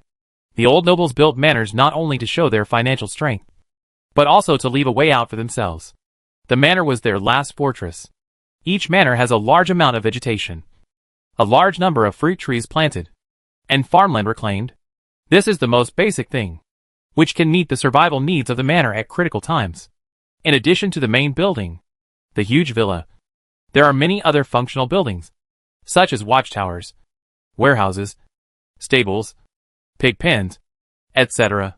There are nearly 200 servants in Torrento's manor, most of whom are slaves, and many of them are passed down from their ancestors. For these aristocratic slaves, the manor is everything to them, and their loyalty is extremely high. Following Torrento's introduction, the carriage slowly moved forward and arrived in front of the villa. "Master, we're here," Torrento said as he approached the carriage window. Li Ziyu responded. He was already impatient with staying in the carriage. It was too bumpy and uncomfortable, and the space was also small. He got out of the carriage with Elena and looked towards the villa. "Wow!" Elena exclaimed as she looked at the 4-story villa with dozens of rooms in front of her. Stars appeared in her eyes, and she subconsciously grabbed Li Ziyu's arm. Li Ziyu was not as surprised and excited as her. The villa in front of him was indeed very nice, but compared with those medieval nobles in his previous life, this villa was just so. Although I have never lived there. But even if I have never eaten pork, has it been possible that I have never seen a pig run? Li Ziyu has watched too many movies, TV series, and online pictures from her previous life. His eyes roamed back and forth in front of the door, disappointed that he didn't see 2 rows of girls in maid outfits. "What? When you return to the villa, there will be 2 rows of long-legged girls in black maid outfits waiting for you." It turns out that TV dramas are all lies. In reality, there was no other welcoming staff except the 2 men standing in front. He was a middle-aged man and an old man with a white beard. They were father and son, and were aristocratic slaves in the Toronto family, because they were smart and sensible. They were promoted to butlers. They were loyal, and the service was passed down from father to son, from generation to generation. When the butler saw the master returning with the guests, he immediately came forward and bowed respectfully. "Welcome back." Torrento nodded, turned sideways, and said to Li Ziyu with a flattering smile, "Master, please." The 2 butlers were stunned, staring blankly at Torrent asking a young man to call the master, and for a moment they didn't know what to say. Elena pulled Li Ziyu's arm and asked uncertainly, "Are we going to live here from now on?" She thought it was good enough to be able to enter the inner city, but she didn't expect to have to live in such a big house, and she felt a little scared. Li Ziyu smiled and nodded, then touched her dry hair and said, "Well, this is our new home. Are you happy?" Elena nodded quickly like a chick pecking at rice. Let's go. Torrento. Have someone prepare food and clean water. I need to take a shower. And Elena also needs to take a shower. As well as her clothes. Li Ziyu walked forward with Elena, and gave the order naturally. Yes, master. I will have someone arrange it. You can take a rest first. Torrento followed quickly. But his eyes were signaling to the two butlers. The butler had recovered from his confusion. Although he was not sure what was going on. They could understand the look in Torrento's eyes, which told him to do what the man had just said. Having served under Torrento for so many years, they had some tacit understanding. The two of them hurried out and asked the servants to make arrangements. While the servants were preparing food and toiletries, Torrento took Li Ziyu and Elena to visit the villa. Having lived in a technological society in her previous life, Li Ziyu had seen all kinds of house types. So, she was just a little curious about the villa in Torrento.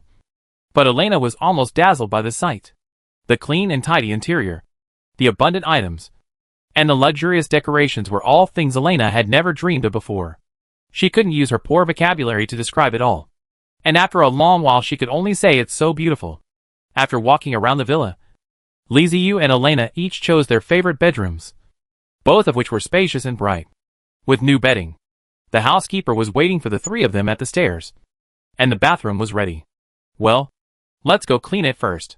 Li Ziyu came out of the space channel before, and fell directly to the ground. He was later rescued by Elena. But this girl couldn't change his clothes. His body was dirty. So it was a good opportunity to wash him. Elena and Li Ziyu followed the housekeeper to the bathroom to wash up. There were several bathrooms in the villa, which avoided embarrassment for Li Ziyu and Elena. Elena was a little timid before entering the bathroom. She didn't know where it was, and kept glancing at Li Ziyu. What's wrong? Li Ziyu asked softly. Can I go with you? Elena said weakly. She had already realized that the housekeeper wanted to separate them. Not so good. Li Ziyu scratched his face, and said awkwardly. Miss, please rest assured. There is a maid inside who is dedicated to serving you. She will tell you everything. Seeing this, the young butler hurriedly said. Oh, there is a maid? Li Ziyu looked at the young butler in surprise. The housekeeper looked at Li Ziyu and paused for a moment. Then whispered, Sir, if you need a maid to serve you, I can arrange one for you now. Is this differential treatment? Li Ziyu scratched his head and pretended to be confused and asked, Shouldn't we all prepare maids?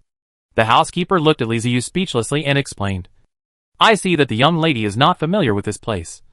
So, oh, Li Ziyu understood instantly, raised his eyebrows, and looked at the young butler seriously.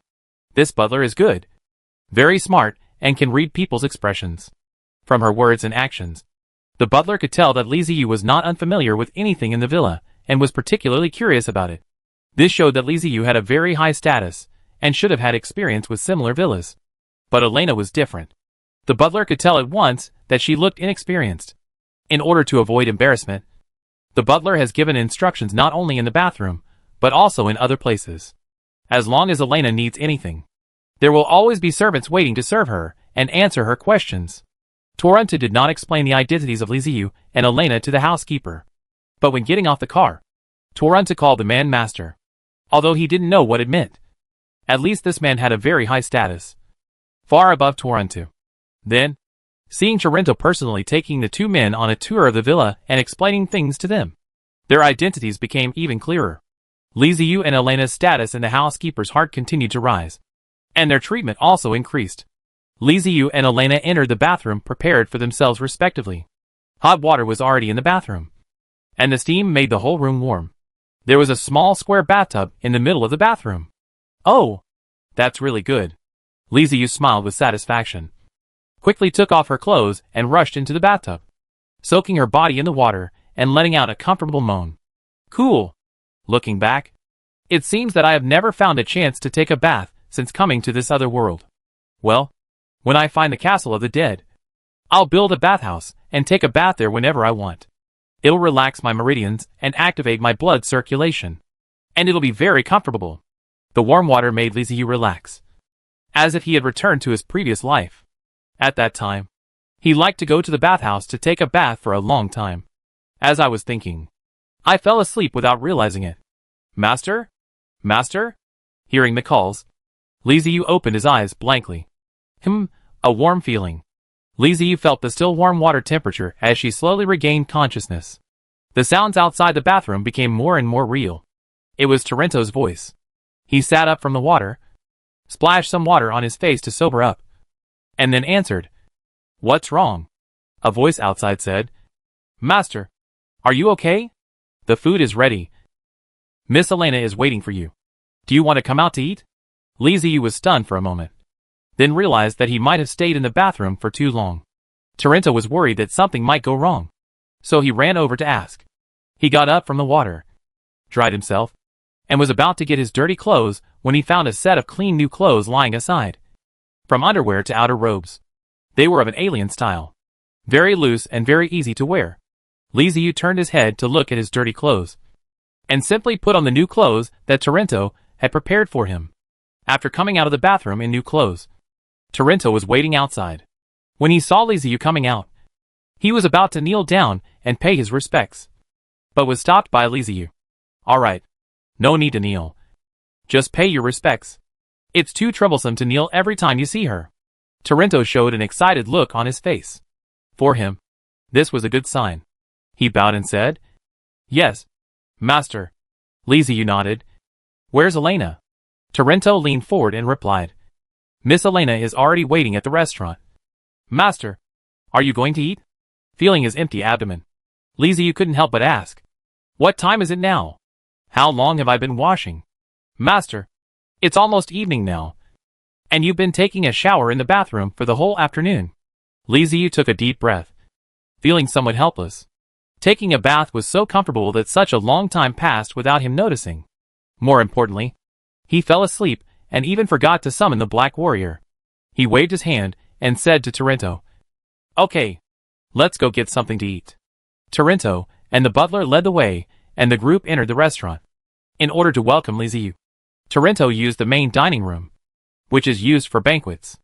The space is very large, with a long table in the middle filled with a variety of food, and maids on both sides ready to serve wine and food. Someone had already sat down at the table. It was a girl about 16 or 17 years old wearing a white long dress. She was very pretty, and had a pair of sparkling blue eyes. Liziu was stunned when he saw the girl, and subconsciously asked, "Elena?" Elena turned around when she heard the voice, and waved excitedly to Liziu. "There are so many delicious foods here. TSK. Is it really this girl?" Liziu walked closer and looked at Elena.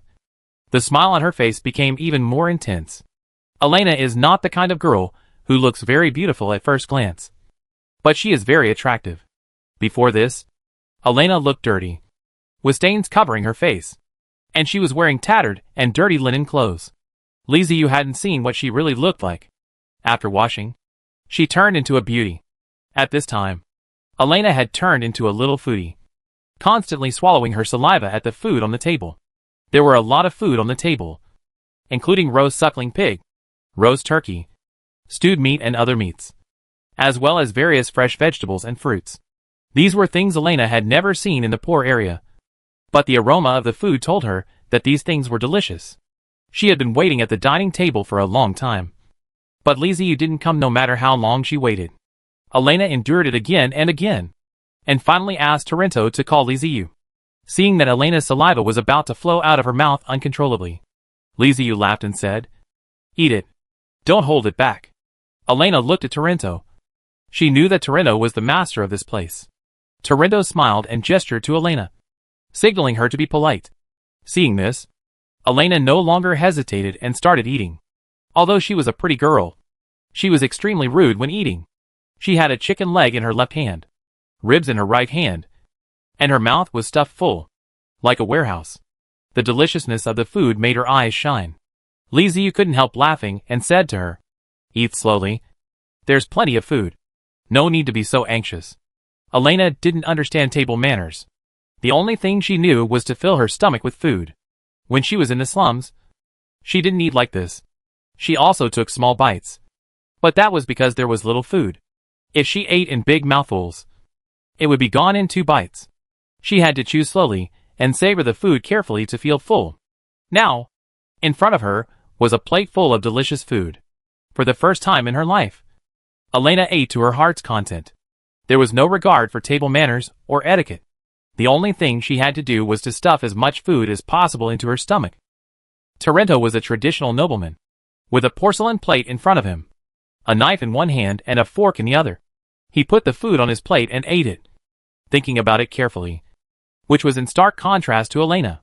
Liziu looked at Elena, who had a pretty appearance but showed a demeanor of sweeping away thousands of enemies at the dinner table, and then at Tarento, who had an average appearance but was well-mannered and polite, and felt that the world was so wonderful. Then Liziu also started to eat, but he was not used to using a knife and fork. They were too troublesome to use. At his strong request, the servant broke 2 branches, processed them according to what Liziu said, and made a pair of simple chopsticks and sent them to him. While the 3 were enjoying their meal, the sky outside gradually darkened. The inner city is different from the outer city. The noble lords in the inner city have defense systems in their homes. They will not block the windows and doors of their houses like ordinary people. They are not as afraid of Byron vampires as the residents of the outer city.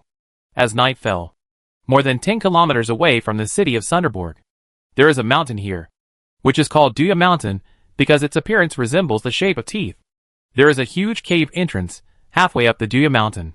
The pitch-black tunnel leads directly into the belly of the mountain. It is a natural cave.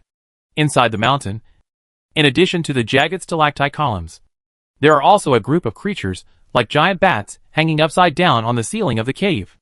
At a glance, there are at least hundreds of them. The sun set, and like an alarm clock, one of the monsters suddenly opened its eyes. They were a pair of blood-red eyes, full of bloodthirstiness, cruelty, and sadism. As it revived, other monsters also opened their eyes. The revived monsters let out shrill screams. The screams of hundreds of monsters gathered together, and the sound waves continued to echo in the belly of the mountain. From the outside, it seemed that the entire Duya Mountain was shaking. This is the lair of Byron vampires near Sedel City. Chapter 462. The monster is coming. Duya Mountain, the lair of the Byron vampire. In the eerie and dark cave, Byron the vampire spread his huge bat wings and scurried around in the cave at lightning speed, flying continuously to speed up the circulation of his blood in preparation for the night's hunt. There was a lingering stench of decay in the cave. Lying in all directions on the damp ground were mummies, whose blood had been drained out. Some had already rotted, while others had simply turned into bones. At a glance, there were at least thousands of them. These corpses were all humans, beasts, and magical beasts captured by Byron the vampire from various places. Apparently, the vampire had no intention of cleaning his house and discarded the leftover food at will, leaving it to rot on its own. In the past, the Byron vampires would go out to look for food after moving their bodies. But today the situation was a little different. They did not leave, but instead fell on the stalactites, constantly emitting strange sound waves from their mouths, stimulating the corpses below. Under the constant calling of Byron the vampire, the corpse suddenly opened its eyes. Those were a pair of dead white eyes without pupils.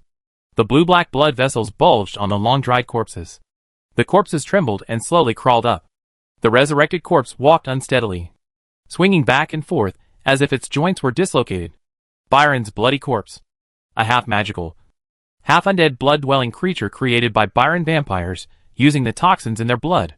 They have no intelligence and are completely subservient to the Byronic vampires. Although they have no intelligence, Byron's blood corpses have the same feeding instinct as wild beasts. Their thirst for blood drives them to seek out all living things around them and catch them to suck their blood.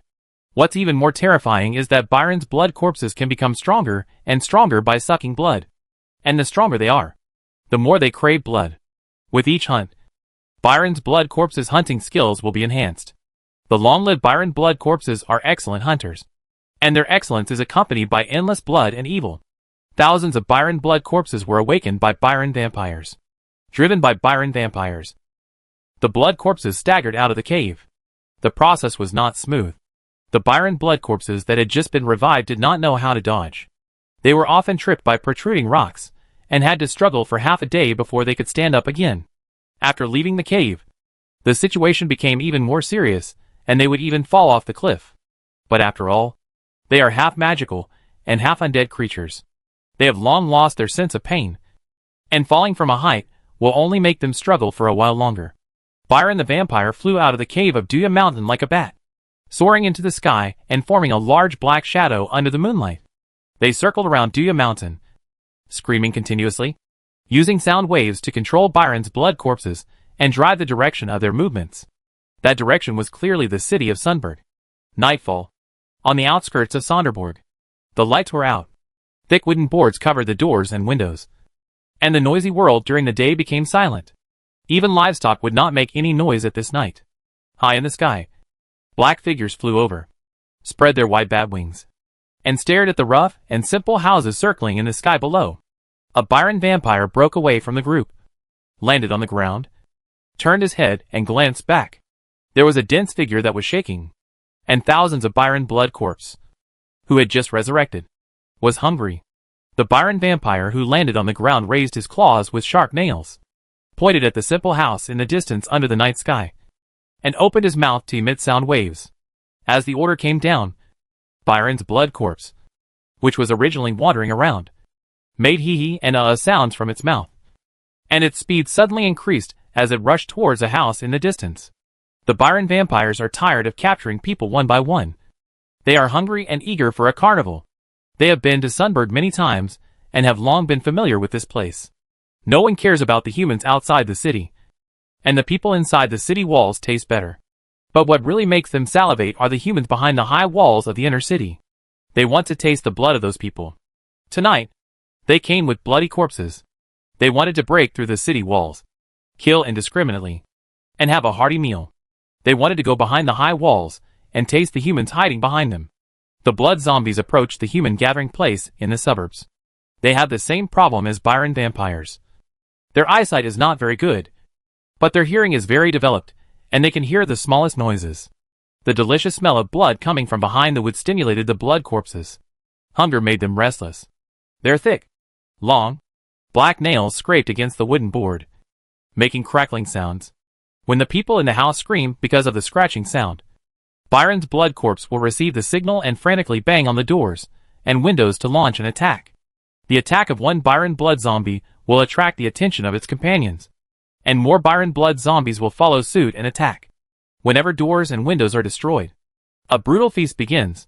It doesn't take too long to suck a human's blood dry. Usually 4 or 5 blood corpses pounce on a person and can suck the person dry and turn him into a mummy in 3 or 2 minutes. The large-scale attack caused chaos in the suburbs. More and more people screamed out in fear, and what awaited them was to be sucked dry of their blood by the blood corpses. This is a massive attack, and tonight is no hide and seek. As more and more people were killed, blood appeared on the corpses from time to time, and the blue-black blood vessels on the surface of the bodies became thicker and thicker. This was because they absorbed the energy in the blood. Some people have realized that something is wrong. Normally, it is not so chaotic outside. The blood-sucking monsters will leave after catching people. It is not like today. They realized that they might not be able to escape today, so they searched their homes for all kinds of weapons they could use, including kitchen knives, axes, forks, and all sorts of other things, as long as they could be used as a weapon. But when the blood zombies rushed into their house, and they raised their weapons to fight back, they sadly discovered that they had underestimated the blood zombies' fighting power. The skin of these guys was like processed animal hides, dry and hard, as if they were wearing a layer of leather armor. Even if you use all your strength, it's just like chopping with a kitchen knife. But the kitchen knife had no effect. The blood zombies didn't care about these minor injuries at all. They only craved blood. The blood would heal their injuries and restore them to their original state. More and more houses were breached, and more people died at the hands of the blood corpses. The blood corpses became more and more powerful. The ones that ate the most became visibly stronger. They were no longer as shriveled, but became like muscular men. Women's screams, children's crying, and men's roar constantly sounded. But soon they tend to be calm. For the blood corpse, a room house is like a blind box. No, it is a food box, which contains delicious food. The blood corpses ate with great enjoyment and were very happy. They even kept roaring with excitement while eating. The Byron blood zombies were happy, but the Byron vampires were not. What they wanted were the nobles in the inner city, not the humans in the outer city, who didn't even have much blood. The Byron vampires kept screaming in the air, urging the blood corpses to move forward quickly and not waste time here. Although they were reluctant to give up the blind box of delicious food in front of them, the blood corpses had to obey their master's orders. They staggered out of the simple houses, with blood on the corners of their mouths and nails, gathered on the street, and continued to move forward. Passing through the suburbs is the outer wall of Sunderborg City, which is the first line of defense. Breaking through the wall will lead you into the slums and civilian areas. It will not use tools. It is difficult to break through the gates with the blood corpse that acts instinct. It is also a very difficult thing to directly board the city wall. The new blood corpse does not have the ability to climb the wall. But fortunately, in addition to the blood corpses, there are also Byron vampires. They had already flown to the top of the city wall one step ahead, hovering in the air, waiting for the arrival of the blood corpse army below. The guards on the city wall had already noticed something unusual happening in the suburbs. Not only was there a big fire, but there were also faint shouting sounds. Everyone knows that the night requires quietness, so as not to attract the attention of monsters. Even the shouting that can be heard on the city wall is enough to tell that something must have happened. The patrol soldiers immediately reported the situation. The soldiers rushed out of the warm quilt and got on the city wall. Instead of seeing the situation in the suburbs, he looked up and saw the dark shadow flying from the suburbs, and they hovered over their heads. Hundreds of black shadows in front of the huge full moon looked like giant bats. The sergeant recognized them immediately. Those were blood-sucking monsters that usually came secretly and ran away after robbing people. But this time, they appeared in groups. This scene made the sergeant's scalp tingle. He didn't dare to hesitate for a moment, and immediately woke up all the soldiers in the barracks on the city wall, asked them to put on armor, pick up weapons, and climb up the city wall. Tonight will definitely not be peaceful. Those damn blood-sucking monsters are planning to attack the city. The blood-sucking monsters would come to attack the city every once in a while, and there would be a large number of casualties every time. Those who manage the city walls are still okay. The key point is inside the city. The blood-sucking monsters will not be stupid enough to attack the soldiers on the city walls. They will use their flying advantage to rush directly into the city to plunder and kill ordinary humans. The ones who are really troubled are the soldiers in the city, as they are the front line fighting against the blood-sucking monsters. In order to deal with blood-sucking monsters, large crossbows were specially installed on the city walls. City defense soldiers could use crossbows to shoot blood-sucking monsters in the sky to reinforce their numbers. Soldiers wearing armor and holding weapons rushed up the city wall. There were not many of them, but there were more than 200 of them. The large crossbow was also pushed out, and the adjustment angle aimed at the vampire monster in the sky. Trigger the alarm. After the sergeant finished his preparations, he immediately ordered the police to be called. Ding ding ding. The bell rang and was soon responded to by several other city walls. And then the bells in the city also rang. Normally, there is no need to ring the bell when there is a single blood-sucking monster. People have lived under the threat of blood-sucking monsters all year round, so the sight of 2 or 3 of them has become commonplace. Whenever the bell rings, it means that a large number of blood-sucking monsters are attacking, with the number being at least over 100. Faced with a large-scale invasion of blood-sucking monsters, simply hiding is no longer of much use. The city of Sunburg has experienced several invasions and has accumulated a lot of experience. First of all, the soldiers in the city, as well as the city guards and militia, must all be armed. This is a general mobilization to fight to defend the city. Secondly, residents would usually stockpile flammable materials in fixed places in order to deal with blood-sucking monsters. The people of Sunburg believed that the Byron vampire was afraid of sunlight, so it was very likely that he was afraid of light, and using fire should be effective. So when the bell rang, they started to light a fire, and the burning fire would brighten up the entire city. Next is the collective hiding point. There are specially set up collective hiding points in civilian areas to gather everyone together, which is convenient for defense. These hiding points are generally set up underground and reinforced on top to prevent sound from spreading out. There is a dodge point in the civilian area, but the slums can only be blessed by themselves. No one will care about their life, or it is intentional. The rulers of the city have long seen clearly that it is difficult for them to stop the blood-sucking monsters. Those guys are too difficult to kill, and it is impossible to protect everyone. Therefore, some people are destined to be abandoned, and the poor are the best targets to be abandoned. They are bait, to be sacrificed to the Byron vampires. Let them eat their fill and leave quickly, without causing too much harm to civilians. Everyone is ready, waiting for the blood-sucking monster to rush into the city like it did in the past. At this moment, a soldier inadvertently turned his head to look outside the city. In the darkness, He vaguely saw a figure staggering towards the city wall. He rubbed his eyes and looked carefully again. There really were people there. The way they walked was very strange and crooked, as if they were injured or had some disease. Hey, look! It seems someone is coming. The soldier touched his companion beside him and pointed outside. Where? Just outside the city. Let me see. There really is someone here. Are those guys from the suburbs coming here? Maybe. Look at the way they walk. It's so strange. It's really strange. Should we let them in? I don't think they will be allowed in. The blood-sucking monster is in the sky. How can we open the city gate at this time? But the sergeant has the final say on this matter. We just need to report it. Yeah. You're right. The soldiers reported the news. But the sergeant just lay on the city wall, looked outside, and ignored it. This kind of thing has happened before.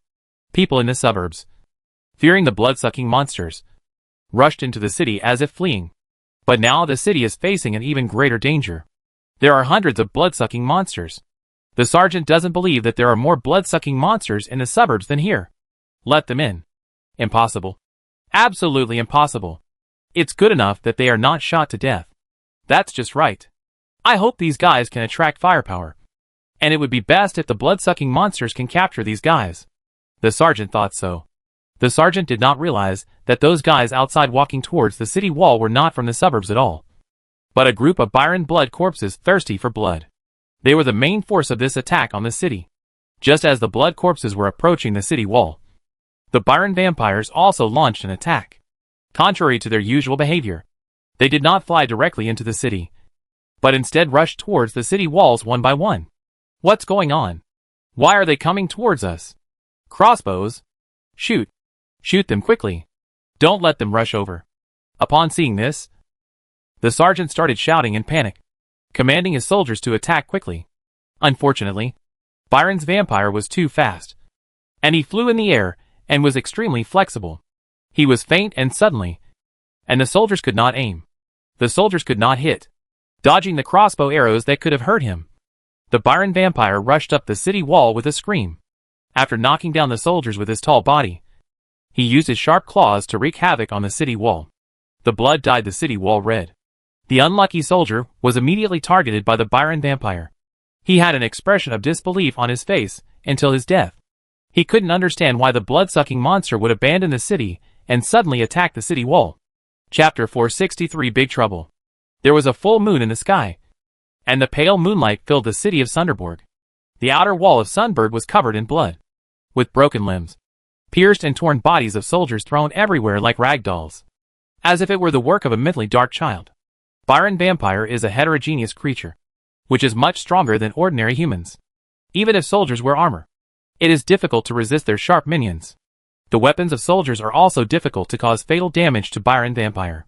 When less than 200 soldiers encountered hundreds of Byron vampires, the outcome was completely predictable. It was not a fair battle at all, but an inhumane massacre. The soldiers' wails before death sounded like the most beautiful music to the ears of Byron the vampire. They didn't even use sonic attacks, but simply used their claws, teeth, and skin to block the soldiers' weapons, just to be able to appreciate the soldiers' desperate eyes and their wails before death. Blood covered the ground and slowly flowed down the wall tiles. The rich and fresh smell of blood in the air made the Byron vampires look comfortable. Their cruelty and brutality comes from their love for blood. The fragrance of blood makes them unable to stop. The Byron vampires swam on tiptoe among the corpses, breathing continuously through their noses and licking their lips with their scarlet tongues. The blood on the ground attracted them, making them want to lie on the ground and suck and lick it. But now was not the time for a revelry, as the real feast had not yet arrived. Several vampires flew down from the city wall and reached the unguarded city gate. They came to the mechanism, pushed the agitator hard, and opened the outer city gate. With a creaking sound, the outer city gate opened, and the Byron blood corpses waiting outside swarmed in and rushed into the city of Sunburg. The wailing, screaming and crying sounds from the suburbs rang out again. But this time, the sound came from the city, not outside. The vampire who had bled the corpses into the city soared into the sky and let out a sharp cry in the air, notifying his companions to prepare for the next round of attack. The Byron vampires on the city wall raised their heads, looked at the sky, then spread their bat wings and flew into the air. commanding the blood corpses to rush to the inner city wall. Every night, the inner city is always brightly lit. For the nobles, the most important thing is face. The untouchables outside can only prepare things to start a fire, while the inner city must be brightly lit every day. As for the consumption of resources, it is completely out of the consideration of the nobles. As long as they are safe, that's enough. They like to party all night long. Even at night, the cocktail party and banquet must continue. How could they stop for a blood-sucking monster? The inner city has tall walls, elite guards, lights that never go out at night, enchanted buildings, and the most crucial temple. The temple will shelter everyone in the inner city. They were safe. The blood-sucking monsters had never harmed any of the residents of the inner city. It has been this way ever since the inner city was built. It never happened before, and it never will happen again. The noble lords thought so. And their children also thought so. They were nobles, the chosen ones by God. And even the blood-sucking monsters could not get close to them. Tonight was just like usual. People at the banquet were enjoying delicious food and fine wine, chatting about boring aristocratic gossip. At the party, the nobles laughed loudly, completely ignoring the possible dangers in the dark. They wanted to use their voices to show their status, and that they were fearless. The alarm bell has been sounded, and the sound has spread to the inner city. The noble gentlemen were only calm for a moment during the joyous moment. And then, they returned to chatting and laughing, doing what they had to do. Blood-sucking monsters attacking the city? Very dangerous? What does that have to do with these noble lords? Oh, no. I'm afraid that the city lord, the shepherd and others will feel very uncomfortable. Ha ha ha. They will not be able to enjoy the beauty of this night. These damn blood-sucking monsters disturb the big guy's relaxing moment. Ha ha ha. As for the people outside the city walls, hey, why should we care about the lives of those untouchables? Let them die if they want to. Those guys are just like weeds. Not only are they cheap and useless, they also have strong vitality. When one batch dies, another batch will come soon. They will never die out completely. So what is there to pay attention to? Torrento Manor House. Ding ding ding. The rhythmic bell rang. Liziu, who was sipping tea and chatting with Torrento while eating dessert after dinner, frowned. What's that sound? Is it telling time? When Torrento heard the bell, his face suddenly changed. His brows knitted tightly. He stood up suddenly, bowed to Liziu and said, Master, something big has happened. I need to go and deal with it. Please agree. The good atmosphere was disrupted, and Liziu was somewhat unhappy. He wanted to learn more about this world by chatting with Torrento. Although Torrento was only the shepherd of a city, what he knew was very useful to him. But since they had already said that something big was going to happen, he couldn't stop them. So he nodded and said, Well, in that case, go ahead and do your work. By the way, do you need my help? Torrento hesitated, then shook his head and said sincerely, Master, I don't know what the situation is. If I need it, I hope you can help me. Oh, it seems like a big deal. Liziu raised her eyebrows. If Torrento could say such a thing, things might really get into trouble. After getting to know each other, Liziu felt that Torrento was very good and sensible. He was qualified to be a dependent, so it was not a problem for him to help. He nodded and said, Okay, if you need anything, just send someone to tell me. Torrento immediately bowed and said gratefully, Thank you, Master. I'll be on my way first. Liziu waved his hand, indicating that Torrento could leave. When Torrento left quickly, he did not forget to instruct the butler to obey Liziu's orders and never disobey them. Very attentive. No wonder he is a noble. Liziu was secretly satisfied, and turned to look at Elena, but found that she was looking out the window with a worried look on her face, and couldn't help but shout it in confusion. Elena? What's wrong with you? Ah? Elena seemed to come back to life, lowered her head and whispered, No, nothing. Liziu blinked and asked, Do you know what the bell just now means? Elena nodded. Yes, everyone knows. TSK. This doesn't sound very pleasant. It feels like you are scolding me.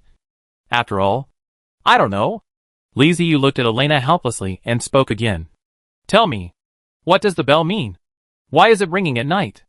Aren't you afraid of Byron vampires? Oh, the blood-sucking monsters you mentioned? Wouldn't ringing the bell at night attract them? Elena raised her head again, looked outside melancholy, and murmured, "No.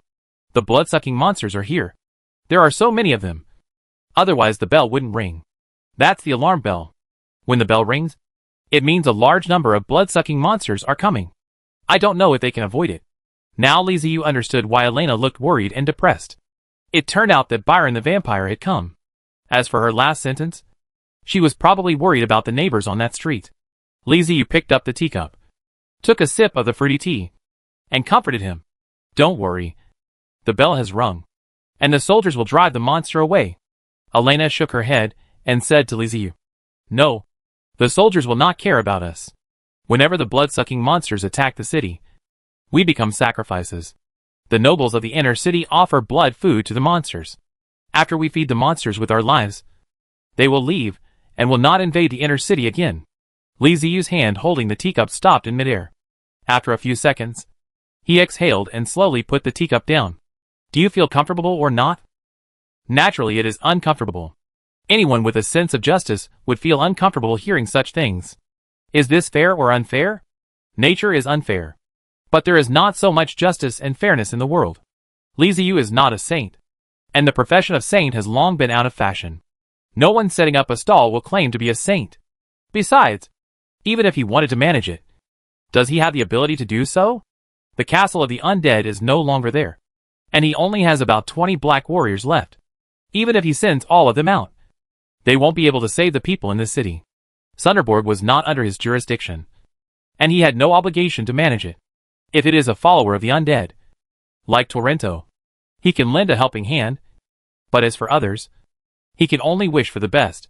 Shortly after Torrento left, a strange energy swept across the entire city of Sunburg. Liziu, who was closer to the center and the temple, suddenly turned around and looked in the direction where the energy came from. What a familiar feeling. It is the unique energy of the dead, mixed with a hint of soul energy. As an ordinary human being, Liziu's understanding of soul energy is naturally not as deep as that of the undead. But after spending a long time with the undead, he can still understand it more or less. He turned his head to look at the black warrior standing beside him, and saw the black warrior nodded, and a thought was transmitted into his soul. The guardian power of the temple of the dead. Ha ha ha. The heavy breathing caught Liziu's attention. He turned his head and saw Elena covering her chest, breathing heavily, her face flushed. What happened? Liziu noticed something was wrong and looked at the housekeeper and maid next to him. Sure enough, their condition was not right either. Their breathing became much heavier, but much better than Elena's. Is it because of the soul energy just now? Liziu frowned and turned his gaze to the black warrior again. The black warrior gave a prompt answer. They are not followers. The guardian power has a suppressive effect on them. It is not fatal, but it will make them very uncomfortable. I see. That makes sense. The Temple of the Dead was originally meant to protect the dependents. When the protective energy is activated, it is naturally to expel other people. Humans like Elena have lived in the temple for a long time, and have become somewhat immune to the temple's energy. So when the temple releases its protective power, they can still barely resist. Otherwise they would probably lose their lives. As for why the butler and the maid are in better condition than Elena, first of all, their physical fitness is not comparable to that of a slum girl like Elena. Secondly, they live closer to the temple, and have been disturbed by Trey's energy for a long time, which makes their bodies more adaptable, so they can perform in better condition. It seems that the temple discovered the invasion of Byron's vampires, so it released the power of protection to drive away those annoying things. Torrento came out of the manor, and hurried to the city lord's mansion. Not long after he walked out, he felt the power of the temple passing through his body. He was stunned at first, and then a look of joy appeared on his face. With the power of the temple as a blessing, we will be much more confident in dealing with the blood-sucking monsters. Rushed to the main palace of the city. Although it was late, it was still lively, because of the relationship between Byron's vampire invasion. The officials of Sedberg ran to the main house of the city. Hurry up and out. Everyone's face was nervous and worried. Looking at the faces of these people, Torrento felt nervous and realized that things did not seem optimistic. He quickly got out of the carriage and entered the city lord's mansion. He was the last one to arrive. The city lord and other pastors were already in place, holding a meeting to discuss how to deal with the Byron vampire invasion. This time it's not just those blood-sucking monsters. There are zombies killing people everywhere. The outer city wall has been breached. The blood-sucking monsters killed the city defense soldiers and let the zombies in. Are you kidding me? How can a blood-sucking monster be so smart? I don't believe it. Those useless soldiers must be making excuses for themselves. Don't worry about those useless things. The zombies are coming towards us now. We have to find a way to stop them. The blood-sucking monsters are troublesome enough. But where do all these zombies come from? We don't have enough soldiers. Or else we can mobilize the nobles. Gather the private soldiers. And kill all the zombies in one go. What a joke. How could a noble lend us their private soldiers? Even if it was you. Would you be willing to use your own private soldiers to fight against the zombies? There was a lot of noise in the room. Several shepherds were arguing with each other. The Lord of Cinderborg sat in the main seat with a frown on his face, listening to the shepherds quarreling without saying a word. When Torrento came in, he first bowed to the city lord, then found a place to sit down. Had someone bring him the intelligence, and he quickly browsed through it. When I saw this, my heart suddenly skipped a beat, and I felt terrible. Lost contact in the suburbs. Exact loss unknown. The outer city wall was breached and more than 200 soldiers defending the city were slaughtered. The blood-sucking monster opened the city gate, and the zombies invaded in large numbers. Fires broke out in the city, and citizens were slaughtered by zombies and blood-sucking monsters. The enemy's route was towards the inner city. Either way, it's not good news. What a big trouble. Torrento turned to the end of the intelligence and looked at the number of enemies. There were hundreds of blood-sucking monsters and nearly 1,000 zombies. Grass. His head seemed to have been hit, making a buzzing sound. And Torrento felt his hands and feet getting cold. How to fight this? Are you kidding me? The total number of soldiers defending Cinderborg was only over 1,000. Plus 3,000 serfs, who had received rough training. Totaling only 4,000. The 1,000 defenders were not gathered together, but were scattered throughout the city of Cinderborg. As for the 3,000 serf soldiers, their combat effectiveness was really disappointing. They were okay in a favorable battle, but when facing the blood-sucking monsters, their morale collapsed and they were slaughtered. Even so, the number of soldiers defending the city was reduced by 2 levels at the beginning of the battle. The exact number of casualties is still unknown, but such a heavy loss will have an impact on the morale of the soldiers. If we don't come up with a solution quickly, there will be big trouble. There are 3 knight nobles under Cinderborg. Each knight noble has his own village and employs dozens or hundreds of servants. These people can be used as soldiers and have no problem going to the battlefield to kill the enemy. But distant water cannot quench immediate thirst. Even if we send people to invite the knights and nobles over now, they will be in a hurry for manpower. It's late at night, and by the time the knights and nobles come, the battle will be over. The only ones we can count on now are probably the nobles' private soldiers. If the private soldiers could be gathered together, they would be a powerful force that could not be ignored. And their combat effectiveness would be several levels higher than that of the soldiers defending the city. Torrento himself has a lot of private soldiers. He is very clear about the combat effectiveness of his private soldiers. It is not an exaggeration to say that one can defeat 10. The private soldiers eat well every day, do not have to work, and train combat skills every day. Naturally, their combat effectiveness is stronger than that of the soldiers guarding the city. The only trouble is that the nobles won't help. Chapter 464, Entering the Inner City. It is wishful thinking to expect the nobles to be of one mind with Cinderborg and fight to defend Cinderborg. Asking nobles to hold cocktail parties and banquets is always a sure thing. Asking nobles to help defend the city and make contributions to the city is always a sure thing. Torrento is the powerful noble in the city of Cinderborg. How could he not know what is going on with those nobles? Big and small? Selfishness is the nature of the nobles, and it is engraved in their bones from birth. Torrento put down the information in his hand, glanced at the other 3 shepherds, who were arguing with each other, and turned his gaze to the city lord. Enough. Shut up. The city lord finally spoke, and stopped the 3 quarreling pastors. Together with Torrento, the 4 of them looked at the city lord, waiting for his decision. The Byron vampires and Byron blood zombies invaded too quickly, and there was no more time for them to waste. I believe you have already felt the power of the temple. The temple is trying to stop those dirty and ugly blood-sucking monsters. But there are 2 main monsters this time. You all know that for some reason. The power of the temple has weakened in recent years. This time, it may not be able to stop those monsters like before. If the power of the temple cannot stop the monster, then we are all in danger. For now, we need to cooperate with the power of the temple and find a way to eliminate the zombies and drive away the blood-sucking monsters. The power in the city is no longer enough. It is time for the nobles to lend a hand. They have enjoyed it for too long. It is their turn to pay for the city. Pass on my order. Gather the nobles' private soldiers, and we will go to war with the blood-sucking monsters and zombies. If he disobeys, I will sacrifice him to the temple with my own hands. The nearly 50-year-old Lord of Sundberg exuded an aura of power that shocked the 4 pastors of Taranto. Normally, the city lord is a lazy person who muddles through life. But in times of crisis, he can use his power to overpower others and remain fearless in the face of danger, allowing him to firmly control the city of Sundberg for decades. The 4 shepherds stood up and saluted to the city lord, saying, "Yes." The shepherds quickly left the city lord's mansion, looked at each other, and immediately set off to the homes of the nobles they were familiar with to convey the city lord's orders to them. Just as the shepherds like Taranto had expected. When the nobles heard this, they were shocked and asked, "Why do you want us to send someone?" "Why? Guarding Sundberg is the job of the city lord and the soldiers. What does it have to do with us nobles? We are nobles, born to enjoy life.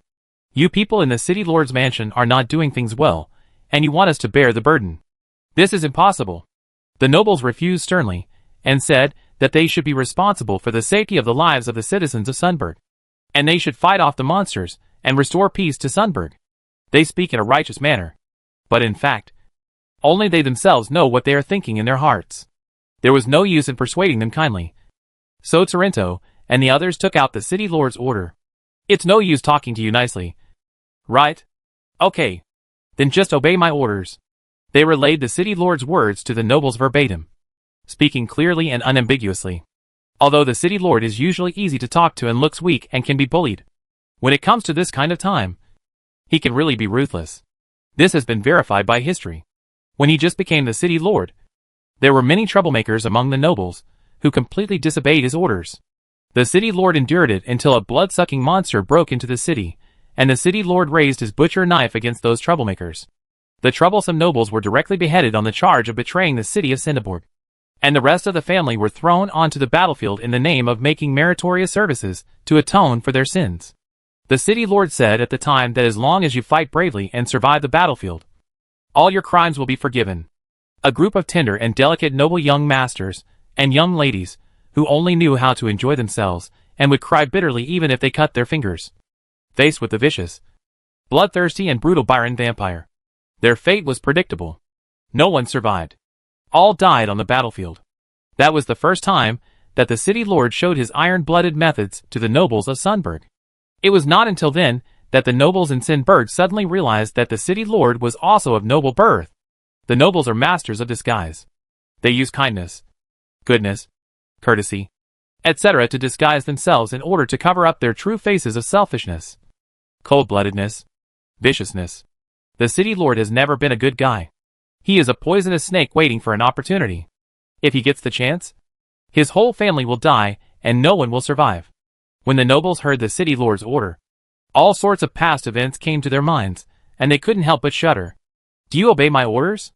They always feel a little reluctant to obey orders, as their private soldiers are trained with great effort, consuming a lot of manpower and financial resources, and are their mainstay. If they don't listen, the city lord might really come and kill them, and take them to the temple to sacrifice them. Don't think that the city lord can't do it. I have said that he is also a noble, and has private soldiers under him. Moreover, they know that the private soldiers under the city lord are the strongest in Sundberg. The city lord ordered you to tell him earlier. The nobles were very angry, and roared loudly in their hearts. The power accumulated by the lord of Sundberg in battle after battle erupted at this moment. No noble dared to say anything nonsense that the lord's mansion should defend Sundberg, and they obediently sent out their private soldiers. Wouldn't it be better if you did this earlier? If you make the city lord angry, aren't you afraid of being thrown onto the battlefield to face a blood-sucking monster? If we can't stop the blood-sucking monsters, will they not attack the inner city? Leading the private soldiers borrowed from the nobles, Taranto rode on his horse, curled his lips, and thought with disdain in his heart. He turned his head and glanced at the private soldiers following him. There were more than 100 of them. The other pastors could borrow about the same number of private soldiers. Altogether, there were about 500 people, which was a very good force. I just didn't know if they could stop the attacks of the vampire monsters and zombies. Torrento always felt that this attack was different from the previous ones, and he had an uneasy feeling in his heart. It's so unusual. It was the first time he encountered a blood-sucking monster working together with zombies to attack the city. He brought his private soldiers back to the city lord's mansion and reunited with the other 3 pastors. Sure enough, his calculations were almost the same. With a total of less than 500 people, these private soldiers are much more powerful than regular soldiers. Although their armor and weapons are not in good order, they are more sophisticated. The private soldiers have various professions, including brave shield warriors, heavy sword warriors who are good at two-handed great swords, swordsmen who use one-handed swords, archers who use bows and crossbows, thieves and assassins who are good at assassination, and even more than a dozen magicians, wizards, alchemists, poison masters, and so on of different levels. Professions like magicians are scarce in places like Cinderbird, especially the private soldiers of nobles, who are much stronger than those wild magicians outside. The fact that there were more than a dozen of them already surprised the city lord and his men. There is no doubt that this battle will revolve around magicians and others. The city lord discussed with the shepherd and worked out a strategy. And then the shepherd set off with his men. As a shepherd, I must join the battlefield at this time. The Sandburg was in chaos, with screams and flames burning everywhere. Byron vampires were flying around in the air, and Byron blood zombies were moving towards the inner city in groups. The 4 pastors were divided into 4 teams, each leading several hundred people to join the battle. Swords and magic, roars and screams, resounded throughout the city of Sunburg. The energy released by the Temple of the Dead had a suppressive effect on the Byron vampires. Even the Byron vampires' strength was greatly reduced in this energy field, not to mention the blood corpses resurrected by them. Their movement speed became extremely slow, and their combat effectiveness plummeted. The only thing that can prevent the soldiers and private soldiers from killing them is their hard skin that is comparable to leather armor. The situation seems to be good, and Sunburg has a great chance of winning. This is what Torrento thought after joining the battle. But everyone ignored the Byron vampires' determination to attack the inner city this time. In order to rush into the inner city, all the Byron vampires in Duya Mountain came out, and the number was far more than before. Just when the shepherd was leading his soldiers to deal with the blood corpse, the Byron vampire brazenly launched an attack on the inner city wall.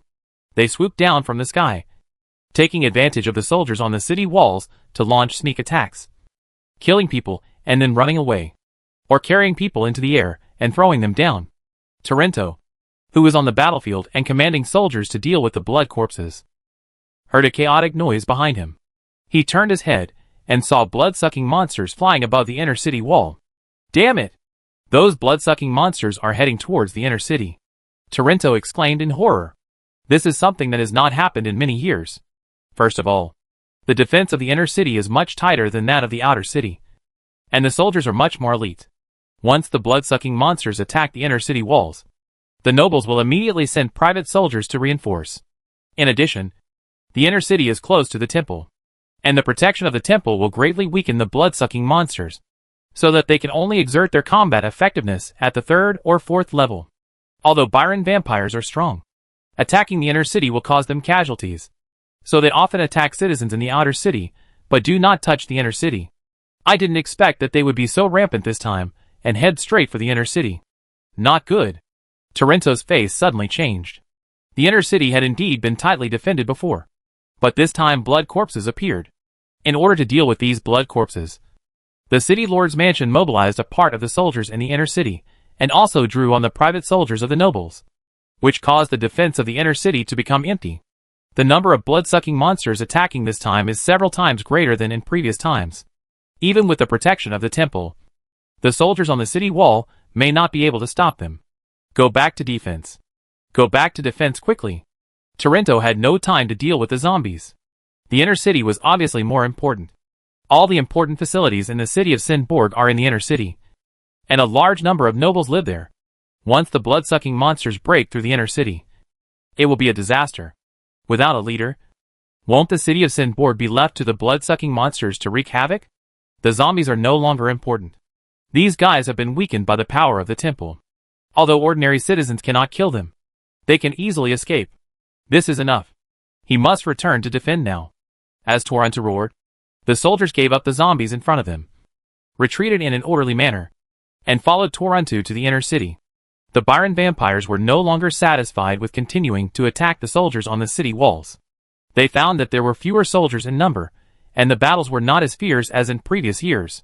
Some Byron vampires broke away from the group and rushed into the inner city with even heavier protective power. As soon as they entered the inner city, the protective power acting on them suddenly increased, pressing down on them like a mountain. The Byron vampires, unable to adapt for a moment, fell to the ground and ran on their legs. The sound coming from the building attracted their attention, and they rushed towards the building without hesitation. The nobles who were having a cocktail party were completely unaware of the danger that was coming and continued to hold their wine glasses and laugh loudly until the exquisite glass shattered. The fragments flew all over the floor, and that terrifying figure walked in from outside. All the laughter disappeared, and the nobles raised their wine glasses and stared at the ugly monster in a daze. Byron the vampire walked into the cocktail party, stretched out his long tongue, licked his lips, and pounced on the nobleman closest to him. The nobles were caught overwhelming, and they were struggling. The big mouth full of sharp teeth bitten on his neck, and instantly took away his life. The warm blood sucked out of the neck and flowed into the mouth of Byron vampire. The sweetness and deliciousness, rich in sugar and nutrients, made Byron the vampire unable to stop. The people in the inner city have delicate skin and tender flesh, and their blood is much stronger than those humans outside. Looking at this horrifying scene, the woman finally screamed with all her might. Her scream broke the silence in the room, and everyone rushed outside. The Byron vampire raised its head suddenly, its mouth covered in blood, and looked at the moving humans, and it entered hunting mode. Although it still does not adapt to the guardianship in the inner city at this moment. It cannot fly, and the combat effectiveness can only be suppressed by 1 or 2 layers. But it is enough to deal with the weak chicken nobles, who have no power to bind chickens. The Byron vampires finally started their carnival, and chaos broke out in the inner city. Toronto Manor House. Liziu moved his ears, stood up in confusion, walked to the window and looked out. He heard screams, cries and roars. The sound did not seem to come from the outer city, but rather seemed to come from the inner city, and was much clearer. Seeing this, the older butler took 2 deep breaths. He was not feeling well under the suppression of the temple's soul energy, but he still maintained his demeanor and slowly walked behind Liziu, saying respectfully, "Dear guest, don't worry. The inner city is safe. Our soldiers will drive away the monsters that attempt to enter the inner city." Liziu didn't turn around and asked in a strange tone, "Are you sure?" The elderly butler immediately said solemnly, "I am sure that I have lived in the inner city for decades and have never seen a monster break through the city wall and kill its way in." Liziu pointed out the window and turned to the older housekeeper and asked, "So, what is that thing?" The older butler looked in the direction of his finger. His eyes immediately widened and an expression of disbelief appeared on his face. It was a huge black shadow. And then with the light of fire, he could see its ugly appearance clearly. It was the legendary blood-sucking monster. He saw it flying crookedly in the air and heading towards him. Unfortunately, before it reached the villa, it fell from the sky and landed in the garden outside the villa. Liziu looked down at the Byron vampire, who was getting up from the ground after falling down, and said softly, "I haven't seen anything like this in decades. Now you have learned something new. Look, isn't he charging in?" Facing Liziu's ridicule, the housekeeper could only smile bitterly. But his brain was frantically calculating whether his side's combat power could deal with the blood-sucking monster that fell into the garden. The butler thought about it, and was not so confident anymore. It seemed that most of their private soldiers were taken away by their master Toronto, and the remaining ones might not be able to take down the monster. He was thinking about it secretly when he suddenly heard a voice saying, Is that Toronto's private soldiers?" The butler came to his senses, looked down, and saw 5 armored warriors rushing towards the blood-sucking monster. "Sir, yes, they are our private soldiers." Liziu shook his head and said to the housekeeper, "Let them come back. There's no need to go and die. It's better to leave this guy to me." Chapter 465, Panic. The older butler looked at Liziu, not understanding what he meant, but saw Liziu waved his hand, and immediately 2 black warriors stood up, walked silently to the window and jumped out. "Careful!" The older butler screamed and rushed to the window. He looked out and saw two warriors in heavy black armor falling heavily to the ground with a loud noise. In the smoke and dust, two heavily armored warriors slowly stood up, holding long swords and looking at the Byron vampire in the field. The 5 private soldiers who were planning to launch a sneak attack and kill Byron the vampire were startled by this sudden incident and looked at the black warrior nervously. The loud noise also attracted the attention of Byron the vampire, and attracted everyone's attention. Beep. A sharp whistle sounded, and the 5 private soldiers looked up at the housekeeper upstairs, then turned around and ran away.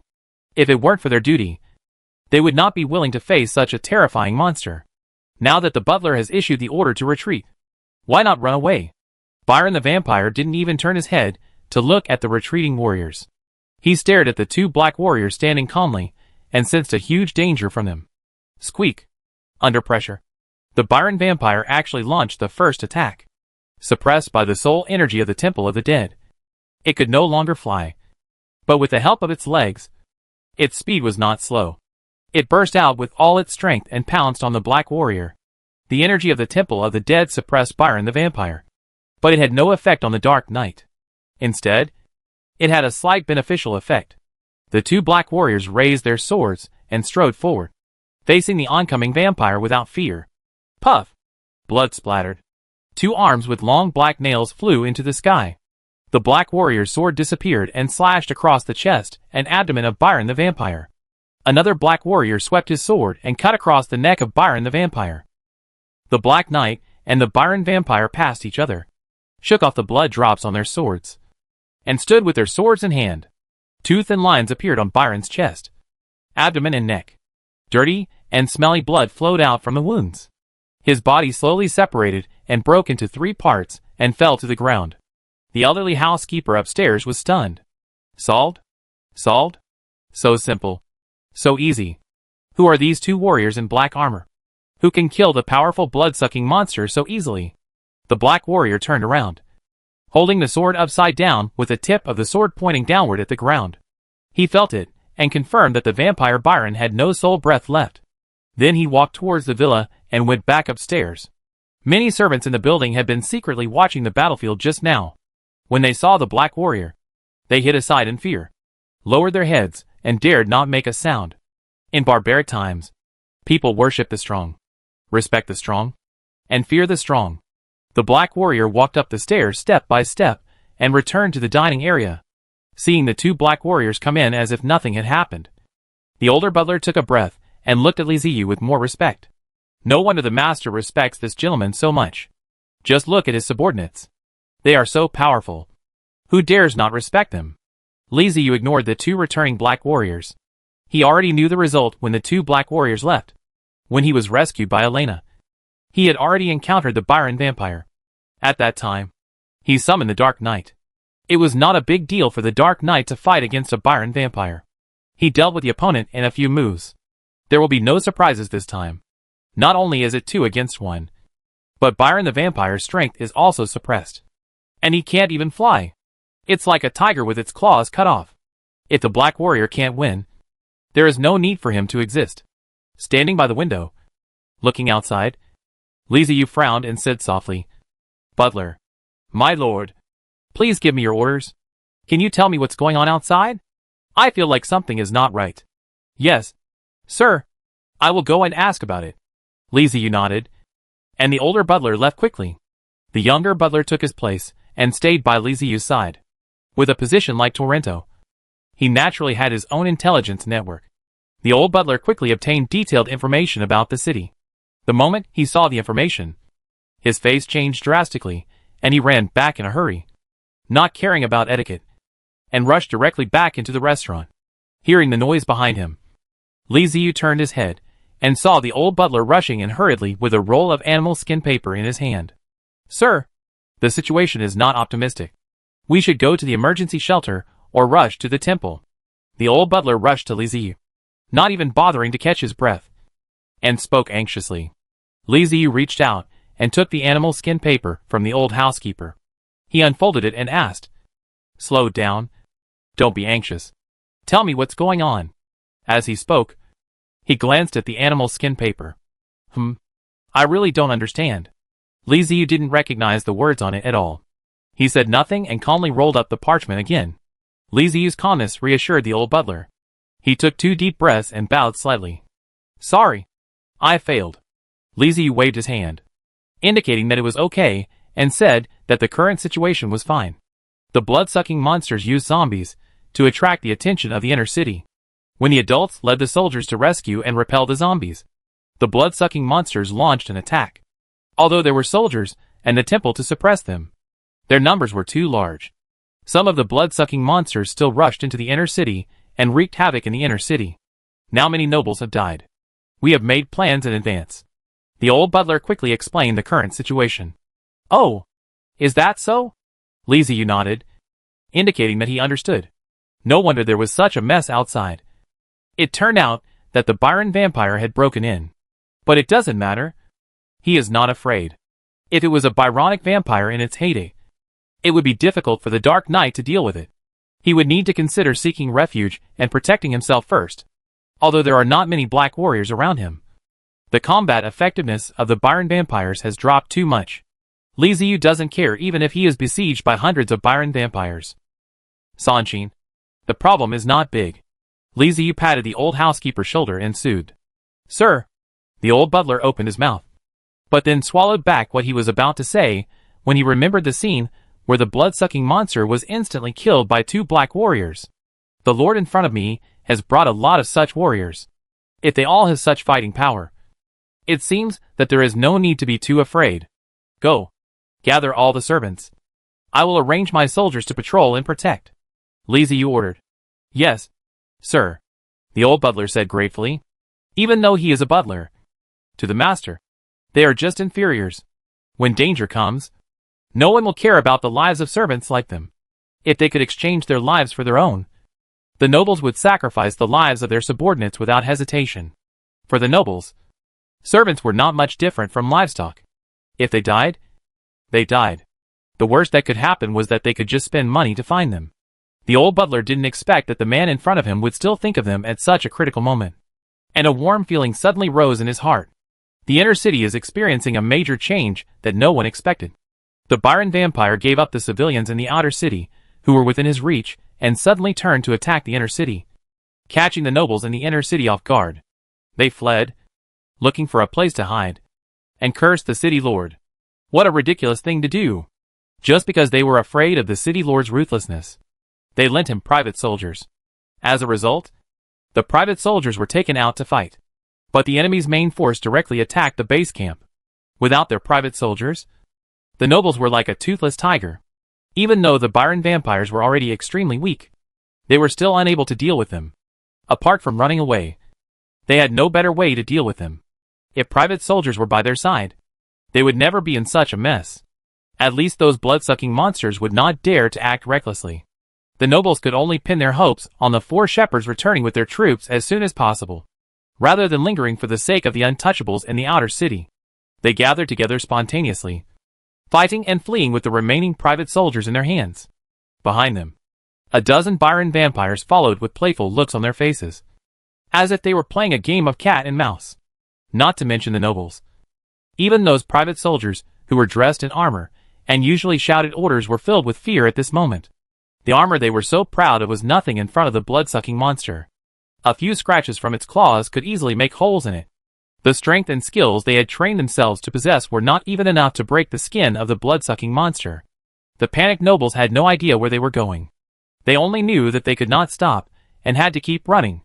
As soon as they showed any intention of stopping to rest, the terrible monsters behind them would pounce on them. Can't stop. Can't stop for a moment. To stop is to die. Even though they were panting like cows, and their lungs felt like bellows, they dared not stop. Any person who falls behind is great news to these nobles, because the stragglers will become food for the monsters, and have their blood sucked dry while they scream. They won't chase after you if they're full. Right? Is such that. It must be like this. They would rather believe this. Otherwise it would be too terrible, and would make them lose hope of living. They had to find an excuse for themselves, so that they could continue running and escape this hunt. No one noticed that the nobles were heading towards the estate of Shepherd Torrento. The manor! It's the manor! Ho. We're saved! The noble who was running in front saw the manor gate, and immediately started shouting loudly. But then his violent coughing caused him to be overtaken by the others. Damn it. I shouldn't have yelled. Because of the stitches caused by shouting. He could no longer maintain his leading position, and could only watch as one noble after another passed him. He turned his head, and saw that there were many people behind him. Fortunately, he gathered his strength and ran forward. Damn it! Whose manner is this? Why is the door locked? The noble who was rushing in the front pushed hard on the iron gate. The door shook and made a rattling sound. Then he found that the door was locked with an iron chain as thick as a finger. The noble cursed angrily, turned around and shouted to the private soldiers beside him. Chop it open. The private soldier also knew that the situation was urgent. So he immediately stepped forward with a large axe made of fine steel, swung it in a circle and chopped down hard. The sharp axe blade drew a streak of sparks on the iron chain and successfully cut it in half. The nobleman kicked out without a second thought, opened the iron gate, and without even looking back, he lowered his head and ran forward for his life. The other nobles were not to be outdone and followed closely behind him. They had already seen a villa with lights on in the distance. That was their destination. Run there. There must be people there. Let those people become food for the blood-sucking monsters. Once they are full, you will be safe. Thinking of this, the nobles suddenly felt that they had strength again, and running was not so tiring anymore. At this time in the villa, the two butlers had gathered the servants and arranged them on the third floor. This has been discussed with Liziu. The top floor is very easy to be invaded by Byron vampires. These guys can not only fly, they are also good at climbing. Their hooked claws are great for climbing walls. The downstairs is not safe either, in case Byron's vampires attack. The first and second floors will need to be used as a buffer zone. There are many servants in the manor, and they can only squeeze together at this time to make it easier for the Black Knight to guard them. No one had any complaints. The noble lord was willing to send people to guard them, and prevent them from being killed by the blood-sucking monsters. What else could they complain about? They were grateful to him. Sir! Someone broke down the gate and rushed in. The old butler hurried to Liziu, and said in a low voice. This was definitely not good news, and he didn't want anyone else to hear it. Liziu looked calm. It was no big deal. The gate and walls of the manor are made of iron fences, which have very average defensive capabilities. Anyone with more strength can bend the iron fences. The inner city is inhabited by nobles, and everyone cares about their reputation. No one would do something like stealing. Besides, Torrento is the shepherd, and it would be really fun if his house was robbed. There would definitely be a citywide search. So it is usually very safe, which is a bit like being on guard against gentlemen rather than villains. In this situation, there is not much difference whether there are iron fences or not, and they can be easily broken through. Liziu never expected to be able to stop anyone with the iron gate. It doesn't matter who comes in. There are only two types of people anyway. People who live in the inner city, or Byronic vampires. Coincidentally, he is not afraid of either of these, as long as they don't come to the villa to cause trouble. Just ignore them, and let them do whatever they want. I don't have any extra manpower to guard the entire manor, Liziu said calmly. I understand, sir. The old butler bowed, and put the previous warning behind him. They now all regard the adult in front of them as their master, and they will listen to whatever he says. Liziu didn't want to pay attention to the nobles who ran into the manor, but the nobles had no intention of letting them go. A group of nobles rushed to the villa with their few remaining private soldiers, and banged on the door. Open the door. Open the door. Open the door quickly. Let us in. Open the door. The nobles tacitly concealed the fact that there was a blood-sucking monster following them, and just kept shouting to open the door. The shouting startled Liziu, who was in the house. He looked out through the window, and saw the nobles who were blocked outside the door, as well as a dozen Byron vampires slowly approaching in the distance. He immediately realized that these were a group of unlucky people being chased by vampires. Leave the villa. You are not welcome here, Liziu shouted at the guys who were breaking the door. He was not interested in protecting a group of nobles. Protecting the people in the manor was already enough to overstretch the black warriors under his command. If another group came, he might not be able to protect them. The nobles outside the door didn't think so. When they heard Liziu shout, they looked up, and immediately one of the nobles ordered his private soldiers to break in the door. I ran so far, and was so tired that I almost vomited to get here. How could I retreat just because of a random word? This is a matter of life and death. The private soldiers came forward with weapons, and smashed the door hard. It's true that the iron fence gate outside the manor is not very good, But the gate of the villa is very solid. Tarinto had specially designed an iron plate inside the door of the villa. The private soldiers' weapons caused wood chips to fly everywhere. It was not until they heard the sound of metal collision that they realized the thick iron plate, and could not help swearing. Hack! What is this? An iron plate? Sir, I can't break it open. There's a thick iron plate inside. Chapter 466 Outside the villa. They couldn't break down the door. And the blood-sucking monsters behind them were getting closer and closer. They could see the bloody mouths of the blood-sucking monsters, their sharp fangs, and their disgusting tongues. The nobles blocking the entrance of the villa felt their scalps tingling. Facing Byron the vampire, the nobles kept retreating. And the nobles at the back were already sticking to the door. If the private soldiers are given time, it is not impossible for them to break through the iron wall. The problem is that there is no time. Those blood-sucking monsters won't wait for them to break down the door of the villa. Despair enveloped these nobles. They wanted to cry, but dared not make any sound. Vampire monsters were most sensitive to sound. If they attracted their attention by crying, it would be a waste of time. They endured it tightly, and tears flowed down their cheeks. Liziu leaned out of the window, glanced at the nobles below, then looked at the approaching Byron vampire, and sighed. That's too late. If the nobles had turned around and ran, these Byron vampires would have been lured away. But now they are too close to the villa. Even if the nobles escaped, there will still be vampires targeting the villa. After counting, there were more than a dozen vampires. Liziu turned around, pointed to 6 black warriors, and walked out of the room. Sir, the gate of the villa is reinforced. They can't break in. You can rest here with peace of mind. The older butler took a few steps to Liziu and said softly.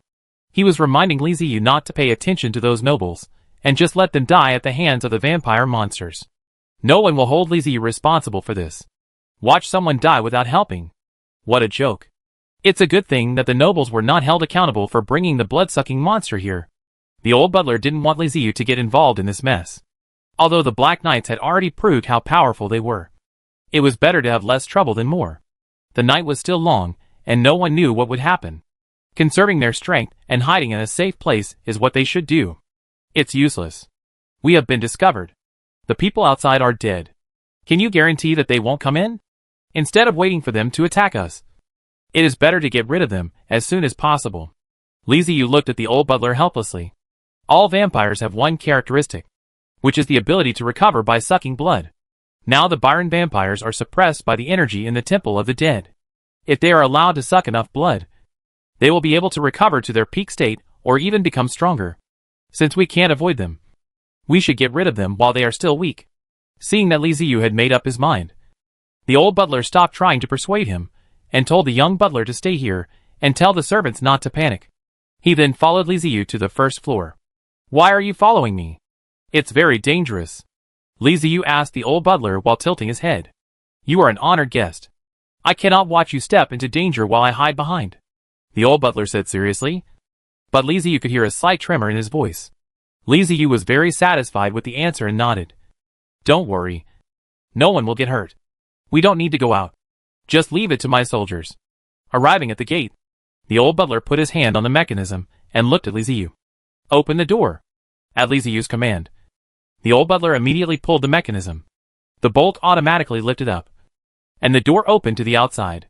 The nobles clinging to the door didn't notice and were thrown aside. Before they could make any move, they saw several dark shadows rushing out from the door. The nobles who knew what was good saw the black warrior's appearance and couldn't help but exclaim. Heavily armored warrior. Even though Liziu can summon a large number of black warriors. In fact, heavy armored warriors are serious and powerful existences in the indigenous human kingdom, and their status is no lower than that of magicians. Take Cinderborg for example. There are still some magicians, including wild magicians, magicians among private soldiers, and other magic professions. There are about 20 to 30 of them, but it is very difficult to find a heavy armored warrior in Cinderborg. It is too difficult to train a heavy armored warrior, not to mention that heavy armor is extremely expensive. It would be difficult to find someone who can wear heavy armor and kill the enemy on the battlefield. Heavy armor. Heavy armor. The word heavy is very self-explanatory. Ordinary people can't even hold it, let alone put it on. Any piece of heavy armor can weigh more than 80 kilograms. How much does a person weigh? It takes a lot of strength to wear 80 kilograms of heavy armor and still be able to fight. Don't the nobles know how powerful the heavy armored warriors are? Of course they know. But they will hire magicians. But not heavy armored warriors. The money to support a heavy armored warrior can almost support 2 inferior magicians. Considering the cost effectiveness, there are no heavy armored warriors in the entire Sinberg. Although they are unwilling to spend money to raise them, it does not prevent them from understanding the heavy armored warriors. The black warrior is wearing a helmet and armor, and is armed to the teeth. He looks like a heavy armored warrior, and not just an ordinary heavy armored warrior, but an elite heavy armored warrior. The 6 black warriors who rushed out of the villa ignored the exclamations of the nobles. The soul fire in their eyes grew stronger, and the soul energy surged. The dark blue energy covered the armor, and runes lit up one by one. Charge fearlessly.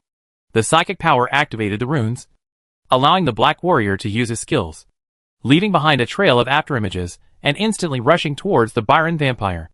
The fact that the Black Knights don't usually use skills doesn't mean they don't have any skills. As one of the core arms of the undead, how could they only be able to swing a sword? They don't use skills simply because they like to enjoy the fun of fighting, and the enemy has not forced them to use skills. It's different now.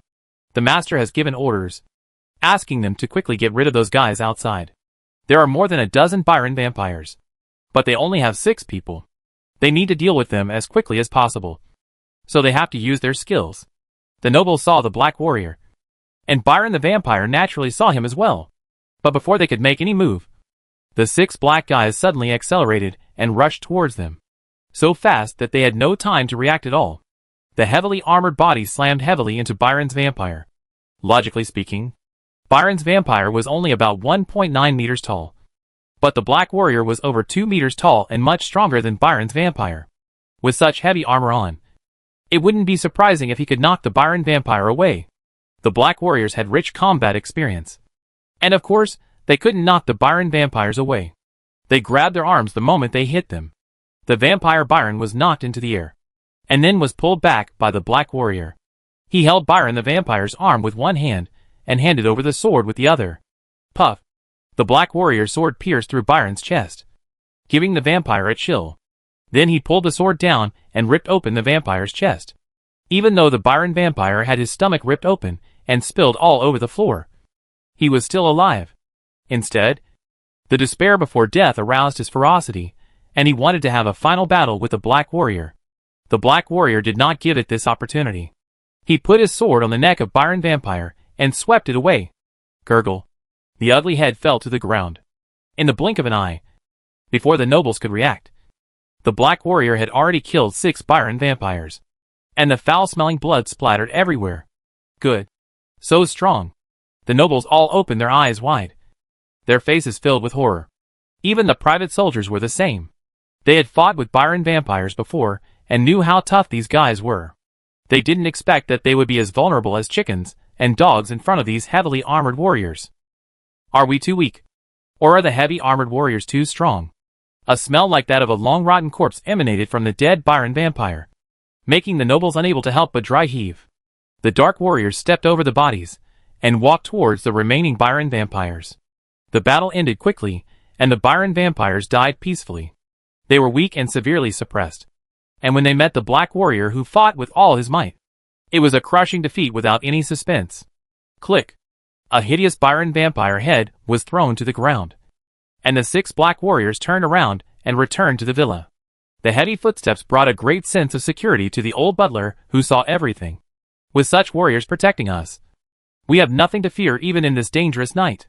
The old butler opened the door of the villa again to welcome the return of the warrior. This time when the villa door opened, the nobles were already prepared and were ready to rush in. They didn't want to stay outside any longer. The villa was much safer with these heavily armored warriors guarding it.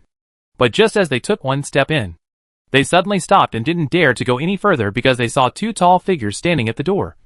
They were also heavily armored warriors. There are not only 6 heavily armored warriors outside, but there are actually 2 more in the villa. Although they were warriors, holding long swords in both hands, with the tips of the swords pointing to the ground. The nobles still felt a chill in their hearts, and dared not move forward a single step. Bang! Bang! The heavy footsteps were getting closer and closer. The black warrior unceremoniously separated the crowd. pushed the nobles and private soldiers to the sides, strode into the villa, and never glanced at those at the door. The nobles felt very aggrieved. They were ignored. No one had dared to treat them like this for many years, even if the other party was a heavily armored warrior. So what? They were nobles. Nobles! Seeing the heavily armored warriors walking into the villa, the old man who looked like a butler was about to close the door. Finally, one of the nobles couldn't help but yelled, "Let me in! Is this Torrento's home? I know your master. Let me in!" His shout immediately reminded the other nobles that now was not the time to be angry. After tonight, they could take revenge in any way they wanted. The most important thing to do now was to hide in the villa. So they shouted in unison, "Torrento is the shepherd of Sunburg, and we are the nobles of Sunburg. He has the obligation to protect us. Yes, we lent him all our private soldiers. That's why we ended up like this. He can't just ignore us.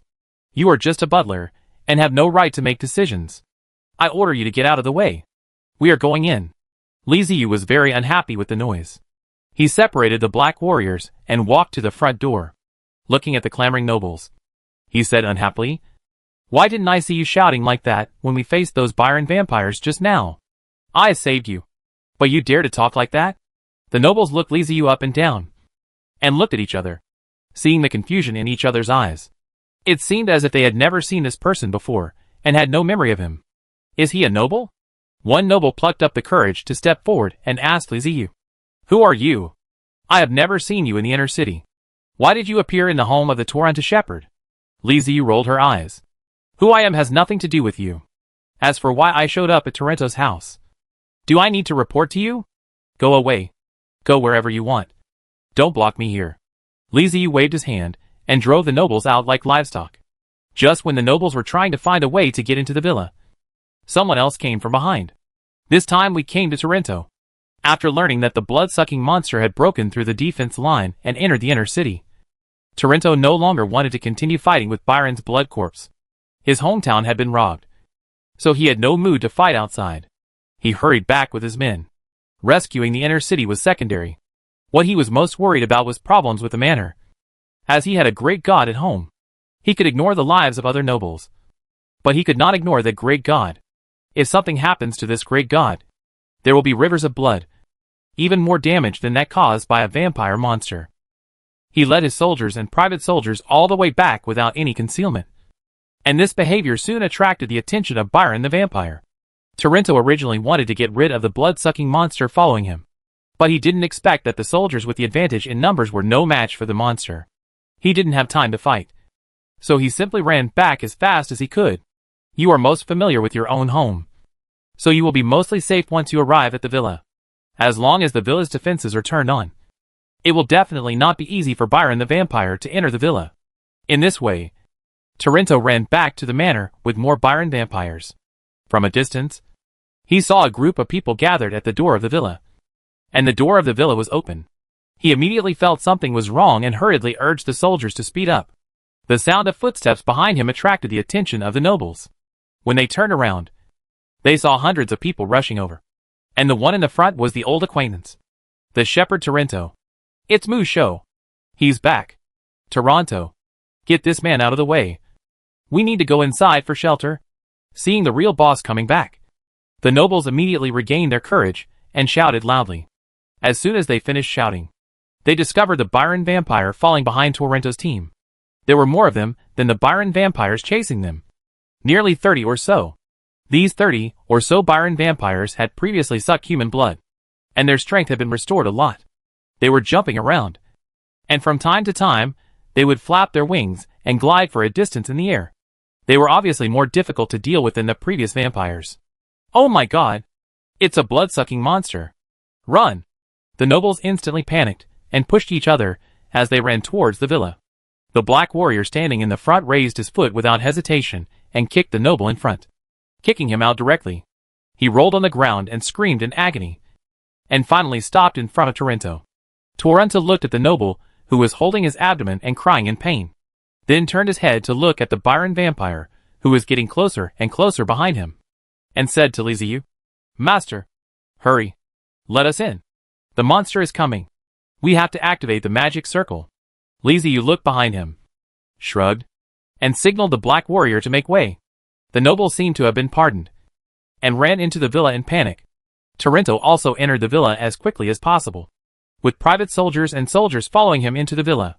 But there were hundreds of private soldiers and troops, and it was impossible for them all to come in at once.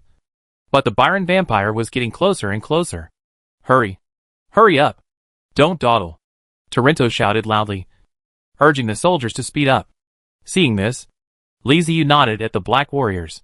The 6 Black Warriors, who had previously killed Byron the vampire, stood up, walked out of the villa gate, and covered the soldiers. Seeing this, all the soldiers looked at the Black Warrior and Liziu with gratitude. Chapter 467 Revenge of the Undead.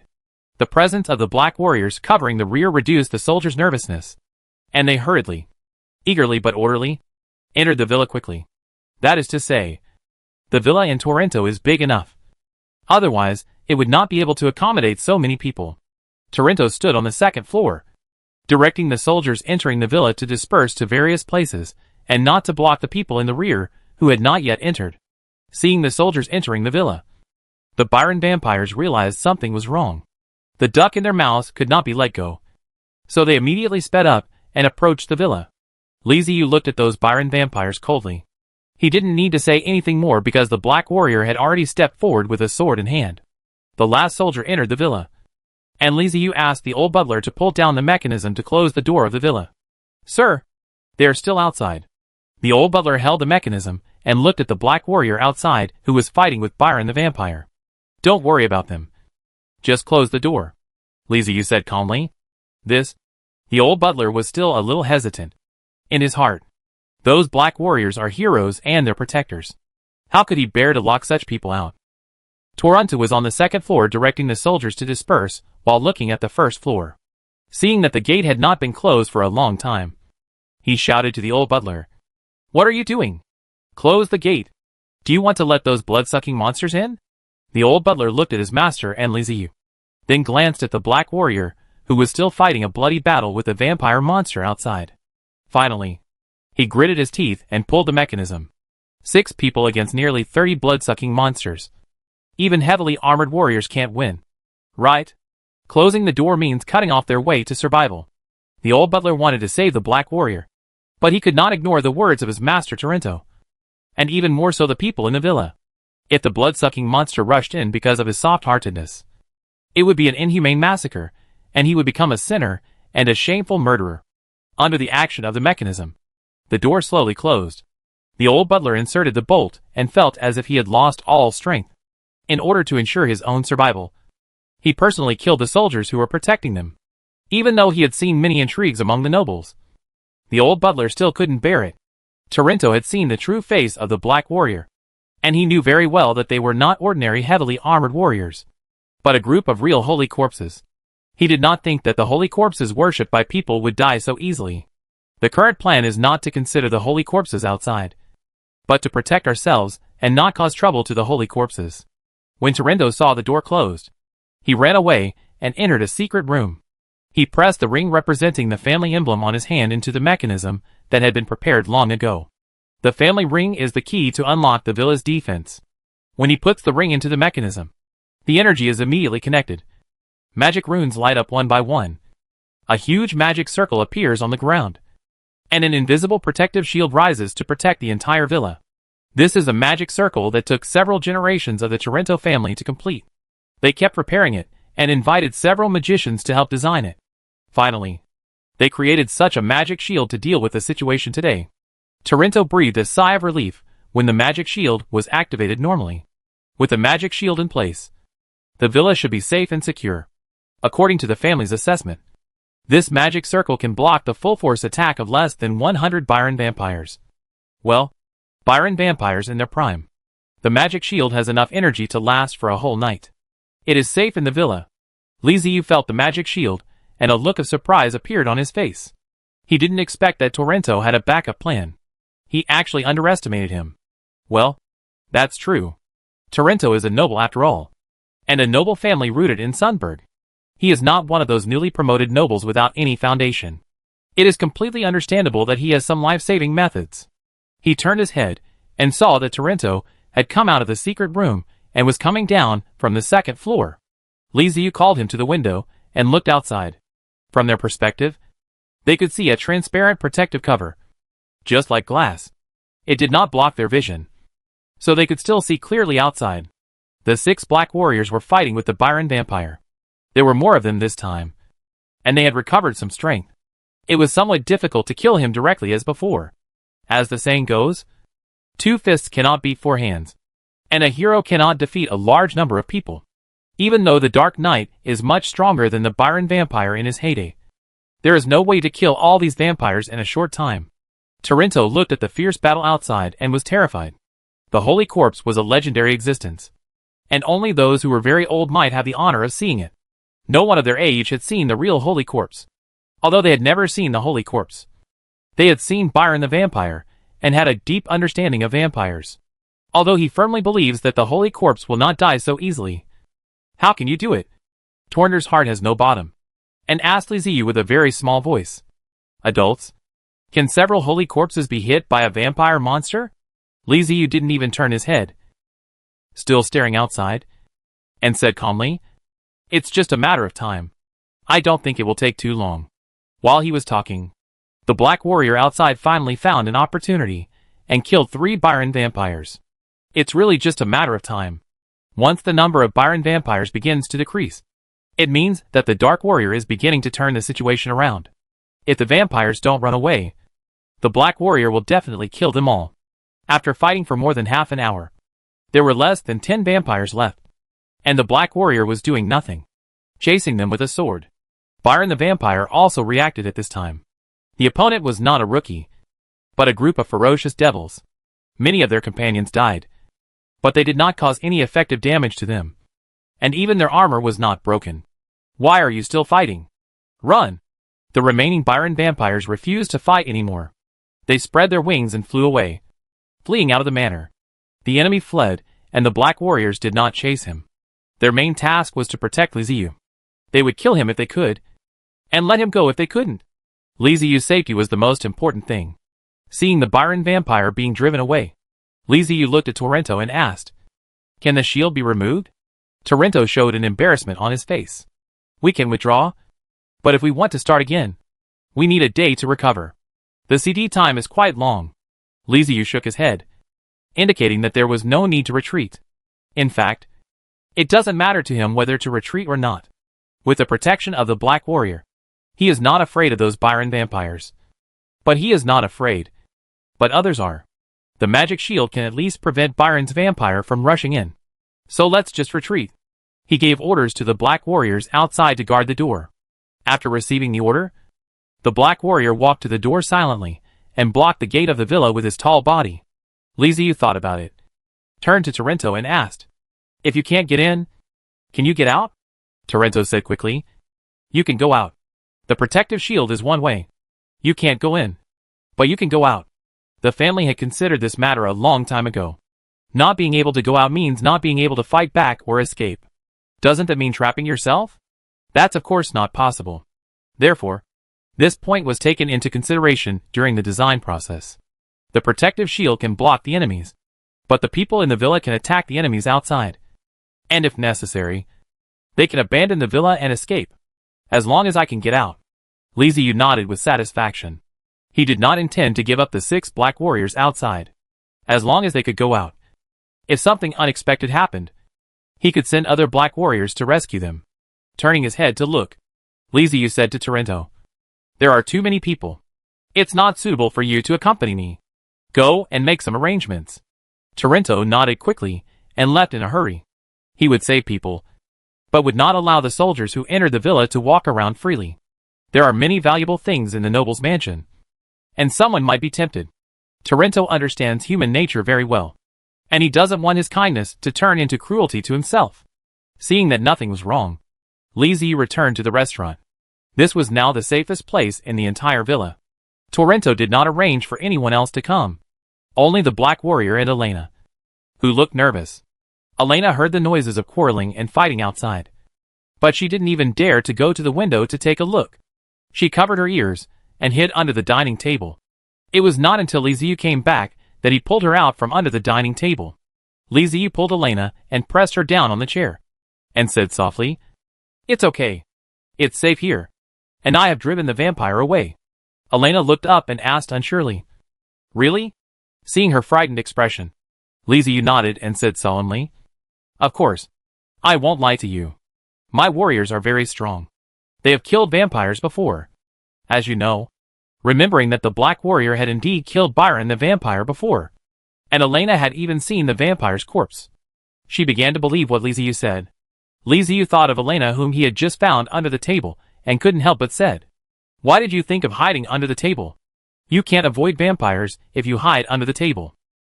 Elena blushed immediately and said weakly, "I don't know where to hide." Liziu rubbed her head and said gently, "Don't be afraid. I will arrange soldiers to protect you. Vampires can't hurt you. Look, there are special soldiers here." As he spoke, he pointed at the Black Warrior, who was standing quietly in the room. Elena looked at the Black Warrior, hummed softly, and her tense nerves gradually relaxed. Several Byron vampires ran all the way out of the manor, and only when they were some distance away from the manor did they dare to look back. Only when they were sure that the black-armored warriors had not caught up with them did they breathe a sigh of relief. The fight just now was not in vain. They felt a disgusting aura from those black-armored warriors. Yes, that's right. It's the same energy that suppressed their strength. Byron vampires have blood memories. Although not all of them can be awakened, they always know something, such as that they are enemies of the undead. Of course, they did not see the real face of the Black Warrior under his armor, but they confirmed the Black Warrior's breath and saw the soul fire in the Black Warrior's eyes, which was enough for them to connect the Black Warrior with the images in their blood memory. In my memory, there is a kind of undead with flames burning in its eye sockets, and it looks like a skeleton. It is precisely because of the existence of these undead that they were unable to turn the city of Sunburg into a place to raise blood and food. Byron the vampire has been fighting the undead for who knows how many years. So much so that the concept that the undead are enemies has been embedded in his blood memory. The last memory of the undead was 2 generations ago, when they attacked Sunburg, and the undead in the temple fought back again. The battle was very fierce. The Byron vampires at that time were determined to capture Sunburg. All the surrounding Byron vampires gathered together, and there were thousands of them. The undead in the temple rose up in resistance. The vampires overestimated themselves and did not expect the undead to be so powerful, and they were almost wiped out. Of course, what they didn't know was that after that battle, the undead in the temple were not feeling well either. Most of the undead in the temple died in that battle. Not a single guard was left. Most of the skeletons of the heroes perished, and the rest fell into a deep sleep. Since that battle, vampires and humans have calmed down and reached a certain tacit understanding, which is the current state. Outside the city and the outer cities, Byron vampires plundered humans, and the human nobles turned a blind eye.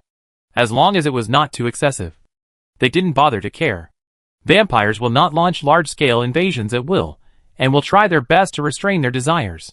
It took 2 generations for the Byron vampires to recover to a few hundred people in Duya Mountain and make a comeback. Their blood memory tells them that the undead must be destroyed. They don't even need to pay attention to the human soldiers. The undead are the top priority. As long as the undead are destroyed, the human soldiers will be vulnerable, and the city will fall into their hands. The humans in the city will become their blood food and be taken at will. Now the undead have appeared, right in that manner, and they have lost many of their brothers. They could not swallow this humiliation, not to mention the information in their memories, which made them determined to destroy the undead. Several escaped Byron vampires communicated with each other and decided to gather people to go back for revenge. They scattered and ran around, constantly making low-frequency, harsh noises, calling for their companions. Soon, nearly 100 Byron vampires gathered. They all knew what had happened and knew that there were only 6 enemies this time. 100 to 6. We'll win no matter what. The vampires who had experience fighting the Dark Knight analyzed that it was difficult for their minions to cause damage to the Dark Knight's armor, and could not break the defense at all. If they wanted to deal with the Dark Knight, they could only use other methods. Byron vampires do not just rely on their minions. They also have other means of attack, such as sound waves, certain blood magic, etc. Their attack methods cannot compare to the delicate operations of other types of vampires. But in terms of power, their attacks are more brutal, rough and unreasonable. Ancient species are basically like this, They believe in the purest power, and won't mess around with those nonsense things. Nearly 100 Byron vampires gathered and headed towards Torrento's manor. The gathering of such a large group of vampires naturally made the nobles tremble in fear. They hid deeper, covered their mouths tightly, held their breath, and dared not make any sound, for fear of attracting the other party's attention. The vampire returned by the same route and re-entered the manor, but was soon discovered by the Black Warrior guarding the gate. It would be impossible for the Dark Knight not to discover such a huge amount of life energy. Although the opponent's number was huge, the Black Warrior was not afraid at all. But he still notified Li Ziyu. Li Ziyu, who was resting in the restaurant, received a notice from the Black Warrior. He immediately frowned, walked to the window, and looked into the distance. Thanks to the noble's habit of not turning off the lights, the Torrento manor was also brightly lit, and could be seen very clearly even at night. Those Byron vampires had no intention of hiding, and they came over in a black mass. Chapter 468, Magic and Martial Arts Dual Cultivation. Signal connection successful. System recovery progress 80%. Compensation strategy enhancement. Summoning channel. Li Ziyu in the restaurant was checking the system interface.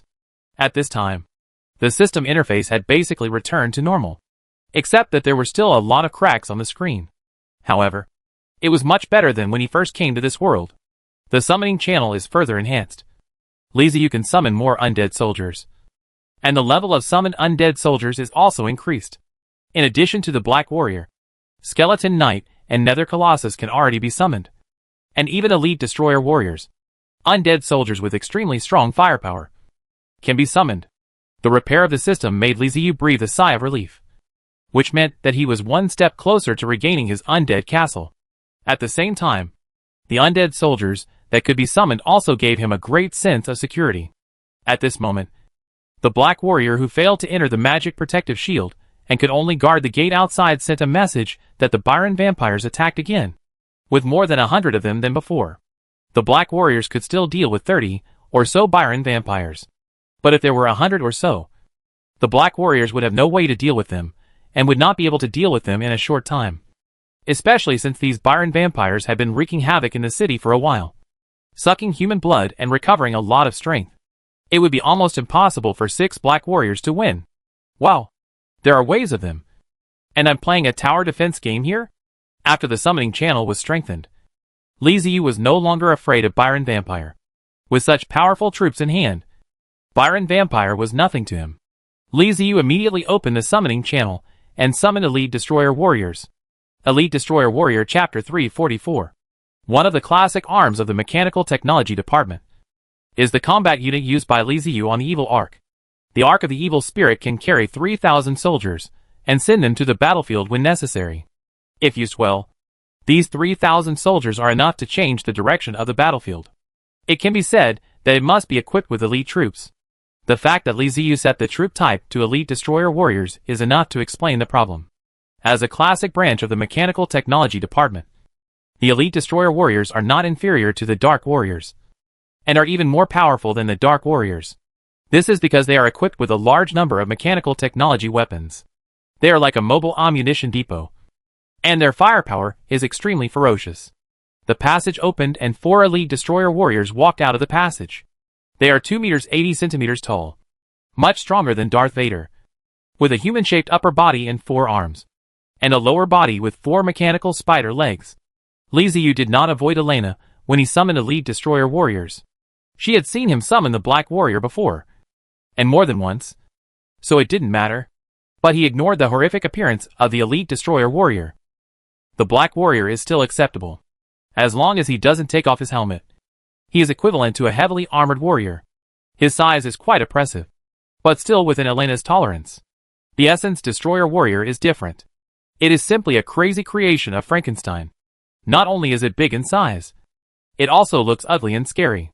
Elena was originally watching Li Ziyu's summoning with great interest. She had seen it several times, but it still felt magical every time she saw it. As a result, what came out this time was not the heavily armored warrior, but 4 terrible monsters. This is scarier than a vampire monster.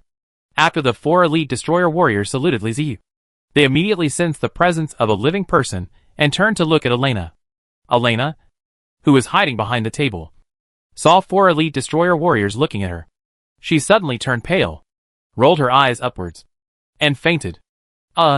This is a bit embarrassing. Li Ziyu scratched his head as he looked at Elena, who had fainted from fright. Feeling helpless, he walked over to check and was relieved after confirming that she was just frightened and there was no other problem. He turned his head to look at the elite destroyer warriors, then looked at the Byron vampires approaching outside the window, and gave an order. Elite destroyer warriors, kill those Byron vampires. The order has been issued to kill the invading Byron vampire. Accept the mission. Go and kill. Soul information came out from the soul fire of the elite destroyer warriors. The four big guys slowly turned around, and the sound of gears turning came from their bodies. Wisps of steam spewed out from the vents. They had no intention of going through the door, but went towards the window. Crashing. The window was broken and four elite destroyer warriors jumped directly out of the window. The noise in the cafeteria alarmed the butler and Toronto outside. Li Ziyu didn't want too many people to know that he had summoned the Black Warrior, so he didn't let the butler and Toronto in. When they heard the noise in the house, they immediately panicked. Toronto was afraid that something might happen to Li Ziyu, so he kept knocking on the door. Master! Master! Are you okay? Li Ziyu walked over and opened the door. Stop shouting. I'm fine. Toronto was relieved and asked carefully. I heard a noise. What happened? Li Ziyu turned his head to look at the broken window, then said to Toronto, my 6 warriors informed me that another group of vampires came. They are not easy to stop, so I sent new warriors out. Hearing that there were new blood-sucking monsters coming, Toronto's face suddenly turned unhappy, and he asked with a hint of anger, Master, how many blood-sucking monsters are here this time? About 100. Toronto immediately gasped. So much. He just didn't understand what was wrong with these blood-sucking monsters, and why they were staring at his villa. There are so many nobles outside. They are easier to kill than the people in the villa. They are not protected by magic shields, so they have to attack the villa with magic shields. What a great hatred and resentment this is. No matter how strong the 6 holy corpses outside are, they can't stop so many blood-sucking monsters. Li Ziyu looked at Toronto and said with a relaxed smile, don't worry. Nothing serious will happen. Didn't I tell you that I have arranged for new soldiers to go over and help? It's just 100 or so blood-sucking monsters. It's not a big problem. Toronto smiled bitterly when he heard this. He really didn't believe these comforting words. If Li Ziyu sent out all the holy corpses in the villa, he might not be afraid. But obviously Li Ziyu did not do that. Seeing that Toronto was still worried, Li Ziyu moved aside, made way, and said to him, if you don't believe me, go and see for yourself. It will be an exciting battle. Li Ziyu has full confidence in the elite destroyer warriors. They exist as individual firepower turrets, and are truly powerful weapons on the battlefield. The biggest difference between mechanical troops and psychic troops lies in their burst. Psychic troops have explosive power, and are likely to burst out with even more powerful force in desperate situations, which is a bit like the explosion of a small universe. But mechanical soldiers do not have such explosive power. Their combat effectiveness depends on the mechanical technology and weapons on their bodies. Their combat effectiveness is constant and has a stable output. Because of this, it is easier to measure the combat effectiveness of mechanical troops. If the weapons are strong enough, the firepower is fierce enough, the shield is thick enough, and the body is tough enough, then the combat effectiveness will be clear and obvious. Elite destroyers are such existences. Not only can they eliminate a large number of miscellaneous soldiers, but they can also carry out decapitation missions. It is naturally no problem for them to deal with just 100 or so weakened Byron vampires. Toronto and the butler were skeptical. They followed the path made by Li Ziyu into the restaurant, came to the broken window and looked out. When they saw this, they were stunned. What is that? Some kind of monster? The appearance of the elite destroyer warrior is indeed terrifying, which always makes people unconsciously move towards the monster. At this time, the elite destroyer warrior had walked out of the range of the magic shield and came to the side of the black warrior. Mission: destroy the invading Byron vampire. Handover. Mechanical undead are more disciplined than psychic undead. They first communicated with the black warrior guarding the gate. The black warrior glanced at the elite destroyer warriors, and was too lazy to pay attention to them. In the eyes of the psionic undead, the mechanical undead were just a group of low-level undead lacking spirituality, equivalent to the most common skeleton undead. Seeing that the Dark Knight did not respond, The elite destroyer warrior assumed that the mission had been completed, and slid its 4 spider legs to meet the Byron vampire, who was rushing towards it. Battle command: destroy the enemy. Free attack. Byron the vampire, who had just rushed forward, was hit head-on by 4 monsters before he could even stand firmly. 4 elite destroyer warriors held psychic magic machine guns and aimed their crazy fire at the Byron vampires. Standing on the villa and looking down, it was a violent storm, and the Byron vampires were like fallen leaves swaying in the wind and rain. The Byron vampire, who rushed the fastest, was also the most unlucky. He was shot like a sieve, with bullet holes all over his body. He fell to the ground without even being able to scream, and lost his life. Seeing this, the vampire behind used his bat wings to cover his front while dodging the bullets. Micro-missile nests popped out from the shoulders of elite destroyer warriors, and sharp bone rockets shot out with tail flames, flying towards the area where Byron vampires were most concentrated. Boom, boom, boom. A series of explosions sounded, and the Byron vampire, who failed to avoid the sharp bone rocket, was blown badly. Even if he did not die, he was seriously injured. After being baptized by psychic magic machine guns and pointed bone rockets, the elite destroyer warriors began to advance, continuously shooting at the Byron vampires as they walked. The Byron vampires around Sintborg are all indigenous wild vampires, not summoned by the traversal system. Strictly speaking, they are relatively low-level vampires, and are completely unable to resist the fire baptism of elite destroyer warriors. The elite destroyer warrior opened his palm while firing, and his palm flew out under the power of steam, grabbed an unsuspecting vampire, and then pulled it to his side. The vampire that was pulled over reacted quickly and opened its mouth to bite the elite destroyer warrior. Unfortunately, what it bit was not soft flesh, but hard metal, and the black hole of the hand cannon hit its face. With a muffled sound, the vampire's head seemed to explode like a watermelon. The 4 elite destroyer warriors were like tanks charging across the battlefield, beating the Byron vampire to the point where he could no longer take care of himself. They finally became frightened and tried to escape. But it is easy to come, but difficult to leave. The elite destroyer warriors will not let them leave. They will give priority to dealing with the flying vampires, as long as they dare to spread their wings and fly into the sky. A large number of bullets will immediately shoot at them and turn them into sieves. In the villa, Torrento and the 2 housekeepers were dumbfounded. What is this? The vampires we feared so much turned out to be as weak as toys in the hands of those 4 monsters, without even a chance to escape. They knew nothing about firearms, and subconsciously mistook the weapons of the elite destroyer warriors for some advanced magic weapons that they had never seen before. For against 100? This was like a miracle in Torrento's eyes. Master, that is. He finally couldn't help it, and asked Liziu. Liziu shrugged. They are also the holy corpses in your mouth. Torrento opened his mouth wide, looked at the elite destroyer warriors, who beat the blood-sucking monster, and made it flee in panic. Then looked at the black warriors guarding the door of the villa, and said incoherently, "But they, and they, are different. It's more than just different. The gap is too huge." Torrento could totally accept that the Dark Warrior was a holy corpse. After all, although it is a skeleton, it still looks like a human being. If it wears armor, it can be regarded as a human being.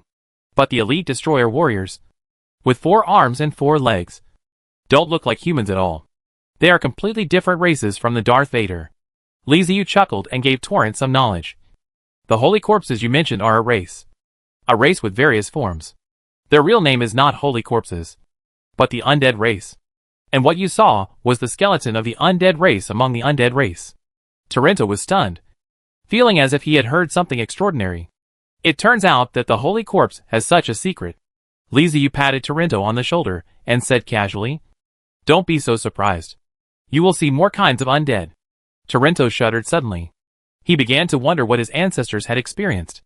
Are these holy corpses with terrifying appearances really the kind side?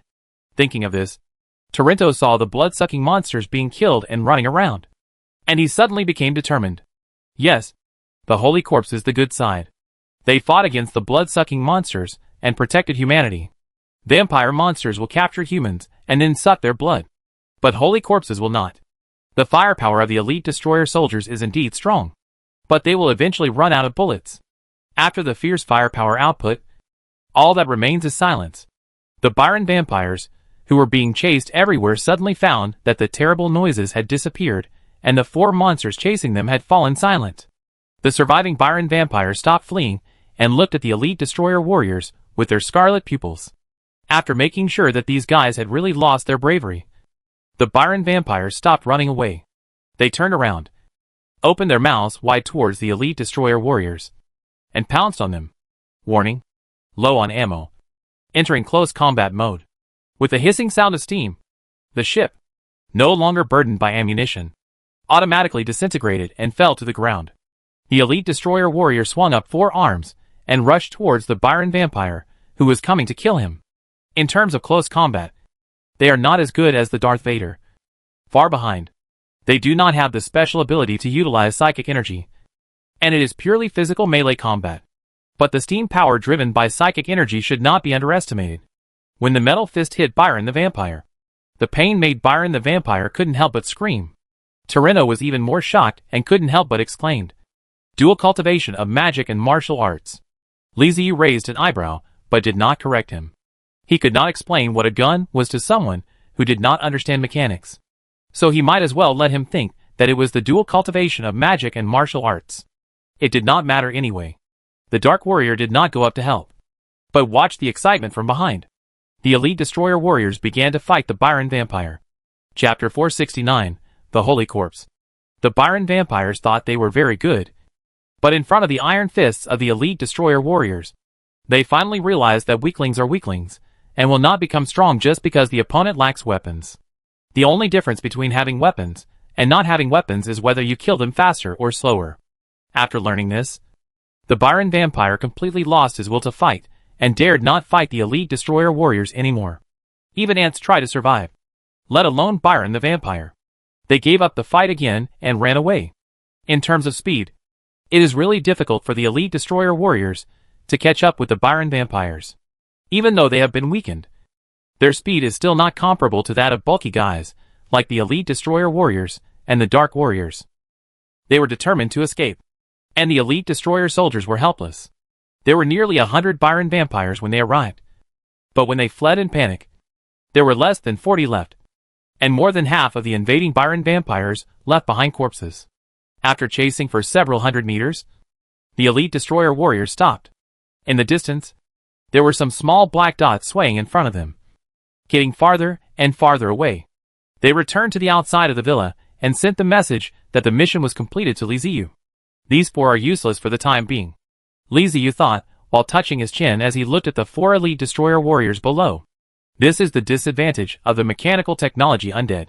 Their firepower is very strong, but they are severely restricted by ammunition. When they have sufficient ammunition, they can deal tons of damage. Without ammunition, they are just stronger physical fighters.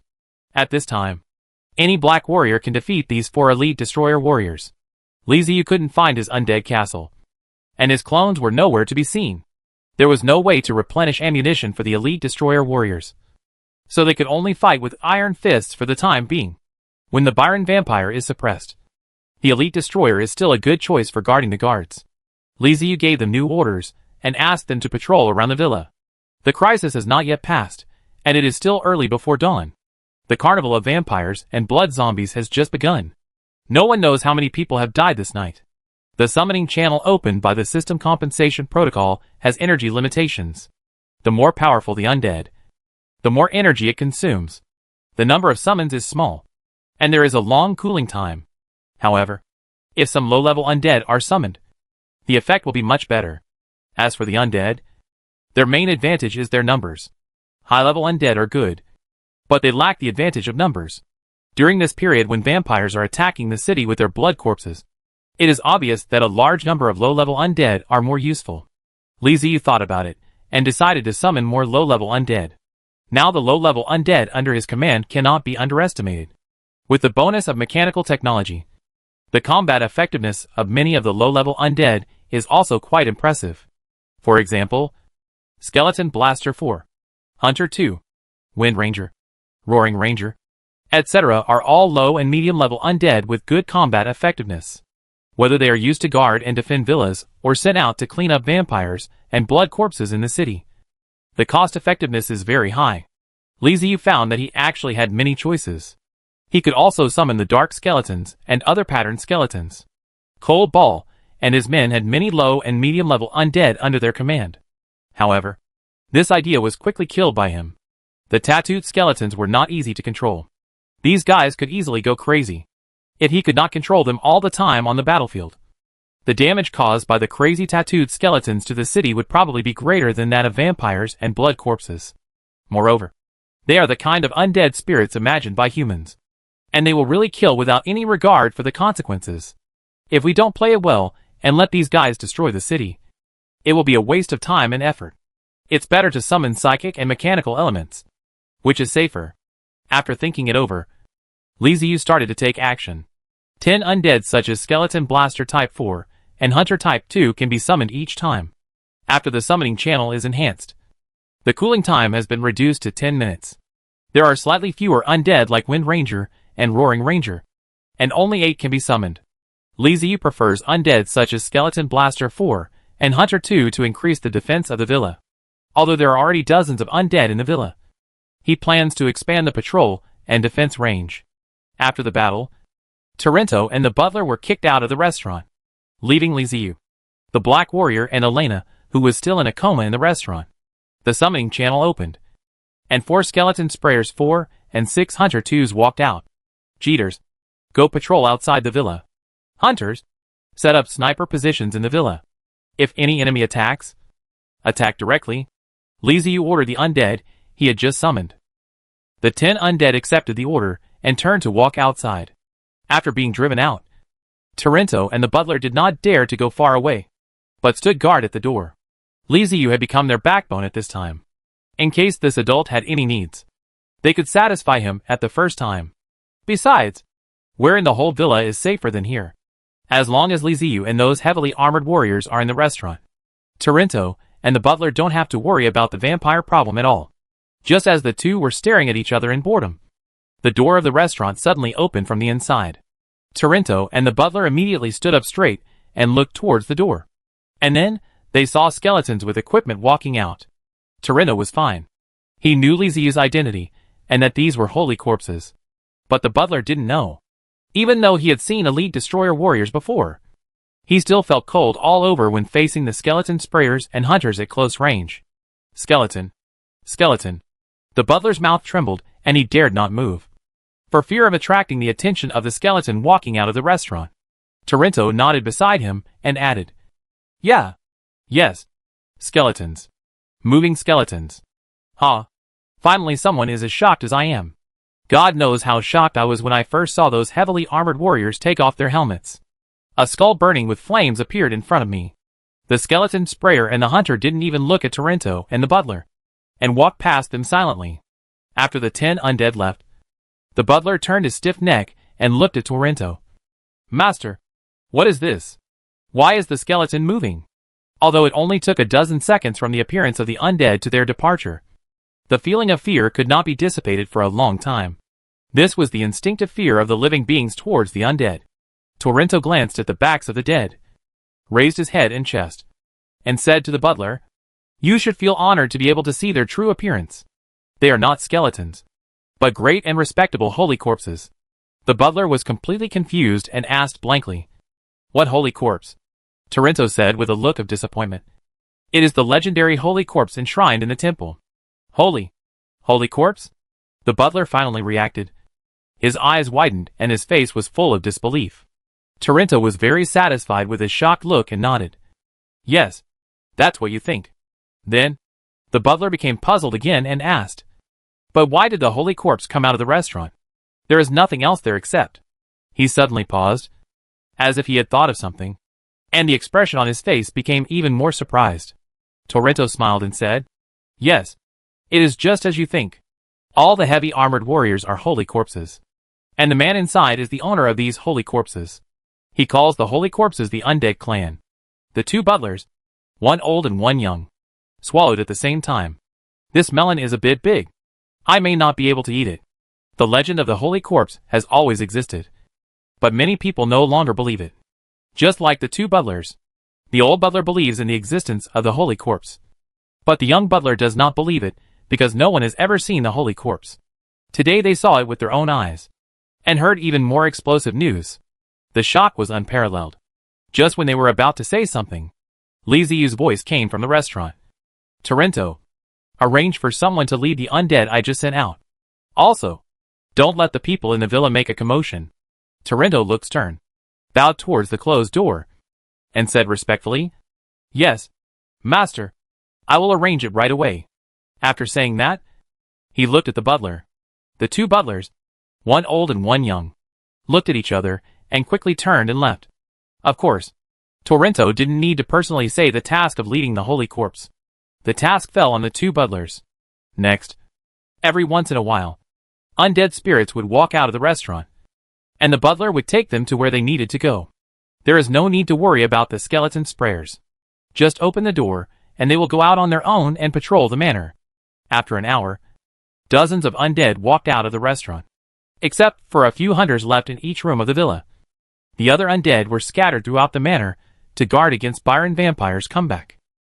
However, Li Ziyu was obviously worrying too much. The Byron Vampires did hate the undead, but compared to revenge, they were more afraid of death.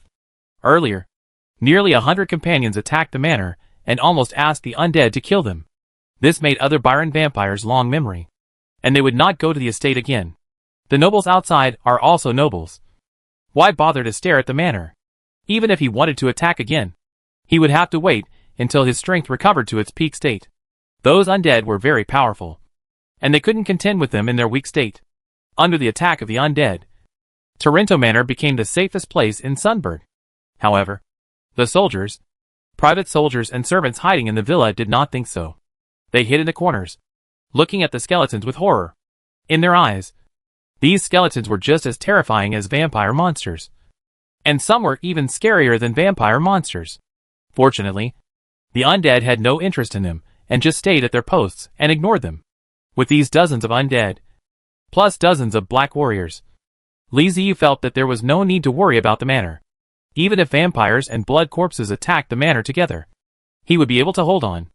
At worst, he could continue to summon advanced troops. Now it's time to clean the city from vampires and blood zombies.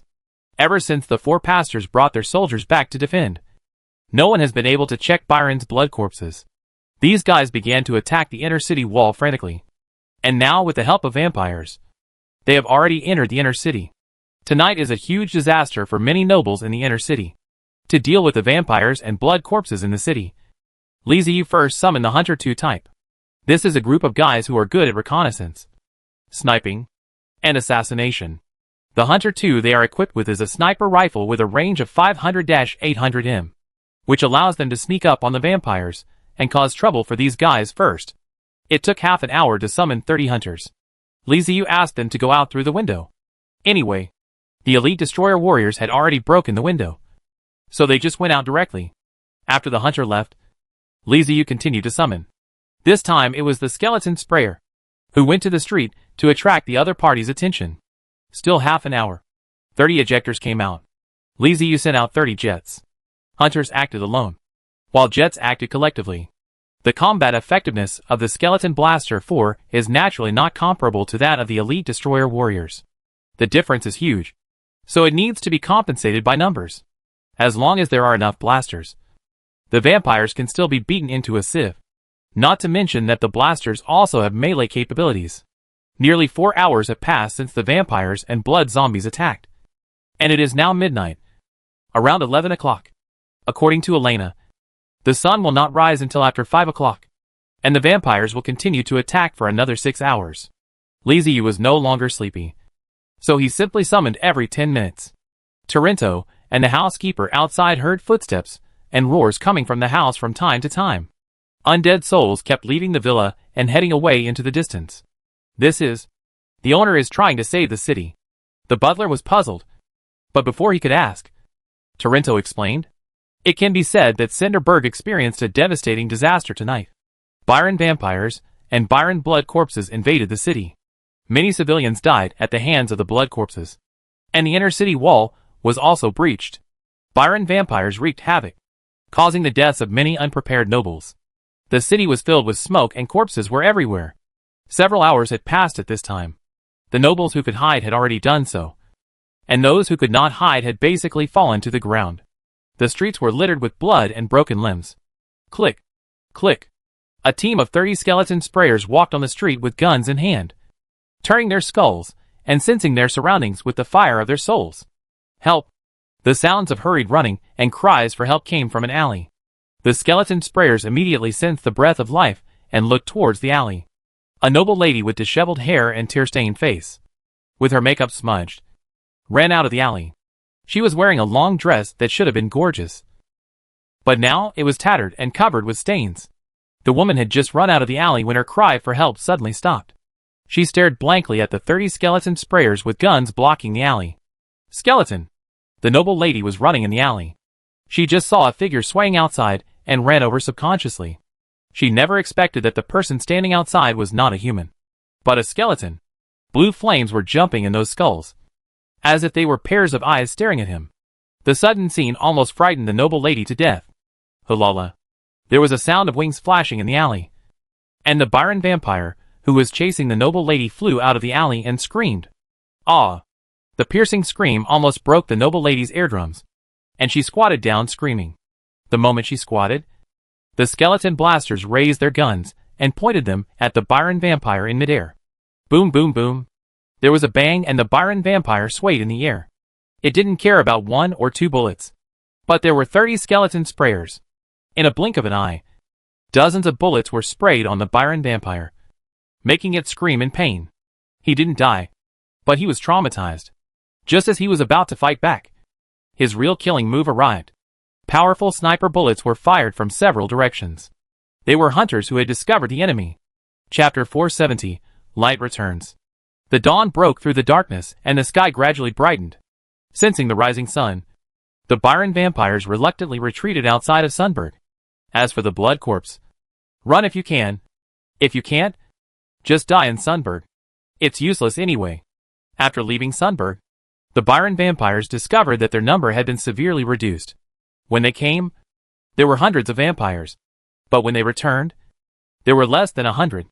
They will not feel sad because of the death of their companions, but will only be glad that they survived.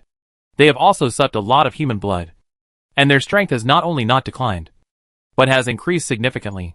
The Byron vampire, who escaped alive, spread his wings and flew towards the direction of his lair in Duya Mountain. Many blood corpses were also killed, but there were always some that were caught. Some escaped from Sunderberg and entered the wilderness, while others hid in the dark places of Sunderberg, waiting for night to fall again. In short, the war was over the moment the sun rose.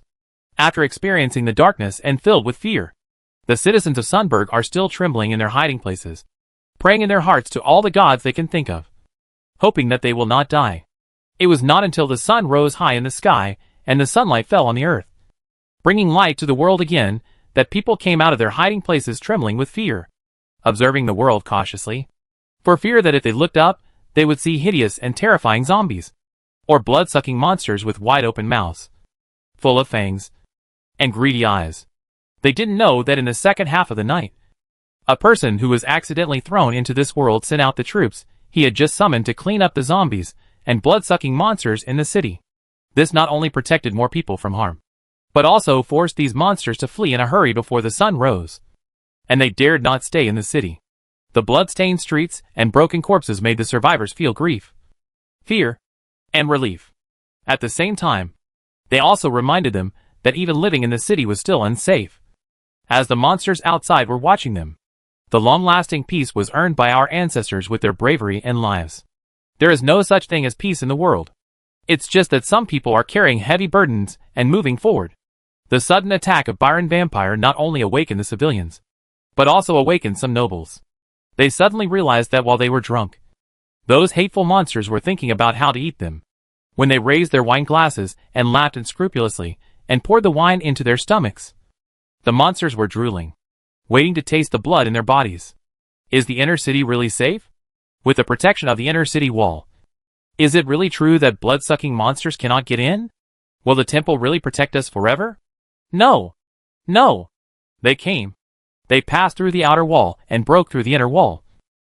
And even the suppression of the temple could not stop them. The soldiers had no way to deal with them. The weapons they prepared were like a joke, and couldn't even penetrate their bodies. What are we doing? The nobles began to reflect. They spent their money on drinking parties, banquets, fine clothes, and useless luxuries, but forgot to arm those who were to protect them. Private soldiers are more useful than soldiers, or at least stronger than soldiers. But in the process of fighting against blood-sucking monsters, they found that private soldiers are strong. But it depends on who they are compared with. Compared with blood-sucking monsters, private soldiers are not strong enough. They need more soldiers, better equipment, more manpower. And they can't just think about resisting the blood-sucking monsters, but they have to fight back. Go to the lair of the blood-sucking monsters. Drag those monsters out of the cave, and kill them to prevent them from attacking the city again, leaving a safe environment for your children. Tore onto a state. Liziu looked at the rising sun, stretched his waist, turned around and looked at Torrento and the two housekeepers who were standing respectfully behind him. Thank you for your hard work. Finally, the sun has risen. I have received reports that the vampires have all run away. As for the blood corpses, they should not have been cleaned up. Some of them hid, and will not be found for a while. Well, that's it. Torrento and the two butlers said nothing, but just looked at him with admiration. If Liziu hadn't been there last night, I don't know how many more people would have died. No, it should be said that several people in the villa can survive. Only those who have truly faced Byron vampires can realize their horror. Whether you are a soldier or a private soldier, fighting these monsters head-on can only pay with your life. Torrento is a pastor. No matter how he performs, he is at least more knowledgeable than other nobles. He knew very well that with a large-scale attack like last night, even if all the soldiers, private soldiers, and serf soldiers in the entire Sinberg were gathered together, and with the suppression of the temple, it was hard to say whether they could be stopped. It is true that the soul power in the temple will suppress the power of Byron vampires and make them weak, but it does not mean that their defense will be reduced. Their skin and muscles are still tough and difficult to be hurt by swords. There is not much difference between the serfs and city defense soldiers, who have only received basic training when facing such a being. Wearing light armor or not is just the difference between not using force and grabbing hard for the Byron vampires. Their weapons are not sophisticated enough, and it is difficult to hurt the Byron vampires even if they use all their strength. It can be said that the battle in the second half of the night was entirely completed by Liziu relying on the holy corpses of his men. The legendary guardian once again saved Sunberg. Elena, who had been unconscious all night, groaned softly. Her eyelids trembled, and she slowly opened her eyes, looking blankly at the people in the room. Liziu came to her side, pinched her face, and said with a smile, "You are really good. You are not unconscious. You are clearly sleeping." Elena grabbed Liziu's hand, cried out in pain, and finally woke up completely, being interrupted by Elena. Torrento remembered that he still had things to do, and hurriedly said, "Master, I need to leave for a while. I have to report to the city lord. He is still the shepherd of Sinberg. Now that the battle is over, he naturally has to go to the city lord to report his work. He also wants to know the casualties in the city. There will definitely be a lot of work to do next." Liziu nodded in understanding, and then said, "Try to come back as soon as possible. I plan to go to the temple to take a look." The butler quickly said, "Sir, if you are in a hurry, I can go with you." As soon as he finished speaking, he was glared at by Torrento. "Notice you? Things like accompanying the master to the temple are used to improve favorability. How can it be faked by someone else?" Torrento said anxiously. "Master, you have been busy all night. Take a rest first. When I come back from the city lord, I will accompany you to the temple." After hearing what Torrento said, Liziu felt a little tired, so he asked the housekeeper to prepare a clean room for him so that he could take a nap. The young butler hurried out, called the servants, and ordered them to clear out a room. There were too many people in the villa last night, and it was a mess, with the room full of people. Now that everything was fine, it was naturally impossible for anyone to hide in the house. He first cleaned a room, prepared warm water for washing, and food, and then came to invite Liziu. During the time he was preparing, the old butler was also sent out to comfort the servants and do some psychological work for them so that they could recover as soon as possible. Torrento left the villa with his soldiers and the private soldiers he borrowed last night and rushed to the city lord's mansion. The people in the inner city have come out, and the servants have begun to clean the streets, collect the bodies, notify the families to claim them, and use clean water to clean the streets to wash away the blood stains. Many houses were damaged in the battle last night and were burned down, turning into charcoal. Fortunately, the nobles were rich, so they could just rebuild them. Taranto led several hundred people through the streets, attracting a large number of people's attention, including servants and nobles. Is this Taranto's team? Why are there so many people? Look! The soldiers in his team are so neatly dressed. Yeah. Is this guy hiding and not fighting the blood-sucking monster at all? People whispered to each other when Taranto passed by, and their eyes turned unfriendly towards him. The duty of the shepherd Taranto was to protect them, and he even borrowed their private soldiers who they depended on for life, which made them unable to resist when facing the blood-sucking monsters. But now it seems that this guy obviously did not participate in the battle. Otherwise, how could his soldiers be so spirited? And there was not even any blood stain on their armor. They also saw the other pastors. Not only did they have only a few soldiers left under their command, but they were also in a miserable state. One pastor was even killed by a blood-sucking monster. He was covered with a white cloth and carried to the city lord's mansion by the soldiers, which was in stark contrast to the situation on the Taranto side. If it is really as the nobles guessed, then they will not let Taranto go. They will definitely suggest to the city lord that this guy should be severely punished. Otherwise it will be difficult to quell the anger in their hearts. Taranto did not hear the whispers around him, nor did he care what the nobles thought of him. He just wanted to rush to the city lord's mansion, finish his business quickly, and then take Liziu to the temple. Is the city lord more important or Liziu more important? There is almost no need to think too much about this. If he were asked to choose, he would choose Liziu without hesitation. How could a mere city lord compare to the identity of the owner of the Holy Corpse? He led his men through the streets and alleys and arrived at the city lord's mansion. As soon as I arrived at the street where the city lord's mansion was located, I saw corpses covered with white cloth parked on the street, divided into two clearly defined sides. On one side are the bodies of the nobles who died in the inner city yesterday, waiting for their family members to come and claim them. If no one claims them by the evening, they will be buried in the cemetery. On the other side were the bodies of soldiers and private soldiers who had died in the battle with the blood-sucking monsters and zombies last night. The corpses on both sides added up to more than 1,000, filling the streets. Taranto slowed down his pace, lowered his head, and walked silently past the bodies of the soldiers. This was the last respect for them, and a moment of silence for them.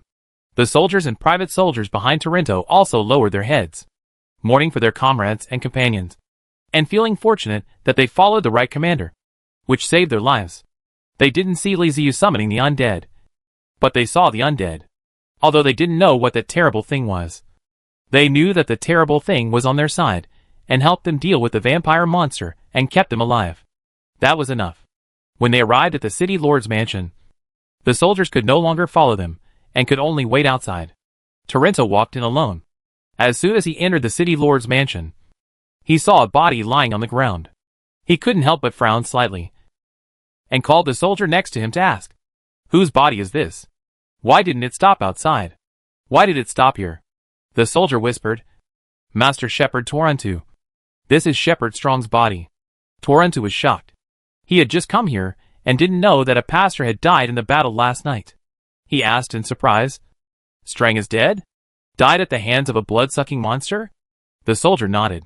Taranto still found it a little unconvincing, so he walked forward and lifted the white cloth to take a look. It was a square face that had lost all color. The eyes were tightly closed, and the lips were black and blue. It was definitely the Shepherd Strong he knew. Strong was the strongest among several pastors in Sandburg. He was tall and strong, had good fighting ability, and was a generous person. Unexpectedly, other pastors who were not as strong as him did not die, but this pastor died instead. Taranto had a good relationship with Strong. Feeling a little sad, he carefully covered him with the white cloth again, stood up, and walked towards the conference room. The conference room of the city's main government was bleak. No one was prepared for the blood-sucking monster's attack on the city in advance, and it was very hasty. The blood-sucking monster and its zombies caught them off guard, and the losses were too great.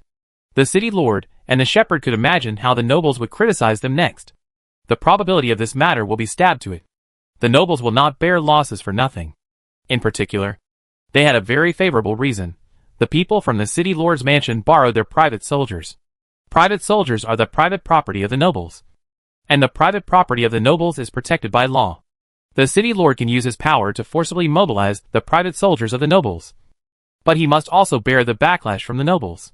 If the blood-sucking monster had not attacked the inner city, the backlash would have been very light, and the city lord could even gain a good reputation. But the problem was that the blood-sucking monster unethically attacked the inner city and killed many nobles, which gave the nobles the opportunity to attack. When Torunta came in from outside, the city lord raised his head and greeted him.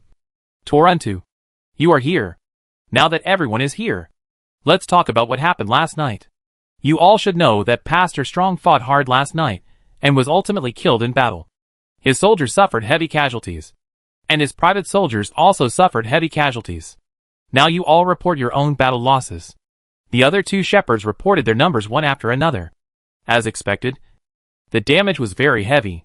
But when it came to Torunta, after he reported his losses, the city lord and the other two shepherds were stunned and looked at him straight.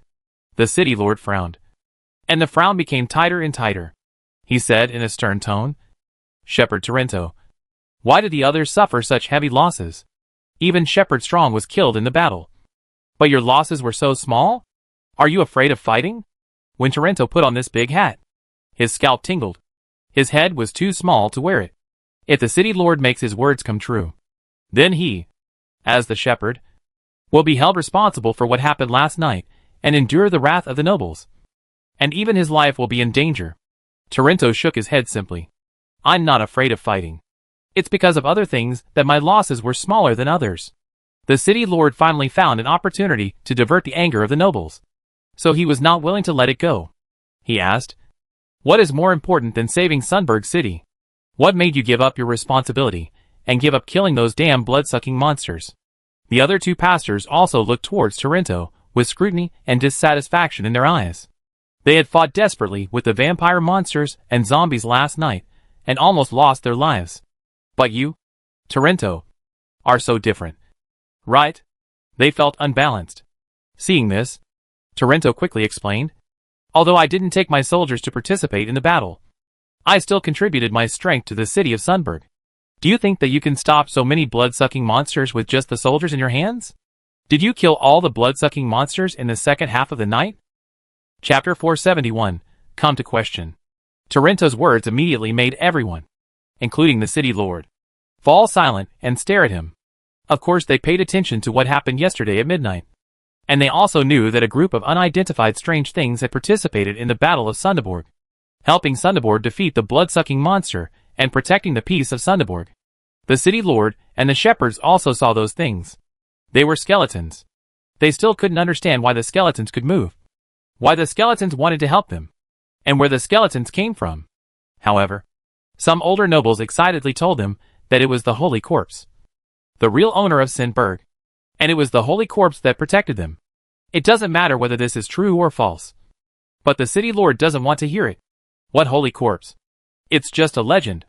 Over the years, no one has seen the real Holy Corpse. Who can explain what the Holy Corpse is? Only those old nobles, who are about to be buried, would claim that they have seen the Holy Corpse and know what it is. According to the old nobleman, as the city lord, he is still under the Holy Corpse. So does he still have to obey the orders of those skeletons? How funny! The city lord was dissatisfied with the old noble's words, but he really wanted to know what was going on. At this moment, Torunta mentioned that he had discovered a clue, so he asked in a deep voice, It seems that you know something. Torunta held his head high and said, Of course I know. That is the Holy Corpse, summoned by my master. Without the protection of my master and the Holy Corpse, the blood-sucking monster would have been impossible to defeat. This is my master's mercy. He kept calling the city lord and the other two shepherds stunned. Who is this owner? Why is it the Holy Corpse again?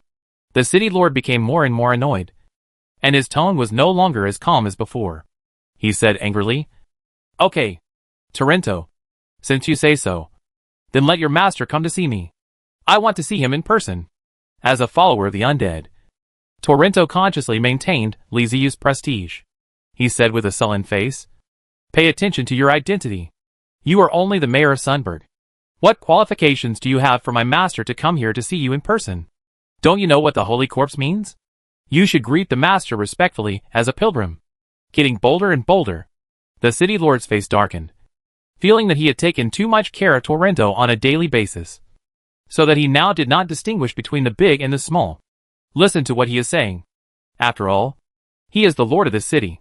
There is nothing he cannot take care of, no matter how big or small the matter is, and who he cannot meet. Yet they dare to let him come to their house in person. What a grand ceremony! The more the city lord thought about it, the angrier he got. The anger on his face grew stronger and stronger. He laughed in anger and said to Torrento, "Okay, Torrento, then I will go with you to meet this great man and see what he looks like." After that, without further ado, he immediately asked people to get ready and set off for the manor in Torrento. The city lord has made up his mind. He will tear off the mask of the master mentioned by Torrento. No matter whether this man protects Sundberg or not, he will never be able to snatch the power from him. The 4 men, along with their soldiers and private soldiers, headed towards the Torrento manor. When people on the surrounding streets saw them, they looked around curiously, not understanding what was going on. The team arrived outside the manor and stopped. It was not that they did not want to move forward, but they could not go any further because the door was blocked. A dozen skeleton blaster fours holding guns stood at the door, soul fire burning in their eyes, staring at the approaching team. At the same time, in the shadows of the surrounding treetops, the hunters raised their guns and aimed at the soldiers in the team.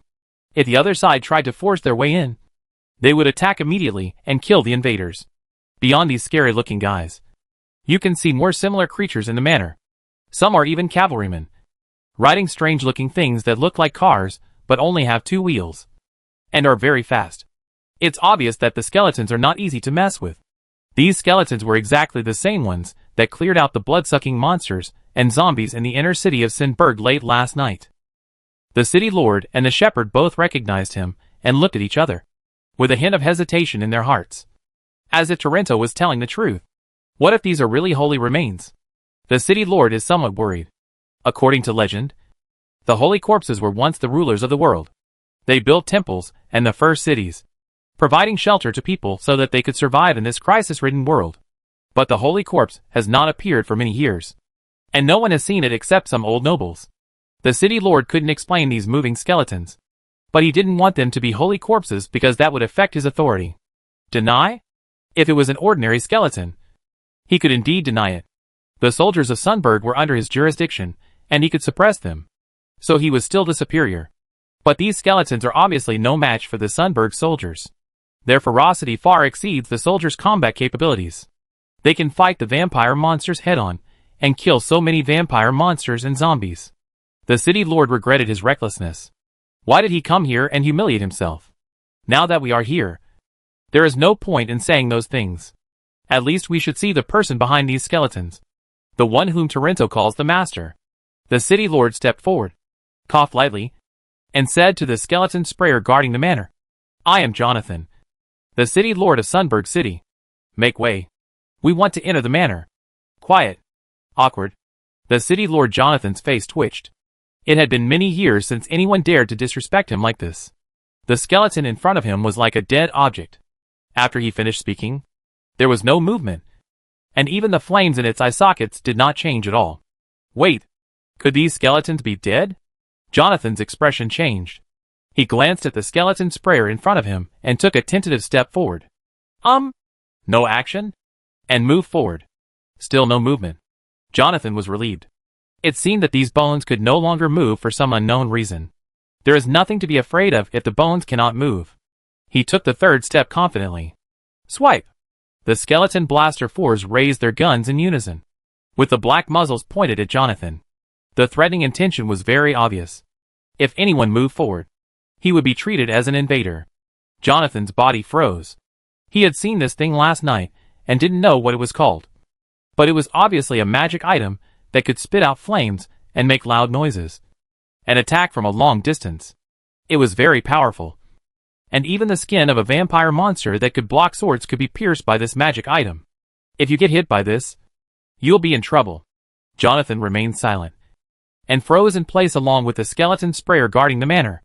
The 2 pastoral guards at the back were about to move forward when they saw this, but Torrento held out his hand to stop them. "Let me go!" The two men looked at Torrento, then silently stepped back and made room for him. Torrento straightened his clothes, took small steps forward, and said respectfully, "Please tell the master that his dependent Torrento has returned." The skeleton sprayer slowly turned his skull. The soul fire in his eyes flickered. He looked at Torrento and nodded slowly. They felt the aura of the followers that had been activated on Torrento's body. As the soul fire beat, the information was transmitted to the villa. Liziu, who was still sleeping, opened his eyes blankly, rubbed his hair, and sat up from the bed. "Let them in," Liziu said to himself. Elena, who was sitting bored, saw Liziu get up and talk to herself again, with confusion on her face. "Are you talking to me?" Liziu stood up and stretched, explaining sleepily. "Torrento is back and couldn't get in at the door, so I asked someone to let him in." Elena said "Oh," and continued to sit there in a daze. Liziu checked the time in the system and found that he had not slept for long. No wonder he still felt sleepy. Torrento is very fast. The information was passed from one undead to another and finally reached the gate of the manor. The skeleton blaster looked at Torrento, then looked at Jonathan and the shepherds and soldiers behind him, put away his guns and made way. Torrento bowed respectfully, then said to Jonathan, "Please come in, Lord Mayor." Jonathan dared not leave first after being stopped. He smiled at Torrento and said, "Torrento, this is your manor, so you should leave first." "Oh, it would have been nice if you had been so polite earlier." Torrento sneered in his heart, but his facial expression did not change. He smiled and nodded, then led the way inside. Jonathan and the others followed, and as soon as they entered the manor, the Wind Rangers came up and followed them on both sides. The soldiers who followed had no idea what was going on with the Wind Rangers, but they instinctively felt that the Wind Rangers were not easy to deal with. They silently gripped their weapons and followed their masters closely. They arrived at the villa without any obstructions. The young butler was already waiting at the door. Upon seeing a large group of people coming from afar, he quickly bowed to them. Torrento turned his head to look at Jonathan and said softly, "Lord City Lord, the soldiers don't need to go in. This is a private residence." Jonathan thought about it for a moment and nodded. "Well, the soldiers are outside, so there's no need to follow them in." The only ones who followed Torrento into the villa were Lord Jonathan of Sandburg and two other pastors. Liziu knew that someone was coming, and it seemed that he was coming for her. So he called the butler and asked him to arrange the living room. After last night, the housekeeper had no resistance to Liziu's orders. Instead, he felt that this was very normal. Even their master Torrento was so respectful to Liziu. So naturally those of them who survived because of their protection should be even more respectful. The young butler led the four people into the living room. Entering the living room, they immediately saw a man standing in front of the French window with his hands behind his back, looking at the scenery outside. Hearing the footsteps, Liziu turned around and looked at the four people calmly. Torrento took 2 steps forward and shouted, "Master, I'm back." Liziu smiled slightly and nodded. "Well, who are these people?" Torrento quickly introduced. "This is Jonathan, the mayor of our Sundberg city." Jonathan, who was already middle-aged, looked at the young Liziu. He didn't salute, but just nodded as a greeting. He found it hard to believe that such a young man could be the owner of the Holy Corpse. Torrento pointed to the other 2 people and introduced them. "These 2 are the shepherds of Sundberg. This one is Beta, and this one is Omer." Beta and Amal seem to be in their 30s, and they are like Tornado. Beta kept a character, with a rude civilized stick, a tall hat on his head, and a typical aristocratic wearing. If it wasn't for Torrento, it would be really difficult to associate him with the position of Musho. Omar had a neatly trimmed beard. His hair was tied into a ponytail. He wore tight clothes, and had a one-handed sword on his waist. Compared to a shepherd, Omer is dressed more like a swordsman. After introducing the 3 city lords, Torrento introduced Liziu. Liziu nodded to the 3 of them, stretched out his hand and gestured for them to sit down. And then he sat down in the main seat naturally. This action made Jonathan frown secretly. After sitting down, Liziu looked up at Torrento, asking him with his eyes, what was going on? Why were the city lord and the other 2 shepherds here? Torrento received the look and immediately said, "Master, the city lord and 2 shepherds want to see you." "Am I a giant panda? Why do you want to see me?" Liziu complained in his heart, but said in a very calm tone, I don't know why City Lord Jonathan wants to see me. Jonathan smiled in a way that did not arouse hostility, and said with a hearty laugh, I heard from the Taranto shepherd that there is a hero who saved the city of Sunburg. As the city lord, I naturally want to meet him. I didn't expect that this hero is so young. Liziu looked at Jonathan calmly. Lord Jonathan, I don't like meaningless courtesies, so let's skip them. If you have anything to say, just say it directly. This young man is a bit ungrateful. Jonathan was unhappy in his heart, but he didn't show it on his face. He still had that smile on his face and asked, Okay, then I'll be frank. I want to know what's going on with those skulls. Some people say they are holy corpses. Mr. Lee, why don't you explain? Holy corpses are a big deal, and it's not good to be misunderstood. Liziu scratched his head, chuckled, and said nonchalantly, What a coincidence. That is indeed what you call the holy corpses. But I prefer to call them undead. Your temple, the full name of which is the Temple of the Dead, was built by them. Jonathan couldn't keep his smile. His face turned cold, and he said in a serious tone, Mr. Lee, do you know what you are talking about? If you talk nonsense and cause panic in Sunburg, I have the right to arrest you. TSK, Liziu clicked his tongue and said calmly, If you don't believe what I said, why did you come here? Do you want to use your little power to force me to admit that the undead have nothing to do with the holy corpse? And I am just an outsider who got help from who knows where. It's not that Liziu looks down on Jonathan. It's just that the position of a city lord is not high enough. Liziu is the owner of the moving castle, even among the time travelers. He is a strong man. For an indigenous city lord to yell at him is somewhat like brandishing a sword in front of Guangdong, especially when the force in your hands is much stronger than that of the opponent. It becomes even more ridiculous. The other party doesn't even have the ability to overturn the table. So what is there to worry about? Without waiting for Jonathan to speak, Liziu continued, Lord Jonathan, I am very busy and do not have time to intrigue over your little power. I also advise you not to try to provoke me. The consequences of irritating me are not something you can bear. Well, it is not quite right to say this. It is something that the entire Sunburg cannot bear. After the summoning channel was strengthened, Liziu was able to summon more undead. In his eyes, Sunburg was nothing. It was just a small town that could be destroyed with his current strength. A flash of anger flashed across Jonathan's face, but he quickly concealed it. He suddenly realized that he was really no match for the other party. After the attack by the blood-sucking monster last night, the soldier suffered heavy losses, and the other party was holding the so-called holy corpse in his hand. In terms of combat power, he was not at an advantage. Even if we want to go to war with the other side, we have to find a way to call over the 3 noble knights under Cinderberg. Chapter 472, Inner Temple. Liziu didn't care about Jonathan's expression, but looked at Taranto and said to him, Now that you are back, it's time to do some serious work. Let's go to the temple now. Liziu was already impatient. Although he had just done it casually, he did save the city of Sunburg from the Byron vampire. What did Jonathan mean by coming here to call him to task? He didn't want to waste his precious time on such a person. He was busy. Liziu doesn't care about the future of Sunburg. The only thing he cares about is to find his own castle of the undead and return to the main world. I have been exiled and don't know what the situation is like in the main world. Hearing this, Taranto didn't even bother to look at Jonathan, and immediately stood up and said respectfully, Master, I am always at your command. Liziu was very satisfied with Taranto's attitude. He nodded and stood up as well. He ignored Jonathan and the other 2 pastors and said to himself, Then let's not waste time. Let's go see the temple. Liziu's almost ignoring attitude completely angered Jonathan, the Lord of Sunburg, who had always pretended to be a good guy. He stood up angrily and pointed at Liziu. You? Before he finished speaking, the 6 suits of armor placed in the living room suddenly moved. They raised their swords and pointed them at City Lord Jonathan from afar. The chi in his body burst out, and the terrifying energy instantly swept through the living room.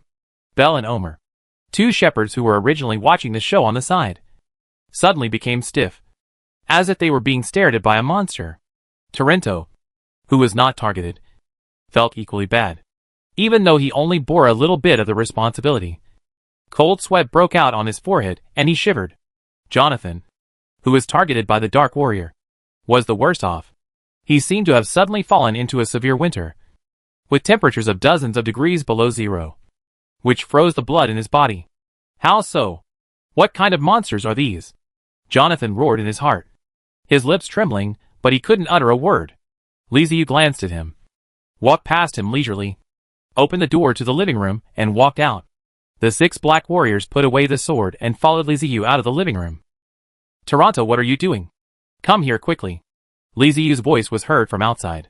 Toronto stood up, answered, and ran out. When Li Ziyu and Toronto left, the horrible aircraft disappeared, and the 3 of Jonathan exhaled for a long time. And he was cold and sweaty. That's horrible. What are those? Heavy infantry? Impossible. Heavy armored infantry don't have such power. Bell and Omer still looked pale as they spoke in low voices. Jonathan was the worst off. His whole body was stiff, and he barely took a step back, then fell on the sofa. Damn it! There is such a strong guard in the living room. He thought differently from Musho. He was now afraid. If those guys who looked like heavy infantry wanted to kill him, it would be effortless. And he couldn't even put up a basic resistance. Too dangerous. I actually left the soldiers outside and went into a place like this myself.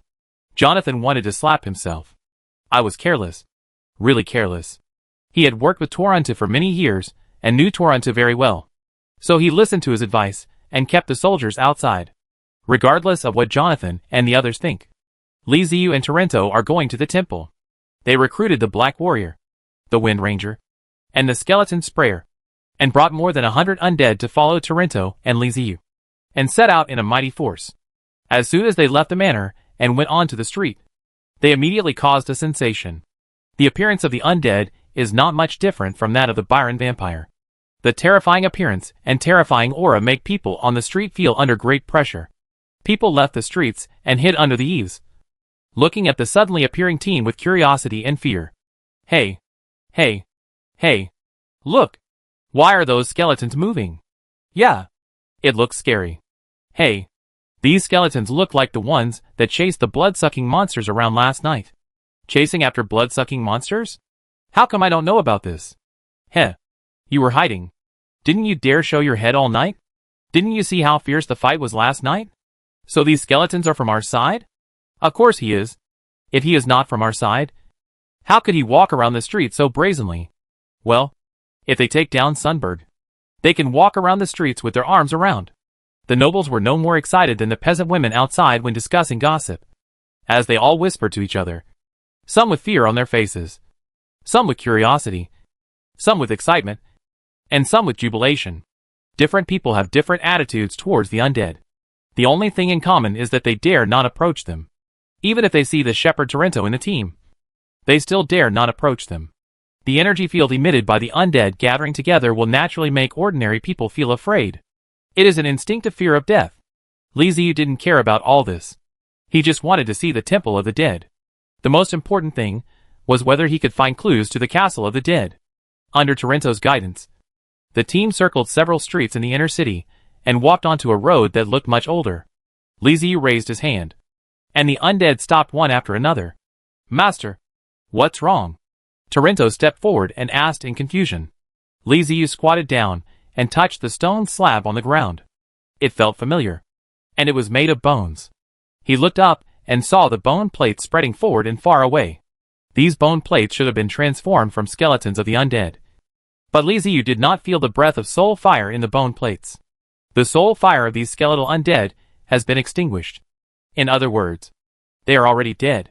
In the distance, you can see a huge building, which is the Temple of the Dead. Let's keep going. Li Ziyu did not answer Toronto's words, but stood up and continued forward along the path laid out by the bone plates. Toronto was keenly aware that the saint corpses who followed him seemed to be more imposing, and the fire in their eyes became hotter. But the strange thing was that he felt that the fear and dread he had before had subsided a lot, and he felt much calmer. Very strange. He doesn't understand. Toronto shook his head and took a few quick steps to catch up with Li Ziyu. After walking along a road paved with bone plates, torches about 2 meters high appeared on both sides. The shape of the torch stem looked like a twisted undead, with both hands holding a round spray gun filled with flames above the head. A typical undead style. When Li Ziyu and the undead passed by the torch suddenly burned up. and clusters of dark green flames appeared out of thin air, suspended above the torch. Swaying, Toronto was startled by the sudden fire and looked around in fear. As far as he could remember, the torches had never been lit. City Lord Jonathan also conducted an experiment. He once wanted to light a torch and poured lamp oil into it. However, no matter how much lamp oil he poured, the flame could not be ignited, as if some force was preventing them from lighting the torch. Now he understood that these torches could not be lit by just anyone. Only the Holy Corpse could make the torches burn. However, the dark green flames are creepy even in the daytime. As the team moved forward, more and more torches were lit, as if welcoming the return of their master. At the end of the road, there stands a huge temple, different from the temple of the dead built by Liziu. This temple is majestic, solemn, and depressing, with an ancient feel everywhere. The whole structure is pitch black, with a pointed roof, which gives it a Gothic architectural style. The carvings on it are even more detailed, and there are so many of them that it is terrifying. Even the roof ridges and corners are carved with a large number of undead patterns. After Liziu and the undead arrived, flames also ignited outside the Temple of the Dead, like ghost fire, cruising back and forth in the air. The undead have an ancient history and a nearly infinite lifespan, but they usually have nothing to do. Most of them like to sleep. There is no difference between being awake and asleep anyway, so why not sleep? But there are always some unique existences, and these unique existences promote the progress of the undead in various aspects, such as art, culture, and technology. The undead are so tolerant that they give these unique people opportunities and let them let go and create, which makes the undead glorious. The gate of the temple is 10 meters high, and humans are extremely small under the gate. There are normal corner doors on both sides, which are where people usually come in and out.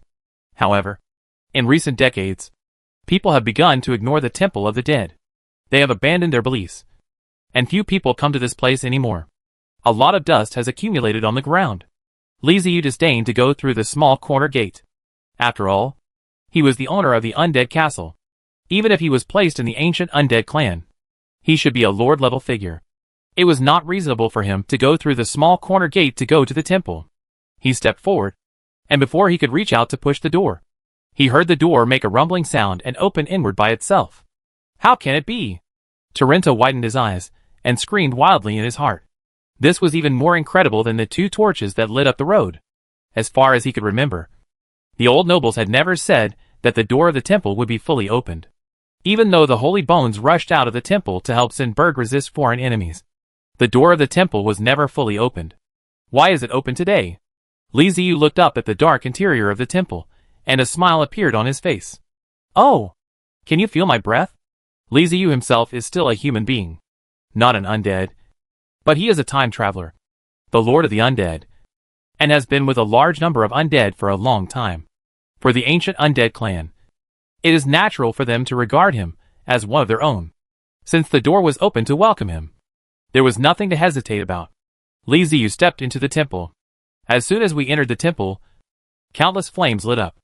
This time, they were not the scary dark green flames, but warm bright yellow flames. There were so many dense clusters of them that they illuminated the entire temple. Entering the gate is the outer hall of the Temple of the Dead. By utilizing the power of the law of space, the outer hall looks wider than the Temple of the Dead from the outside. It is several dozen meters high and is covered with colorful and exquisite murals, depicting the development of the undead and the wars between the undead and foreign races. Murals alone cannot show the power of the undead, so they deliberately added magic to the murals to make them move very slowly, but allowing people to appreciate them as if watching animations. Liziu looked up at the slowly moving mural of the dead, looked around before looking back into the hall.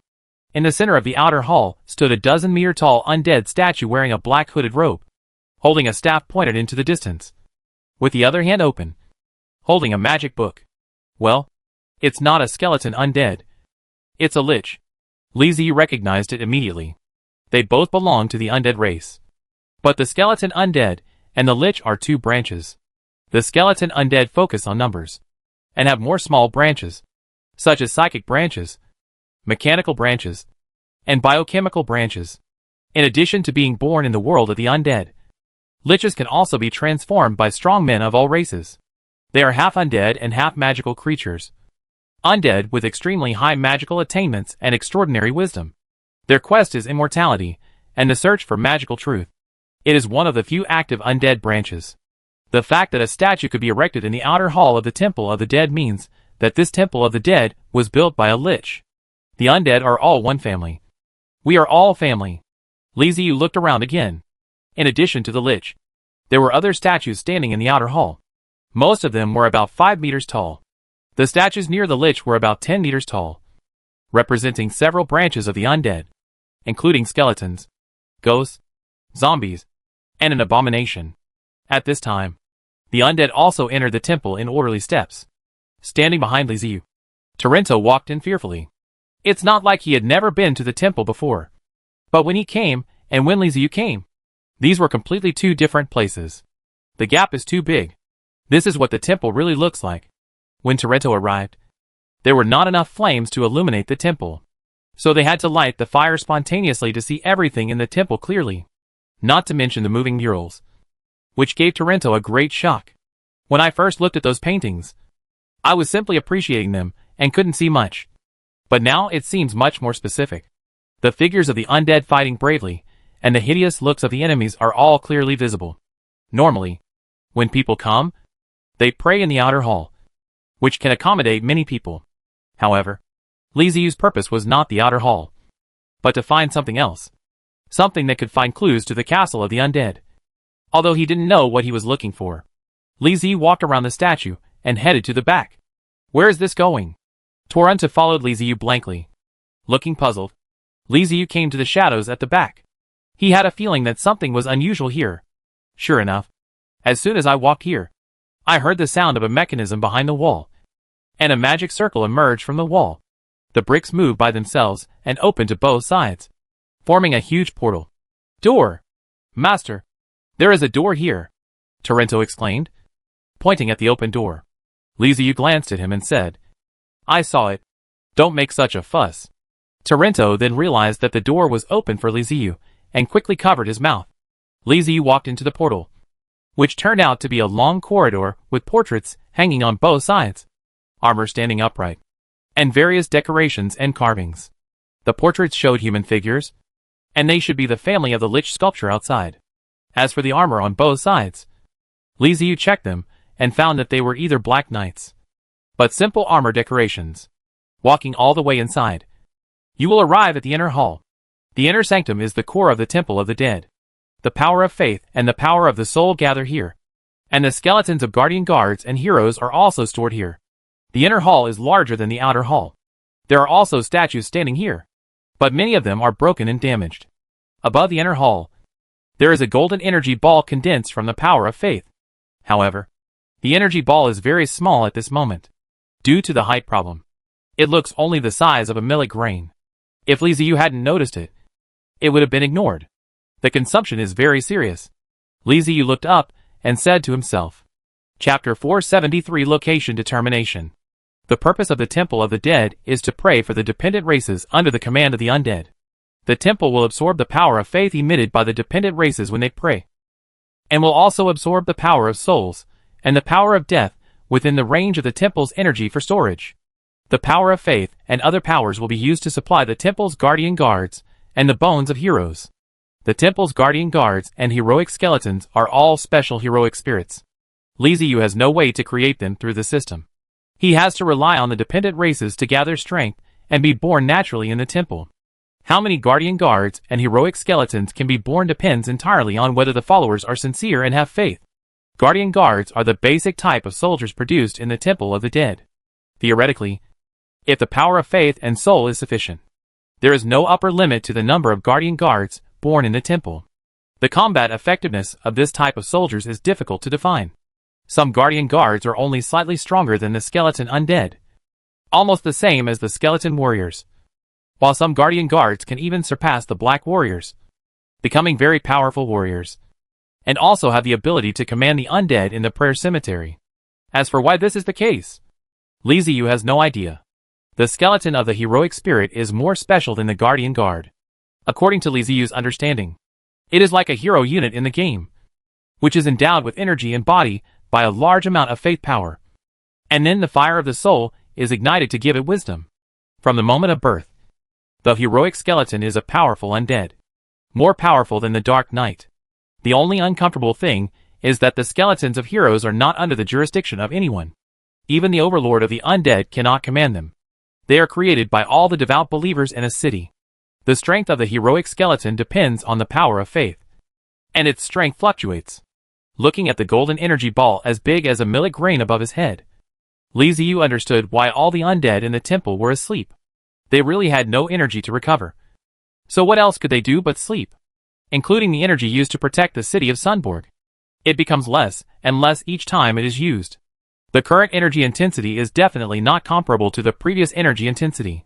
Li Ziyu turned his head to look at Torrento, who was looking up at the inner hall with a shocked expression, and said calmly and indifferently, "You have forgotten your identities, and who is the master? This is why the Byron vampires dared to attack the city last night." Torrento's attention was focused on the inner hall. He didn't hear what Li Ziyu said, and looked at him blankly. "Huh?" Li Ziyu pointed to the golden energy ball the size of a millet grain above his head, and explained to Torrento. "That is the energy gathered from the power of your faith. It is so tiny and so weak. The people in Sunburg are trying to resist the Byron vampire with such thin energy. Do you think it is possible?" Following Li Ziyu's finger, Torrento looked at the golden energy ball seriously, and his expression also changed. He couldn't fully understand what Li Ziyu meant, but he understood where the temple's energy field came from. Is it true that the energy field emitted by the temple, whenever the blood-sucking monsters attack, is actually this golden energy? So weak, but still protecting us? Torrento's heart was throbbing. It is so tiny that it may disappear at any time. But it guards Sunburg and keeps them as safe as possible from the threats of blood-sucking monsters and other monsters. But they never knew this and enjoyed peace for granted, simply believing that as long as someone attacked, the temple would emit energy to protect them. They never thought about where the energy came from. Thinking of this, Torrento became anxious. He couldn't just stand by and watch. Not to mention that he was the shepherd of Sunderberg. His future children would live in Sunderberg, and he had to try his best to maintain the peace in Sunderberg. Things like the blood-sucking monster rushing into the inner city should not happen if possible. Torrento showed an anxious look on his face, and asked Li Ziyu, "Master, how can we solve this problem? How can we gather the power of our faith here?" Li Ziyu looked up at the small golden energy ball above his head, and said to Torrento, "A devout faith does not require just 1 or 2 people. But the more people the better. The people of Sunburg have forgotten their faith." "Indeed, faith has been forgotten," Torrento murmured in his heart. "Too long. The Holy Corpse has become a legend, and fewer people believe in it. The nobles regard the Holy Corpse as an unnecessary story, and they will not tell their children about the Holy Corpse.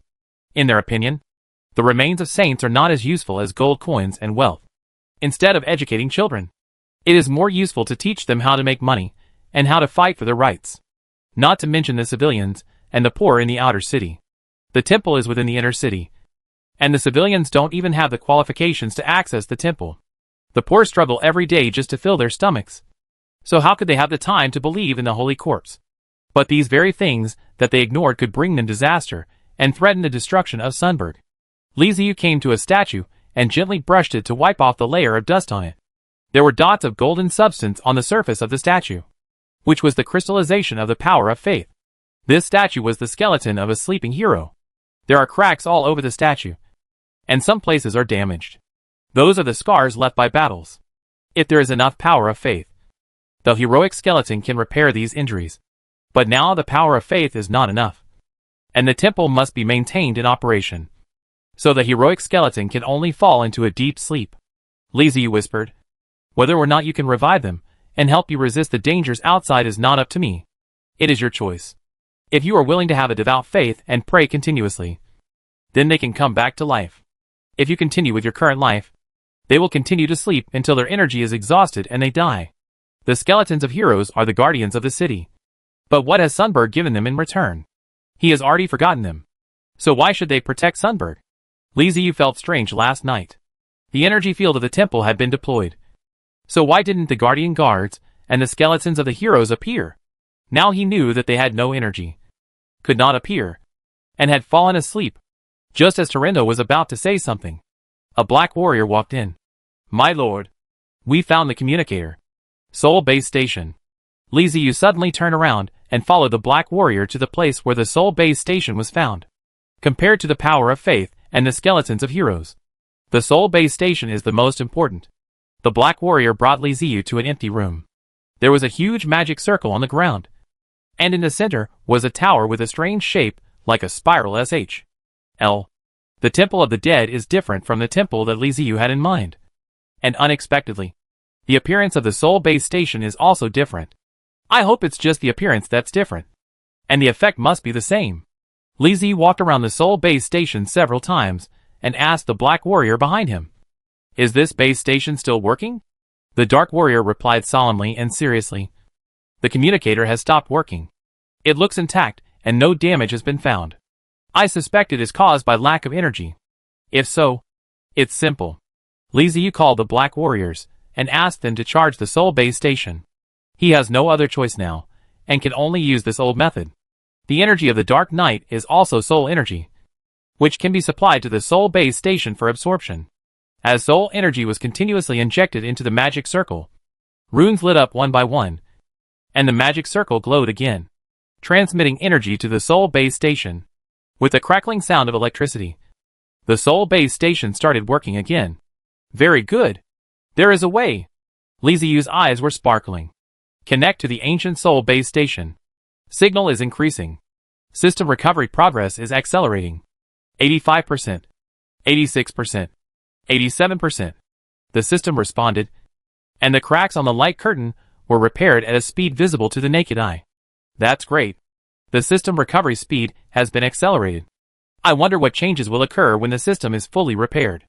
As the values continued to rise, and the system light screen became more and more complete, Li Ziyu became more and more excited. In just a few minutes, the system value reached 100%. System recovery complete. Compensation strategy initiated. Find/locate the Castle of the Dead. Detecting the ancient Soul Base Station. Discovering the ancient Temple of the Dead. Detecting the energy source. Trying to activate the energy source. Failed to start the energy source once. Tried to start the energy source twice. Li Ziyu's heart tightened as he looked at the messages on the screen.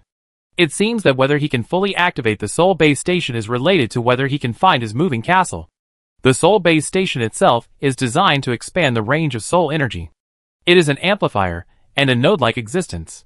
If the Soul Base Station can be activated, the system will most likely be able to help him find the location of the Undead Castle. Failed to start the energy source twice. Forced to start. The system also got angry and forced to start directly. Under normal activation, the power of faith is used to mobilize the soul power in the Temple of the Dead and replenish it in the Soul Base Station. But now there is too little power of faith in the temple, and it cannot even be used to mobilize soul power. However, there is enough soul power in the temple, so the system chooses to directly call upon the soul power and forcibly activate the Soul Base Station. The temple made a creaking sound, as if it was being pressed down by a mountain and was somewhat overwhelmed. Fortunately, the system was still reliable and finally managed to transport the soul power over and replenish it into the magic circle. By the way, it also bypassed the normal transmission channel and re-established a new channel, specifically connecting the soul energy in the temple with the Soul Base Station for energy supply. The light of the magic circle was brighter than before. The Black Warriors had taken back their soul power. They sensed that new energy was being injected into the magic circle. The crackling sound became louder, and an invisible column of energy shot up into the sky. The ancient Soul Base Station has been activated. Searching for other base station nodes. Search for other base station nodes. Reconnect. Searching for other shutdown base station nodes. Trying to start. For start. Soul Base Stations that were built at unknown times started to connect one after another, and the system began to connect all the Soul Base Stations in the world. Li Ziyu waited quietly. He didn't even notice Torrento coming over. He stared at the Soul Base Station and listened to the reports coming from the system. Turn on the search function and look for the Castle of the Dead. Here it comes. It's finally here. After waiting for a long time, Li Ziyu finally received this message. The light curtain in front of him turned black, with small bright spots on it, each of which represented a Soul Base Station. The bright spots continued to radiate circles of diffusion waves on the map. The darkness was dispelled little by little, but the game map was not as detailed as Li Ziyu had imagined. Only icons of rivers, forests, and cities appeared. That is the place the system searched out through the Sol base station. Suspected discovery of a castle of the dead. Confirming information. Confirm the castle of the dead and determine its location. A big X appeared on the screen, representing the location of the castle of the dead. At the same time, a red dot appeared on the screen, representing Liziu. Marvelous. Liziu waved his fist excitedly, which scared Torrento next to him. When he came over, he found Liziu staring at the air in a daze. He didn't know what he was thinking about. He didn't dare to say anything. He just stood aside and waited obediently. Unexpectedly, Liziu suddenly jumped up and punched the air. Is this crazy? Torrento looked at Liziu in horror. Liziu had no time to take care of Torrento. After the excitement, he began to seriously study the location of the castle of the undead. Well, I am here, and the castle of the undead is over there. There are several cities in between, as well as rivers and forests. Damn. Lu Xingxing is not here. This map is so confusing to me. Which city is the castle of the undead located in? The more Liziu looked, the more confused she became. It was his fault that he was confused. Although the system had located the undead castle, he didn't understand this world. It was not the other world he used to be in. He didn't even know how the forces in this world were distributed. Wait, will Torrento know? At this time, Liziu finally remembered the local Torrento. He was the shepherd of Sunberg and had a relatively high status. He should know something about this world. So he decided to ask him. Thinking of this, Liziu was about to call Torrento over. But when he turned around, he saw a guy with blonde hair, who was quite close to him. Liziu was stunned for a moment before shouting, Torrento, why are you so close to me? Torrento smiled awkwardly. He came closer to see what Liziu was doing. But he was discovered.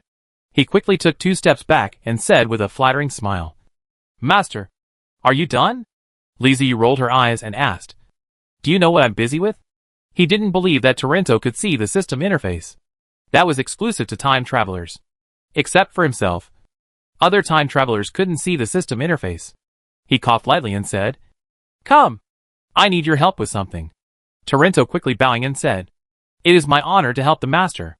The two came out of the Sol base station room and found a place where the ground was covered with dust. Liziu asked for a black warrior sword and started drawing on the ground according to the map given by the system. Torrento stood where he was, not daring to move.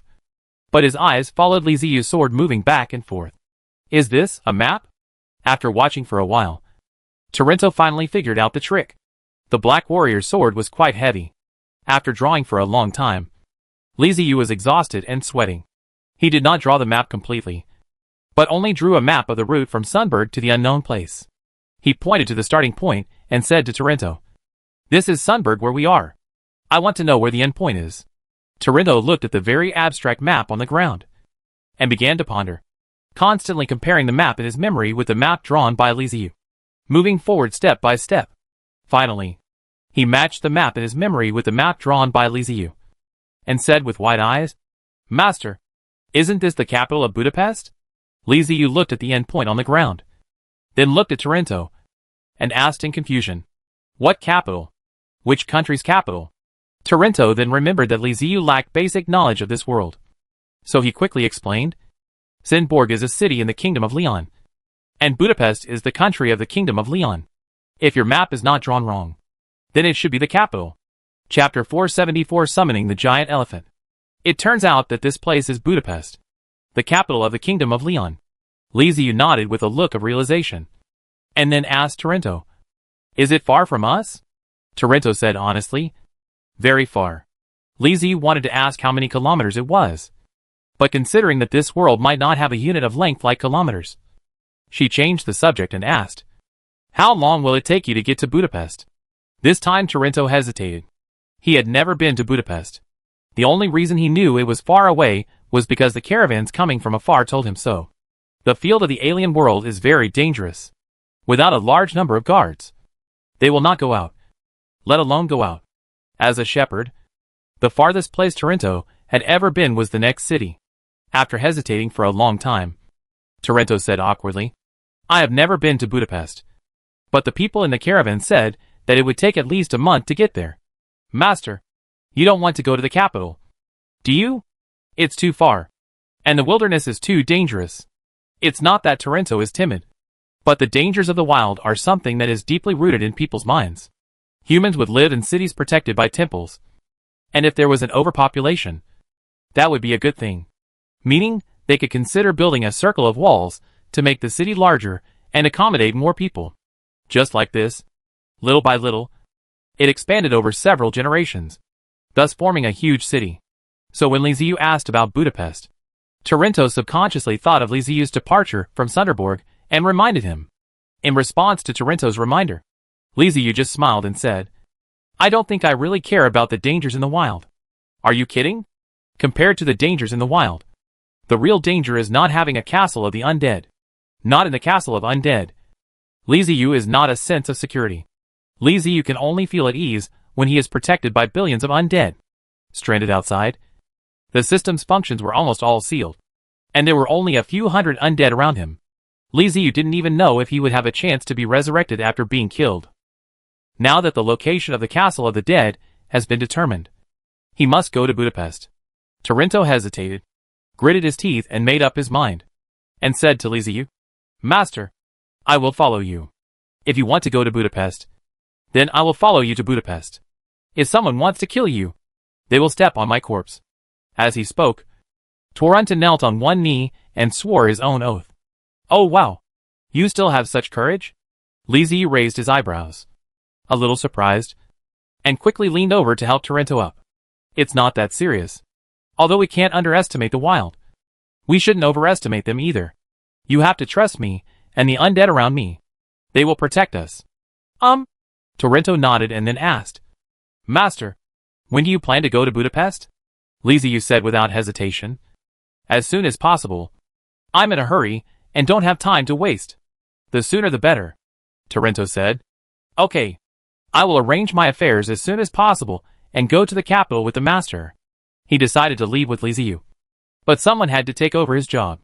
So he needed to make arrangements in advance and replace him with a new pastor, so that he could leave with Liziu with peace of mind. Things here are considered to be over. When leaving the temple, Torrento did not forget to ask Liziu how to replenish the power of faith in the temple. Liziu's answer was to let the people of the whole city believe in the dead and pray devoutly, so that the power of faith will return.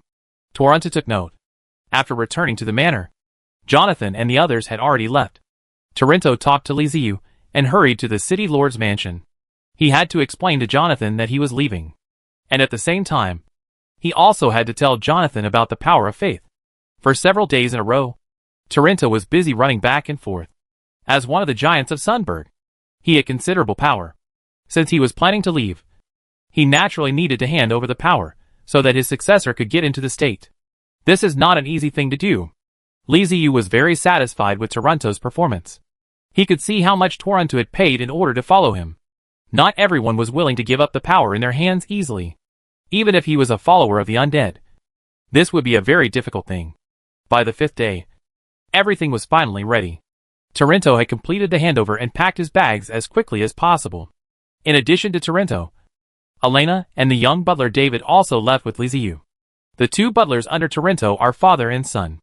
In the words of the old butler, David will eventually take over his position and must experience more with his master in order to better serve him. Since his master plans to go on a long journey, David must follow him and serve him on the road. David is actually not an ordinary person. He has a certain level of fighting ability, although he is not strong enough in front of the undead. 7 or 8 people usually cannot get close to him. To be a nobleman's butler, it is not enough to just know etiquette, but also to be able to fight at critical moments and protect the safety of the noble. For this journey, Torrento specially prepared 3 carriages and 4 horses to carry supplies, and even brought pots and pans. Liziu just smiled when he saw this, thinking that it is not a bad thing to be well prepared. Liziu has not been idle these days. He has been using the summoning channel to summon more undead. Now there are thousands of people in the team, and even the number of black warriors has reached more than 100. Set off. At Liziu's command, the team set off in a mighty manner. A group of thousands of undead took to the streets, causing an immediate commotion. Everyone retreated with fear in their eyes. Jonathan in the city lord's mansion was also alarmed. Torrento had greeted him in advance and handed over his work to him. This made Jonathan very satisfied because he had placed one of his own people in power, and his power became greater. But he didn't expect the other party to make such a big noise. Thousands of people? How come there are so many people? Jonathan was so shocked that he stood up from his chair, his face full of disbelief. He never knew the exact number of undead in the manor. When thousands of undead walked out of the manor and the temple and gathered in the city to form a long team, Jonathan was shocked and broke out in a cold sweat. What a huge fighting force this is. Even if all of Sundberg's fighting power is concentrated, they will not be able to compete with such a team. Li Ziyu sat in the carriage, paying no attention to the outside world, and listened carefully to Tarento's narration of what he had heard. These experiences were not his own personal experiences, but were told to him by the Caravan members over the years. It is impossible to confirm whether it is true or not. But it does not matter. Now that the system has been fully restored and the summoning channel can transmit more powerful troops, Li Ziyu is not very afraid of the wild. The huge formation of thousands of undead also gave Tarento great confidence. Under the protection of such a team, the monsters in the wild should not dare to approach. After leaving Sunderborg, Tarento opened the car window and leaned out to look at the city where he had lived for many years. He didn't know if he would have the chance to come back. The team moved forward slowly, and Sunderborg became smaller and smaller in Tarento's eyes. After walking 5 kilometers, Li Ziyu ordered the undead to stop moving forward, and the carriage slowly stopped. Tarento looked left and right, and asked Li Ziyu in confusion, "Master, what's wrong? Is there something wrong?" Li Ziyu stood up and walked out of the carriage, saying as he walked, "There's nothing wrong, but we need to change our means of transportation, and the carriage is still not very safe." Change tools? Tarento was even more confused. He looked at it when it came out, but didn't see any other more suitable tools. Confused, Tarento and Elena followed Li Ziyu out of the carriage. The Wind Rangers have already explored the surrounding environment to ensure that no special monsters, vampires, blood corpses, etc. will suddenly attack. Li Ziyu came to an open space, looked around, roughly estimated the area, and felt there was no problem. So he nodded. He opened his hands and pointed them into the void, and in his mind, he instructed the system to open the summoning channel. When in Sundberg, Li Ziyu would carry Tarento on his back or go to the temple to summon the undead. So this was the first time Tarento actually saw how the undead came into this world. Elena had seen it many times before, but this time it was a little unusual because the area of the transmission channel was much larger than before. The huge summoning channel slowly unfolded in the void. Tarento slowly opened his mouth, and even Elena, who had seen the summoning many times, slowly widened her eyes. "Wow, so big," Elena murmured to herself. Li Ziyu ignored the shocked Tarento and Elena and called out, "Come out. Elephant Fortress."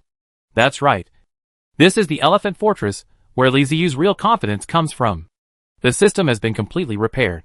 The compensation strategy has been enhanced again, and the summoning channel can now summon troops at the level of the Colossus Fortress. This kind of undead is a powerful troop that combines mechanical technology with explosive firepower.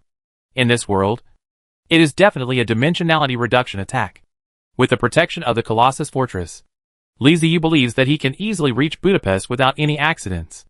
Moo!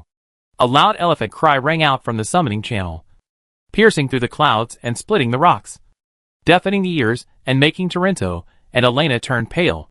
Even though he didn't see what was going to appear in the summoning channel, he could still feel the opponent's power from the voice. Elephant? Tarento was more knowledgeable than Elena. He could tell from the cry that it was the cry of an elephant. He had seen elephant-like monsters before. Their huge bodies made them extremely terrifying even if they did nothing. Relying on their physical strength, the master can actually summon elephant-like monsters.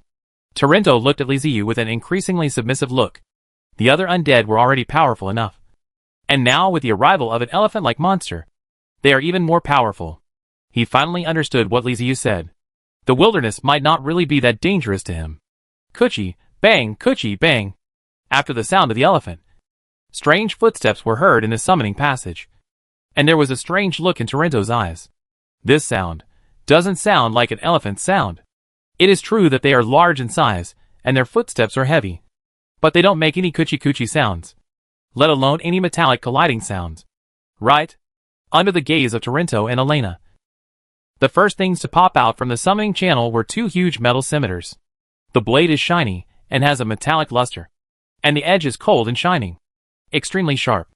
Just looking at these two metal scimitars made Torrento swallow his saliva. What kind of knives are these? Even siege wood may not be as scary as these things. He doubted whether the walls of Sunbird could withstand the attack of these two oversized scimitars. Wouldn't the walls be shattered in one go? With a clanging sound, a huge figure covered with a large amount of metal, carrying 3 fortresses, 1 large and 2 small, on its back, and almost submerged in steam, walked out of the summoning channel. It is 13 meters high and over 20 meters long. The metal used all over its body is enough to easily equip a full-strength legion. Such a terrifying existence was summoned by Liziu. Torrento was shocked by the elephant fortress. His lips moved and a hee sound came from his throat. He wanted to say something, but it was all stuck in his throat. Elena's eyes were dull, and her pupils were trembling. If you look closely, you can see that her pupils are constantly shaking. Liziu turned around and faced them, with the corners of his mouth curled up into a smile, and said, "Let me introduce to you. This is our means of transportation. The Undead tribe's giant elephant fortress." Why? What kind of enemy could allow the Undead to create such a horrific existence? Torrento couldn't imagine what kind of battlefield such a being would need to appear on. He was just a city shepherd, limited by his vision.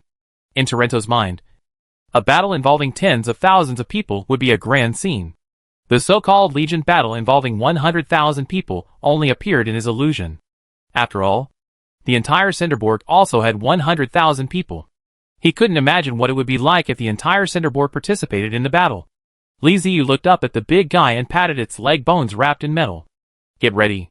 Let's go up there and move all the things up there." Torrento and Elena nodded stupidly, although they were walking towards the carriage. Their faces were still facing the elephant fortress, and they couldn't move their eyes away. Of course, they are not needed to move things. Just point out what needs to be moved, and the Undead will naturally help you do it. Liziu had already climbed up to the giant elephant fortress. The mammoth fortress is a combat fortress that can carry people, but don't expect it to be comfortable. The location chosen by Liziu is the largest of the 3 fortresses on the back. It has a large space and can easily accommodate 3 people. The items on the carriage were continuously transported to the fortress. Elena, Torrento, and David also followed the Undead up there. They looked around curiously as they walked, and touched the metals from time to time. "The Holy Corpse is truly great. Praise the Holy Corpse." "Oh my God. No. My corpse? No. What did the Master say?" "Yes. The Undead? My Undead? This is a masterpiece. Who can contend with such a powerful existence?" After reaching the mammoth fortress, Torrento was completely captured and everyone went a little crazy. If he had such a giant elephant fortress under his command, he would not have to fear any blood-sucking monsters. With those legs, that nose, and those super long scimitar-like teeth, he could crush blood-sucking monsters and zombies in minutes. After some repairs and making sure that nothing was missing, Liziu activated the elephant fortress. Although it is used for combat, the stability of the elephant fortress is much stronger than that of a carriage, and there is almost no shaking. The height of more than 10 meters allows Elena, Torrento, and others to see the scenery farther away, and hiding in the metal fortress also gives them a sense of security. The elephant fortress continued to spew out thick steam. Below it, thousands of Undead troops followed, with Wind Rangers cruising around, acting as scouts and keeping an eye on the surroundings. This is what an army is. Torrento roared in his heart. What's so scary about the wilderness? We should be afraid of the monsters in the wilderness. Elena had completely different ideas from Torrento. What she saw was the scenery. A scenery she had never thought of in her life before. She was just a pauper. If nothing unexpected happened, she would live in the slums all her life, struggling to fill her stomach. And finally one day, she would be killed by a vampire monster or die in bed from illness. But just because she saved a person, she can now see the scenery that she would never see in her life before. Chapter 475 Night Ambush. Sunburg, the City Lord's mansion. City Lord Jonathan kept walking around in the study room with his hands behind his back. He could hardly hide the anxiety on his face. He kept muttering to himself. How could there be so many? Where did they come from? Could they really be the remains of the saint? This shouldn't be the case. This can't be the case. This is impossible. No. I don't believe it. No, no. No. Now it's not to consider these. You have to call back the aristocratic knight back. If the guy came back with so many skeletons. Yes, Call him back? It should still be in time. Jonathan made his decision, called over his closest servant, and whispered a few instructions at a very fast pace. The servant nodded repeatedly, quickly left the study, led a fast horse out of the city lord's mansion, jumped on the horse, raised the whip, and galloped out of the city lord's mansion. The guard at the door just looked at the servant with a slightly strange look, and when he recognized that the servant was the city lord, he said no more and just stood guard obediently. The servants rushed out of the inner city, the outer city, and into the wilderness. On the hillside several kilometers away from the Undead team, hundreds of people were on high alert, led by 3 noble knights. They were wearing heavy armor, with one-handed swords on their waists, and even their horses were covered in heavy armor. Standing high and seeing far, they can easily see things in the distance on the hillside, and a long team appears in their sight. Is that the team? A knight looked at the huge team and asked his 2 noble knight companions. No way. City Lord Jonathan said that the other side only has a few hundred people, but that team obviously has more than a few hundred people. Another knight responded uncertainly, because they were far away. They couldn't find out the exact number, but they could still tell whether the team was composed of hundreds or thousands of people. That long line obviously consisted of more than a few hundred people, just as Jonathan had said. Could it be a caravan? Large-scale caravans were not uncommon. After all, they had to cross the wilderness, and more people were needed for safety. There were often caravans of thousands of people traveling between the various cities of the Kingdom of Only, but they haven't heard of any large caravan passing through Sunburg City recently. No. I feel that the team is the one that City Lord Jonathan mentioned. No one else will pass by here at this time. Even if there is, City Lord Jonathan should stop them. The last knight analyzed. The other 2 knights remained silent and looked at him speechlessly. This guy's EQ is somewhat low. That was a team of thousands of people, and there were only a few hundred people on their side in total, including quite a few serfs. Jonathan asked them to come over to help deal with a group of strange thugs, saying that there were hundreds of them. They came because there were only a few hundred of them. As noble knights, they have expensive equipment and professional bonuses, which distinguish them from mortals. They are professional fighters. To fight 10 with 1 is an insult to them. For fully equipped heavy cavalry, fighting 100 with 1 is a basic task. It was normal for a dozen heavily armored knights to directly attack more than 1,000 rebellious serfs. 300 or 400 thugs could be easily dealt with by their 3 heavily armored knights. Light cavalry attendants, infantry attendants, and serf soldiers. They have done this kind of thing many times. Thugs are usually just ordinary people who are a little bit more ferocious. When facing them, the problem can be solved in minutes. But it is different when the enemy has thousands of people. It is not possible to deal with them with just 3 heavily armored cavalrymen. It will take at least a dozen of them to charge into the battle formation, and then cooperate with other types of troops to deal with them. No matter how strong the 3 of them are, they would not dare to attack a team of 1,000 people. That is not charging the formation, but seeking death. Once they are surrounded by the thugs, their horses will lose mobility, and they will most likely be killed in the thugs. Every heavy cavalryman is a treasure of the kingdom. They are nobles who enjoy a good life. How could they so easily hand over their lives to thugs? Stop being funny. Obviously, things have gone beyond expectations. If no one said anything, they would just treat the group as a caravan and let it go.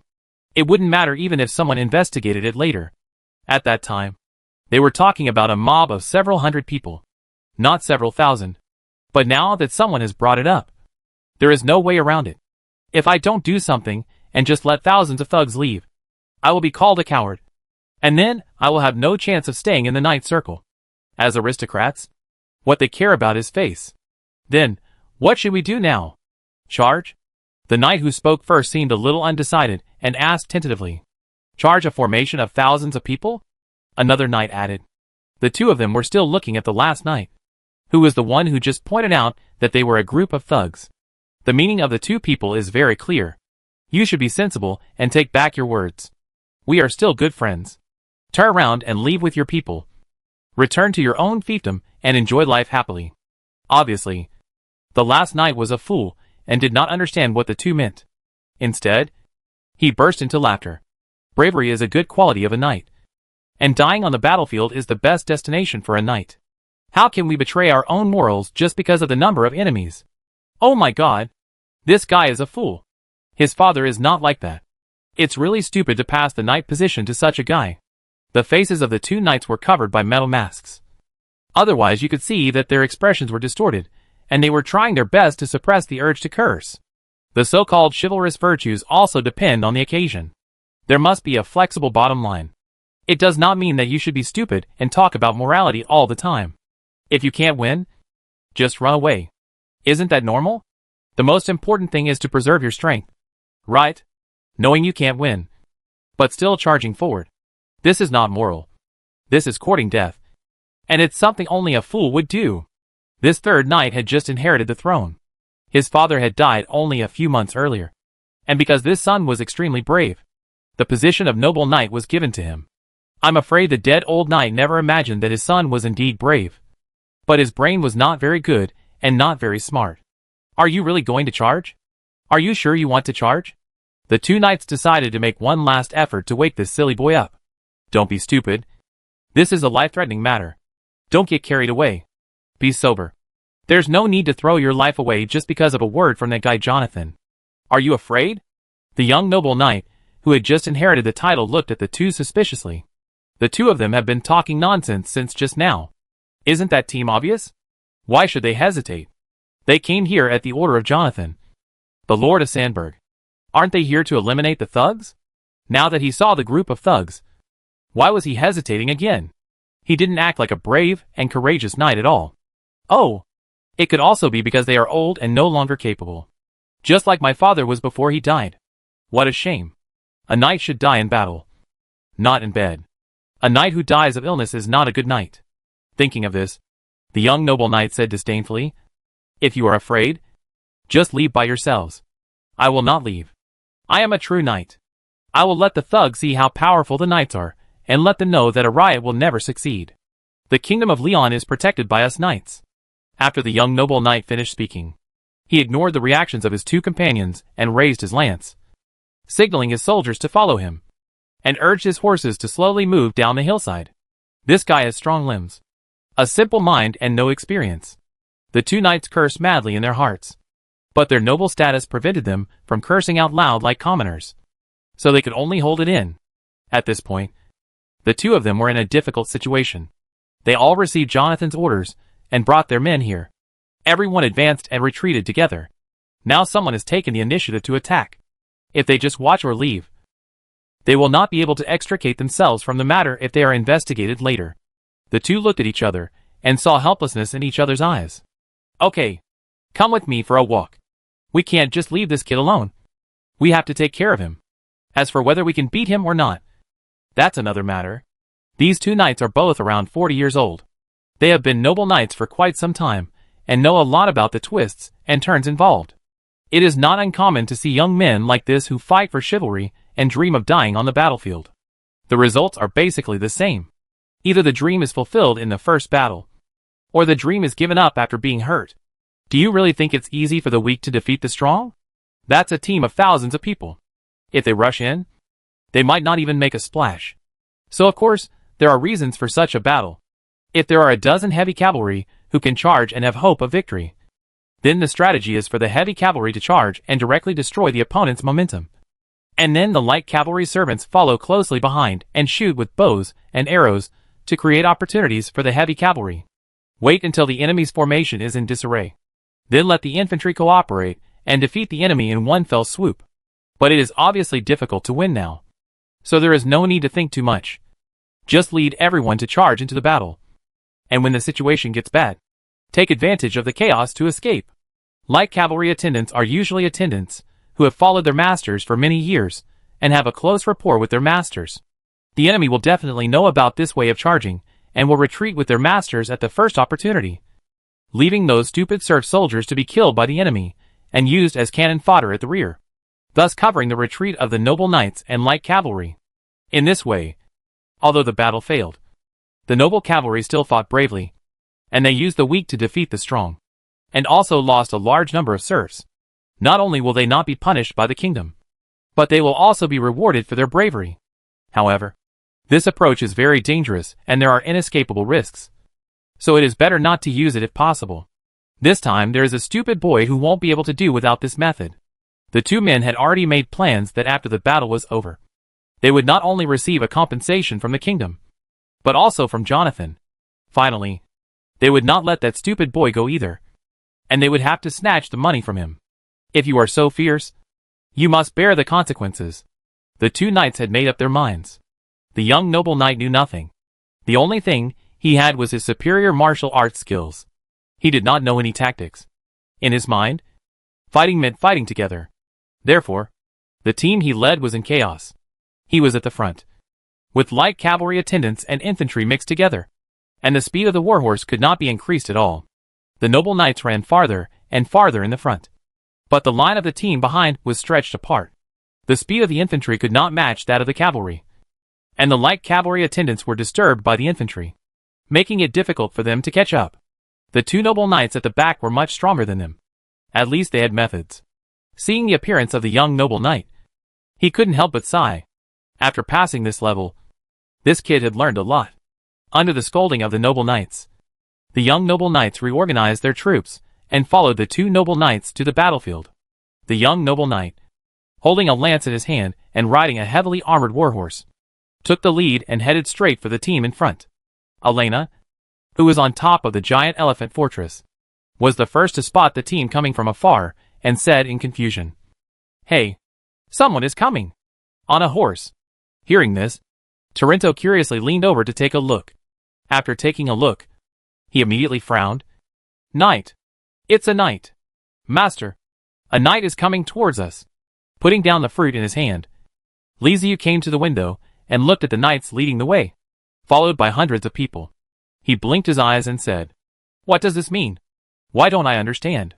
Speaking of attacking, you are so far away from the team. Alone? Do you think you are Guaniri or Lubu? If you say they are not here to attack us, then what is the meaning of hundreds of people coming here in such large numbers? I don't understand.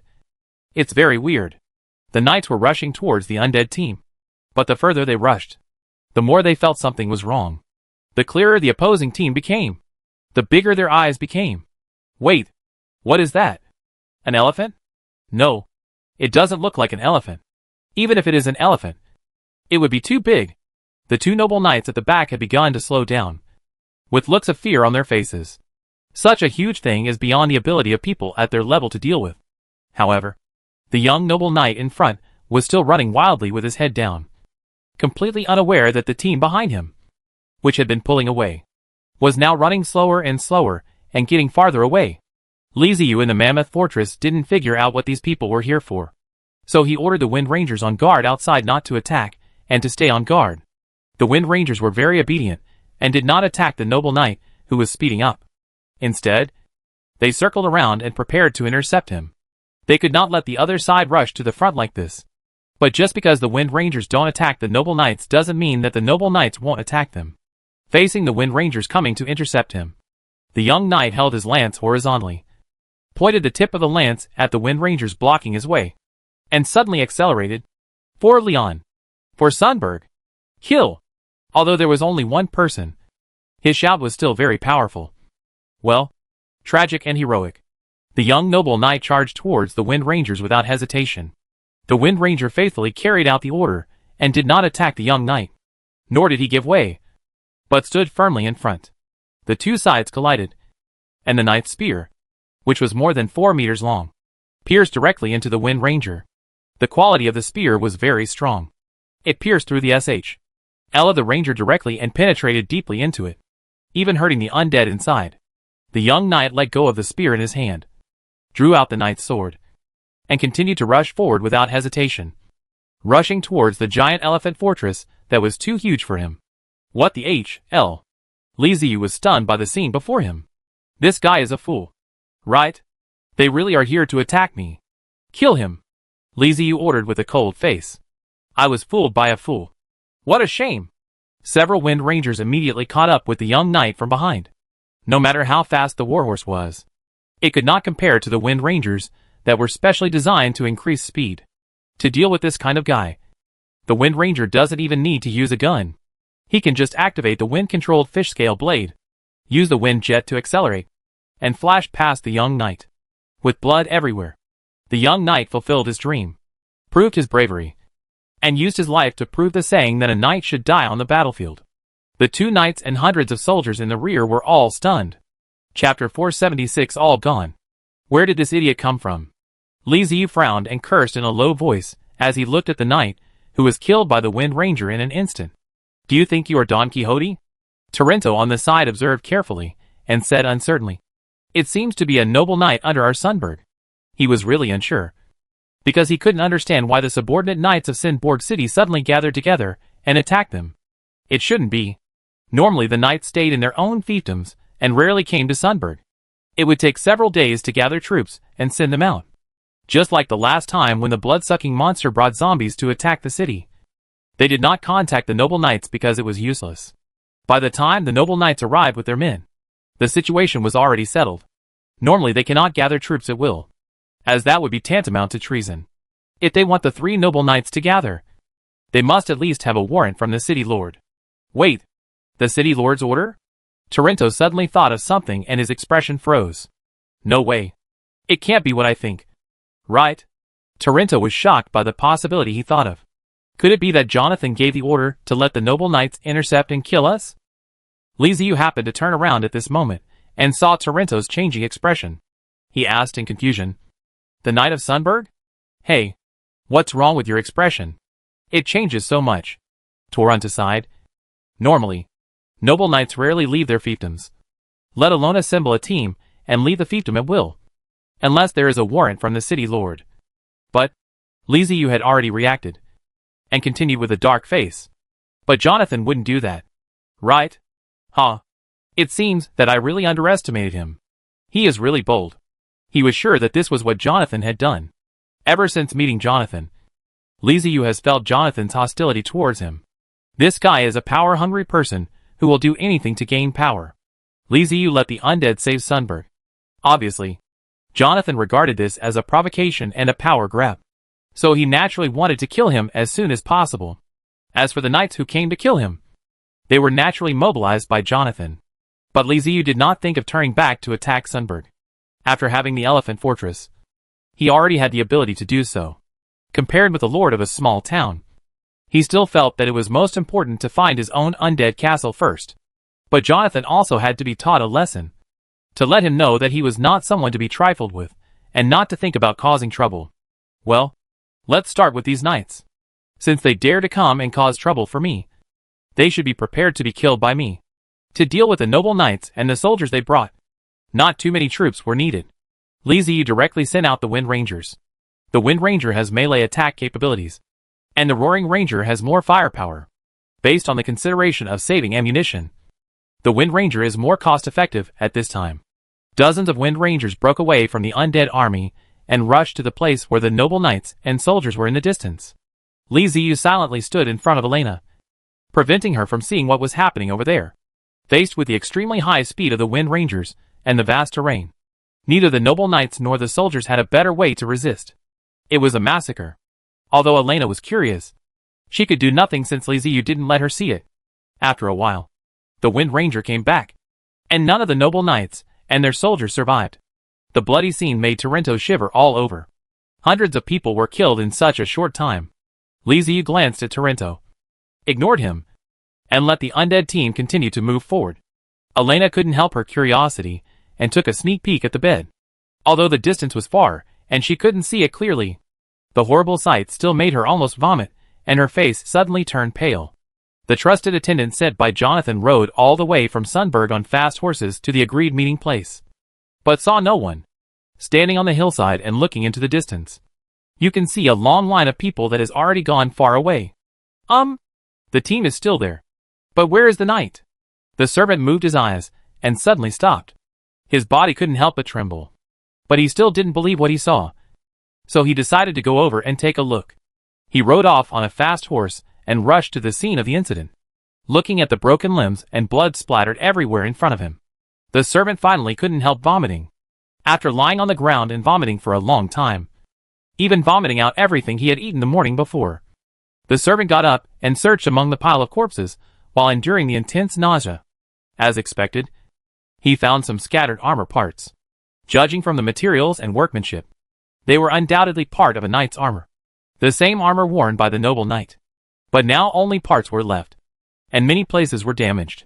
The servant now completely gave up. He fell to the ground with his mind going blank. It's so horrible and scary. He rushed here from Sundberg as fast as he could. But in just a short time, hundreds of people died. There were hundreds of people, led by a knight. But they died so easily. Apart from human corpses. There were no skeleton corpses at the scene. Massacre. This is a massacre without any ability to resist. What kind of monsters did the city lord provoke? These skeletons are more terrifying than vampire monsters. A team of hundreds of people led by the Lord Knight can kill a few blood-sucking monsters even if they encounter them. And the Lord Knight can retreat safely. But now, not only were they completely wiped out, but all the knights died, while the other side suffered no losses. After a moment's pause, the servant shuddered, and he suddenly realized that he was in danger. With so many corpses and blood splattered everywhere, it would definitely attract all the monsters in the wilderness. And a weakling like me would not be able to defeat them. He quickly got up from the ground, staggered towards his mount, climbed on it, and rushed towards Sundberg, city lord's mansion. Jonathan sat at his desk, looking down at documents. He looked very serious, but his hands did not move for a long time. If someone could see his eyes at this moment, they would find that his gaze was straight, not focused at all, and his mind was wandering. He was waiting for news from his servants. Before he got the news, he had no intention of doing anything else. Finally, footsteps were heard outside, and Jonathan suddenly looked up at the door of the study. The door was pushed open, and the servant, covered in dirt, ran in a panic, and shouted as soon as he entered the room, "Master!" Before he could finish his words, he saw Jonathan quickly stand up, walk around the table, come in front of him, and cover his mouth with his hand, so that the rest of his words could only become a whimpering sound. After glaring at the reckless servant, Jonathan let go of his hand, walked to the door, looked outside, gently closed the door of the study, turned around and walked quickly back to the servant, and cursed in a low voice. "Damn it! Are you crazy? Do you want everyone to know what happened?" Jonathan was furious. Was it possible to shout about such a thing? Private matters should naturally be discussed in private. Then he realized that something was wrong. The servant was fine when he went out, but when he came back, he was covered in dirt and had a bad smell. Looking closely, he saw that the stains were mixed with dark red. Blood stains? He also thought of the servant's flustered look just now. The other party had followed him for a long time and had always done things carefully. So he sent him to do the liaison work with the noble knights. Jonathan realized that something was wrong. His face changed, and he lowered his voice and asked anxiously, "What's going on? How did the stain on your body come from? Has the matter been communicated?" When he asked this, the squire almost cried. He said in a voice full of suppressed fear, with trembling lips, "Dead? All dead? My master, the knight, and his soldiers are all dead." "What?" Jonathan's voice suddenly rose, filled with fear and disbelief. When he realized something was wrong, he had already sent people there. Logically, he should have been able to catch up with the other party. Even if the squires cannot stop the battle, it is impossible for the noble knights of Sundberg to be wiped out. There are hundreds of them. Even if they cannot win, they can at least resist for a while. Jonathan suppressed his fear and continued to ask in a low voice, "Don't talk nonsense. Have you seen the knights? How many of their men are left?" He felt that the servant's description might be a bit exaggerated. It was most likely that the knights had suffered a defeat and suffered heavy losses. If it was exaggerated a little more, it would become what the servant said. "All dead? There is nothing you can do about the huge loss. The worst that can happen is that you can find a way to compensate them with your private property. After all, they are doing things for you, and you will have to rely on them in the future." But the attendant immediately shook his head after hearing this. Thinking of what he had just seen, his expression became even more terrified. "No, they are all dead. The knights and soldiers are all dead." His words were the same as before, with no difference in expression. Jonathan was dumbfounded. "Impossible. Absolutely impossible. I do not believe. No, that's not right. Did you see it clearly? Did you see their bodies?" Jonathan grabbed the servant's shoulders and growled with red eyes. His shoulders were grabbed so hard that they hurt, but he dared not resist. The squire whispered, "I didn't see the bodies of the knights, but I found their armor. Broken armor. Jonathan's body was shaking. He seemed to be talking to his servants. Or to himself. Armor. That's nothing. They must not be dead. They won't die. Seeing Jonathan's crazy look, the servant was afraid, but still said, in addition to the armor, there are also corpses. The corpses are all over the ground. The armor was found among the corpses. This sentence broke Jonathan down. He let go of his hand dejectedly, took 2 steps back, and walked slowly to the desk like a defeated rooster. He fell back into the chair, covered his head, and rubbed his hair fiercely. Like the squire, he couldn't imagine what kind of battle could have resulted in the deaths of hundreds of people. And even fully armored knights could not escape from the battle. The point is not how many people died, but the death of 3 noble knights. This is the real big trouble. Although the noble knights were the lowest level of nobility, they were also military nobles appointed by the kingdom. The death of 3 of them at once was a big problem for both the kingdom and Sunburg, especially Cinderburg. Those 3 noble knights were the garrison force around Cinderburg. Now, not only did the 3 knights die in the battle, but the soldiers they brought with them also died. This would cause their fiefdom to be unstable, and they might not be able to resist the attacks of monsters. If this resulted in heavy casualties, and the desolation of the 3 fiefdoms, then in the end all of this would be blamed on him, the Lord of Cinderburg. After all, it was he who ordered the 3 to gather, and lead their men to intercept Liziu. Damn it. Damn it. Damn it. The thought of the serious consequences made Jonathan feel dizzy, and he felt like he was falling into an icy cave. Compared to Jonathan, who was almost driven crazy, Liziu was much more relaxed. He even turned around, and put the cavalier's affairs behind him. Just a few hundred people. What was there to care about? The army of the Undead marched towards Budapest, the capital of the Kingdom of Leon. During the journey, Liziu did not forget to summon more undead teams. He hid in the armory room in the belly of the roaring fortress, where he kept summoning undead and dropping them onto the ground. The undead team was increasing in number as they moved forward. Various undead kept appearing in the team.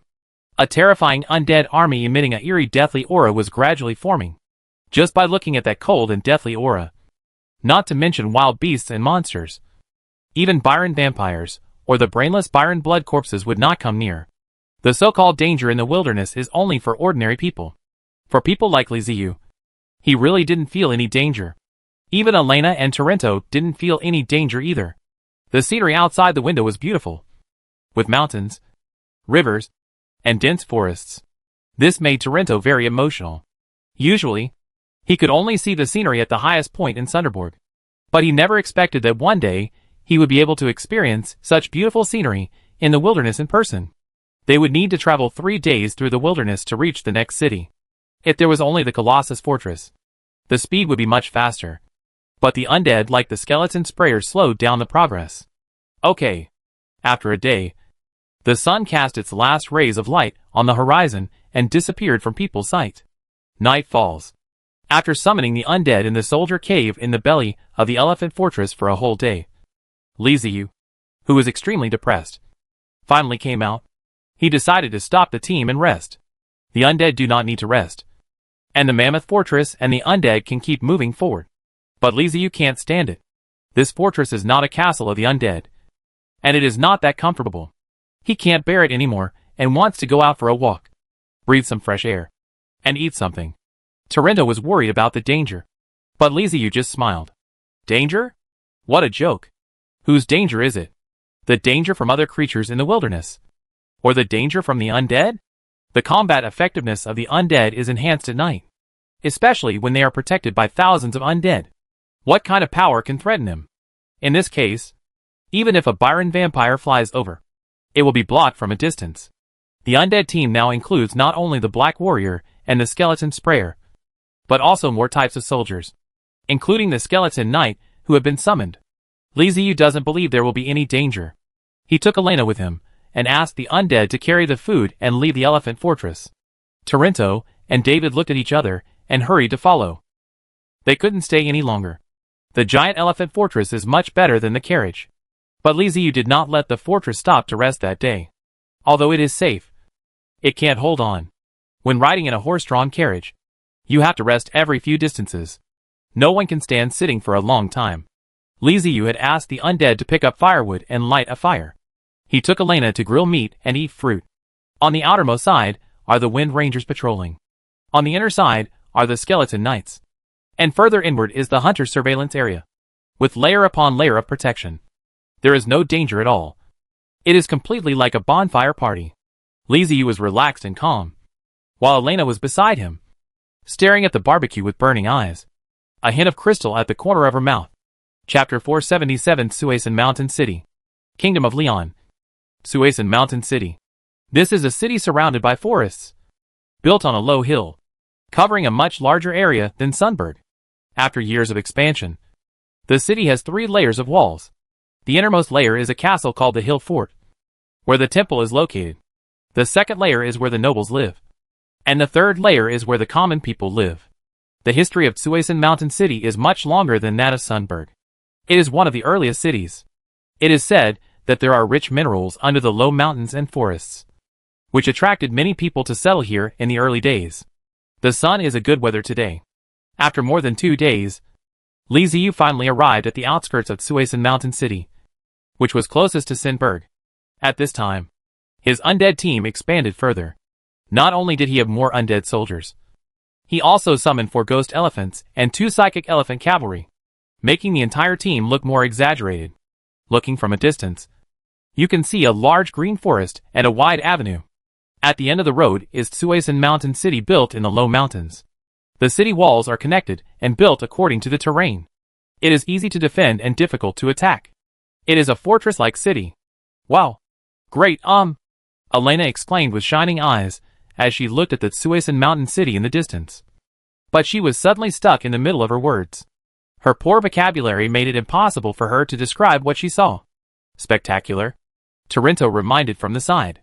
Yes, it's spectacular. Elena looked at Torrento with gratitude and cheered. Liziu just took a casual look and didn't feel anything special. He had seen too many cities, whether in another world or in his previous life. Suasan Mountain City can only be considered unique, but it is definitely not spectacular in his opinion.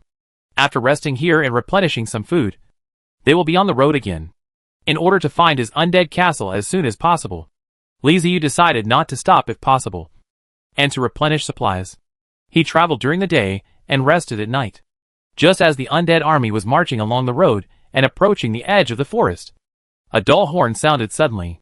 Beep. The branches and leaves of the trees swayed. The birds flew away in fright, and teams of soldiers rushed out of the forest and blocked the way of the undead army. The weapons and armor of this team were much better than those of the soldiers of Sinberg. Each of them wore brand new and shiny plate armor and held a long spear made of metal in their hands. There were as many as 2,000 to 3,000 people. Hoo-ha! Amidst a powerful roar, armors collided and made a clattering sound. Long spears were pointed at an angle, with the butts of the spears touching the ground, forming a chevaux de frise. And the sharp spear tips were aimed at the undead team. It's directed at me? Liziu suddenly realized and asked the undead team to stop. The undead team stopped not far from the other side. The soldiers stared at these extraordinary visitors. The horrible appearance of the undead made them swallow their saliva. Although they were very aggressive just now, it doesn't mean they are truly fearless. They are also human beings. At best, a group of people who are stronger and better equipped. Facing strange things like the undead, they really dare not slack off at all. They don't even know why the other party came here, and whether they want to attack Suasan Mountain City. A noble knight wearing exquisite armor rode a tall horse, parted the crowd and walked to the front from the back, shouting loudly, "The front is Suasan Mountain City. What are you doing here?" Liziu brought Torrento down from the elephant fortress, came to the front of the team, and looked at the noble knight. Liziu is naturally not suitable for this kind of contact, and he doesn't understand the ways of this world. So naturally Torrento has to take action. Torrento adjusted his noble robe, strode forward, and said with his head held high, "We are from Sunburg, and we are going to the capital of Budapest. We will pass through Suasan Mountain City for supplies. Please let us pass." From Sunburg? The noble knight looked at the tall elephants and the undead with terrifying faces, and he was puzzled. He didn't understand what these were, but they were definitely not human. Yesterday, they received news that a group of monsters numbering thousands were heading towards Suasan Mountain City. The lord of Suasan Mountain City did not dare to delay, and convened a meeting of the nobles in the city to discuss the matter. Finally, they decided to ambush troops outside the forest to block it, and see what it was before making a decision. The noble knight, who was sent over, thought it was a blood-sucking monster, but it turned out not to be. Moreover, the opponent did not attack forcefully, but stopped instead. He had to step forward to ask. And it turned out that there were humans in the opponent's team, which surprised him even more. After a moment of silence, the noble knight asked loudly, "Do you have the certificate from Sundberg?" Torunda shook his wide sleeves, took out a roll of parchment, and strode forward with the roll in his hand.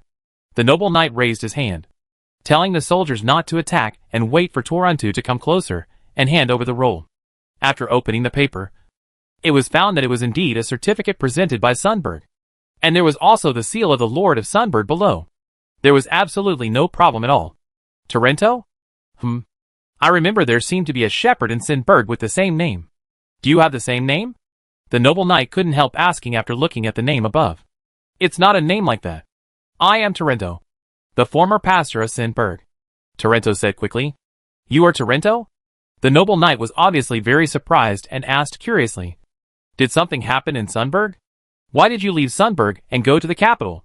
Sundberg was attacked by vampire monsters and zombies some time ago. Torunda thought for a moment and said, Could it be that Sundberg has fallen? The noble knight widened his eyes, and instantly thought that Torunda went to the royal capital to ask for help. It was no small matter for a city to be conquered by monsters.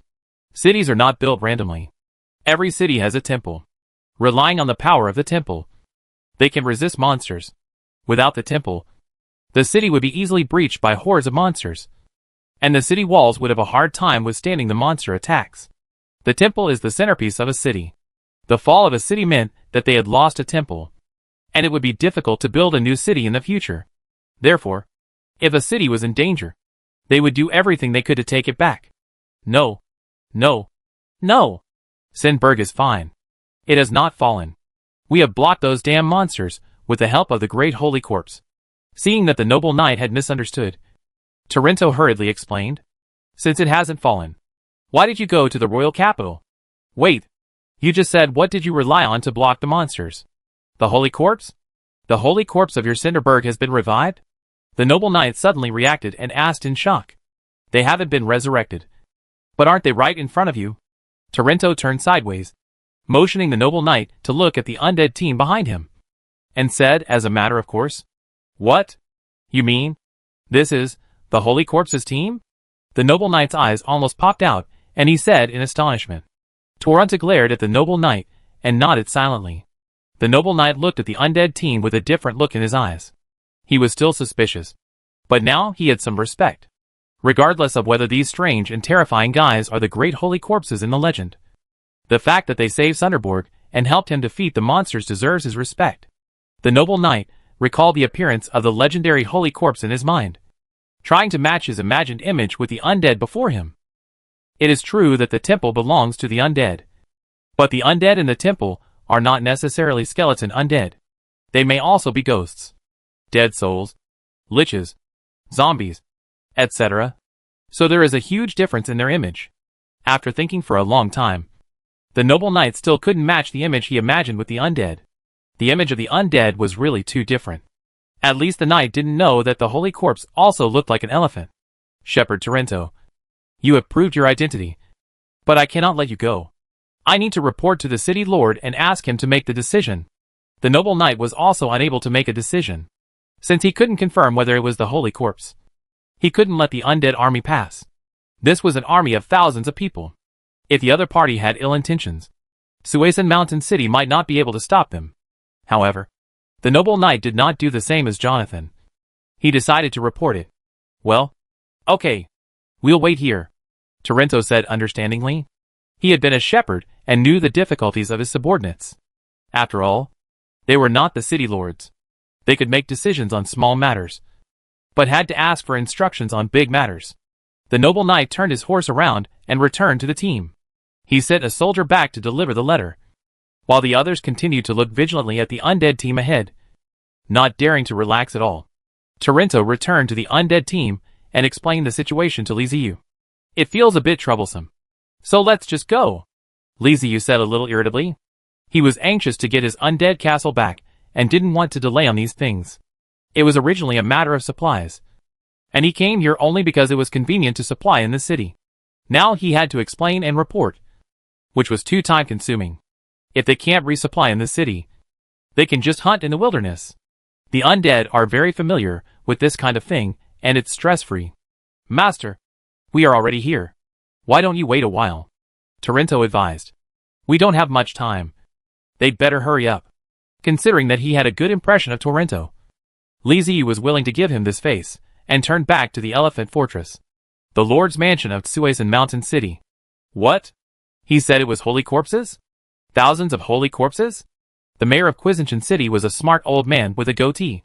He stood up from his seat with a look of surprise on his face, and asked repeatedly. Yes, that's what Torrento, the shepherd of Sinberg, said. The soldier who came to report nodded honestly in acknowledgement. The lord of Suasan Mountain City frowned and thought. He couldn't be sure whether it was true or not. But the knight in front had verified the other party's identity, and he was indeed from Sinberg. But there were thousands of holy corpses, including skeleton elephants, which were completely different from the holy corpses he knew. As an old man, he knows a lot more than others. Young people nowadays no longer believe in the existence of the holy corpse. But the old lord of Suasan Mountain City knows that the holy corpse does exist. It's nothing. The old city lord has seen it. When he was young, his family often took him to the temple to pray. Children are always naughty. During a prayer time, he sneaked away and got lost in the temple. He accidentally entered a secret space, where he saw the holy remains. He had no way to describe the appearance of the holy corpse. If he had to say it, it was a glowing transparent body with a human appearance. If Lizzie were here, he would tell him that those were ghosts or dead souls. And there were millions of ghosts in his castle of the dead. From then on, whenever his family took him to pray, he would sneak into that secret space to see the holy corpse. The holy corpse seemed to like him very much and told him many things, including that the holy corpse came in many forms. Later, a battle took place, and the holy corpse fell into a deep sleep after the battle. The secret space was also closed, and he could no longer enter it. His childhood experience was like a dream, and he once told his parents about it in private. But his parents did not believe him, and instead thought he was hallucinating. But he firmly believed that it was not a dream or an illusion, but a choice. The holy corpse chose him. So he later became the city lord, while the young people were dismissive of the so-called holy corpse. The old city lord had full faith in the holy corpse. He firmly believed that one day the holy corpse would wake up again, and that if Suasan Mountain City was in danger, the holy corpse would still come out to protect them. Now it is said that thousands of saint corpses have appeared outside the city. The old city lord is a little unsure and a little confused. Lord City Lord, what should we do? Seeing that the city lord remained silent for a long time, the soldier asked with gritted teeth. Ah, I understand. You go out first. No. Go back and tell him that I will bring people over. The old city lord's memories were interrupted, and he said to the soldier. Yes. The soldier saluted and left in a hurry. After the soldiers left, the old city lord immediately summoned the nobles and told them what had happened. The nobles had different opinions. Some sneered. Some felt that Torrento was an impostor, and some expressed their irreconcilability with monsters. Only a few old nobles were willing to believe that it was the holy corpse that came. Okay. Stop arguing. I have made a decision. Let's go meet them, and see whether it is true or false. We can only know when we see them. The old city lord interrupted the quarrel of the nobles, and made the decision directly. No. Lord City Lord. What if it's a trap? Yes. We all went there. If the other side seizes the opportunity, Suasan Mountain City will be in danger. Why not let the soldiers do it? The younger nobles immediately started clamoring. They did not want to take the risk of seeing any holy corpse. Don't say whether it is the holy corpse. Even if it is related to the nobles of the Suasan Mountain City. Can it bring them half of the gold coins? Shut up. The old city lord shouted angrily. Everyone was quiet, and looked at the old city owner in surprise. What do you want to do? Do you want to rebel? Do you want to abandon your faith? If that is really the holy corpse, we need to open the gate and welcome them in. Don't forget what is protecting us. The old city lord spoke seriously to the nobles present. No one spoke this time. They didn't dare to speak. Even though they don't care about the so-called holy corpse, they still have to show respect on the surface. After all, the holy corpse exists in the temple, and the temple is the most important place in the city. Its status is even higher than that of the City Lord's mansion. Every battle with monsters requires the power of the temple to protect it. You can disdain in your heart, but the surface respect must be maintained. The old City Lord has spoken, and everyone else can only accept it with a wry smile. As for whether they are afraid or not when meeting the monsters, this matter cannot be said casually. The City Lord is not afraid and takes the lead. If they say that they are afraid, then they will still have face. So the old City Lord, along with a group of nobles, left Suasan Mountain City under the protection of private soldiers and rushed to the border. The old City Lord saw the undead from a distance. The giant elephants were so conspicuous that their huge bodies were not concealed at all. Anyone with sufficient knowledge could see them. The giant elephant did not match the holy corpse in the old City Lord's mind. But the other undead spirits, the white bones, and the burning soul fire made the old City Lord remember what the holy corpse told him in the temple when he was a child. These are indeed holy corpses. A kind of holy corpses called skeleton undead. Chapter 478 City Lord Fey. What are these things? Moving skeletons? No. It should be called the burning skull. It's really disappointing. They made so many moving skeletons. Is this a magician's trick?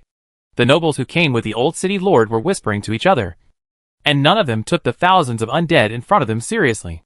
In the past, the old City Lord would have scolded them, saying that people who came from the original path like this should not be nobles.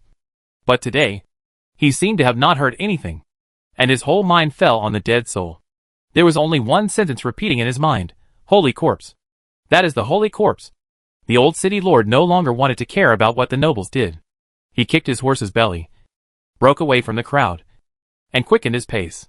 When the noble knight saw the City Lord and the nobles coming, he hurried over to greet them. But the old City Lord walked past him as if he didn't see him. The humble smile on the noble knight's face froze. He turned around blankly and looked at the nobles who were chasing him, wanting to ask if he had done something wrong. However, he also saw confusion and anxiety on the nobles' faces. Lord City Lord, wait for us. The nobles finally couldn't help shouting and yelling. But the old City Lord in front not only did not slow down, but got faster and faster, directly passing the soldiers of Suasan Mountain City and rushing to the front. Tarinto had already seen someone coming down the hillside. He straightened his clothes and was about to go forward when he saw someone rushing to the front from behind. Are you in such a hurry? Nobles have to maintain their manners. Since the other party had come over, Tarinto hurried forward to greet him, shouting, Former shepherd of Cinderberg Tarinto greets Lord Cusanchanching. With the sound of horse neighing, the old City Lord stopped in front of Tarinto and dismounted. I am Fey, the mayor of Suasan Mountain City. I have come to pay homage to the holy corpse. May I ask which lord I should pay homage to? The old mayor said to Tarinto, with a smile on his face and his back straightened. The City Lord came here in person? Tarinto was very surprised. He thought that the other party was very respectful of him by sending a shepherd guard over. He didn't expect that the City Lord would come in person. The status of Suasan Mountain Castle is above that of Sunberg, and the status of the Castle Lord is even higher, not much lower than that of Lord Zealous Hardmon, who manages this land. And he knew there was someone behind the holy corpse. It took Tarinto a moment to react before he understood what Lord Fey meant. People didn't come to see him, but to see Liziu. Tarinto looked at Fey deeply. He thought that Fey was worthy of being the one who could be in charge of Suasan Mountain City. He was much stronger than the mayor of his own Cinderberg. So he bowed slightly and made a gesture of invitation. Fey strode forward without any hesitation. Lord Fey. No way. Lord City Lord. Please come back quickly. It's too dangerous. At this time, the nobles of Suasan Mountain City in the rear had just arrived. Seeing their City Lord walking towards the opponent's camp, they all shouted anxiously. But Lord Fey's city still looked as if he was deaf to everything and walked forward calmly. Liziu, who was eating fruit in the elephant fortress, could not hear the sound in front, but he could understand from Tarinto's actions that the other party was coming over. So he ordered the undead not to stop them, and let the people from Suasan Mountain City come over. The undead made way for a path that led directly to the giant elephant fortress. Tarinto led the way as usual. The old City Lord Fey had no fear of the undead at all, and his expression remained calm even when walking among the undead. Because of his childhood experiences, he is a person with strong faith. Although the appearance of the dead is very scary for most people, it seems very familiar to people with faith like Fey. Walking among the undead, A strange energy fluctuation emanated from Faye's body. The skeleton sprayers had not reacted yet, but the black warriors cast their eyes towards Faye. Faye moved his left hand. On his wrist was a gilded bracelet, which was passed down from generation to generation in their family. At this moment, the bracelet was slightly warm, but not hot. This made Faye more certain that the skeletons around him were the holy corpses he had always been thinking about. Because the family inheritance had moved, the anticipation in his eyes grew stronger. With a hint of excitement, arriving at the foot of the elephant fortress, Torrento led Faye to the top of the elephant fortress. This is a very novel feeling for F.A. Coconut. He has never seen such a huge and moving fortress. People can still go up, and there are more novel things on it. When he arrived at the fortress where Liziu was, Faye saw the young man sitting at the table, eating fruit and looking at him. It's different from what I imagined. In Faye's imagination, the person in charge of the holy corpse, even if it is not a skeleton, must be a resurrected corpse with rotten flesh on its body. How could it be a young human? Lord Torrento, you must have made a mistake. The person I want to see is the one who leads these holy corpses. Faye turned around and said to Torrento with a slightly stern tone, "Please let me introduce you. This gentleman is Liziu. Those great holy corpses you saw were summoned by him. The gentleman you want to see is him," Torrento explained calmly. "Is it really you?" Faye looked at Liziu in disbelief and asked. Liziu did not speak, but walked forward, took Faye's hand, and looked at the gilded bracelet on his hand, which was emitting a faint light. This is the same pendant as Torrento's, also a token of trust, proving that the old man in front of him is a follower of the undead. "Your bracelet proves your identity to me." Liziu lifted Faye's hand and let him see the bracelet that was emitting a faint light. He was afraid that the other party would not believe what he said just by saying it. So Liziu waved to the black warrior next to him and asked them to come over. With the black warrior as testimony, Faye believed it just like Torrento did in the beginning and behaved well in front of Liziu. Liziu was somewhat helpless. He felt that it would be better if there were fewer such things. He didn't want to create a few followers in a city and waste time. The most important thing now was to go to the royal capital. When Faye learned that Liziu was going to resupply in Suez and Mountain City, he immediately agreed. It was a great honor to be able to serve the Holy Corpse. The following things were much easier. With the city lord Faye as a witness, the other nobles could only obey orders. The soldiers who were blocking the way withdrew, and the undead team marched into Suez and Mountain City in a mighty manner. Suddenly, a team of thousands of people entered the city, attracting the attention of the entire city. Due to their size, the elephant-like undead did not follow the team into the city. Otherwise, there would be even more people watching. The appearance of the dead is very scary. Not to mention children. Even adults will have nightmares at night after seeing them. They didn't know why these scary guys appeared in the city, but they saw the old city lord. And it was the old city lord who led the undead in. Wherever the dead pass, the place becomes very quiet. The oppressive feeling from death makes people speechless, and they can only stare and salute. Fortunately, under Liziu's restraint, the undead did not attack anyone and moved forward silently.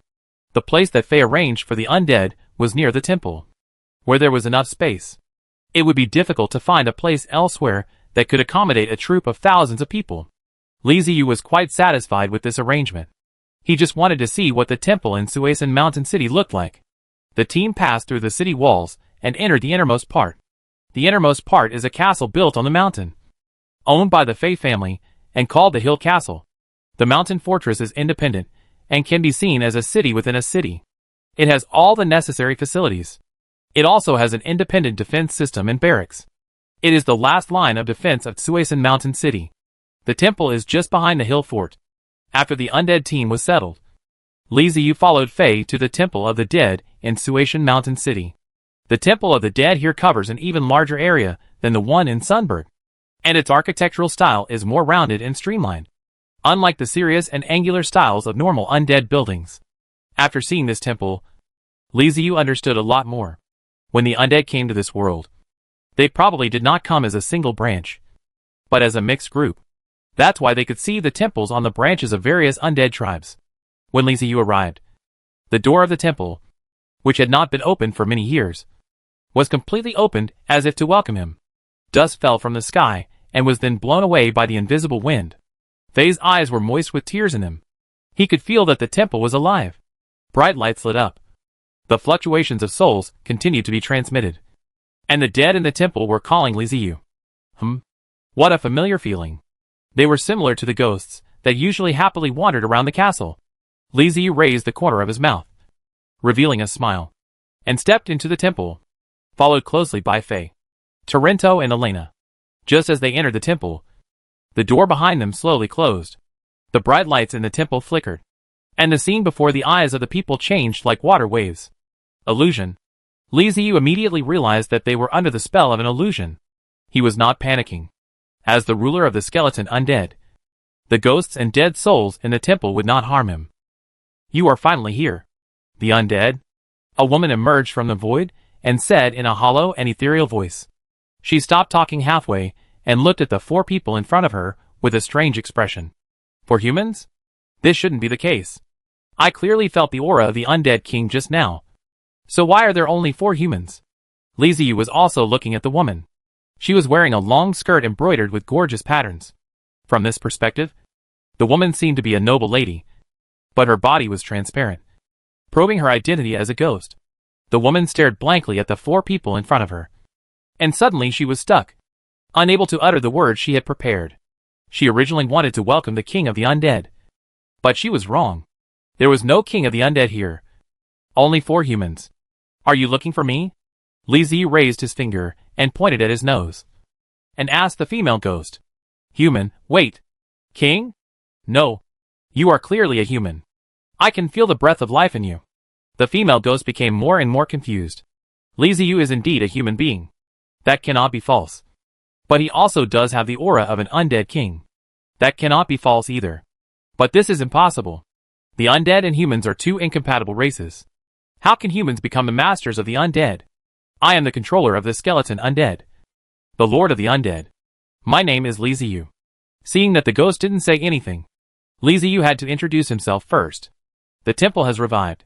Was it you who awakened the temple? The female ghost asked tentatively. If you said it was a few days ago, then I must have been the one who woke him up. I was using the temple to look for something important. Liziu thought for a moment and replied. Previously, the system helped him search and locate the castle of the undead, using the temples in various places as connection points. Naturally, the temples had to be activated. If this was what the female ghost said, then it was correct. Are you really the king? The female ghost nodded and asked. I can't define the king you mentioned, but I do control a large number of skeleton undead. Liziu told the truth. Please have mercy on your people. The female ghost suddenly fell to the ground and said with sobs. What's going on here? Liziu's brows frowned instantly, and he turned to look at Faye with dissatisfaction in his eyes. The race under his command is the skeleton undead, and the affairs of ghosts are not his responsibility. If we must find someone responsible, it should be Liwindi. Remember him. His ID is Cinnabar Pigeon Blood, and he owns the Castle of Dead Souls. However, as a fellow undead, he always felt uncomfortable seeing a ghost kneeling miserably in front of him. Faye stared at the ghost in amazement. His heart trembled, but he couldn't figure out what he had done to offend the holy corpse. Turning her head to look at Torrento, she saw that Torrento also looked dissatisfied. But Elena didn't care much.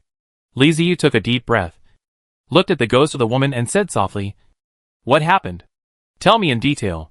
The ghost was still lying on the ground with his head down, and whispered, King, we no longer have enough energy. If this continues, we will perish, and the temple will no longer be able to protect this city. Liziu thought of the temple in Sunburg. The power of faith was almost exhausted. Even worse than in Suasan Mountain City. Even if he went inside, no undead could be revived. He asked softly, Is there something wrong with the power of faith? No. It's not just the power of faith. There's something wrong with the power of the soul as well. We previously helped this city, and the guards and heroic spirits were injured. If we had enough soul power, we could repair ourselves. But our soul power is insufficient, and our injuries are worsening. I am still able to show up because I am weak. The female ghost said miserably. Faye was shocked. He had no idea about these things. What puzzled him even more was the power of faith and soul. What were they, and why were they insufficient? So he asked anxiously, What is the power of faith and soul? How can I help you? Faced with Faye's question, the female ghost had no intention of answering. She could feel that Faye was just a follower, And the one who could truly solve the problem was the king of the undead. Li Ziyu sighed, and turned to face Fei. Do you want to save the temple? Save them? Fei nodded quickly and said. Of course I do. Then let me ask you a few questions. How long has the temple been closed?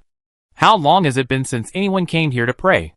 Well, since the last war. The temple has been closed to allow the holy corpses to rest better. Hey, what about the cemetery? A cemetery? Yes. There should be an ancient cemetery around the temple. Take me there to have a look. Fei thought for a while, and suddenly said, Are you talking about my family's cemetery? I'll take you there right away. Several people came out of the temple, and followed Fei to a cemetery in the mountain fortress. The cemetery covers a large area, and at first glance it has an undead style. Li Ziyu stepped into the cemetery, and after only a few steps, he discovered the problem. Every tomb here has been renovated, and is very luxurious. But the problem is that there are very few tombs here.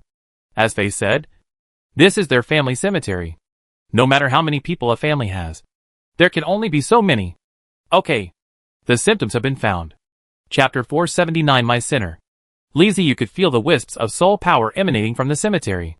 He was sure that the Fei family's cemetery was the prayer cemetery of the undead.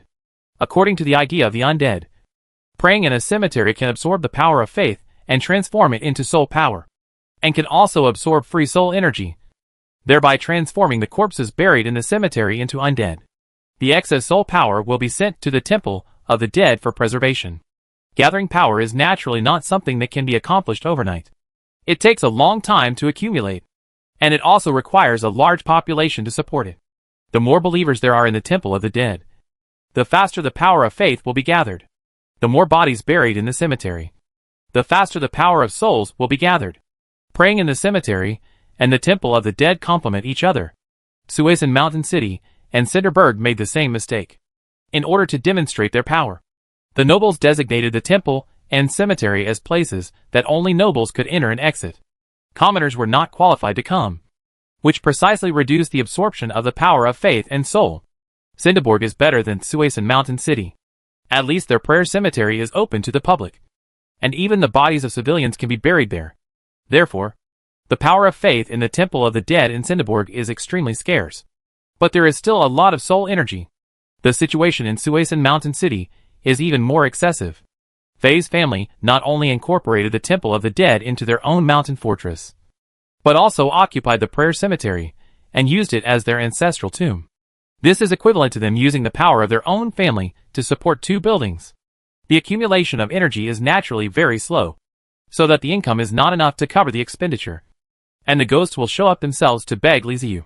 Standing in the cemetery, looking around at the gorgeous, exquisite tombstones and tombs with a large number of reliefs and covering a large area, Li Ziyu turned back to Fei and asked, How long has this situation lasted?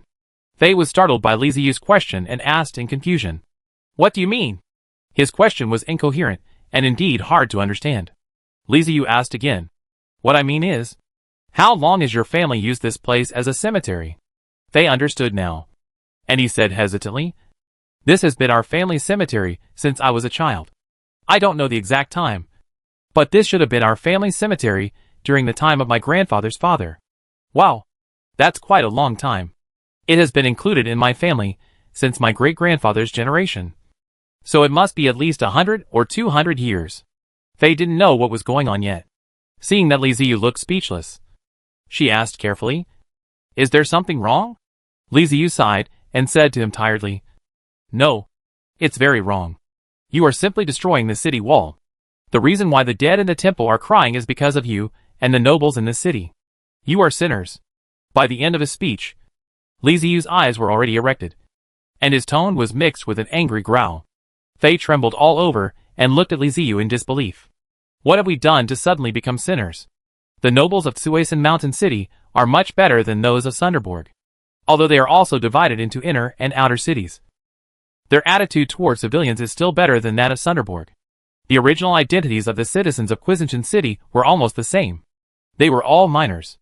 Later, some of them had more resources because of their quick minds, and thus stood out and became nobles. But after all, they had lived a hard life, and they had not forgotten their identity.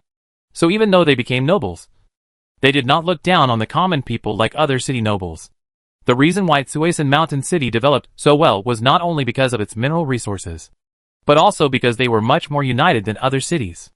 The citizens were at least willing to trust the nobles instead of being hostile to them. They can confidently say that he has been working hard for Tsuesan Mountain City all his life to make the city a better place. At the same time, when others were pretending to obey the Holy Corpse and had secretly given up on it, he still believed in it devoutly. He was one of the few people who could take the initiative to go to the temple to pray. He really couldn't understand how he became a sinner. If these words were said by someone else, he would definitely arrest that person and punish him for defamation. But the person who said this now was the one who controlled the Holy Corpse. Even the Holy Corpse in the temple was crying to him and asking for his help. They didn't dare to refute. But her eyes showed, "I don't believe it. I'm not wrong." Li Ziyu knew from his eyes that he was dissatisfied. So he asked, "Do you know what the temple and the cemetery are all about?" The temple and the cemetery were things that happened a long time ago. Not to mention Fei. Even his great-grandfather might not be able to explain it clearly. He could only shake his head to indicate that he didn't know. Li Ziyu acknowledged Fei's honesty, nodded, and explained to him. The full names of the temple and cemetery are the Temple of the Dead and the Cemetery of Prayer.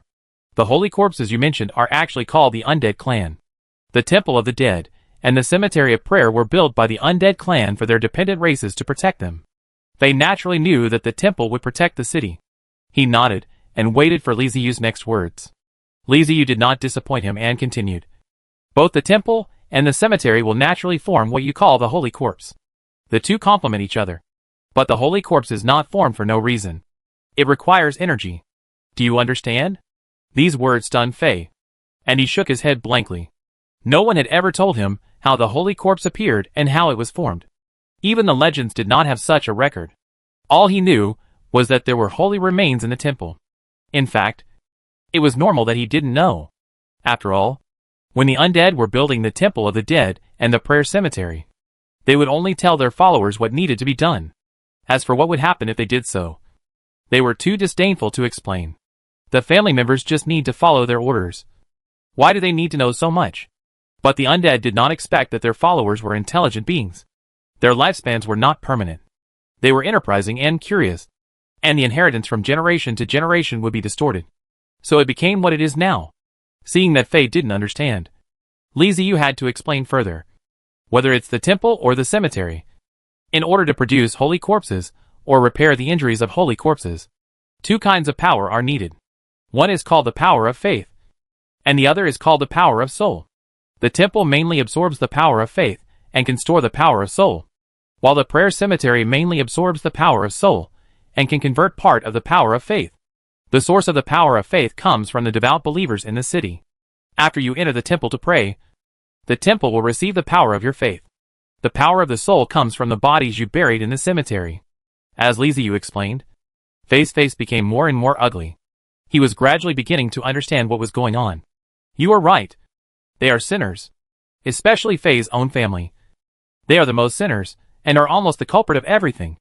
It was their family that built the mountain fortress and expanded the temple within the scope of the mountain fortress, resulting in only nobles being able to go to the temple to pray. At the same time, it was because of their family's selfishness that they turned the prayer cemetery into a family cemetery. Not to mention commoners. Even nobles could not be buried in the prayer cemetery. Over time, fewer and fewer people went to the temple to pray, and fewer people were buried in the cemetery. According to what Li Ziyu said, the power of faith and soul collected by the temple and the cemetery was also constantly decreasing, until the holy corpses could not even repair the injuries they suffered in the battle, and were forced to fall into a deep sleep. Sinner. I am a sinner. Fei was trembling all over and suddenly fell to his knees, muttering to himself, as if all his strength had been drained away in an instant. Waves of coldness from the bottom of his heart made him cry silently. After working so hard to take care of Tsuesan Mountain City, it turned out that his own family was the one that caused the greatest harm to the city. How could Fei accept this? Torrento, who came with Li Ziyu and Fei, was also stunned. He didn't know the true situation of the temple and the cemetery. When he heard Li Ziyu's talk, it was like being struck by thunder. He was dizzy and stood there stupidly, his face full of disbelief. Elena, on the other hand, didn't feel anything. Her eyes kept wandering around the tombstone and the tomb chamber, muttering to herself, "The nobles are really fancy. They use such fine stones to carve patterns on the tombstone and the tomb chamber. We just bury them directly in the ground." Suddenly, she saw Faye kneeling down. She was startled and looked confused. Elena was young and poor, lower than the common people. The common people of Cinderberg were not qualified to have access to the temple, let alone her, a poor person who struggled for food and clothing every day. For Elena, neither the temple nor the cemetery is as practical as a full meal. Only when she is hungry will she cry like Farah. This is definitely not because she is greedy, but because the feeling of being hungry is really uncomfortable. Liziu patted Faye's shoulder and said to him, "What's the use of crying? What problem can it solve? You have to find a way to solve the problem instead of crying. You are the lord of Suez Mountain City." "Yes, I am the city lord. I'm still alive. I can still atone for my sins. I still have a chance to redeem everything." Faye stopped crying, slowly stood up from the ground, and said to Liziu solemnly, "Thank you for your explanation. In the days to come, I will do my best to restore the glory of the temple." Liziu nodded. "Not only the temple, but also the cemetery. You have to open the temple and the cemetery so that more people can go to the temple to pray. Don't distinguish between commoners and nobles, no matter what their identities are. They are all the same to us. All identities are worthless to us. As long as you have a devout faith, it is enough. There is also a cemetery. The cemetery does not belong to your family. It belongs to the entire Suez Mountain City. Everyone should have the opportunity to be buried in the cemetery, regardless of whether they are rich or poor, young or old, male or female. Everyone is eligible to be buried in the cemetery. Identity cannot determine their future, and death is not the end." Liziu represents the undead race. So these two sentences sound very undead-like. The undead are an extremely special race. To them, death is not scary at all. After all, they came from death. The end of life is a brand new beginning for them. How can the immortal turn into the undead? As for what your identity was in life, it really makes no difference to the undead. Even if you are a king, when you die you are just a shriveled zombie or a skeleton. Well, maybe you can turn into a ghost, but then you don't even have a skeleton. Faye nodded solemnly. "I understand. I will act according to your will. I will let more people come to the temple to pray. I will open the cemetery. No matter men, women, young or old, rich or poor, everyone can be buried in the cemetery." After getting Faye's assurance, Liziu nodded with satisfaction. Faye acted quickly. After leaving the cemetery, he immediately summoned the nobles of Suez Mountain City and told them about the opening of the temple and the cemetery. "This won't work. How can we let those untouchables enter the inner city? Yes, they don't know the rules of the inner city, which will make the inner city chaotic. This is really against the rules. The common people don't know how to pray. It's useless to ask them to come. It's better not to ask them to come. Lord City Lord, that is your family cemetery. How can you let others be buried there casually?" The nobles reacted very strongly. No one agreed with Faye's proposal to open the temple and cemetery. Instead, they all opposed it. They did not want the common people to enter the inner city. Although they were stronger than the nobles in other cities, and still had connections with the common people in the outer cities, they went from the inner city to the outer city to contact the common people, rather than bringing the common people into the inner city. In the eyes of the nobles, there is an essential difference here. The inner city is the inner city, where the nobles live, and it has completely different rules from the outer city. Letting civilians in it will not only affect the normal operation of the inner city, but also bring instability.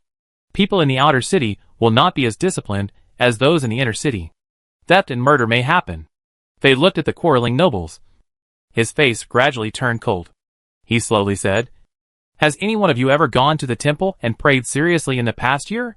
The city lord's words made all the nobles present shut up immediately. They looked at each other, feeling a little embarrassed. You can't lie about whether you went or not. After all, the fortress of the Faye family is so close to the temple. If you want to go to the temple, you have to pass by the fortress. Would Faye not know who went and who didn't? Of course Faye knew this. In fact, in the past year, no one had gone to the temple through the mountain fortress. Faye looked at the nobles who remained silent, and then asked, "Weren't your ancestors miners digging or underground? Are you born nobler than the common people outside? Or do you feel that you are superior to others in the eyes of the Saint Corps? After 3 questions in a row, the nobles' faces turned very ugly.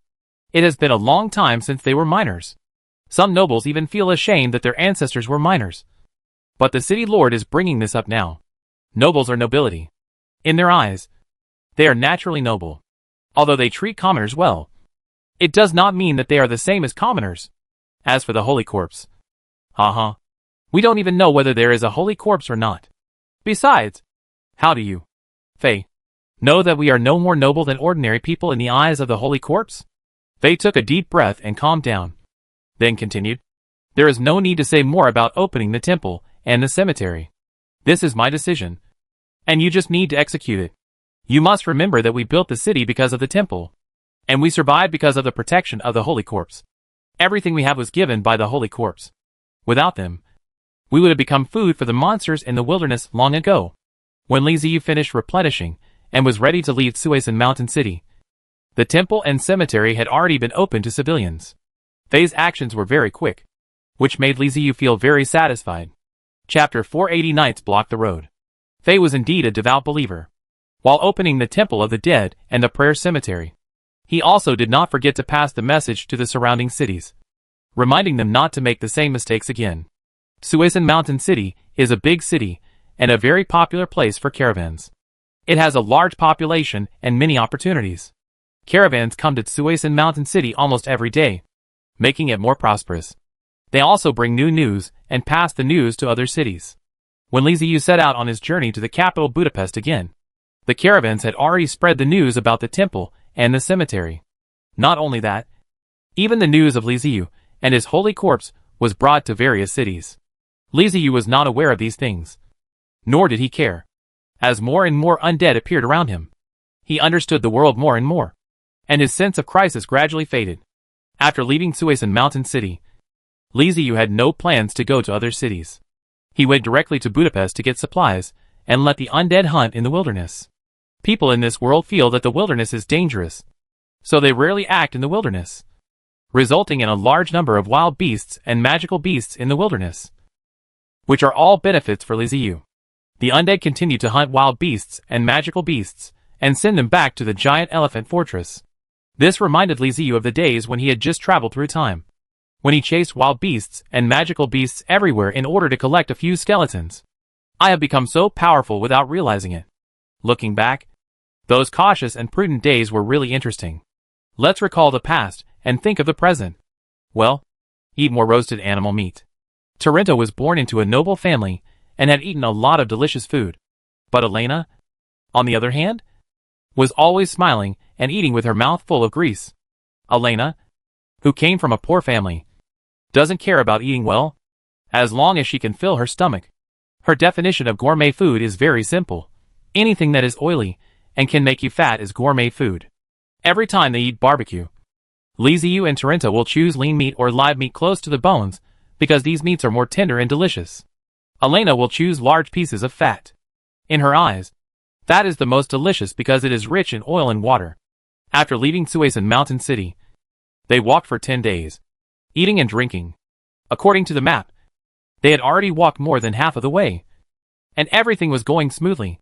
Tarento was very emotional. Everyone knew that the wilderness was dangerous. Any team walking in the wilderness needed great courage. They had to be vigilant and alert again. Any negligence could cost someone their life. The dangers in the wilderness include wild beasts, demon beasts and various monsters, as well as human robbers, horse bandits, and even some inconspicuous snakes, insects, rats and ants. Don't underestimate the snakes, insects, rats and ants in the wilderness. Many of them are highly poisonous. Even a strong person cannot withstand a bite. Compared with ordinary people, the only difference is that ordinary people will die faster, while strong people will be tortured by pain longer and die slower. But this time, there is no need to worry about anything. The undead are meticulous and provide all-round protection. Any wild beasts or monsters that dare to approach will become barbecue or other delicacies on their tables. Monsters and bandits will hide early when they see this team and will never approach easily. Even snakes, insects, rats and ants will be cleared out by the undead, and they will not be given the chance to get close. It's just like an outing. There's no need to worry about anything. All you have to do is chat and enjoy the scenery every day. It was the first time that I could enjoy the wilderness scenery without any precautions. And it was all thanks to Liziu. Liziu still maintained his previous state. When he was tired, he would look at the scenery. When he had a good rest, he would summon more undead and continuously expand the team. On this day, when they were marching normally, they were stopped by a cavalry team of about 300 people. Liziu looked at the team in the fortress and asked Torono in doubt, "Who is it before?" If it was a horse bandit or something like that, Liziu would not plan to keep him alive. He would just let the undead rush up and kill him. Toronto squinted his eyes and took a look, then hesitantly said, "It looks like the cavalry of the noble knights."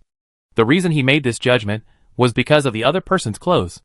No matter how successful the horse bandits are, they are still bandits. Their weapons may be more sophisticated, but armor is an expense that they cannot afford. Then, there are the horses. The horses ridden by the nobles will naturally be better than those of the bandits. The cavalrymen in front were all wearing armor and riding strong horses. So Torrento judged that they were cavalrymen under the command of noble knights. Liziu turned his head to look at the map he had drawn, determined his location, and discovered that there was indeed a city nearby. Pendu City. A city directly governed by Lord Zealous Hardmon. Cities directly governed by the Lord are not necessarily good. At least Pendu City has not developed better than Suasan Mountain City. The two cities are not much different. And Suasan Mountain City is even better developed than Pendu City. Liziu had no intention of going to Pendu City, but the other party sent cavalry to intercept him. What does this mean? Toronto.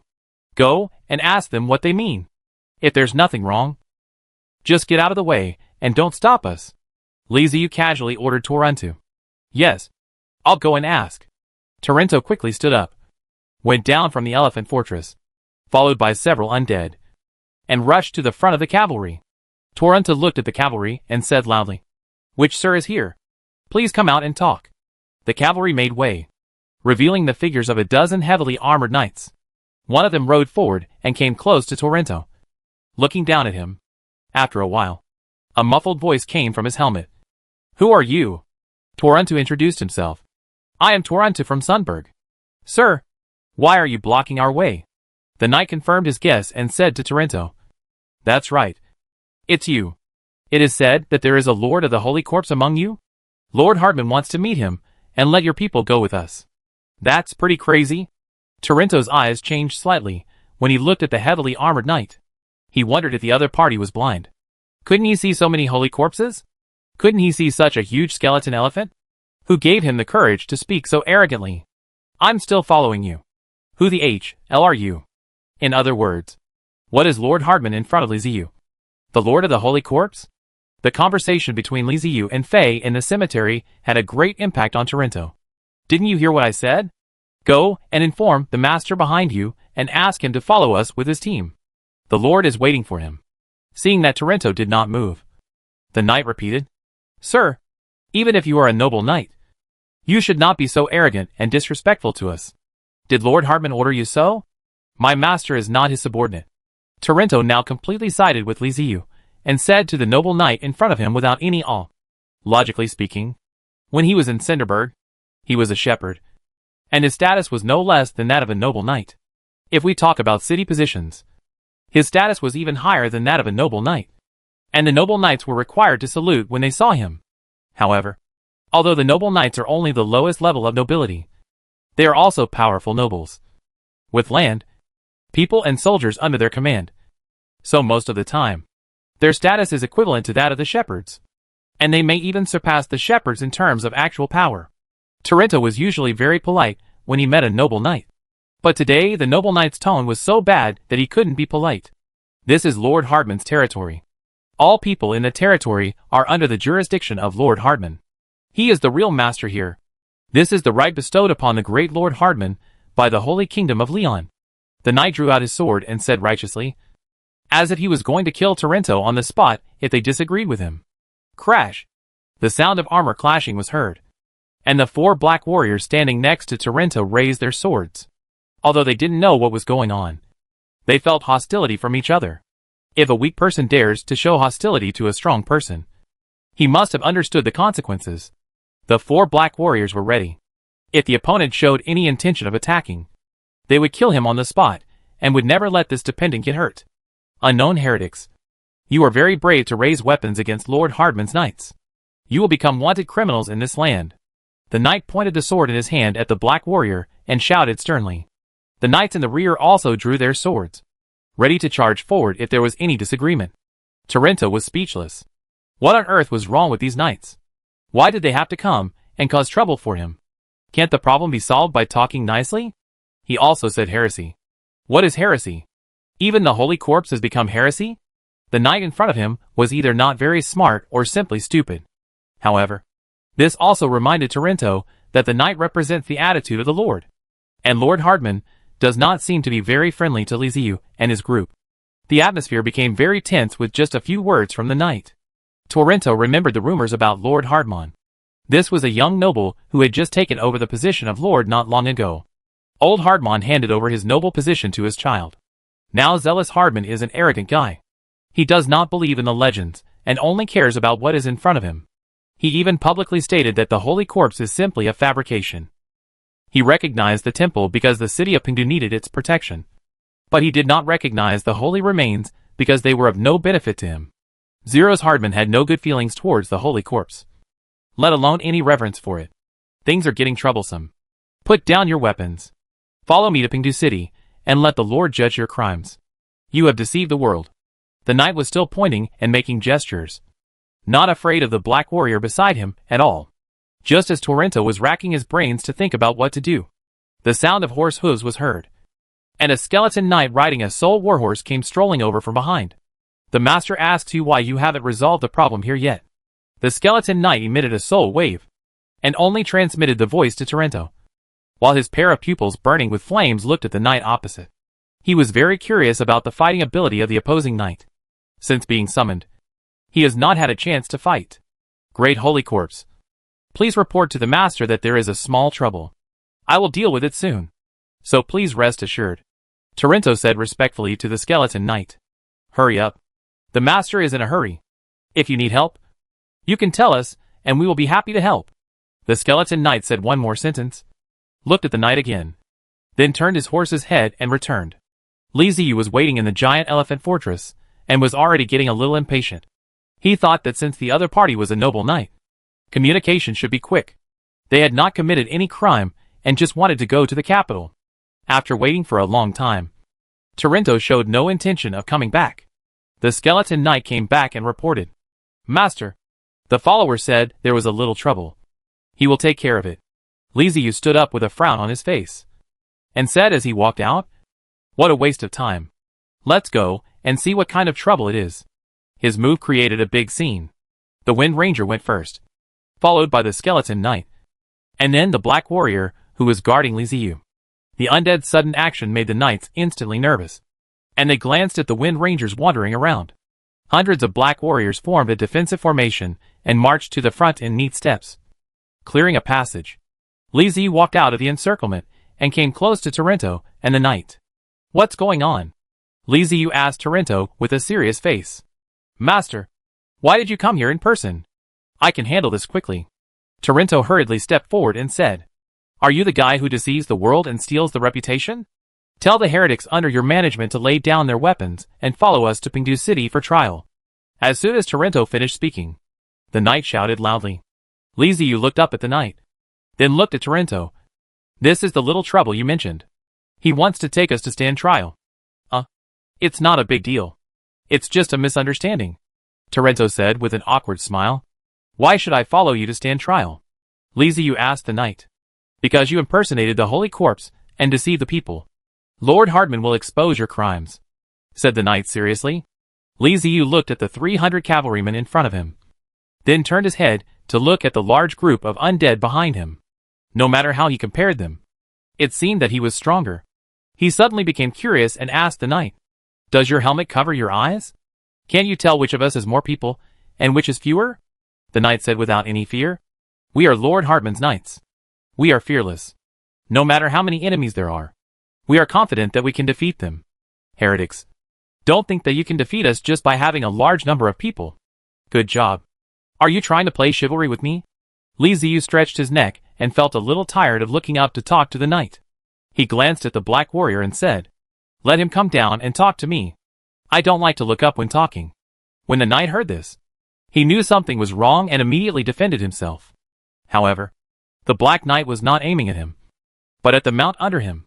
The black warrior flashed in front of the knight, swung his sword in a circle, and dodged past him. The warhorse was cut into 2 pieces horizontally, and even the armor it was wearing was cut open without any hindrance. Blood splattered. The horse fell to the ground, and the knight was thrown off. He struggled on the ground, and the heavy armor forced him to use his sword to support himself to stand up. "Well, that's much better." Liu nodded with satisfaction. The cavalry behind the knight cried out in surprise. "What kind of terrifying guy is this? With a long sword in his hand? Can he even cut a heavily armored horse in half with one sweep? Can the knight's armor withstand it? I guess it's pretty bad." The knight who stood up with his sword was also surprised. He turned his head to look at his warhorse, and roared at Liu in anger. "You actually killed my horse. You actually killed it. You have one more crime. You attacked the knights of the Kingdom of Leon. You will be sent to the stake and burned to death."